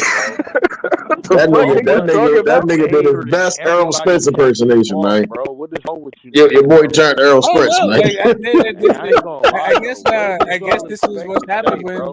when What was when all Tank. expecting to say, I that think he had already the said, Tank's bro? at this point he has done. He's weird, bro. He's reached a status in his career that either you have to say that he's carving out his own path, like Triple G fighting a whole bunch of like really like nobody, knocking him out and saying everybody's ducking him or some other shit. I don't know what the hell the whole thing is, but I mean, if he's on that kind of time, that's cool. But I don't know why you guys need to troll everybody else because of it. Like, Nobody trolling, niggas just pointing out the facts, bro. you ain't pointing out I mean, anything. You did you talking about not a see guy that? who would have done a thing if he done. Okay, if there was a universe with 7 Canelos in a division, you talking about you pointing out facts, bro? You're like over here like straight bullshitting. Like you Okay, that was me speaking hypothetically, but I'm not. You got to separate that from facts, bro. Well, Like, okay, what? you know what else wasn't in fact? You know what else? That Shakur was fighting Hector Garcia like Bro, at let 130. me That's also say wasn't the something, fact. because this nigga's crazy. I didn't say it was. I said if Yeah, he had continued his undisputed run, that would have been one of the guys he was fighting, Correct. right or None wrong. of the guys said wrong. Exactly. It wouldn't have been one of the guys he was fighting because, Bro, I'm not even gonna lie. that Like, dude don't y'all couldn't make niggas weight. be mad when he calling out Tank and shit? You We say know it's something, cat, bro. We know it's cat, bro. He was at the fight, and the energy that we seen them niggas had for T.O., the energy niggas had for Campbell, even the energy he's supposed to have for Lomachenko ain't the same, bro. Man, that's cat, bro. The way that you guys read energy Man, but hey, he had another fight. Can Rich get in here though? Like Rich, Fix your mic, Rich, too, though. You breaking up a little bit. Like all, I thought that was just me. Hey, Is he but I ain't breaking gonna up for lie, y'all all too? y'all was gonna say was focus on Lomachenko and niggas cloud chasing and like all the goofy shit that niggas be saying from out there, bro. So I ain't gonna lie, what would calling out do? Niggas keep saying, oh, he ran out of the stadium. Like, bro, get over yourself. You're saying that this nigga, watch this nigga Ryan out to the body, great shot, and because of that, this nigga, the stadium, out of fear of somebody asking him questions about the nigga or something, has blatantly disrespected this nigga. His father has blatantly disrespected this nigga's father figure. This nigga's father, you know what? I ain't even gonna get into all that, but I don't understand what more you niggas want these niggas to say, bro. What I want you niggas to say is instead of that pussy shit about all the, oh, I don't talk about them, this is my moment, and all the goofy shit. When niggas press that about fighting the champ, nigga, for all the belts, I want to hear some Free Smoke Baltimore shit. I don't want to hear the quiet shit. Niggas be talking like politicians, and we tired of that shit. And all you niggas, you making up narratives. First of all, this nigga Devin, the actual opponent, I said it earlier. He's not the hibachi chef, and he's not fucking the motherfucking drag queen. I ain't gonna Ryan like that. Ryan's pretty tough. But come on, bro. He's fighting Lomachenko. If Shakur was fighting him, it was his toughest fight of his career. If Tank Day fighting Lomachenko, it would have been the toughest fight of his career. So Devin is fighting the toughest fight of all these niggas' career. So what the fuck he need to be saying shit to this nigga Tank, who obviously knows smoke? What he need to be responding to Shakur for if this nigga don't even know what he want to do? And first of all, if somebody calling out Devin, that's just what it is. You feel me? Like, that nigga got all the belts. They supposed to call him out, bro. But nah, I don't understand where you niggas be going with the duck talk. I don't know who this whole nigga scared of Tank shit though. That shit is crazy, bro. If anything, everybody want to fight Tank, even if they don't think they can beat for a check, bro. So it's like, well, probably not Devin, because Devin been getting for check. But nah, even now though, now it's sitting where this nigga selling out stadiums, crazy gate numbers. Them niggas, they see that if you fight the and this affordable before which Devin, which Shakur, these niggas is, well, they gonna sell some pay-views, so you gonna get a fat check fighting that. So all that niggas running from Tank shit, that nigga is actually the most sought after fighter.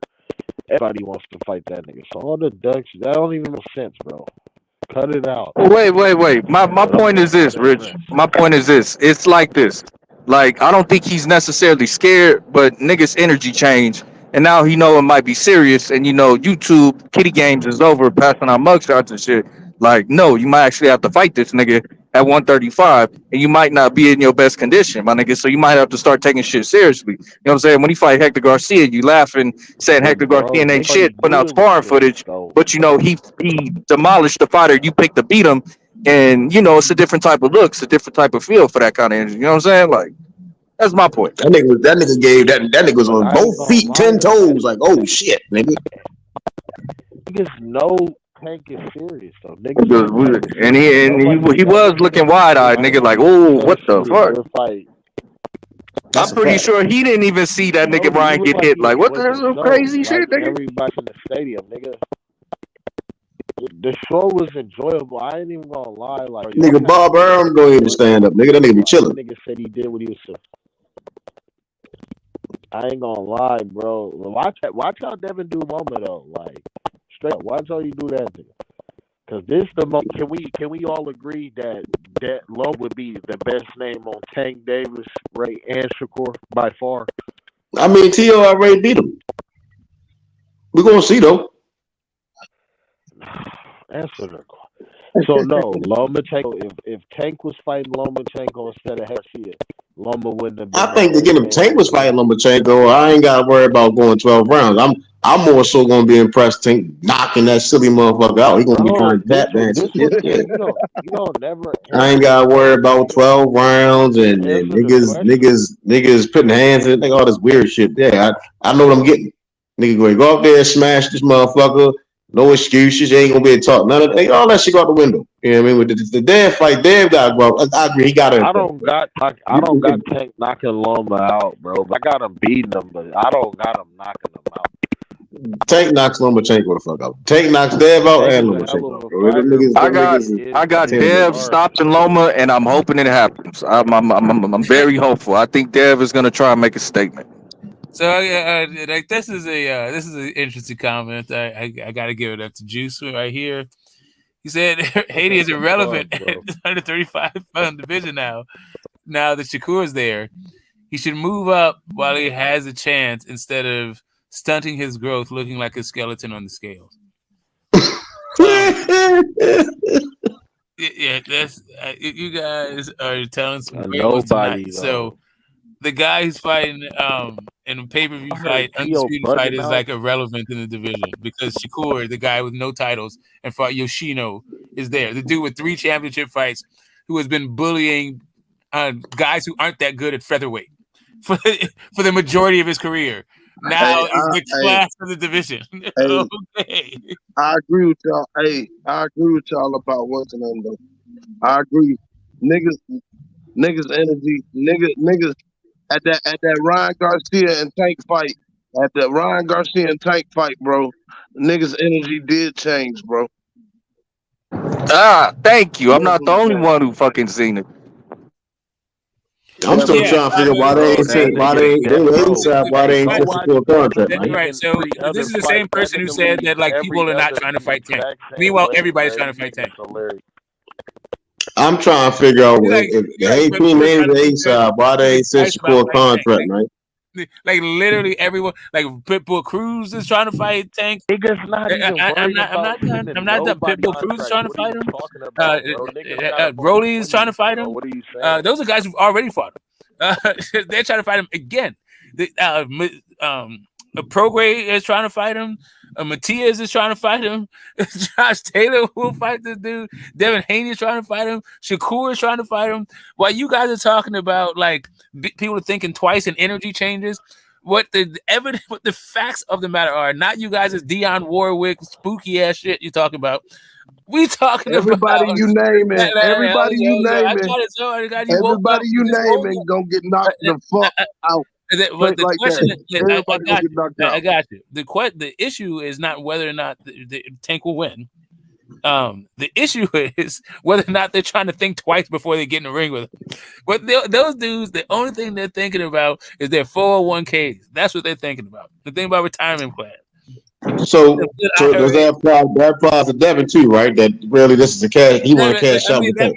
That applies to everyone. That's the whole thing about being a cash cow. No, we do. That's the thing that like cash cows. What you do is like just like Canelo, like you enter the sweepstakes in order to fight the guy. Like if you win, you win. If you don't, you don't. But you take the fight because this is literally what you got into the sport to do, to take opportunities like this.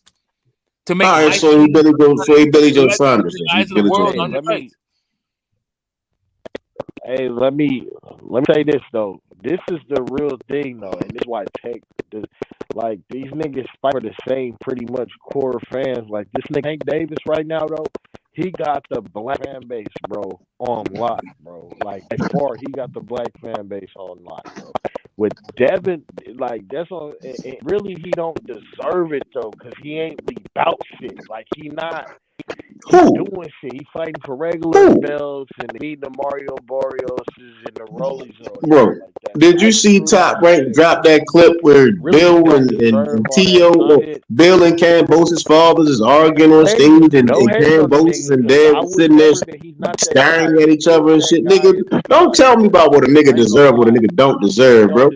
Like nigga, listen to what I'm asking you, young fella. Did you see when Top Rank dropped that clip and it's the fathers arguing on stage and then the fighter just sitting there chilling and shit, looking at like nobody believe in that shit, bro. Nobody want to see that shit. What kind of weird shit is that, bro? It's like this, bro. Niggas need to fence, bro. Nigga, them two niggas is standing in the center of stage just looking at each other and the father's like blah blah blah blah blah blah blah blah blah blah. Niggas ain't coming there to see them niggas, bro. Hey, Method, bro. Method, I need you to go to the gym and I need you to tell that nigga them to fight Devin for the black fan base, bro. That's what he should do. Well. Because Tank got him on hustling. Like he got the black fans going crazy over. Yeah, because we know Tank speak for himself, bro. We know Tank speak for himself. He ain't trying to cash out and all this weird shit. He ain't trying to sell his own. He don't duck no smoke. Hey man, Tank right and left hand speak for it, motherfuckers. He be have Mayweather, Leonard Ellerby, and Coach Keenum talk for him. That nigga do not talk for himself. Nah, them niggas like to talk. It's literally niggas like to talk. Tank speak for himself, bro. Tank speak for himself, bro. He ain't gonna get on stage. He not about to get on stage and Ellerby get to having a war and shit, and then they argue with the fighter and shit. That's not about that, bro. See, I wouldn't have a problem with Tank being the face of boxing if he was free smoke. If he was really representing the American fans the way that the Sugar Rays and the floor, like if he was real on that free smoke, anybody can get it, not ducking and dodging. If he was on that, bro, to be like, yeah, this nigga, I would be behind him. I would. What makes you think that Devin is free smoke, bro? Why do you keep saying Devin is free smoke, bro? What makes you think that he's free smoke? We gonna have Devin dust him off for all the Right. So you, it's gonna be that. Then but Devin I'm not go just saying that I hope that Dev is free smoke. But what I'm saying is that he's not. He's not free smoke. Why would I have to hope for it if I've already seen? That nigga said he'll beat both of them niggas in one night. Beat both who? I'm not gonna lie. That nigga Devin been pressing shit. No cap. He's been from Tank. Well, why he didn't need to press nothing when he was at the fight, saw the fight, would act like he didn't see the fight, tried to sneak up out of there. Why wasn't he pressing Tank then and said that nigga's next at the low? Why he wasn't answering no questions from reporters who was hounding this nigga, asking him questions? This nigga didn't even want to talk, but he's pressing shit. Get the fuck up out of here, nigga. We know what it is, bro. Come on, bro. Man, you was in the building, bro. You was in the building, bro. I ain't really trying to hear that shit, bro. We done seen Andre break up in conferences like nigga, like all types of shit, nigga. I done seen all types of shit, nigga. I done seen niggas get the rumbling at that fight. Like, that nigga was at the fight and they had nothing to say. Come on, bro. Come on, bro. He's not stepping to Tank, bro. That's not gonna happen, bro. That's not who he is, bro. You want him to be something that he's that they pushing at. He's not gonna do that, bro. You can that shit looks cool with Cambosis, bro. It look cool with doing Cambosis. He's not doing that thing, bro. I'm telling you, he's not doing that, bro. He's not going to do that, bro. He's not doing that to Shakur either, bro. Shakur, listen. That's why I hope Shakur and Dan fight with the belts. Shakur is going to take the belts off that nigga, bro. That's why he don't want to fight, because you know what Shakur going to do to him. He's going to embarrass that nigga, bro. That's why that's the main reason I want to fight Shakur. Tank liable to knock the nigga the fuck out at the weight of the press conference, bro. Like you unreal with yourself at this point. You so unreal with yourself that you don't even see that. Shakur going to shake that nigga down, bro. Shakur going to shake that nigga down, bro. You see my avatar, bro. You just chatting, bro. Shakur will shake that nigga down with the belts on him, bro. He ain't gonna do nothing about it, bro. What are you talking about, bro? Let's be serious, bro. Niggas is gonna shake that boy down, bro. You crazy, bro? I guarantee you don't put a fight talking crazy. Bro, if he had so much faith as you saying, bro, he was gonna fight Shakur, bro. I'm telling you, he ain't gonna fight Shakur. He do this and that to Shakur. He ain't gonna fight Shakur. Shakur's gonna shake that nigga down for them belts, bro. They his belts. He's prolonging them. That's why niggas keep talking about 147 and one. Niggas, come on, the bullshit, bro. That's why niggas don't believe in that shit. Man, niggas out there making packs and they nigga fuck all that. Niggas time to fight, nigga. Hey, Method. Cause niggas be clout chasing, bro. Niggas be clout chasing up there, man. Time to fight, bro. Hey, Devin had to go to 147. Bet me a little friendly bet. Bet me a friendly bet that this nigga Shakur does not pull up to the fight. Bro, listen, Rich, listen. With Tank, he liable to get knocked out at the press conference. With Shakur, he gonna shake him down. There ain't nothing gonna occur, bro. What's gonna happen? Nothing. He gonna shake him down, bro. To his belts. I'm trying to tell you, bro. And Tank don't give a fuck about the belts. Nigga, you liable to get knocked out at the press conference. You liable to get knocked out at the weigh-in. Yeah, that's what I said. That's why you bring Shakur up, bro. So we don't. No, I'm telling you the energy. I'm telling you how energy coming. I'm telling you how it's gonna happen. Shakur, I believe he'll beat Devin Haney for sure. But as far as Tank do not want to fight the black Tank could destroy both of them, bro. No question. As soon as Devin served Tank, bro. All fans. If you were saying was true, you would have stepped the Tank at the fight, bro. He'd have been like, he tried that shit he did with T.O. when they all in the huddle and shit and all that. You go in and sleep. I'm sorry, hold up. Do you remember when Coach Cal said that like they're stepping to him too hard? That like they're gonna talk to him after the fight, and that like they're talking too greasy, and they're gonna starve him out. Like, why would he continue to do a thing like that? If he's gonna fight Devin Haney, he's gonna send a contract, or he's not gonna send a contract. That's according to King David, right? But the other part of this whole thing, right? It just seems to me a little bit ridiculous the way that this whole idea, this thing is being framed. Lomachenko has the best resume at 135 pounds. That's the past, though, bro. Resumes don't win fights, bro. That's right now. That's currently. right now. Yeah, but resumes don't win fights. It's 2023. We know Tank and Shakur is the best in boxing. Why do you think every thought needs to be expressed? Especially when someone else is talking, man. Come on. Oh, my bad. Hey, Rich got me lit. I'm lit right now. I'm talking boxing. Right. All I'm saying is Lomachenko is the guy who has been the perennial pound for pound guy, the former unified champ, walking Hall of Famer. I'm not saying the Tank is not a Hall of Famer. As a matter of fact, last week's episode was about how Tank is a Hall of Famer if this fight does as projected. Seems like it exceeded the projections according to the reports, but we don't know. Maybe even the projections though seem to be pretty damn good. If it did 700,000, probably get in the Hall. Right? I'm just saying. There's Tank there. There's Ryan. There's Loma there. Shakur don't rate these there. Shakur has a lot of enthusiastic fans that project a bunch. We're talking about people who are reading energy. We're talking about people who are predicting the future. At this point in time right now, whatever you guys think of Devin Haney or Shakur or Tank Davis, Devin Haney's fighting Lomachenko. It's a very significant fight of 135-pound division. It's also going to be a pay-per-view fight, so we'll see what his market value is. And it's also in his first fight in his hometown. I just want to say this real quick. Hold up, Method. Let me say this real quick. Okay, so we got Shakur already being in mandatory position in one fight. We got the WBC president coming out making a public statement that, the winner of Loma Haney, we would like to see Shakur fight the winner of that fight. And we still have Devin Haney being at the Tank fight. And instead of just simply saying, hey, after I whoop Loma's ass, Tank is next, we got the niggas starting to skate out of there being invisible. So I don't know what the fuck is going on. We're going to see what's going to happen, though. Are you so the narrative that you is running with today is that this nigga is in an effort to be seen ran out of the Tank fight? Are you serious? I'm saying what I saw, my nigga. Reporters was hounding the nigga, trying to ask him, what the fuck going on? This nigga didn't want to talk. All I wanted to hear him say was, after Loma, I want Tank next. Nigga couldn't say that. Goddamn, bro. Yeah, because they already said it a million times. Did you miss the part where Coach Cal said that? No, I didn't miss the part where Devin said I might move up to 140 depending on how I feel. Did you miss that part? So you already heard him say. So you want to hear some okay, so if he move up to 140, is he ducking Tank? Yes or no?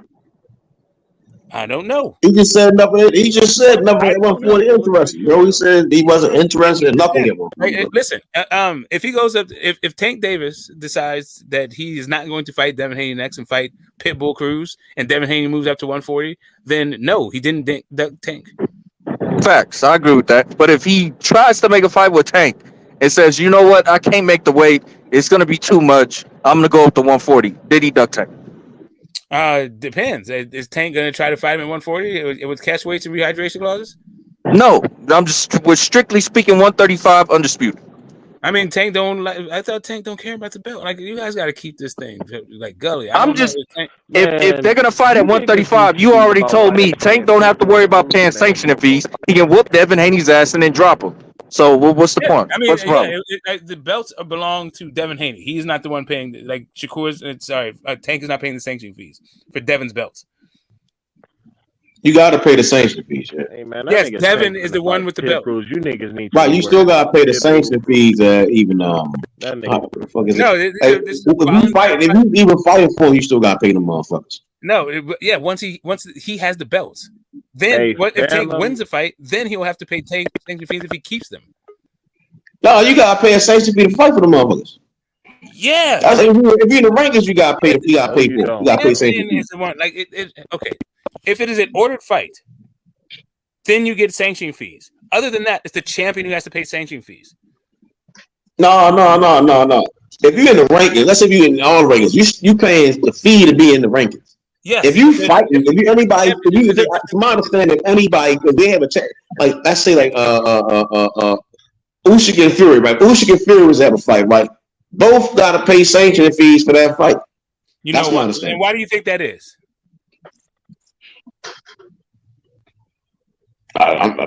You tell me. Why did you pick Usyk and Fury? Because both of those are champions.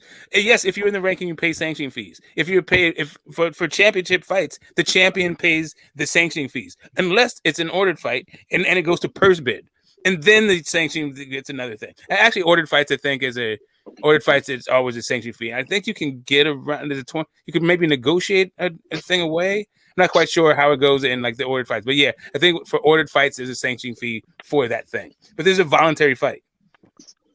Ain't they talking to Pitbull Cruz rematch over there outside with the Baltimore niggas? Ain't they trying to fight Pitbull? That's fans been talking about Pitbull, and niggas, Coach Calvin mentioned Pitbull name, and then fans been crazy. Oh, nigga, that's Coach Calvin. They mentioned his name, and the fans been bonkers, bro. That's not guaranteed to happen, bro. I just think fans jump to conclusions, bro. Yeah. Why the fuck y'all mentioning Pitbull Cruz, not mentioning the champ?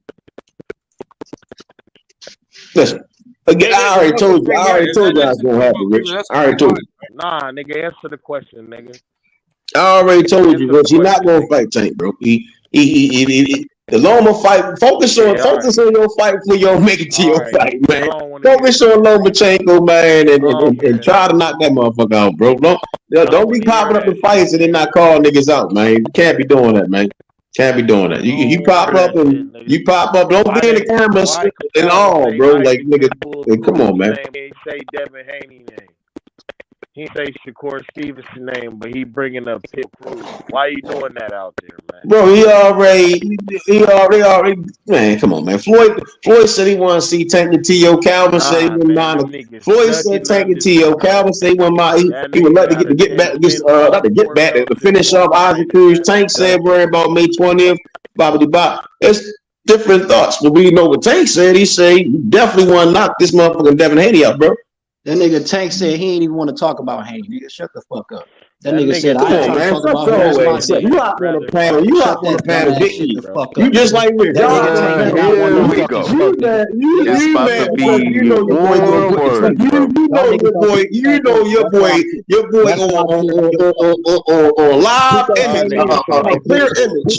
Your boy with a clear image in all of the face of boxing, bro. Like, come on, man. Stop. You gotta stop the hate. I see the common denominator here, bro. Y'all niggas be high as fuck. Capping, bro. Just high as fuck capping on this bitch. That nigga said he wasn't trying to talk about doing drugs. Stop doing drugs, and then come on this bitch capping. Y'all be high as Prince Charles, nigga, on this bitch tripping, nigga. Talking about like nigga. If you just want to possibly get, you might want to get TKO knocked out. Go ahead and fight Shakur. You know, Shakur gonna TKO. Tank gonna put that nigga all the way to fuck to sleep. Smoke, bitch. Tank didn't want the fucking smoke. Calvin Ford didn't want the fucking smoke. He not ducking who? Ducking who? Don't want smoke from who? JoJo wants smoke, bro. Isaac Cruz wants smoke from Dam. He said he wanted to fight David Loma, bro. So now all of a sudden, them niggas want smoke, but Tank don't want to knock this nigga out. Stop it, bro. Come on, bro. It gotta add up at some point, bro. It gotta add up at some point, bro. Shit the fuck up. It gotta add up at some point, bro. That nigga Tank said he ain't trying to talk about Haney. It's his day. So what the fuck? I mean, the narrative is being Tank is ducking for so long, but it's like, my nigga, when the shit flipped and it looked like we know who the duck was all along, it's like, my nigga, you can't rationalize it, bro. The narrative ain't somebody else been ducking but Tank. 5 seconds before his ass even says something. I hear niggas leaving themselves the way out to go to 140 instead of staying at 135, bro. I see it. I see the T.O. Taylor setup, bro. I ain't stupid, bro. Tank dick stuck in y'all niggas' mouths. That's why y'all niggas can't let nobody talk. Why you always gotta talk about some gay shit, bro? Why you what's with you in this gay infatuation shit, bro? Cut that shit out, man. Every time you get on the pound, you talking about dingling and shit, nigga. You weird as shit, nigga. Ass nigga. That nigga Tank said you love talking about dicks and shit. What's up with you and dicks? Before he even mentioned it. I just told you last time I spoke to your retarded ass nigga, go get yourself some help, nigga. You love talking about dicks and shit. Y'all niggas are cap. Y'all don't deal with facts. Y'all talk out y'all fucking. And you love talking about dick, nigga. That bitch ass nigga sat on the fucking podium. Nigga, we don't wanna hear your infatuations, nigga. Fucking this bitch ass. Why the fuck is they bringing up Isaac and Bitch bullshit, ass. bro? Hey, bro. He wasn't Hey, trying bro, to. we ain't on here for that, bro. We ain't on here for that. Nah. Hey, my nigga. We ain't gonna be too many more bitches, my nigga. Nah, that ain't it. That ain't it. That's why you ain't niggas no bitches on here, bro. Ain't no bitches on here, bro. Fucking mouth. Ain't no bitches on here, bro. It's in your fucking mouth, ain't no method. bitches on here, bro. You Ain't no can't bitches deal on with here, bro. talking. You a bitch Man, ass get the nigga. fuck off the live, bro. Get Get off, that bro. nigga out your fucking mouth, Bro, nigga. get that nigga off the live. It's Smoke. live Get niggas. that nigga off the live, bro. If nigga He trying to tripping, bro. you never overtalk niggas. No, ain't no bitches, bro. You got like fucked up. So like this is the way that these two dudes interact. They gotta get out of their system every time. Yeah, bro. That This shit is just ain't it. those two guys. All that It's not bitch about nigga you. It's shit. not Nah, about like we ain't nobody rocking else. like that, partner. Fuck you mean, nigga? That nigga ain't want no fucking smoke, nigga. He sat his ass up there and didn't even want to speak and ain't even watching, That's nigga. cool, What but the fuck all are that y'all bitch talking shit, you need about? They to asked chill that with. nigga about Haney. He said that nigga got work to do on May 20th. I ain't trying to talk about him. The fuck is y'all talking about? But y'all niggas up here trying to act like Haney just ducking. But what the fuck are y'all saying about Tank when that nigga got asked about Haney and that nigga said he ain't trying to talk about it? Oh, y'all ain't keeping the same fucking energy now. Lame ass niggas. Wait. We heard exactly what the nigga said. You leaving out a key part. The nigga got to worry about May 20th. We'll holler at him after. What part of that do you not understand, bro? He's not trying to talk about Haney, nigga. That's the key word, It's nigga. pretty clear and simple. The nigga ain't because he's not trying to clout chase the nigga. That's the difference, bro. He doesn't need to clout chase Devin, bro. He said we'll holler at him after May 20th, bro. Pretty simple, bro. 5 to 10 seconds before he even decided to say something, nigga. The fuck is you talking about? They asked this nigga about Haney. So you want to leave out shit to fit your narrative. I get it, bro. I get it. You know you niggas is cat. Y'all just talk out y'all motherfucking asshole. And that's why I'm gonna buck you niggas when they fight. I'm taking y'all niggas money. I can't fucking wait. Hey, no, the thing, y'all be some dumbass tank niggas, bro, is that y'all know y'all wrong, You gonna bro. be a Y'all sad know nigga, that bro. shit ain't right, and it don't sit right with y'all. I already Y'all told Rich niggas was really gonna have out. nigga. Really real Y'all niggas, niggas. bro. Y'all Hey, know Rich, that you and shit this ain't right. retarded ass nigga in denial, bro. I'm a You and this retarded ass nigga in denial, bro. Like niggas is crazy, bro. Tank, I ain't in you're not denial trying of to fight shit. Tank, I bro. didn't already say what I You said. don't want to fight Tank, bro. That nigga Devin whooped that nigga, bro. Bet 500. I got 500 on Haney Devin for gonna seeing you serve niggas. that Fuck nigga is y'all belt I'm till just he saying, my say nigga, what like I not said. all losses are the same. Like Broly is a crazy retard, right? But Devin Haney is a professional and he has his own promotional company, but he's been running out the mouth for like 5 years talking shit. But then you go out there looking like Ryan and Tank blitz your motherfucking ass. And my nigga, it's gonna look bad, bro. It's gonna Put your look cheese bad. on it. Put your fucking cheese on it. Yeah, But man. why would Yeah. All right. Devin All ever serious like niggas talking, Ryan but ain't though, nobody bro? got no fucking money to When put. does Devin look like Fucking Ryan? crazy. Hey, y'all niggas been sold a dream, nigga. That's what the fuck it is. When that fight time, you niggas better be dead. You been sold a dream, nigga. You gonna have some sweet dreams When too, that fight retarded Devin time, ever motherfucker. look like Ryan though, I want bro? your money more than everybody's. I want your fucking money more than everybody's, nigga. You the biggest tank dick I you ain't ever gonna fucking met. lie. I want your Everybody money. been running from Devin at 135. That nigga Devin couldn't even get Luke Campbell in the ring because Luke Campbell was scared. He couldn't get Foreman in the ring. That nigga was scared.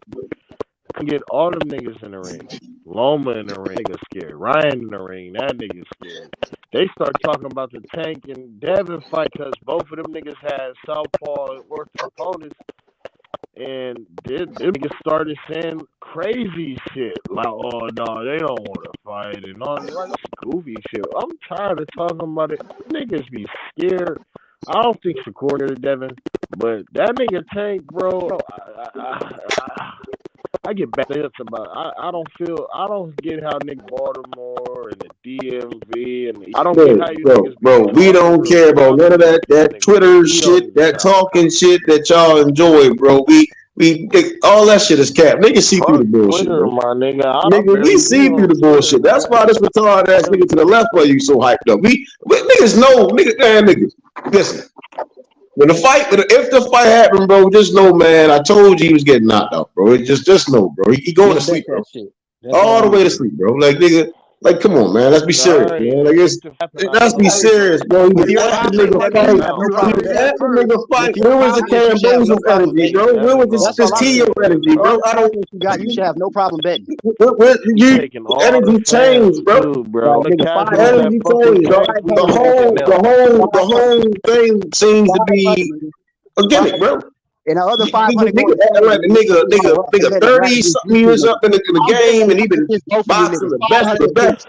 Like, no, bro, like this shit gimmick, bro. Come on, bro. Like, listen, you got the real thing, and then you got, imitation, bro. You got real, hey, the Baltimore, you got the real crab meat, and then you got imitation crab meat, nigga. Hey, you got the authentic, and then you got imitation, bro. Like, come on, man. You should be able to pay that shit out, nigga. Money, nigga. Hey, but ain't crab halal, nigga? You be crab and shit. Man, y'all niggas all talk. Y'all ain't betting shit. Rich, these niggas don't want to bet. They don't believe in Tank. These niggas is all talk. You got like fucked up. I bet you, nigga. Tank. They just talk that bullshit. I bet you. I don't think Floyd believe in Tank. I bet you. The Fuck you talking about? I don't think Floyd believe in Tank. Who is that? Zoe? I don't even know you, nigga. But since I don't know you, I'll bet you But I don't know you, so I'll bet you 100. I don't know you, so I'll bet you 100, nigga. We can lock that shit right now. That's cool. And the first time we can talk about nigga. That's cool. Hey Zoe, Zoe, I ain't got Zoe, I ain't got no beef with you. So look, I'm gonna bet you gonna lock that shit in. I was just telling you to chill on the bitch shit. That's it. Oh no, I wasn't talking to you. I'm talking to method. Hey Zoe, he not talking to me, bro. If he ain't going, he know he wouldn't say that shit to my face. He not talking. I don't think I'm like I get down on that. Yeah, he not talking to me. That's not he. That nigga 105 pounds, nigga, and that nigga 105 pounds and do drugs all day, nigga. That nigga not talking. It's the regular choice. That nigga Freeze is a whole bitch, bro. Don't believe that nigga. That nigga's internet nigga. High school. Nigga, shit. Threes is a bitch. Threes a whole bitch out here, man. Stop. The fuck up. Stop, man. I'm trying to be nice with you, man, but yeah, you not talking to me, bro. For sure. That's bitch, nigga. It's always a party when See, I'm not gonna get into exchange with you. You see what I'm saying? You know you not coming about that hellhole you living in, nigga. Stop, bro. You dumb bitch. You ain't never bench pressed no fucking 400. Dumbass nigga. We ain't talking about what I'm doing. We talking about what you not going to do. So stop that, man. You not about none of that shit you talking about, bro. You're lying ass the fuck up, nigga. You not about none of that shit you talking about, bro. Stop that, man. You gotta stop that pump down the song, man. You not that, man. Bitch ass nigga. Send your ass home. You not that, man. Hey, you know what it is, Smoke, when these two at it, bro. Fucking matter. You live in a vacant house, bro. Like, bro, you not that, bro. You got the info. You got a bet going on between zone 3. Nigga, you live in a band though, nigga, and you smoke roaches all day, nigga. You not with none of the shit you talking about, nigga. Bitch. Bet that cheese, you. I know. I'm a bitch online, bro. I know. But you for sure in real life,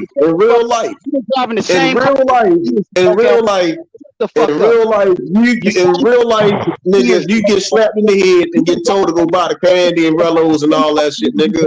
Nigga, in real life, nigga, you's a paper boy, nigga. In real life, nigga, you the paper boy, nigga. Go deliver some newspapers, dumbass, nigga.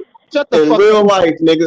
Real life, nigga. I understand your emotions and your hormones is off, you little bitch. I get that, nigga, but you need to calm your shit down, nigga. Like, for real, do they still have paper boys? Yeah, he a paper boy, nigga. He a paper boy. Yeah, nigga, paper boy. That nigga's a bitch. Nigga that's gonna lie about that nigga a cold bitch. You know the avatars and shit get these niggas heart, man. This bitch ass nigga. Dumbass nigga, shut the fuck up. Shut your bitch ass up, nigga. You's a bitch. You just when they done, I got a question for you all. What is it? Calm down, guys. Come on, let's get back to this thing. You guys get charged up again in a minute. What you got? What you got, Phantom? Okay, so we saw in the Tank and Ryan fight how Tank was able to neutralize Ryan's left side, right? So with Devin Haney being so jab dominant, do you think he's going to be able to make the adjustment to be right hand dominant in the fight with Tank? Well, let me ask you this: why do you think Tank was able to neutralize Ryan's left side? Because he was measuring and pawing. Okay. Why do you think he was measuring and pawing? So he can take away that left hand, bro, and keep his There attention. you go. Because Yeah. I mean, not to put too fine a point on it. First, he was reaching with it. He was reaching with his left hand when he was shooting the jab, and then he was looking for one shot, and he was also super aggressive. And instead of having Tank close the gap, he closed the gap for Tank. Well, I mean, Dale kind of does the same shit though. No, I'm just saying, like, the reason why he was able to neutralize the left hand side is because Ryan was only trying to use his left hand side. He threw, I don't even know, like that one right hand with his feet off the ground. I mean, it landed, but he had one foot in the air. Like, fuck. Like, That's what I mean. Do you think Devin Haney's jab output is going to be the same against Tank like it is with other opponents? Do you think he's going to be able to? So when it comes to the jabs, right? Devin Haney has one of the best jabs in the division, if not the sport, and Ryan Garcia has one of the worst jabs in the division, whether or not it's 140 or 135. These two guys, like the lesson that you take away from Ryan, I don't think you can apply to Tank. I mean, apply to Devin. But see, the difference I believe between that is the power. Haney ain't got no power. Well, I don't know about no power. I don't think he has like knockout power. I don't think he has Ryan power, but I think he has, unlike Ryan, the ability to like not only maintain distance, but to actually land shots. So while Ryan does have power, since he doesn't know how to set up the power, it didn't ever land. He landed some big shot. But you're not gonna be able to get. But you're not gonna be able to get away from Tank a whole 12 rounds, bro. Like, it's you don't have to get away from Tank. You don't have to get away from Tank for 12 rounds. So you think Devin Haney gonna sit in the pocket with Tank? No, Bro, I think he's gonna keep him at distance. Gonna punch Tank, bro. The Tank fans. I don't think he could do that for a whole 12, bro. I mean, of course, like, why wouldn't he be able to? Like so here's the thing: when you say when I say he will be able to do it, what I am thinking, what I'm talking about is not fighting consistently in the pocket, and also not being a stationary target, and also not going after Tank. Like, why do you think Brad won't be a station? So I think that there were times. I think there's a time where they will fight in the pocket, but I don't think that it'll be exchange like a bunch of exchanges. I think when Tank breaks the plane, a few things will happen.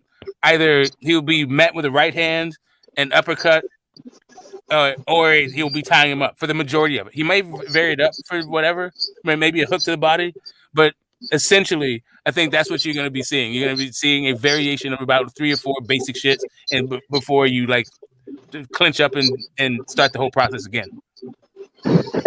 Tank is a sneaky motherfucker, boy. Because I saw in certain spots, Ryan was trying to use his height in his range, right? But he wasn't able to hit Tank. Like, Tank would just be just out of range where he wouldn't be able to make contact. Yeah, so he would have to collapse the pocket, but he didn't understand how. That was the issue. Yeah, well, that was one of the issues, but I mean, the other issue was he doesn't know how to fight tall. Really, it wasn't just that he was reaching with his jab; it's that Ryan's footwork is fucking trash. Not only does he not lock his knees, but his foot placement is fucking garbage. His foot, his footwork is just bad. Like, I'm not okay. That's what I mean. So let me. I'm not to put too fine a point on it, but like whether or not Tank can collapse the distance, I don't think you can figure that thing out versus Ryan, because Tank didn't have to collapse the distance against Ryan. Ryan did that for Tank.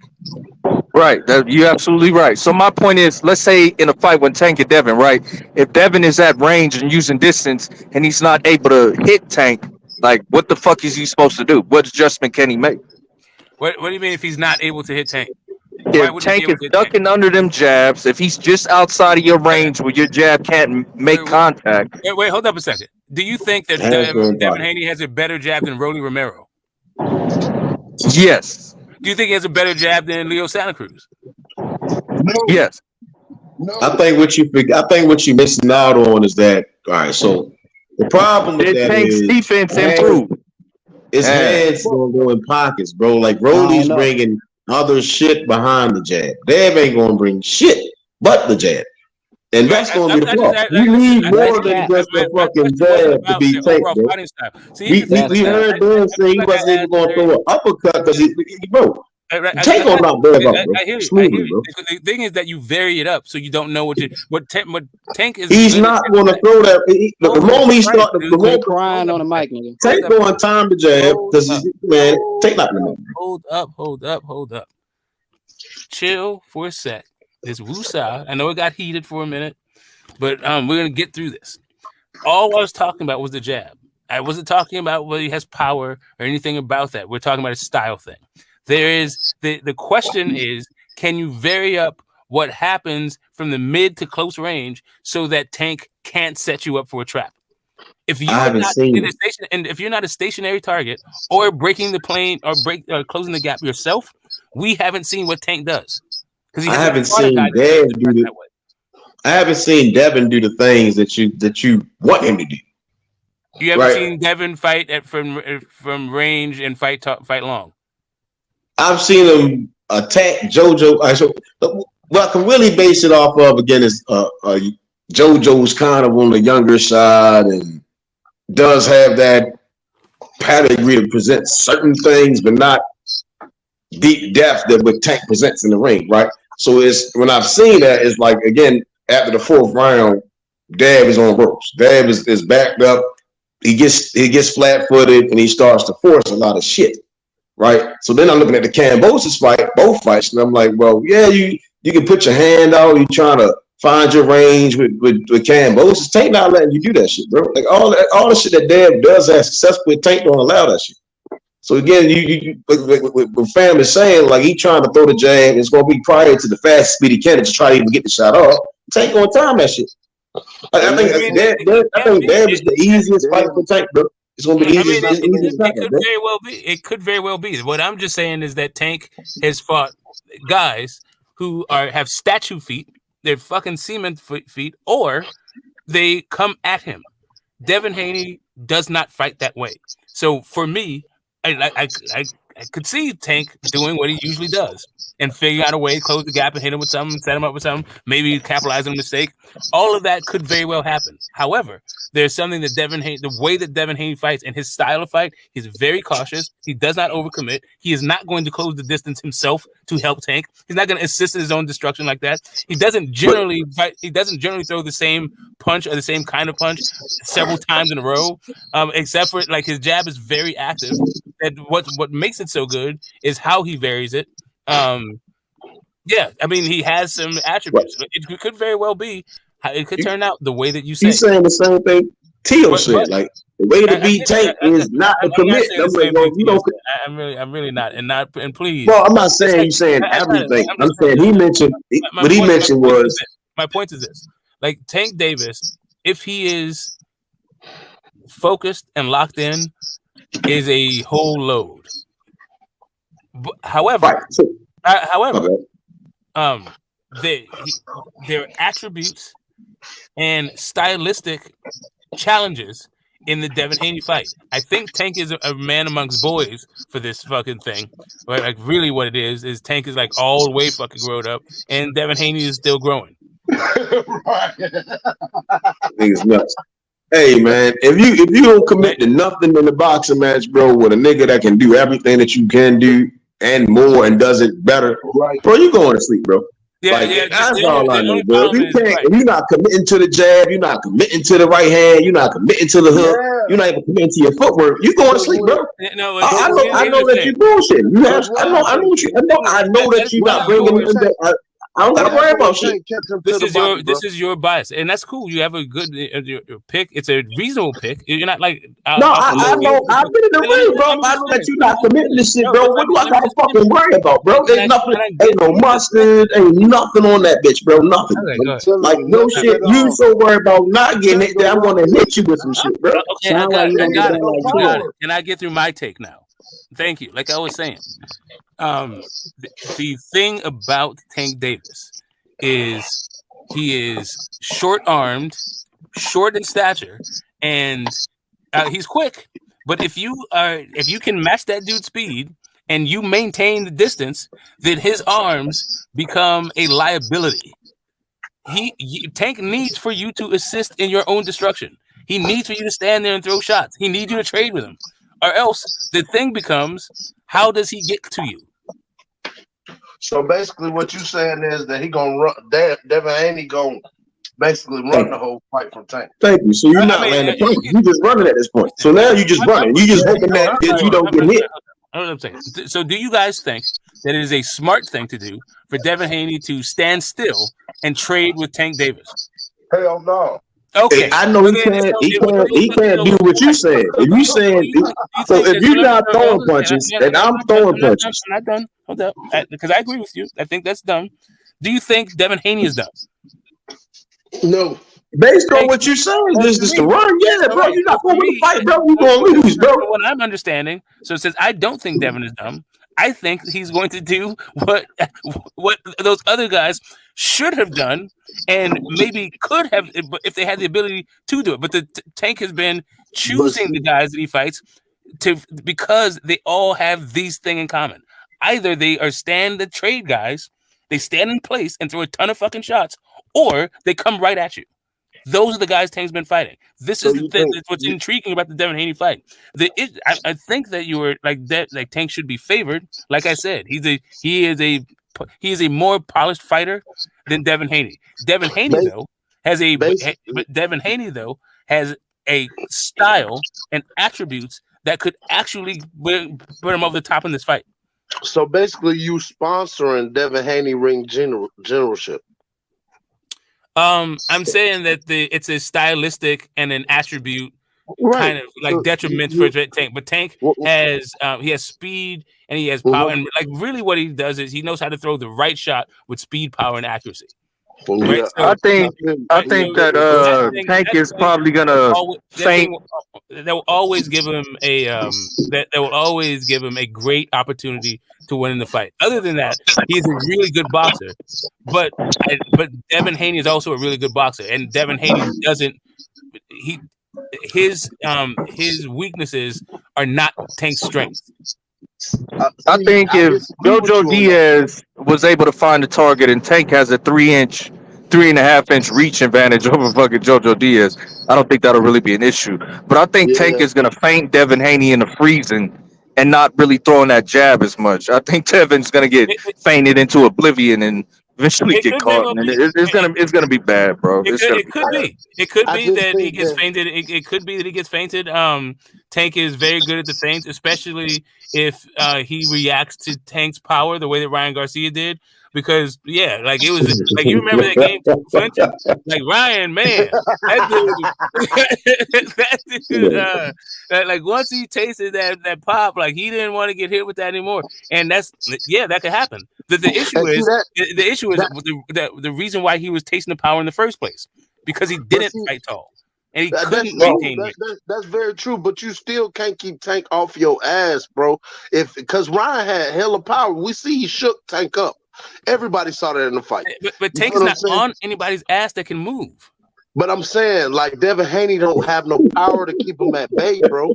No, but he has feet. That's the whole point. Tank is Dad's feet not better than Tank's feet. No, I think that's the problem, man. I think that you think Dad's feet are better than Tank's feet. No, I think and that's the problem. I think Dev's feet are they work in conjunction with his hands, unlike these other guys. Man. The other guys had hands; they had terrible fucking feet, especially for the way that Tank fights.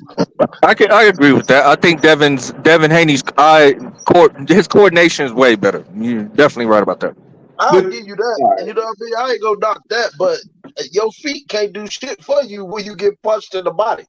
You feel me? Yeah, but the reason why you're getting punched in the bottom to a dude that got T-Rex arms is because you're fucking standing there or you're running at this guy.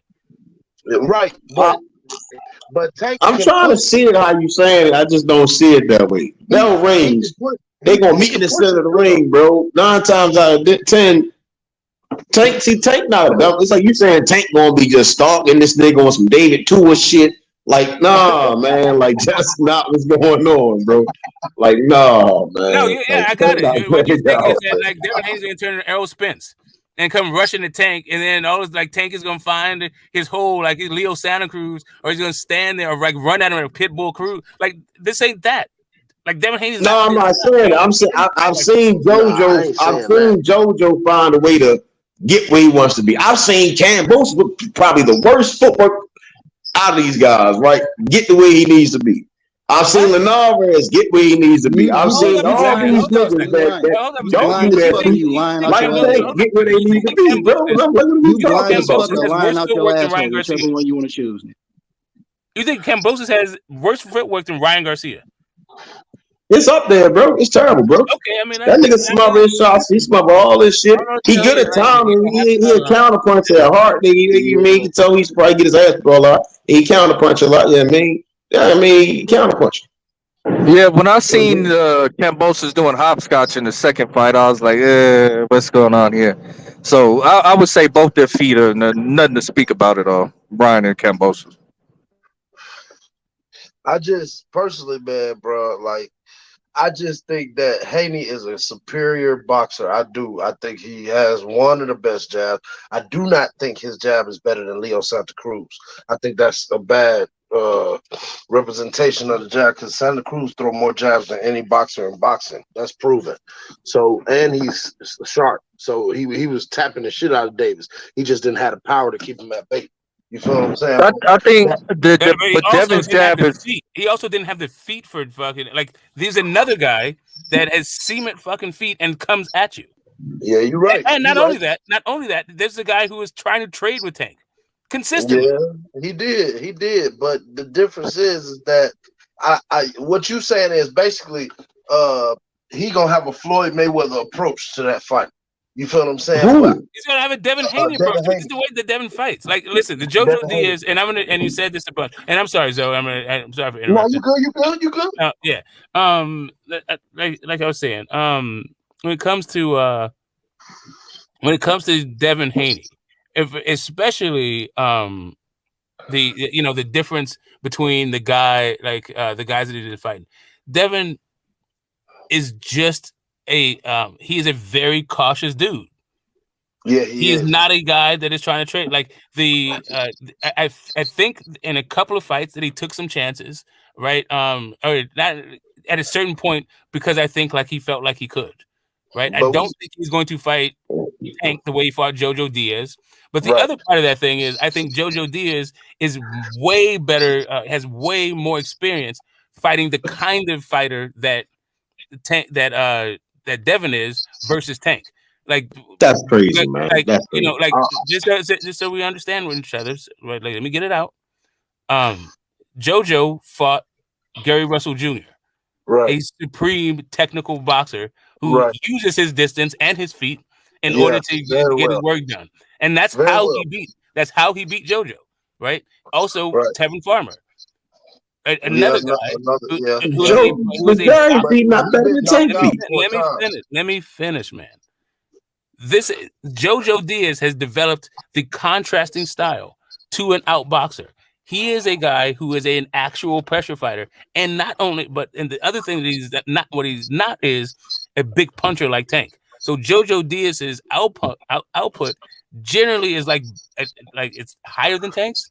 But JoJo Diaz, I would never say that he is on the same level as a Tank. So I'm just saying that I don't think Devin Haney is going to go through the fight thinking I can fight Tank the way I fought JoJo Diaz. So, are we comparing Tevin Farmer? Like, listen, man. Listen, I get what you're saying. That JoJo fought Tevin, he fought Gary, but them niggas, both southpaws. I get it, short guys, southpaws, but that shit ain't close to what the fuck you getting with a Tank, bro. Like, no, man, come on, man. Let's be serious, bro. I'm just talking about, again, when I'm talking about the stylistic difference. JoJo doesn't fight like Tank. Tank is not a pressure fighter. Tank is a boxer. Tank getting better. Tank the rip getting better work every day, bro. Like Tank. That's what he come from, bro. He just naturally getting all that shit matters, bro. Man, I get you have hope that Dave is gonna go out there and he gonna skedaddle for hopefully 9, 10, 11, 12 rounds, bro. That's not how you want to fight, bro. Like if the past behavior is prediction of future, to the extent that it is, right, in the sport of boxing, and you come up with different game plans for different fighters. But it seems to me the best chance that he has for fighting Tank is to keep his range, to maintain his distance, fight tall, and vary his approach when the gap is breached. Right, when Tank can close the gap, figure out a different way to respond to that thing. Don't just do the same thing over and over, because Tank will fucking bait you in some other thing. Like Phantom said, his ability to feint might throw all of this out the window. Maybe he can get Tank off. Maybe he can set up a trap with his feints. But I don't know. I Yeah, see because that's kind of real quick. So that's kind of the way I see it going. Like when Tank starts moving laterally and then fainting at the same time, like I don't think Devin's gonna know when to get off, and he's gonna freeze, and Tank's gonna capitalize at that moment and hit that nigga with some hot shit. Well, I mean, that thing that's been very effective for guys with terrible fucking feet. Right, I don't know right. if that'll be the same thing will be as effective with some guy who has, good footwork. like really some of the best feet. No. At that point, it's not the feet; it's him freezing. I got you. That's the issue, really. The reason why these guys have been freezing is because they don't have the ability to get out of the way. No, Dev couldn't get out of the way of JoJo shit, and JoJo ain't all alive, man. Bro, that nigga froze up, bro. Hurt in that fight? Didn't Devin Haney get hurt in that fight? Yeah, I hear what Smoke's saying, bro, but these niggas, bro, don't even if Devin Haney froze that nigga straight up, bro. If Devin Haney fights Tank Davis like he fought JoJo, then it's going to be a short night. I don't think he's going to fight that way. You can keep bringing up JoJo. I don't think he's going to fight him that way. Right, but JoJo has like more in his. I get what you're saying. All right, so what I'm saying, JoJo has probably more in his bag, bar this Loma fight, right? So the Loma fight is intriguing as far as what we will see, but as far as Tank, it's just he's the pure boxer, bro. He has the power, he has the leg, he has the IQ, everything that you want the fucking fighter to do, he's doing that shit. Only thing he don't have, what you banking on, is him being short and not having long arms, bro. And I'm like, I just think, man, skills pay the bills, man. Like, I'm saying because he's short and because he's very short and has very short arms, he's been fighting the same kind of guy.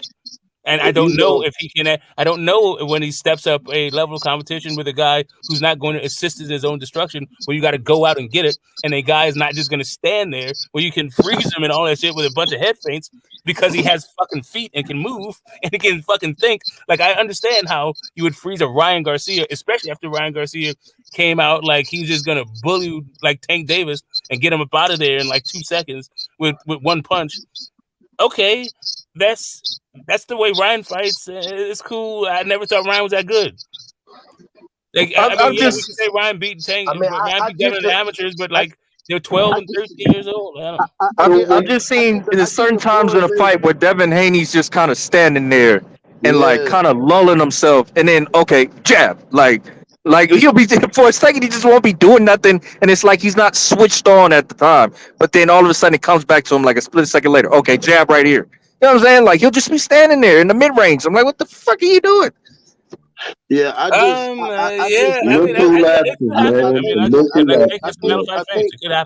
think Tank dip game is underrated. And one thing I watch him do he take a lot of shots, but he also slip a lot of punches, which opens a lot. And I think when Devin Haney throws that left jab, man, I think it's gonna be a problem for that body, bro. Because I think everybody expect Tank to always knock people out to the head, but he a vicious body puncher. You know what I mean? And I do see Haney, trying to get away from Tank like Floyd, but the difference, Floyd was a superior defensive fighter. Like, it was so hard to hit Floyd.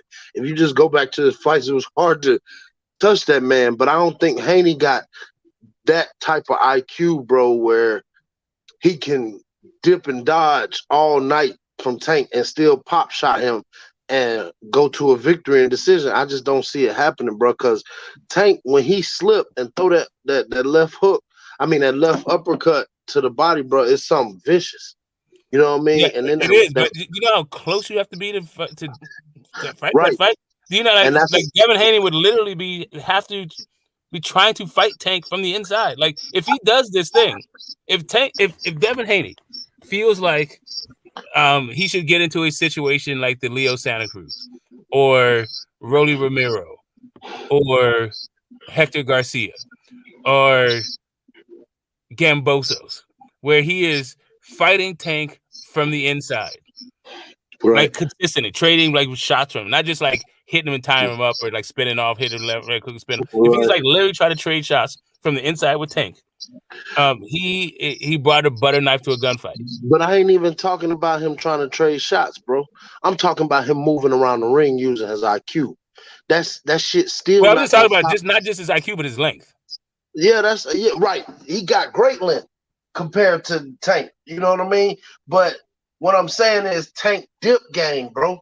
Like if you actually watch the fights, like Tank be dipping a lot of shit, and that's when he get his shots in. He's a great timing puncher, and a lot of people don't give him credit for that.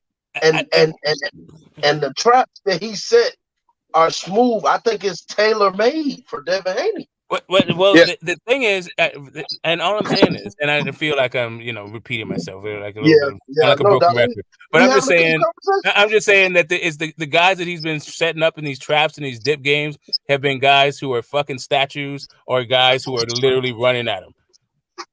Yeah, I think Tank has more experience with taller fighters and being effective than Devin Haney has with shorter fighters and being effective. None of the guys taller, the guys that he fights don't use their range and don't have feet.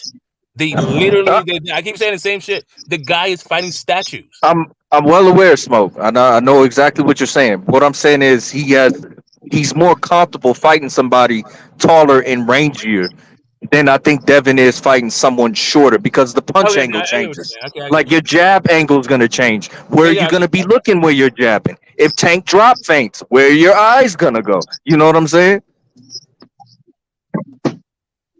Yeah, I got you. Yeah, it's hard to 5'5" guys at 135 pounds. Yeah, tough guy. It's probably tough to find, especially guys with the quick twitch muscles of Tank. For me, the jab angle is going to be different. Like, where are you going to shoot it from, and where is it going to go? It's the right hand left hook combo that is going to be the thing for Devin Haney in the straight right. It's not really going to be. I haven't seen Devin with a high guard, with a conventional guard. That nigga hands be down and shit, bro. I wonder. I understand that Smoke got hope in Dev, bro. But I'm like, man, that nigga going to sleep, bro. That nigga's tailor made to go to sleep. Well, I mean, I hear you. Like, I don't think like tailor made to go to sleep are the guys that Tank has fought. That's not Devin. That's literally like one of the modern ways that you fix fights is by feeding you a bunch of guys who you are tailor made to beat. Right? Well, Dev's gonna be getting fed to Tank, bro. I'm telling you, they get in there and Tank knock that nigga out inside 5 rounds, bro. That shit gonna look crazy. Tank has not had to go find anybody. He ain't really got to find Dev, bro. Dev gonna be there, bro. I'm telling you, he's gonna be there. He hasn't had to find anybody. He's going to have to find that. Yeah, what you saying is they're going to be bouncing around like a Caleb Plant. Got to go get him. I mean, I'm saying he can't go get him. But you think that? That's you hoping that that's time. No, he's going to have to come forward. He's going to have to do something. And say crazy shit that don't make any sense. Like I'm watching. So you think they're going to go into a high guard or conventional state? Like, we don't see that, bro. Dev stood in front of Cambosos with his hands down. Okay, so I don't think you just can't do that, bro. Okay. He's just flawed. He's just fundamentally flawed, bro. I think that Devin Haney is a situational fighter. So if the situation calls for a high guard or a half guard or no guard or tying a guy up, then that's what he'll do in that particular situation. He is not one of these dudes that Tank has been fighting where they just do one fucking thing over and over again so Tank can figure this shit out and knock him out. And then you say the best thing since indoor plumbing. So how many punches do you think Devin's going to get off before he get knocked out? let me ask you that. So you think he gonna be able to get away with the same? Like but you just can't do that shit, bro. You get time, bro. You got the nigga Telegraph. He's just he just Telegraph, bro. He got a lot of flaws, man. He going to sleep, man. But I think Smoke has a point to where Tank hasn't had to find anybody. I would say minus the Barrios fight, but I think it becomes a certain point to where okay, I'm using range and distance, but this little motherfucker can still find a target. I'm gonna have to sit down and fight. You know what I'm saying? Like this shit ain't working. I've already been knocked down twice. You know what I'm saying? So Yeah, you know, that's you the might whole have to thing. sit down and fight at some point. That's if you get knocked down twice, right? Like, so here's the thing. So just so we understand each other, Tyson Fury went down twice against Wilder and still got a draw. Like if he's not putting them out, it's going to be Fury got a chin though, bro. to win this Fury fight. got a chin. Fury, hold He's on. going to have to knock them out, right? But Fury, I think Fury is a much better boxer than Devin Haney. Honestly. No, I'm just saying. My opinion. Whether or not he's better or not is, I think that it's going to be very hard for Tank to win rounds that he's not dropping Dev in. And Fury. So let me ask you this, Smoke. If Dev is using range or distance, right, popping the jab, but Tank is still able to find a target and do damage, at what adjustment should you make at that point? Like, do you keep going with the same game plan, or what do you do? So what you were asking is about can Devin Tank takes punch? I don't think anybody at 135 can take Tank's punch. So the issue, at least not consistently. The issue is right. As the Cruz took it, but he had a hurt hand. He had a hurt hand. But the question is he going to be able to land it? The kind of shot that that changes the entire fight. Yes. You know what I just say yes, Smoke. Come to the dark side, Smoke. Just say yes. My primary reason for asking that question is what adjustment could be made at that point? Well, you're talking about a point of what you're talking where Devin can't use range and distance was the only way that he can win this fight. Like he's not going to win the fight by fighting Tank toe to toe. So like the idea is for the rangier guy who is a out fighter in the first place. He's not an inside fighter. He's not a brawler. He's not any of that shit. He's an outside fighter. So the question is, if he can't fight an outside fight and he has to fight an inside fight, what are you saying? Like you gotta be big and so there's a flaw in the system. Okay. No, it's not a style. We're talking about style matchup. Devin Haney is an out boxer. He's an outside fighter. Yeah. Well, what you saying again is like again, man, the beat Tank, you gonna have to beat Tank up, bro. You not like, man. I don't know why you would think that, but whatever. You think what you think. You think he? They telling you, man. You hit fighters, man. They all gonna say the same shit. You gotta beat you gonna have to damn near kill that nigga in that bitch, bro. You ain't getting away with no pit pad. The question isn't. The question is, can Tank find him? Yeah. Period. That's it. Yes, if he can find him, yes, he's a better fighter than Devin, bro. The question is, can he find him? Yeah. Who? Ain't no question. Yeah, he's a better boxer. He's a better boxer and fighter than Devin, bro. Yeah, okay, he's got short arms. I don't think he is a better boxer. That doesn't mean he can go fight Devin. Like he could. Right, but you hopping on the arms, man. You hopping on the arms and height, man. That's crazy. I feel like for a guy who is aspiring for a trainer, like your understand of like contrasting styles is like really fucking basic, bro.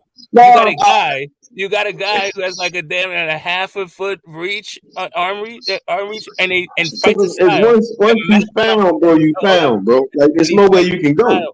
That he fights in a style that maximizes that. He is schooled by the same guy who taught Floyd Mayweather. He doesn't just like imitate Floyd Mayweather. He was trained by the guy that trained Floyd. I don't know if he was trained by Roger though, man. Yeah, I mean, I don't see none of that. I don't see no Roger. I don't see no Calvin Ford. I don't see any of these things. I hear you. You don't have to see Calvin Ford because Calvin Ford didn't train Floyd. Well, but we know Calvin Ford trained Tank. We know Coach Kenny trained Tank. We know Roger trained Floyd a lot. Devin Haney was trained by the same guy that trained Floyd. Devin Haney's not imitating Floyd. Devin Haney was trained by the guy that trained Floyd. I don't see no Floyd. I don't know what the fuck I'm looking at. I don't see no Floyd saying. I don't see no Ryder, bro. There you go. So let me help you out. Let me introduce you to the Midwest style. What the Midwest style is you understand how every style that you have the ability to fight every kind of style, so that moments in the fight you can make the other fighter fight the fight he doesn't want to. So if a guy wants to brawl with you, then what you do is you turn into a boxer. If a guy wants to box with you, you turn into a brawler. If a guy wants to fight on the inside, you make him fight on the outside. If a guy wants to fight on the outside, you make him fight on the inside. It's you understand the contract. That's how the Midwest style works. Well, Dad ain't a Midwest fighter, bro. He a Cali fighter, man. I don't see no Midwest, man. Okay, do you understand? He might be a Ben Davis fan, man. You ain't gonna never Just so get you across understand, to just dumb as hell. because you don't understand this thing. Like, just because the gym is in Oakland doesn't mean that the trainers are from Oakland. Tommy Elder, the trainer at King's Gym, was Willie Peck's sparring partner.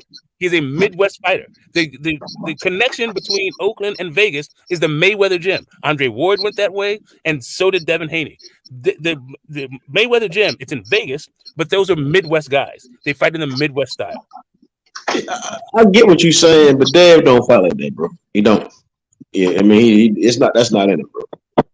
That adds more than Tank, bro. Tank gonna make you do shit you do not want to do at all. Literally the style he fights in. That is not true at all. I just want to know. I don't know, Smoke, because you just told me he can only win the fight at one distance. Correct, because Tank is an inside fighter.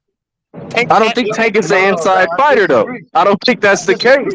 He's definitely not an outside fighter. Yeah, Tank is a pure boxer, bro. Can I do this? I think he can do both. No, listen, there is no way that Tank Davis can outbox Devin Haney. No fucking way. His arm is God. Yeah, because he ain't gonna make it that long, nigga. That's why, nigga. Once he hurt, he get out of there, nigga. That's what outboxing is. Tank Davis needs to close the gap. Everybody got to close the gap, bro. Every fighter got to close the gap. That's a fact. You got to land a punch. Not if you fight at range. That's what the whole thing about the jab is about. Every fighter has to close the gap. You got to land a punch. You got to land something. Maintain the gap. You got to close the gap. You got to land something. No, some fighters have to maintain the gap. You got to land something. And if you got to land something, you're not just winning a fight with a jab. I'm a step here. Everybody ain't just gonna be prone to getting hit by the jab. Somebody's gonna make you have to try to do something else. You're gonna be missing the jab. That's kind of what you're saying. Tank he's better defensively, bro. He can go to a high guard, conventional guard, everything. Dev does not have that shit at all, bro. That's what I'm saying. Like this, once Tank lands a shot, bro, he's gonna ball the fuck up. We see this for everybody. He's gonna ball up. He's gonna take some Keith Thurman type shit. He's gonna ball up. Are you literally saying that Tank Davis has a high guard? That means he's gonna beat Devin Haney, like, bro, like literally. No, I'm not saying that. I'm saying, nigga, I literally watched the Cambosis fight. They're standing there, hands down and shit. And when Dev does you certain shit, it's not effective, bro. I literally seen the man catching this nigga between his stuff. I've seen Cambosis time and come in and out. I've seen everybody do this shit. And I've seen Dev try to do this shit you're saying, and niggas still trapping. Like that's the point about it. He's cool, but he's going to sleep, bro. What was the closest fight that Devin Haney had in his career? Jojo Diaz. Yeah, Jojo Diaz. What was the judges' scorecards in that fight? 8-4. 8-4. Okay. And Jojo, yeah. Or 9. Again, and again, just to be clear, if Devin Haney approaches the Tank Davis fight the way he approaches the Jojo Diaz fight, then what you're saying, I will agree with 100%. I don't see him getting out of there. If he decides that he is going to trade with Tank Davis, that is a horrible game plan. An absolutely terrible idea.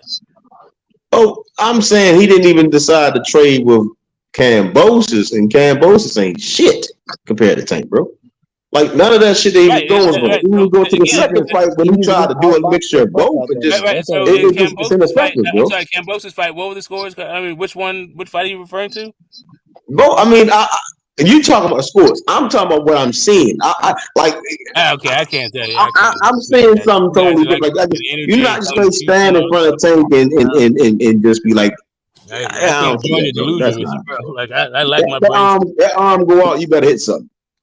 He ain't gonna be standing in front of Tank, nigga. What part of that don't you get? He's going to wind up being a deer in the headlights, bro. For sure. What part of that don't you get? I can't wait. Haney is a moving target. What part of that don't you get? No, he's not, bro. Like Yes, y'all keep saying shit that you don't that don't exist. It don't exist. You obviously it don't exist. He ends up on the ropes. Obviously do not. He's going over to that right side, and he's going to come on, bro. He do the same shit. It's repetitive, bro. It's probably it's the easiest game plan. Some niggas just most of them guys is 122 pounds. That nigga Tank gonna fight just like T.O. dumbass. He gonna come out there thinking he's just gonna knock this nigga fresh the fuck out of here. I hear that. Again, y'all hoping and dreaming that that's what's going on. I'm telling you how to facts. Having them think he about to just he going to do the same shit. It's just different, bro. It just guys got flaws, man. Every fighter got flaws. You gonna come in there? They're gonna be the one exposed with flaws. He ain't hitting like that. He ain't doing that. Walking down niggas. I don't think Tank's game plan is to knock you out. I think his game plan is to land the cleanest, most effective punch that he can. Because I saw in the Hector Garcia fight before he quit on the stool, the nigga wanted to keep fighting. Nigga got off, was in the center of the ring before the bell even rung. And then you see with the Ryan Garcia fight, he hit him with some hot shit. He knew he did.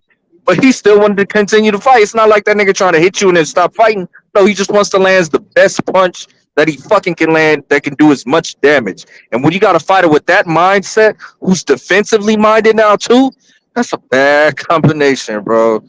Shit not gonna go well for niggas at 135. I feel for him, bro. It's gonna be nice and simple. And I mean, don't call Haney he does try to hit you with the correct shot. It's just that he has been fighting guys that have given him a gigantic target. Like this easy. I mean, look, if Devin Haney's like throwing 3 punches in a row and running at Tank Davis and trying to fight this dude's like turning into Rocky versus goddamn Clubber Lang, it's short work. The idea that you think fighters have got to at some point stand and trade because they've run out of options. No, that's not the way you do it. You stand and trade when the person doesn't want you to stand and trade. So what Dave going to do with it? All right, that's great. I'm glad that even with this Loma fight, and they had that Floyd partner. It was like Floyd said, "You're going to have to fight. You're going to fight guys that's going to make you fight." And that was one of the most beautiful things I heard Floyd say. That you're going to have to fucking fight. All that skedaddle and shit is points. Right, because it's always a boxing man. It's just, and you're gonna have to learn how to do shit. I don't see him learning this shit. And and if he learning this shit, it still ain't correct. It's something. Who the fuck is like? It's not gonna work, bro. It's a science for a reason, bro. It's a reason you do certain shit because it's all defensive. The punching is defensive. Everything you do is defensive. Everything is offense, defensive, hand and fucking hand. If a nigga you stand in front of a Cambosis with your hands down, he just created so many bad habits that he can't dig himself out of, bro. That's why I want to fight, but I feel bad for your hand brigade, bro. But you're going to see. When you say he can't dig himself out of, like in the Cambosis fight, didn't a judge give him like a 10-2? We talking about Cambosis, bro. Cambosis is ass, bro. Tank knocks that nigga off. I thought you just referenced the Cambosis fight. Right. I saw because again, that's the guy that you say that you give credit to for that bit. Right? And I'm like, I give him credit for the ducks. What I'm saying is what I'm saying in the science is like that shit. If that's what you're saying, like just try to tie Tank up and do that shit 100 times and try to just keep going the same jab and then when you try to get to the ropes, you try to like that. Come on, bro, you going to sleep, bro. Like, it's not gonna work, bro. Like you try to run around and then try to throw some shit in midair, bro. You get knocked the fuck out, bro. You're not gonna hold him. It's not gonna hold him, bro. did you? So I just watched the build up to Ryan versus Tank, and literally what Tank said to him is, "You are not going to beat me only throwing one punch." So if you're not going to beat him throwing only one punch, but you can't beat him throwing a variety of punches, then it sounds like to me that the only way you have people beating Tank is by knocking him out. You have to beat him the fuck up. All that not committing this shit and that passive shit. You're not beating. Come on, bro. Like that's what we're talking about. That shit, soft. That shit ain't gonna work, nigga. Like, nigga, you scared, nigga. Just say if you scared, just say you scared, man. Come on, bro. You're not gonna beat no nigga. You already scared, man. Nigga. I thought we all agreed that it's fucking stupid to fight Tank on the inside. I've never said that. You never heard me say that. I always said you gonna have to fight that nigga, bro. Just you good. gotta learn how to fight inside. You turned. I don't know how that happened, but in your mind, you took a consensus agreement that the smart thing to do is to fight at distance to being scared. So now being I said to beat Tank, you better learn how to fight on the inside and be and break them down, bro. You can't do that. You ain't beating them. Absolutely not. Right, and that's the reason why all these niggas going to do this. Nigga, it's a lost art of fucking boxing. Niggas, your ass can't fight on the inside, you getting broke the fuck down, bro. Nigga, that shit gonna get nasty. That shit gonna get real nasty. You don't fight fire with fire, man. What the fuck is you talking about? You put out the fire, nigga. You ain't putting out no fire with no motherfucking spit. You don't put no fire out with spit, nigga. You don't fight a fire with fire. You go get a fire extinguisher. The fire extinguisher, nigga, is pressure, nigga. That ain't no pressure, nigga. You already in your mind saying I can't do that. Come on, bro. You're not beating that nigga, bro. Issa Cruz can fight him on the inside because Issa Cruz got Issa Cruz got cooked on the inside because he can't fight on the inside, nigga. That nigga tried, nigga. He got cooked. Anybody else has on that nigga. He tried, nigga. He got cooked. Issa Cruz probably got cooked. They're going out the same way, bro. You can't fight on the inside. Your defense ain't what you think it is. You're going to sleep, bro. I get that you have high hopes, bro. I get the passion y'all have, bro. But it's boxing, bro. You gotta know all that shit. It ain't no just know what I can just do. No, nigga. You know it. Come on, bro. Cruz was fighting that nigga directly on the inside, nigga. Nigga. Cruz was trying to swarm some shit. And Tank taught that nigga how to. Tank was teaching that nigga, get that nigga a master class, nigga. When you in this inside, nigga, this how you fight on the inside, nigga. Beat that nigga the fuck up, nigga. You crazy, still lost, nigga. That's the whole. So in your mind, Dan and Narez is inside. That shit whack, nigga. That shit is whack. You dumb as fuck. That shit is whack. You going to sleep. Nigga, in your mind, niggas need to fight Tank on the inside. Niggas gonna stand you all the way up and put you to sleep. You need to put the cocaine down, nigga, because that's not how you beat Tank. Nigga. You nigga, like that's what I said again, Roger. Nigga, you better learn how to fight on the inside, nigga. To beat Tank, niggas better know what they doing on the inside. You going to sleep. I thought you knew boxing, nigga. That ain't boxing, nigga. Yeah. Everybody ain't blessed to get that science. Everybody know what the fuck they doing. Yeah. You just hurt because you know the level may come. You want Andy on the inside so he can get knocked out faster. That's all. No, that's just because your guy ain't what the fuck you saying he is. What the fuck are you talking about, nigga? Just tell the fucking truth, nigga. If you nice, nigga, you the pure boxer, nigga. You gonna know how to fight inside, nigga, because you know the fuck going on, nigga. That's what it is. The fuck, how the fuck, like nigga, perfect example. We can talk about Yoshino when shit Shakur was working the outside angles and shit. Then he got on the inside, punished that nigga, bro. What we talking about, like Ryan Garcia, huh? And that nigga want the fuck inside. He punished that nigga, right? He want to swarm and shit. That nigga, bro. What are we talking about? Niggas know the fuck they talking about. Nigga, you better know how to fight inside, nigga. You better know how to really work in that motherfucker. Shit, man. You just say all that other shit. Yeah. Niggas favorite fighters is going to sleep. You gotta fight them on the inside. Niggas, at least you dissolve the dogs is loose, nigga. At least you dissolve the dogs is loose, nigga. Niggas is going to sleep, nigga. How the fuck you gonna sit up here and say what niggas finna say something, nigga. Niggas, the dogs is loose, nigga. I ever heard from a tank, nigga. Ain't no tank. Nah, nigga, you just mad because your favorite fighter is limited, nigga.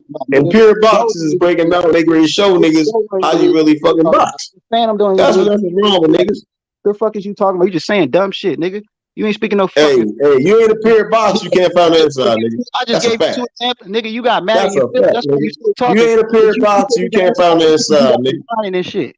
You answer my question because you was whining so fucking much. I said Issa Cruz fought him on the inside, and what happened? You said he beat the motherfucker. He got cooked. He got cooked. That's exactly why He got you fight him on the inside. You He dumbass. got That's not cooked. deep Nigga, Tank walked that nigga down, back that nigga up, was beating that nigga up, then proceeded to use angles and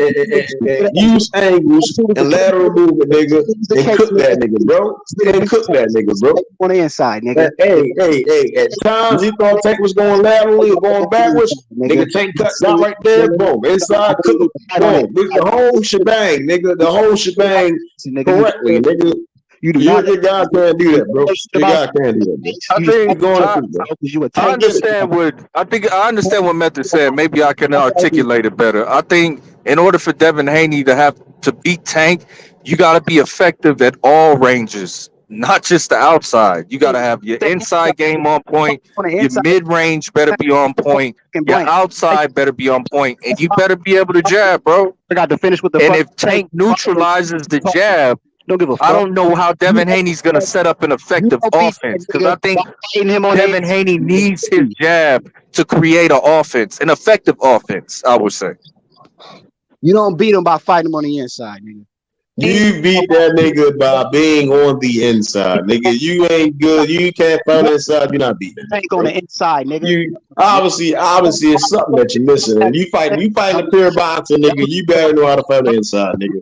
That's all I'm telling you. That's too much game for the day, nigga. That's too much game. I think you had, just so we just put some get some clarity. I think you had Bud Crawford beating Spence on the inside too. He's gonna have to fight inside, bro. It's not that. It's the fact that, like, if you have long arms, that becomes a detriment in inside fighting. Like, the thing about Dev that's gonna help him maintain range is that he has a hell of a straight right. So the 1-2 and actually the other thing about the open stance, right? The orthodox southpaw thing is the right hand left hook. Like, he has these shots in order to maintain range. It's not just all he does is jab. It's you mix it up, because if you actually just keep doing the same thing over and over, that is how you get beat by Tank. I think Devin Haney's straight right is nice, but them hooks he slaps. Like, them hooks is trash, bro. The point is they score. Yeah, that's a good point. They do score, but they're not gonna do nothing. Like, they're not gonna do shit. No, but I'm not talking about, like, is it like you guys, like, for some reason Method feels as though you have to beat up Tank and in order to, or you have to like get Tank's respect and all this other shit. Like, that's not how this dude fights. He is not it's not about getting a guy's respect. It's about scoring and not having that guy be effective. There's literally only one range that Tank can fucking win this fight at. Bro. Did y'all ever see Floyd versus Zed, bro? Did y'all ever see Floyd versus Zed? Y'all really historians and I'm not, bro. And this is why I keep saying, like, people give Floyd praise for his defense, but that nigga is nasty offensively, bro. Just gets real nasty with that shit. You know what I mean? Like, it's the reason he's beating a lot of niggas because he's fucking prolific on the fucking inside, bro. Nigga, anything you think you doing, he ready to show you that shit ain't shit. You know what I mean? And again, I keep telling niggas, the closest thing to this nigga right now is Tank, bro. The closest thing to who? The closest thing to who? The closest thing to Floyd is Tank, bro. And niggas gonna be like, the Floyd like 5'8", 5'9", bro. Nigga, it looks different, nigga. And he's southpaw, bro. It looks different to the casual eye, bro. You know the fuck you looking at, you like, damn, that shit like Floyd, bro. Okay. Floyd just just so you understand, like, I watched all the like I'm not even gonna go through here with you. Floyd is not a boxer puncher. What is Floyd? Davis is a boxer puncher. Early what is Floyd? He was. Early Floyd is a he wasn't a boxer puncher even then. He's still he was. Before he started having hand problems, Floyd was a motherfucker. But even when Floyd threw a ton of shots and was less defensively minded, he still wasn't even a boxer puncher then. He was still a boxer. What about when he knocked out Diego Corrales? No, that was one hell of a motherfucking. That was one hell of a display. That was. I mean, goddamn, he just beat the shit out of that dude. He slapped him the fuck up. But yeah, he still has never been a boxer puncher. Ass whooping, boy. Yeah, that was an ass whooping. I mean, that's really debatable. R.I.P. Chico Corrales out here from Floyd is a puncher, bro. Yeah, no, Floyd at no is a puncher, point. bro. Yeah, that's what I'm saying. Before Floyd started having the hand problems, he was knocking niggas out. Yeah, but knocking you out. His knockouts is not like Tank's, bro. Yeah,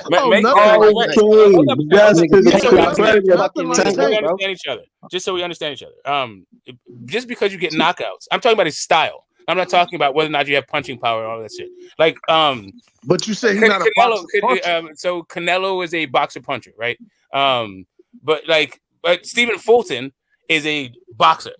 Right. He's just a straight, he's a master boxer. Floyd has always Floyd was defensive. He was a more offensive minded. He threw a ton of shots, but he's always been a boxer. Right, I agree with that. But I think he also was a puncher at a certain period in his career. Yeah, no, I mean definitely he was going for knockouts and all that shit. But when I say boxer puncher, I'm talking about a style thing, not like a description. I know exactly what you're talking about, Smoke. Yeah. I'm just saying that idea that Bud Crawford is a boxer puncher. Right, and Floyd was that. That's the most closest person to me to Floyd. No, man. Bud's defense was not on Floyd's level, bro. This nigga defense that fucking Floyd had was fucking impeccable, bro. Yeah, just so we understand each other. Bud has always been a guy to set you up with a trap and try to get you out of there. Floyd used to swarm you with punches. He just threw a ton of fucking punches. Like Diego Corrales, he wasn't like separating guys from their senses. He wasn't like Floyd Mayweather has 0 knockouts of the year. No knockout of the year candidates. Yes, he did. He had one with who was that? He knocked into the ring post. Ricky. Oh yeah, I mean he fucked. That was one of the funniest knockouts too. And Ricky hold up a second. But just to be clear, he ran Ricky Hatton into a ring. Just to be clear, he ran Ricky Hatton into a ring post. He punched his ass into a ring. I know, but I'm just saying. I'm just saying he that check hook ran Ricky Hatton into a ring post. That shit funny as fuck, bro. Yeah, that's one of the fun. That is the funniest. It got waved off. The towel came in. So everybody was saying he got knocked out in every kind of way that you can get knocked out.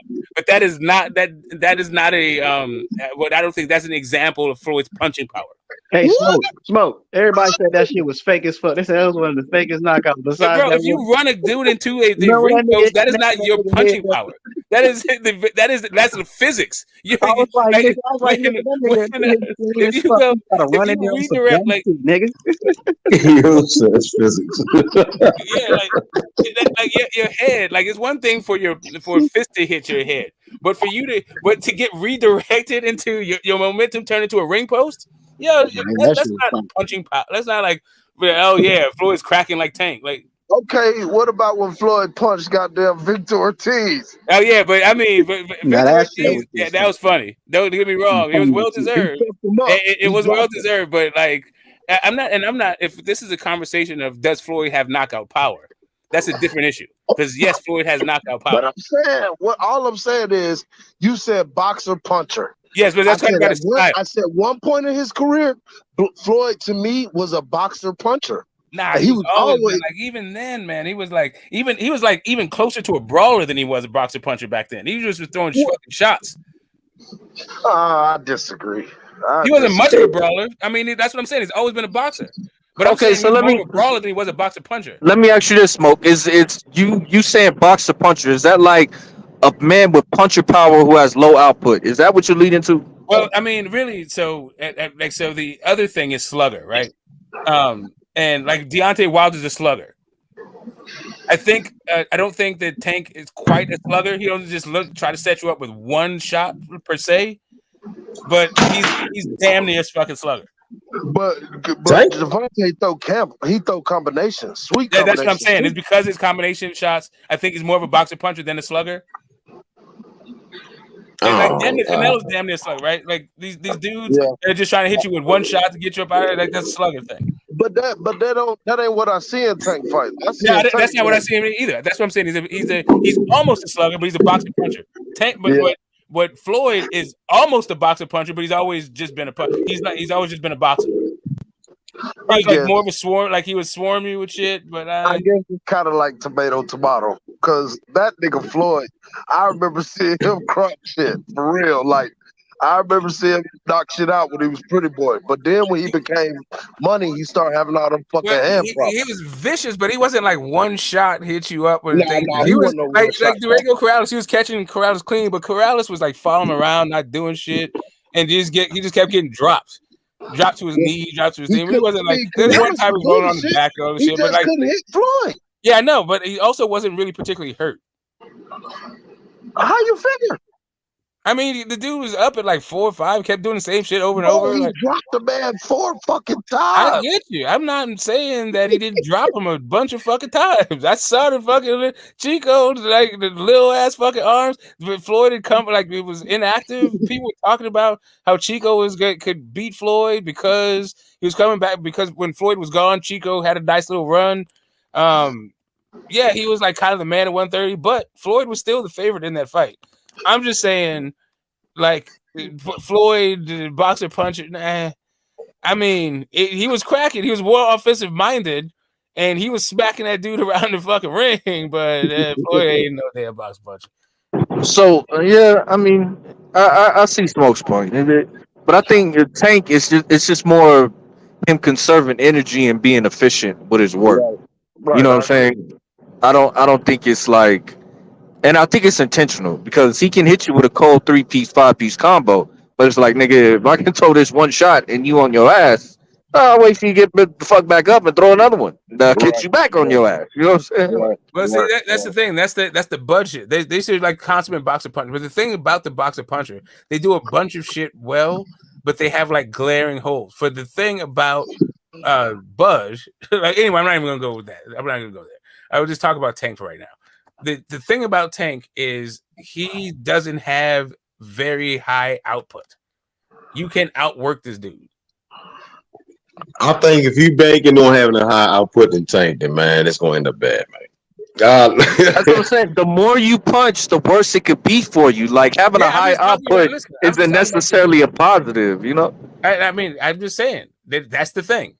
There's always a thing about a boxer puncher. You just have to figure out what it is. The thing about a specific boxer puncher. The thing about both Bud and fucking Tank is they can be outworked. Okay, so let me ask you this, Smoke. William Zepeda could throw like 1,200 shots in a fight. Do you think he's going to be throwing 1,200 shots in a fight against Tank?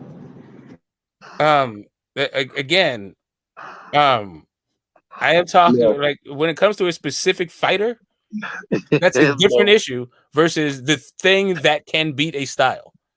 The thing that can beat a style, like Leo Santa Cruz had the style to beat Tank because he was very active.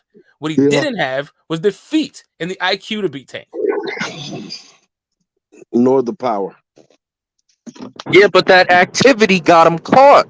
No, that's what I'm saying. Like the more you can punch, like it wasn't the activity that got him caught. The type of activity he had got him caught. Yes. That's true. You got a point. But that nigga Smoke tripping, man. That nigga Smoke is tripping, man. That motherfucker. Hey, because boxing, you get I mean, somebody you getting off at certain points, the next guy getting off. When Tank got off, that motherfucker, man. He hit that nigga with some crazy shit. That nigga like a right hook. That nigga. That's when Leo was like. That's when it was over. When that nigga Tank landed that right hook, that nigga Leo was done. He said, "Oh shit!" He took his ass to the corner. Then he got the uppercut with the sleep, nigga. Yeah, I mean.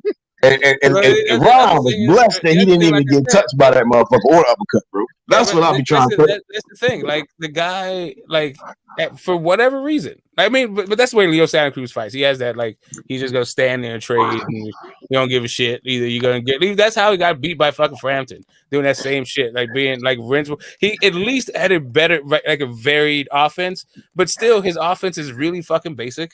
He was throwing the same shit against Frampton and got fucking caught out. Got decisions in the rematch. At least he learned to like fight from range a little bit in the rematch against Frampton, but that shit he just reverted to type against Tank. Like he just starts throwing, like you said, you got hurt, you reverted to type. I'm gonna go power my way through this shit and throw a gazillion punches. As a matter of fact, let me throw the same punch 3 times in a row right in from the pocket. Yeah, that's what got him. Yeah, that was a mistake. That was a dumbass move, boy. I don't know. No, that was a good move, man. He put his ass to sleep. That's what we wanted to see. Put that motherfucker all the way to sleep. I ain't got no problem, man. Put that motherfucker to sleep. He knocked him the fuck out, boy. That's what we came to see. We playing top dog to see capitalize on niggas' mistakes. You know what I mean? Yeah, make them miss, make them pay. Shit. Make them miss, make them pay. Yeah. I think that's where Devin might have some troubles. He can't disguise his offense. Like, you know what's coming. Jab, right hand. Jab, right hand. Jab, right hand.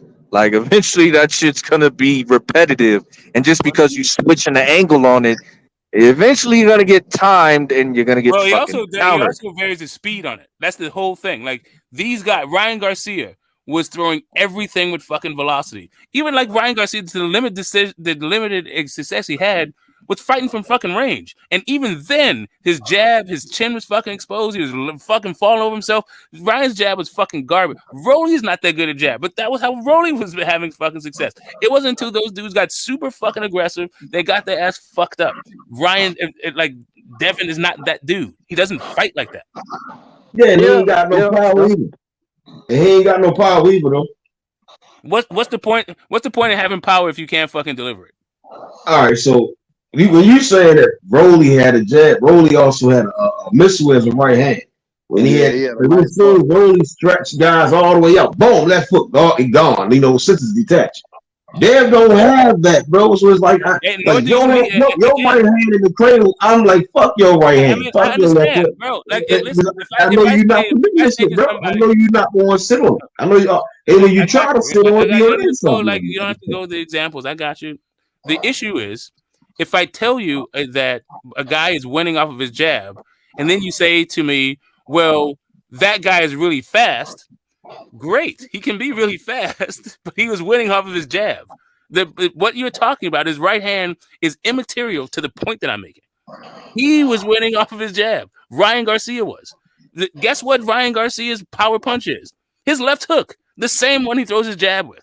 So it's not like because Rolly has a rocket going after it that people can't beat fucking Tank off of a jab that don't have a particularly effective right hand, because Ryan's right hand is fucking hot garbage. You know why it's hot garbage? He throws his shit the same thing with his left hooks with the same with so much fucking velocity that it throws him off balance.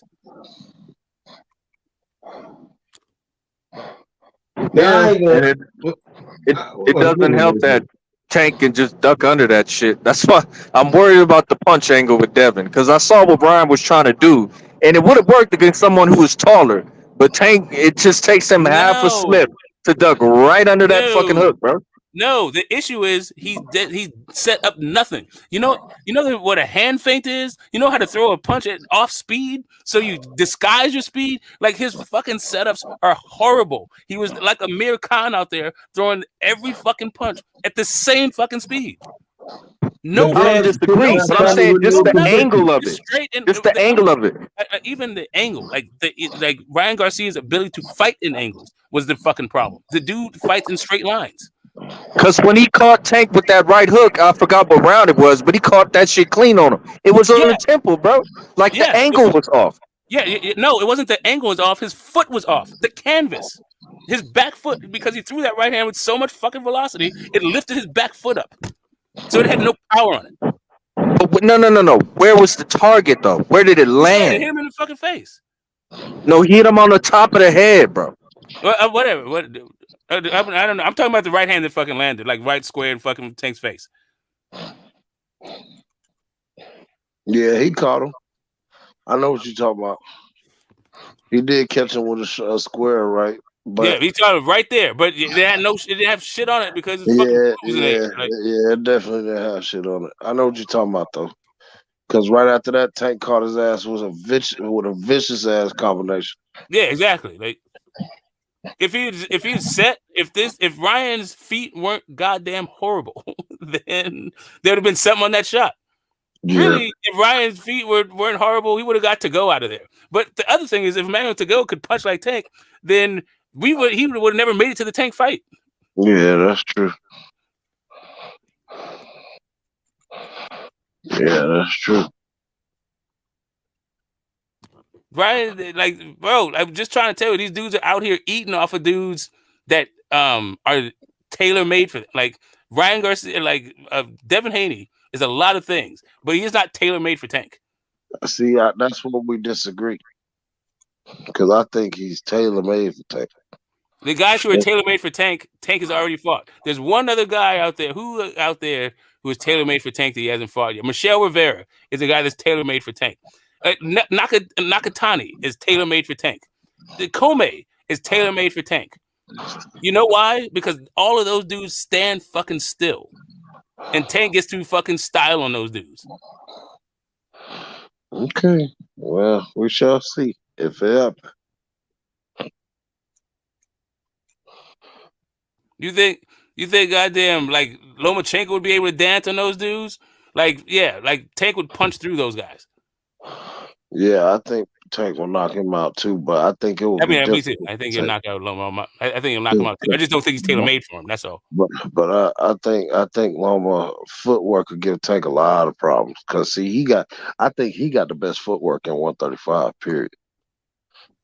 I don't think best nobody footwork. I mean, it's not bad. It's pretty good. Like Ryan, Dev's footwork is pretty good. Shakur's footwork is pretty good. Loma's footwork is pretty good. Loma's just kind of old. Yeah, he is old like now. these boys are kind of young, but Loma's footwork is still good. Yeah, his footwork is vicious though.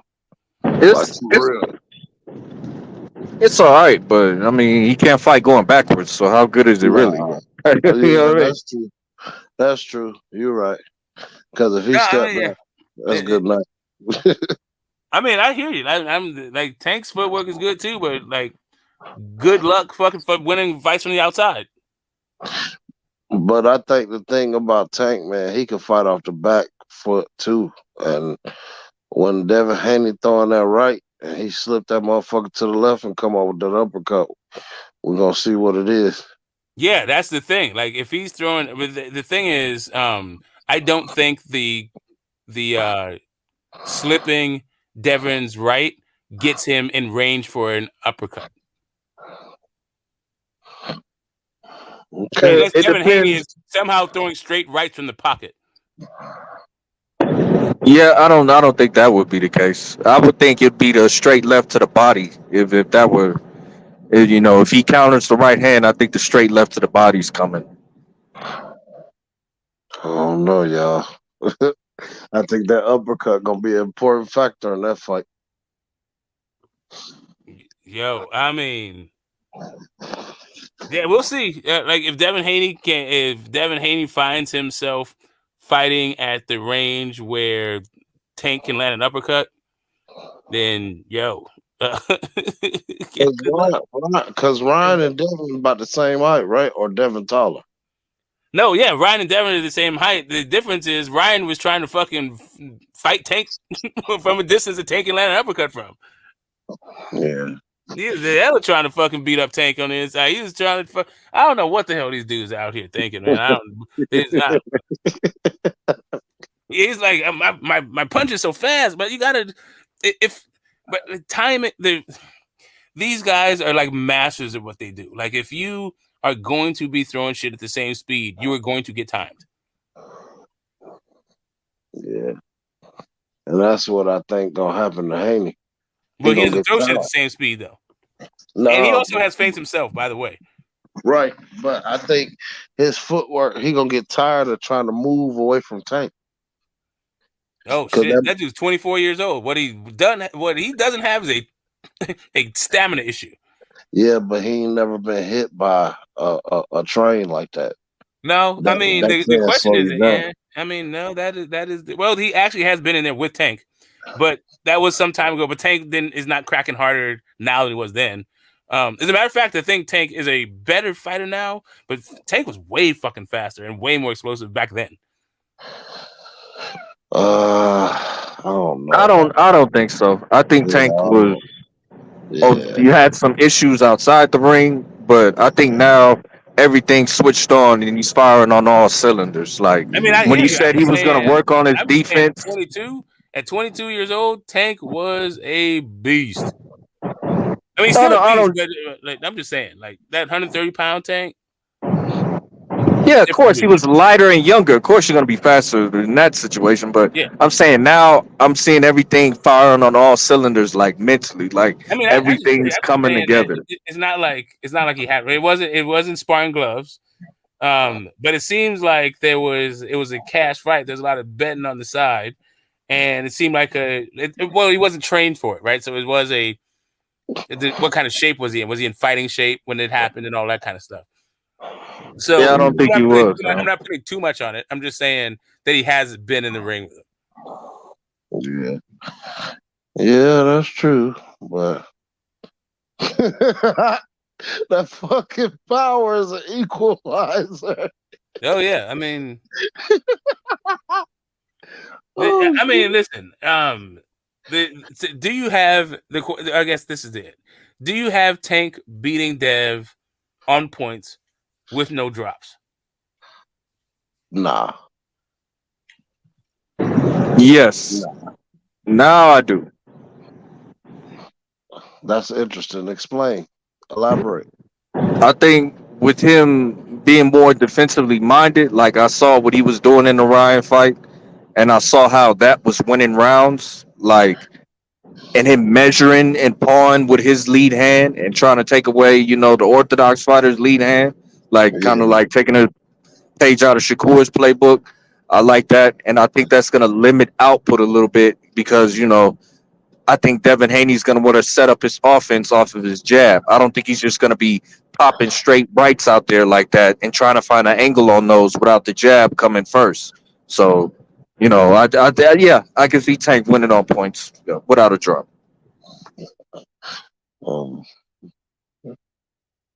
Good point. Before this fight, I wouldn't say that, but after seeing what I saw, yeah, definitely.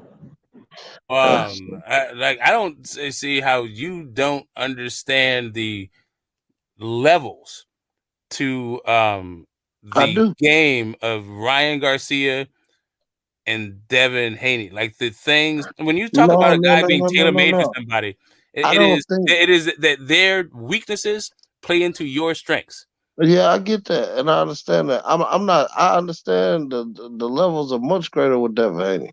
I'm not saying that. I'm just saying that the thing that Ryan had was power, and that's the thing that kind of frustrated and disturbed Tank's fighting motion. Even though he calmed down after that little flurry, you feel what I'm saying?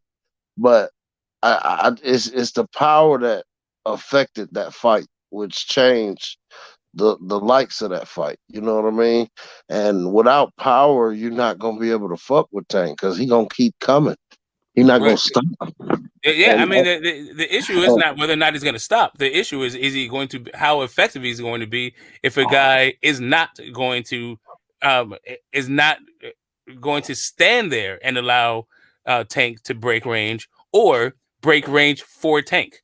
That's really all this thing comes down to. Like the idea that you're going to try to fight at Ryan Garcia's pace and try to get him out there, be over aggressive and shit, and like bully Tank. I mean, that might be Pitbull Cruz's approach. That might be Barrios's approach to fighting. Like that might even be Leo Santa Cruz's approach to fighting. That's just not Devin Haney's approach to fighting. I just don't think Devin Haney, once he get hit, all the fucking plans gonna go out the door. Oh yeah, I mean that's why it's hot tips, baby. It's hot tips. You gotta stay on your P's and Q's. Like we're not talking. Like Devin Haney does not strike me as a guy that loses focus in fights. What Devin Haney to me like is an example of is a guy who is switched on and focused every second of every fucking round in this fight in order to make the correct moves given for the situation. Now, like I'm saying, I feel like the way that he approached Jojo Diaz, like try to make it exciting and get into a firefight and all that shit. If for whatever reason, if he feels like inclined to do that with Tank, then he's not as smart as I think. I know he's not as smart as I think he is. He still has a lot of learning. He's a young man. Like this, like the idea of like he's getting cashed out just seems kind of ridiculous to me. But whatever. I still think he is smart enough at this point to understand. You don't try to trade with Tank the way you did with like Linares and JoJo. Well, I don't think you try to, but if you get buzzed, you get buzzed. You know what I'm saying? Because I saw the reaction after Linares clipped him. No, It was, I'm not talking about I'm talking about how can he I got. finish what I'm saying? Smoke, Jesus I'm Christ! talking about what you got right because you just went to. Go ahead. I just want to finish what I'm saying. So he got clipped, right? And I saw his reaction was hug first, punch last, which is nothing wrong with that. But you were holding on for dear life. Like I didn't see no kind of adjustment to that. You were just separated from your senses for the 2 rounds after the fight. You know what I mean? So you didn't know what the fuck to do except for the clinch. So I don't think you could do that again. I don't think Linares is gonna let you. I don't think Tank's gonna let you hold on him and then look at the referee like, get him off me. Like, no, he's gonna be trying to hit you, bro. Like, come on. Yeah, that's not the approach that I was talking about. Well, the approach I was talking about was trying to stand there and trade because people said that you're like not exciting. Like that's what I'm saying. Like I feel like I don't know. Maybe that wasn't his intention. Maybe I'd be reading that into his intention. But the point is, he sit there and try to trade with both Linares, and he actually tried to fight JoJo like on some mano a mano shit. Like, yeah, he damn sure did. He does that with Tank. This is like it's academics, a foregone conclusion, like kind of. Exactly. You better not go. Yeah, so you can't fight Tank like you can Linares or JoJo. Yeah. Yeah, correct. And those are the two ones where, like, for whatever reason, he chose to fight a more risky. He took a more risky approach. Usually, the dude's like super cautious. Yeah, that's true. Which I just say had no respect for the biggest. I feel like Haney was trying to be aggressive around those times of the Gamboa time, and he didn't get the knockout. So he went and fought Linares, and he was just outboxing the shit out of him. So he's like, fuck it, let me try to knock this nigga out. But he didn't realize that Linares' inside package ridiculous, bro. He be throwing all them fucking flurries, bro. Caught that nigga clean as shit. So let me ask you this. So that's the whole reason why I don't want to see that nigga fighting Tank on the inside, nigga. So if Devin Haney fights Tank. Hold on, let me finish, bro. He fucking sit in there and try to motherfucking fight on the inside and plant his feet with Tank is gonna be a wrap. Shakur fucking defense is a little more where he can do that at times because there's times where he actually be on the inside with some nice defense. So Shakur in a sense could do that, but he need to do his outside thing, man. You don't need to be in there fucking with Tank, bro. Then they got too much fire. So if Devin Haney fights Tank the way he fought Kambosos in the second fight, you think he loses if he fights like that? Necessarily no. I just think that he's not gonna, for one, even fight like that, because Kambosos, for one, is Haney wasn't cautious of that nigga. Like he didn't have anything that Haney really was like, man, this nigga could knock me out type shit. Like he ain't feel like that, nigga. Tank is different. So I feel like he's gonna be a lot more cautious when he fight Tank. I feel like the value for Haney will actually go down in that fight because he's gonna be a lot more cautious. But yeah, I don't think he's gonna fight him like Kambosos because he won't be able to. I feel like Tank, at times is gonna try to make the fight more exciting because he already know that the way Haney gonna be boxing, he's gonna just try to stay outside with that jab. And I think that Tank is gonna end up making the fight exciting at certain rounds and shit. But it all depends, bro. If he fuck around and can get Haney to stop, like get him to stop fucking moving, because Haney gonna be trying to move around. He tire that nigga out and get him to plant his fucking feet for a second. He gonna be able to throw off some punches. So it all depends on how that shit go, man. I just feel like it's gonna be a great ass fight either way, though. Yeah, I do feel like that too. To a certain point.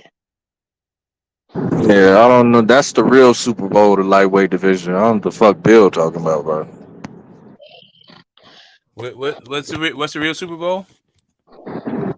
Tank Oh and yeah, Devitt. yeah. He just said the Super Bowl because nigga, the Super Bowl happened once a year. He trying to say they got the biggest fight this year, but we all know what the big fight was this year. What was that? Nigga, Tank and Ryan, nigga. Nigga, no Oh, question. Biggest fucking fight of the year. Okay, so let's see. I saw a report, and I haven't checked the veracity of it. I'll check it right now. But I heard that maybe AJ and Wilder are being made. Is that the case? That's a bad fight for Damn, AJ. that would be fucking fire. That is facts. That's a Oh bad my fight for goodness. AJ. I would love that. Anybody that got AJ, holla at me, nigga. That was a bad I fight got for Wilder, AJ. nigga. Yeah, that's a bad fight. That's gonna be like Dominic Brazil fight. Honestly, that's the fight I see. Wilder catching him with one right hand. Good night.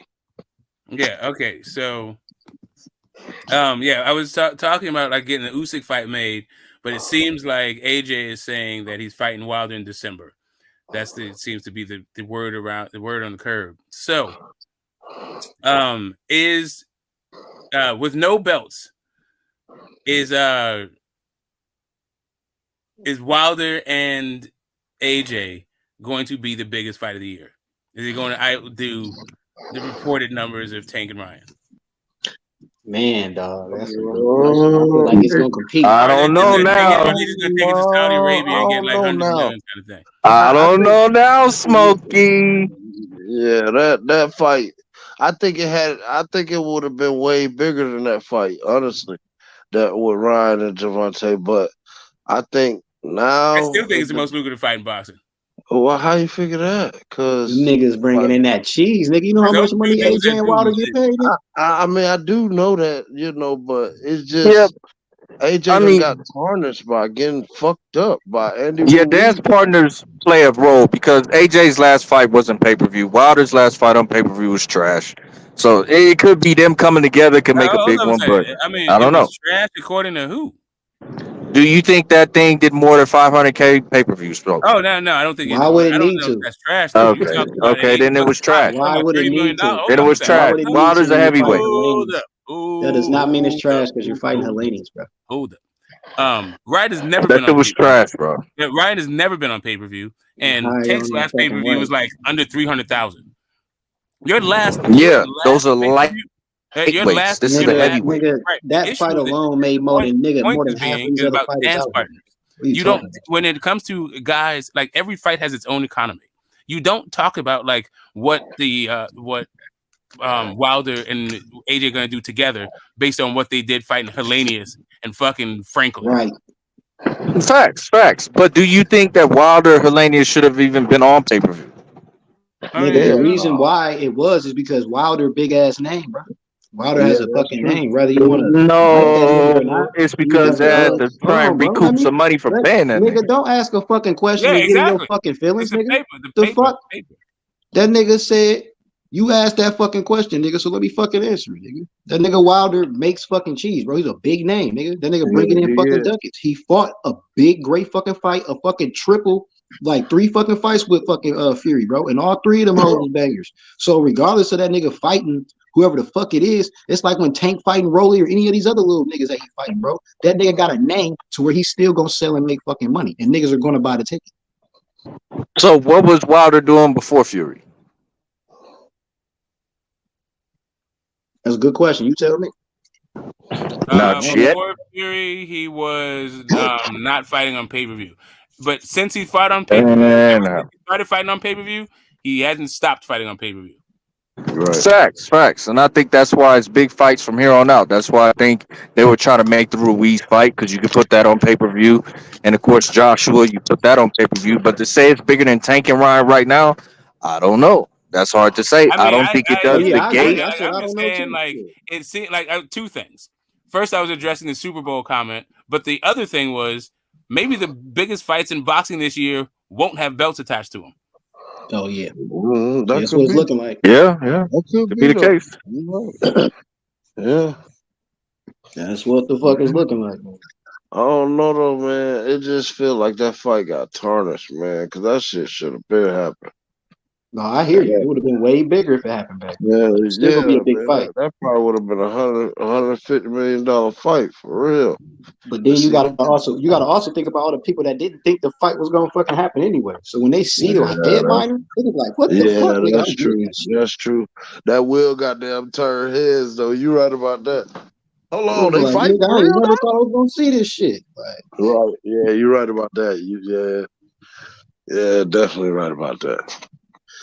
I got it a wash though. I got it like maybe a second round knockout, third round knockout. damn, you said early. Yeah, it's gonna be an early knockout because you know Wilder wanted his ass for a while. He wanted him bad, and I believe Joshua was scared of his ass. Well, I don't know if Wilder's the same fighter. I can't judge Hellenius running into a right hand and saying, "Oh, Wilder's still the shit." Like I don't even know if that dude's the same fighter. So That nigga be still interesting got to that watch it though. firepower. That's all I know. Yeah. The only person capable of beating Wilder was Tyson Fury, bro.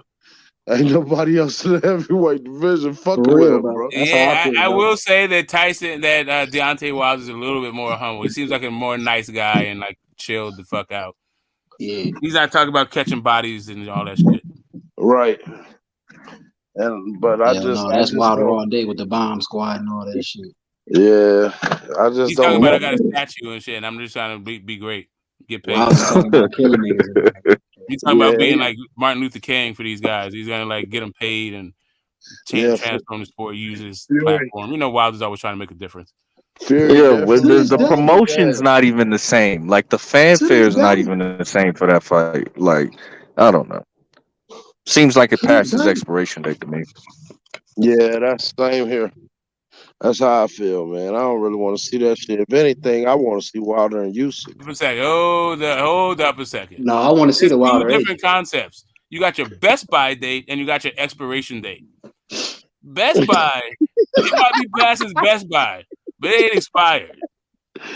I guess. I mean, it's a little inkling for that fight because you got people who really still want to see that fight, honestly and truly. So I do think it would do pretty good numbers because of how anticipated that fight was about 4 years ago.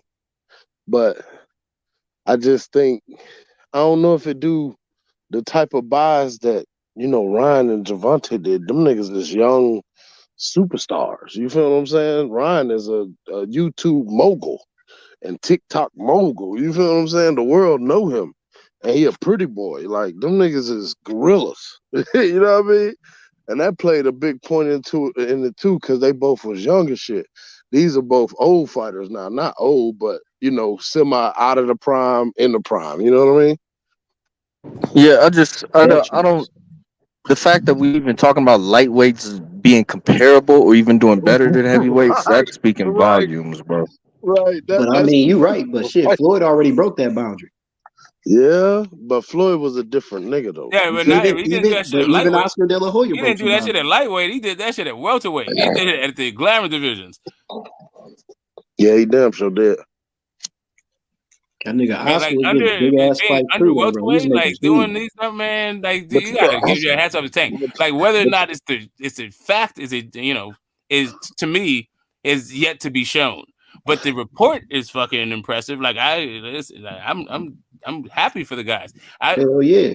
I hope that it could very well be that the 140-pound division is like the shit for like the next couple of years. Yeah, because everybody gonna move it. 140 gonna be fucking loaded. I was talking about that. We was talking about that a couple months ago. So that shit gonna be fucking loaded with niggas. Because you got what? Josh Taylor, T-Bone. Josh gonna move up by the end though, but yeah, Gervonta. Then you got probably Shakur gonna follow their ass. You got Devin Haney. Who else you got? That's in that 140. You got Matias, old B. Matias, yeah. Fire punching ass nigga. Yeah, you got quite fucking Regis nigga. Yeah, Regis Progress. Yeah, and now, you know that. I think Shakur will be there in a couple years too. You know that. That's what I said. I said he gonna follow them. Yeah. I believe that that would be a good fight. between Regis Progress and Javante Tank Davis. Oh, that'd be a fucking banger, nigga. That'll be a banger right there. That'll get niggas up out their seat. You know what I mean? Even though that fight ain't got nothing to do with what's going on 135, I think No, that that's the fucking 140. fight there would be epic. That's the 140. You probably get that probably 4-5 years from now when Tank finally decide to move up type shit. Yeah. Yeah, that'll be a fucking hell of a fight right there. Cause both of them go hard. Shit, Reed has been there forever though. He might move up too. Who knows? Yeah, he probably go to welterweight. But hey, shit, I don't think Regis would be too successful at welterweight because you got Ennis about to take over that shit. At 154, yeah. Yeah, I think Ennis about to fuck up a lot of shit for a lot of people. He came at the perfect time. Like he came right in the back door. And I think this is the last fight for Earl Spence at 147. He gone. He going to 154. And I know Terrence Crawford, he want that Jamel Charlo fight.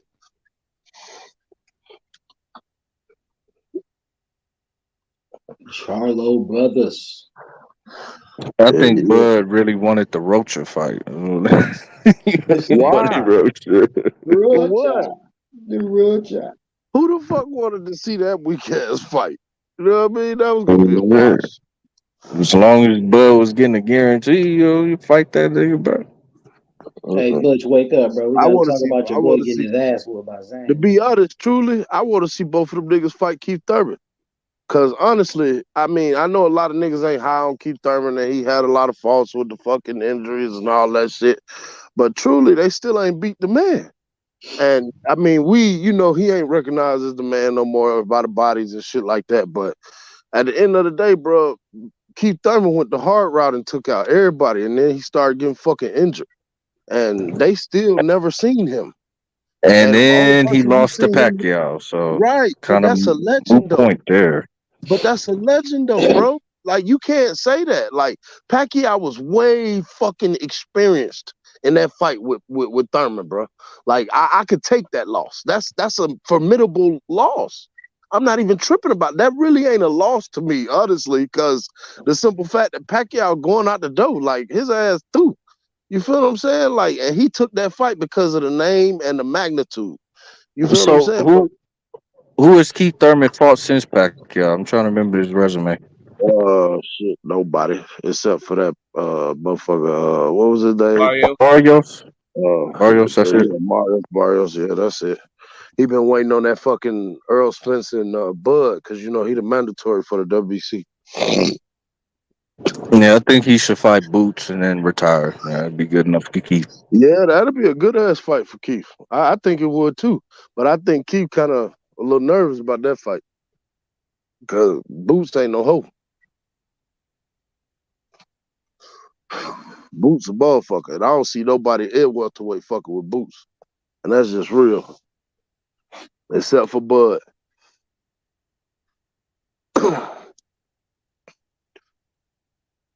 So, hold up a second. I was just alerted to something. Maybe you guys can confirm this for me. Go ahead. Does Maidana have Floyd's tooth on a chain around his neck? What? Did Maidana knock Floyd's tooth out and then collected that shit, put it on a chain? Oh shit, for real? I didn't know nothing about that. Oh This is yeah, the first I heard of that. They showed a clip of like Maidana hitting fucking Floyd, the fuck tooth flying, and when they fought, and they first fight? showed goddamn Maidana flexing with a chain with a tooth on it, like it's Floyd's tooth. Hell no. I mean, he's making the most out of those two L's. Yeah, that that nigga made a killing off of that fight. He retired. That Fight first again after that shit. I think he's been a heavyweight ever since, right? Yeah. That dude ate himself out of boxing. Yeah, straight up. He live on a big ass farm now. You see that That's shit on? crazy. I think there's some validity to that, Smoke, but I've also heard a reporter say that they found a piece of Holyfield's ear, like when it got bit off and spit out, and they like reattached it. So could be the case, bro. Yeah. That he was infatuated with Floyd, though. I can understand that. These guys have a lot of pride. But Floyd has known Maidana since Maidana was like 13 years old. Like, yeah, I know. These guys grew up with each other. I mean, they just. I don't know. That's why at the press conference they were so. It was like he was like a kid in a fucking candy store. You know what I mean? Like when Floyd offered that fight to him, he was so fucking happy. Yeah, the guy that trained Chico in the amateurs also was like Maidana's guy, and Chico and Floyd they fought a bunch in the amateurs. They fought like here in Oakland, like '96. They actually fought like August Sanchez. Anyway, those guys they just go back. They're just the boxing, like small boxing circle kind of shit. Yeah, I ain't know that. You just taught me something. Yes, sir. So, fuck, Tank, huh? Coming out like that's a lot of fanfare. 1.2 sounds great. 122 million, all that shit. That sounds phenomenal. I don't know that I'm buying it just yet. I'm not saying that it ain't true. I'm just saying I remain unconvinced. I see him. I got the emoji eyes. I see it.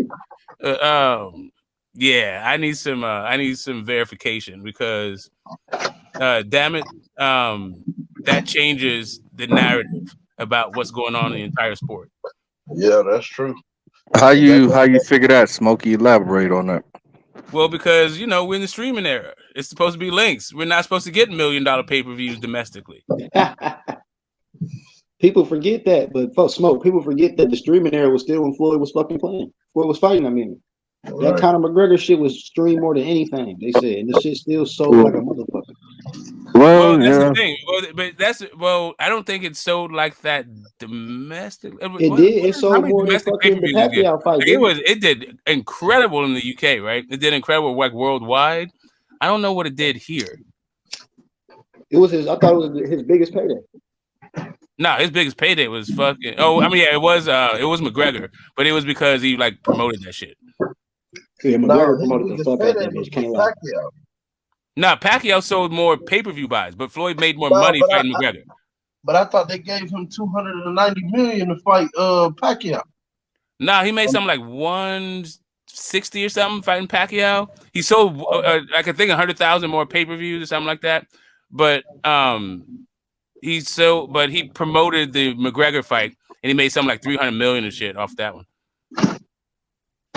No, bro. I think he made, because I was looking at that, bro. I thought he made like 290 off of that fucking fight, bro. Nah, I can pull it up for you. Hold on. It was because they had a scale on that fight. Like he was like it was 60-40 up until one to a price point, and then it became like 50-50. Oh, okay. So it got changed, probably. Yeah, they did a tapered kind of thing. So like, yeah, up until like $1 amount. I don't remember what the dollar amount was, but it was like, yeah, you got 60-40 up until $1 amount, and then it switched over to 50-50. And like, even though the Pacquiao sold more pay-per-views, because he was still, co-promoted all that shit. Look, because he was because it was a top rank and what was it? Who was his fucking promoter on that? Was it him? Al Heyman. I know Al Heyman was his manager, and he did the thing. Was that a self promoter? Yeah, that was self promoter. That was Mayweather Promotions. Yeah, let me see what's up with this. All right, first off, let's see what's up with the black and white. We go Floyd versus Pac. Pay-per-view buys. 4.6 million pay-per-view buys. God. Wow. Damn, that's a lot of pay-per-view buys. Damn. Yeah, I remember I tried to order the motherfucker and they put it on hold because so many people bought that shit. When have you ever seen pay-per-view? Because I remember I had started to get the shit late. Because I was going to put it on a projector in my hood where I was living at in Stone Mountain, Georgia at the time. So I had goddamn. We was doing the the neighborhood and shit. Everybody bringing $20 for barbecue and shit, and they were saying, your pay-per-view on hold. I'm like, what the fuck you mean on hold? You know what I mean? But that's how many people bought that motherfucker. Okay, so Mayweather Pacquiao purse was $300 million, and Mayweather earned $180 million of that. Oh, okay. And Pacquiao got the 120. Yeah. Oh, okay. And then but that ain't in the that McGregor fight, let me shout out to Floyd Senior. In the McGregor fight, let's see. It did 4.3, so actually it did 300. It did 300,000 more pay-per-view buys. Oh wow! But it did 60 million in total revenue. I think that was $100 too. I remember paying for that shit and having the family all around. Everybody loved that fight at the house. Yeah. I mean, I absolutely was tickled about that shit. I didn't mind paying $100 for that shit. Let's see what his earnings are though. I need to see what Floyd. How much did Floyd make fighting McGregor? What the hell? They're saying that Floyd only made $100 million. Get the fuck out of here.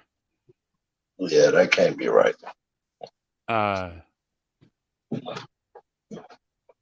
Damn, this dude earned $2.7 billion in pay-per-view buys. God damn, for real? Who did? Yeah, Floyd is killing the game. I wanted to see how Floyd versus McGregor earning. That's total. I mean, that's his total because it was career. Okay. Damn, 2.7 billion. Damn. Mayweather got 280 million for McGregor, and McGregor got 130. Damn. That's why he loved Floyd to this day.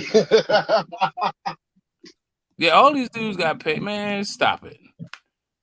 Like, all that shit. Maidana, his life changed. Goddamn. Your boy Canelo's life changed. Pacquiao's life changed. Berto, Because I think Victor Ortiz's life changed. Yeah.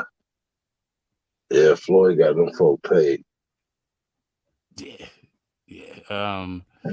So let me get to this last one. We got what do you guys got on Canelo versus John Ryder? Man, what the fuck? Why the fuck is this fight even happening, man? Like, why the fuck? For what? Don't nobody that shit, man. One time for the culture. I mean, at least fucking John Ryder's a 168 pounder. Yeah, bro. I'm not actually mad at the fight. I'm actually not that mad at the fight, really. What? You can't be serious, Smoke. I can, man. Like, these dudes ain't trying to fight Canelo, man. Like, it would be different if these guys, like, I can't be more like vocal for the guys. Like, they're not trying to fight Canelo. Like, fuck So it. why not fight Maul then? What's the problem with fight? What's the problem with fighting Maul, bro? I mean, you gotta turn that shit down. You gotta finish the contract he's on after turning him down and spin the block. Man. Canelo don't know what he doing, man. He moving the right paces. He followed Floyd Mayweather's plan to the fucking T. Well, not to the T. He followed that shit to the L.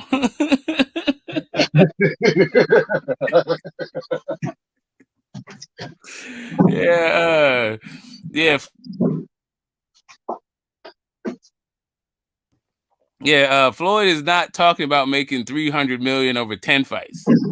He's talking about making $2.7 billion over 10 fights. Damn. And then he had let me see. Actually, let me count that many pay-per-view. Which one? Let me see. God damn, that is a lot of pay-per-view buys. I mean, that's a lot of paper. And you see how mad Bernard Hopkins was? I don't care if just because you make a lot of money for a city that you're not from doesn't mean that you just get to stand wherever the fuck you want. And then you look at his number, 2.7 billion pay-per-view buys, all out of Vegas. Man, that dude can stand where the fuck he wants. B-Hop, you can't stand where you want. You sit in your fucking area. Floyd, get to Rome. And the crazy part is B-Hop a 2-time what? Ain't he nah, he was a 1-time. He was undisputed 1 time, right? At middleweight. He's undisputed middleweight, yeah. He's one of the greatest middleweights of all time. Yeah. Oldest division in boxing. Yeah, because he took Roy Jones' throne, didn't he? When he beat Roy Jones? Nah, he beat who the fuck was that he beat for undisputed? He collected the fucking belts. He fought a guy like Roy. Roy was early before he had a belt, before he's a champion, right? Yeah, because he lost. And then he got the belt. He went on like a 7-year run of like not really fighting names at middleweight. Yeah, but he did fight guys who went on to have careers in the higher weight divisions, right? Like Glenn Johnson and shit. Yeah. I don't remember who we got his fucking thing from. His fights were like, I don't know. He wasn't my favorite. I liked him a lot, but he just wasn't. I don't know. Yeah, B-Hop wasn't one of my favorites neither. I thought he was kind of dirty in some of his fights. Well, I don't mind dirty. Yeah, that's part of the sport. You got to figure out how to dissuade people, like how to inspire people to fight within the rules. That's what your job is as a fighter. Or some of my favorite fighters, you weren't going to be dirtier than them. They weren't going to allow you dirtiness to be the reason why they lost the fight. Yeah, I just didn't like that tactic of B-Hop. That's why I was happy when what's his name knocked him the fuck out at lightweight. Who was that he fought and damn near died? You're not talking about Joe Smith. Nah, he fought at light heavyweight. He fought who the fuck was that damn near killed him? Who the fuck was that he got fucked up by bad? Got dropped. That was Sergey Kovalev damn near killed his ass. Sergey Kovalev, but he survived the Kovalev. That was when Kovalev was the crusher too. Yeah, he was the crusher there. He was killing shit there, yeah. Yeah, he was yeah. God damn, how many pay-per-views are these? I thought it was 10. Now hold up. There's way more than motherfucking 10 pay-per-views. Hold up. We got Arturo Gatti, then Shamba Mitchell, Zab Judah. 1, 2, 3, 4. Ricky was Baltimore pay-per-view? No, I don't think so. Oscar sure as fuck was. Oscar started the pay-per-view. That's where he started at. No, he started with Arturo Gatti. Arturo Gatti was the first pay-per-view? Yeah, he did like 400,000 with that one. HBO pay-per-view shit. Yep. Goddamn, everything after Arturo Gatti's pay-per-view. So let's see. Let's take a look. Oscar is when he became money. All his other fights, he went into the Oscar fight, Pretty Boy, and came out money. Yeah, and came out money. Yeah, that was his first $25 million fight, right? Yep.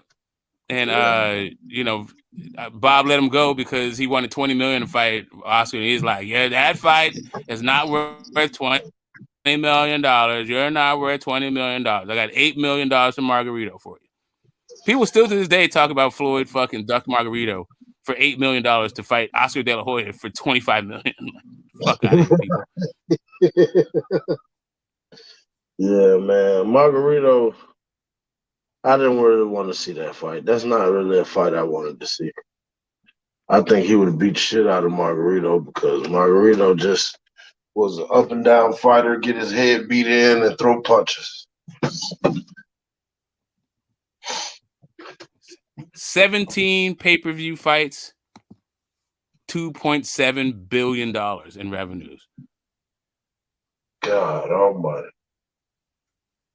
That's why he's all iced out like that at the fight. I was like, God damn, what's up with the Diamond Mr. T look? Yeah, because you gotta count all the promotional money he made too, all that time. He made a lot of fucking Hey, this is not the gate. This is just pay-per-view money. I know, that's what I'm saying. The gate shit. Yeah, all that shit. And then he was gambling his ass off. Yeah. You know he's betting on himself. Hell yeah, he's betting on Fights like a mud. Like he carried goddamn McGregor to the point that he bet on. Like apparently the word is he had the homies spread the bets out all over town for the 10th round knockout. I don't know if it's the case, but I definitely heard that being repeated in more than one spot. Yeah, I heard that too.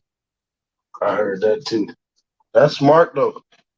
Get your partners to run up a check, you know what I mean? And they eat with you. Yeah, I mean, that's got to be illegal.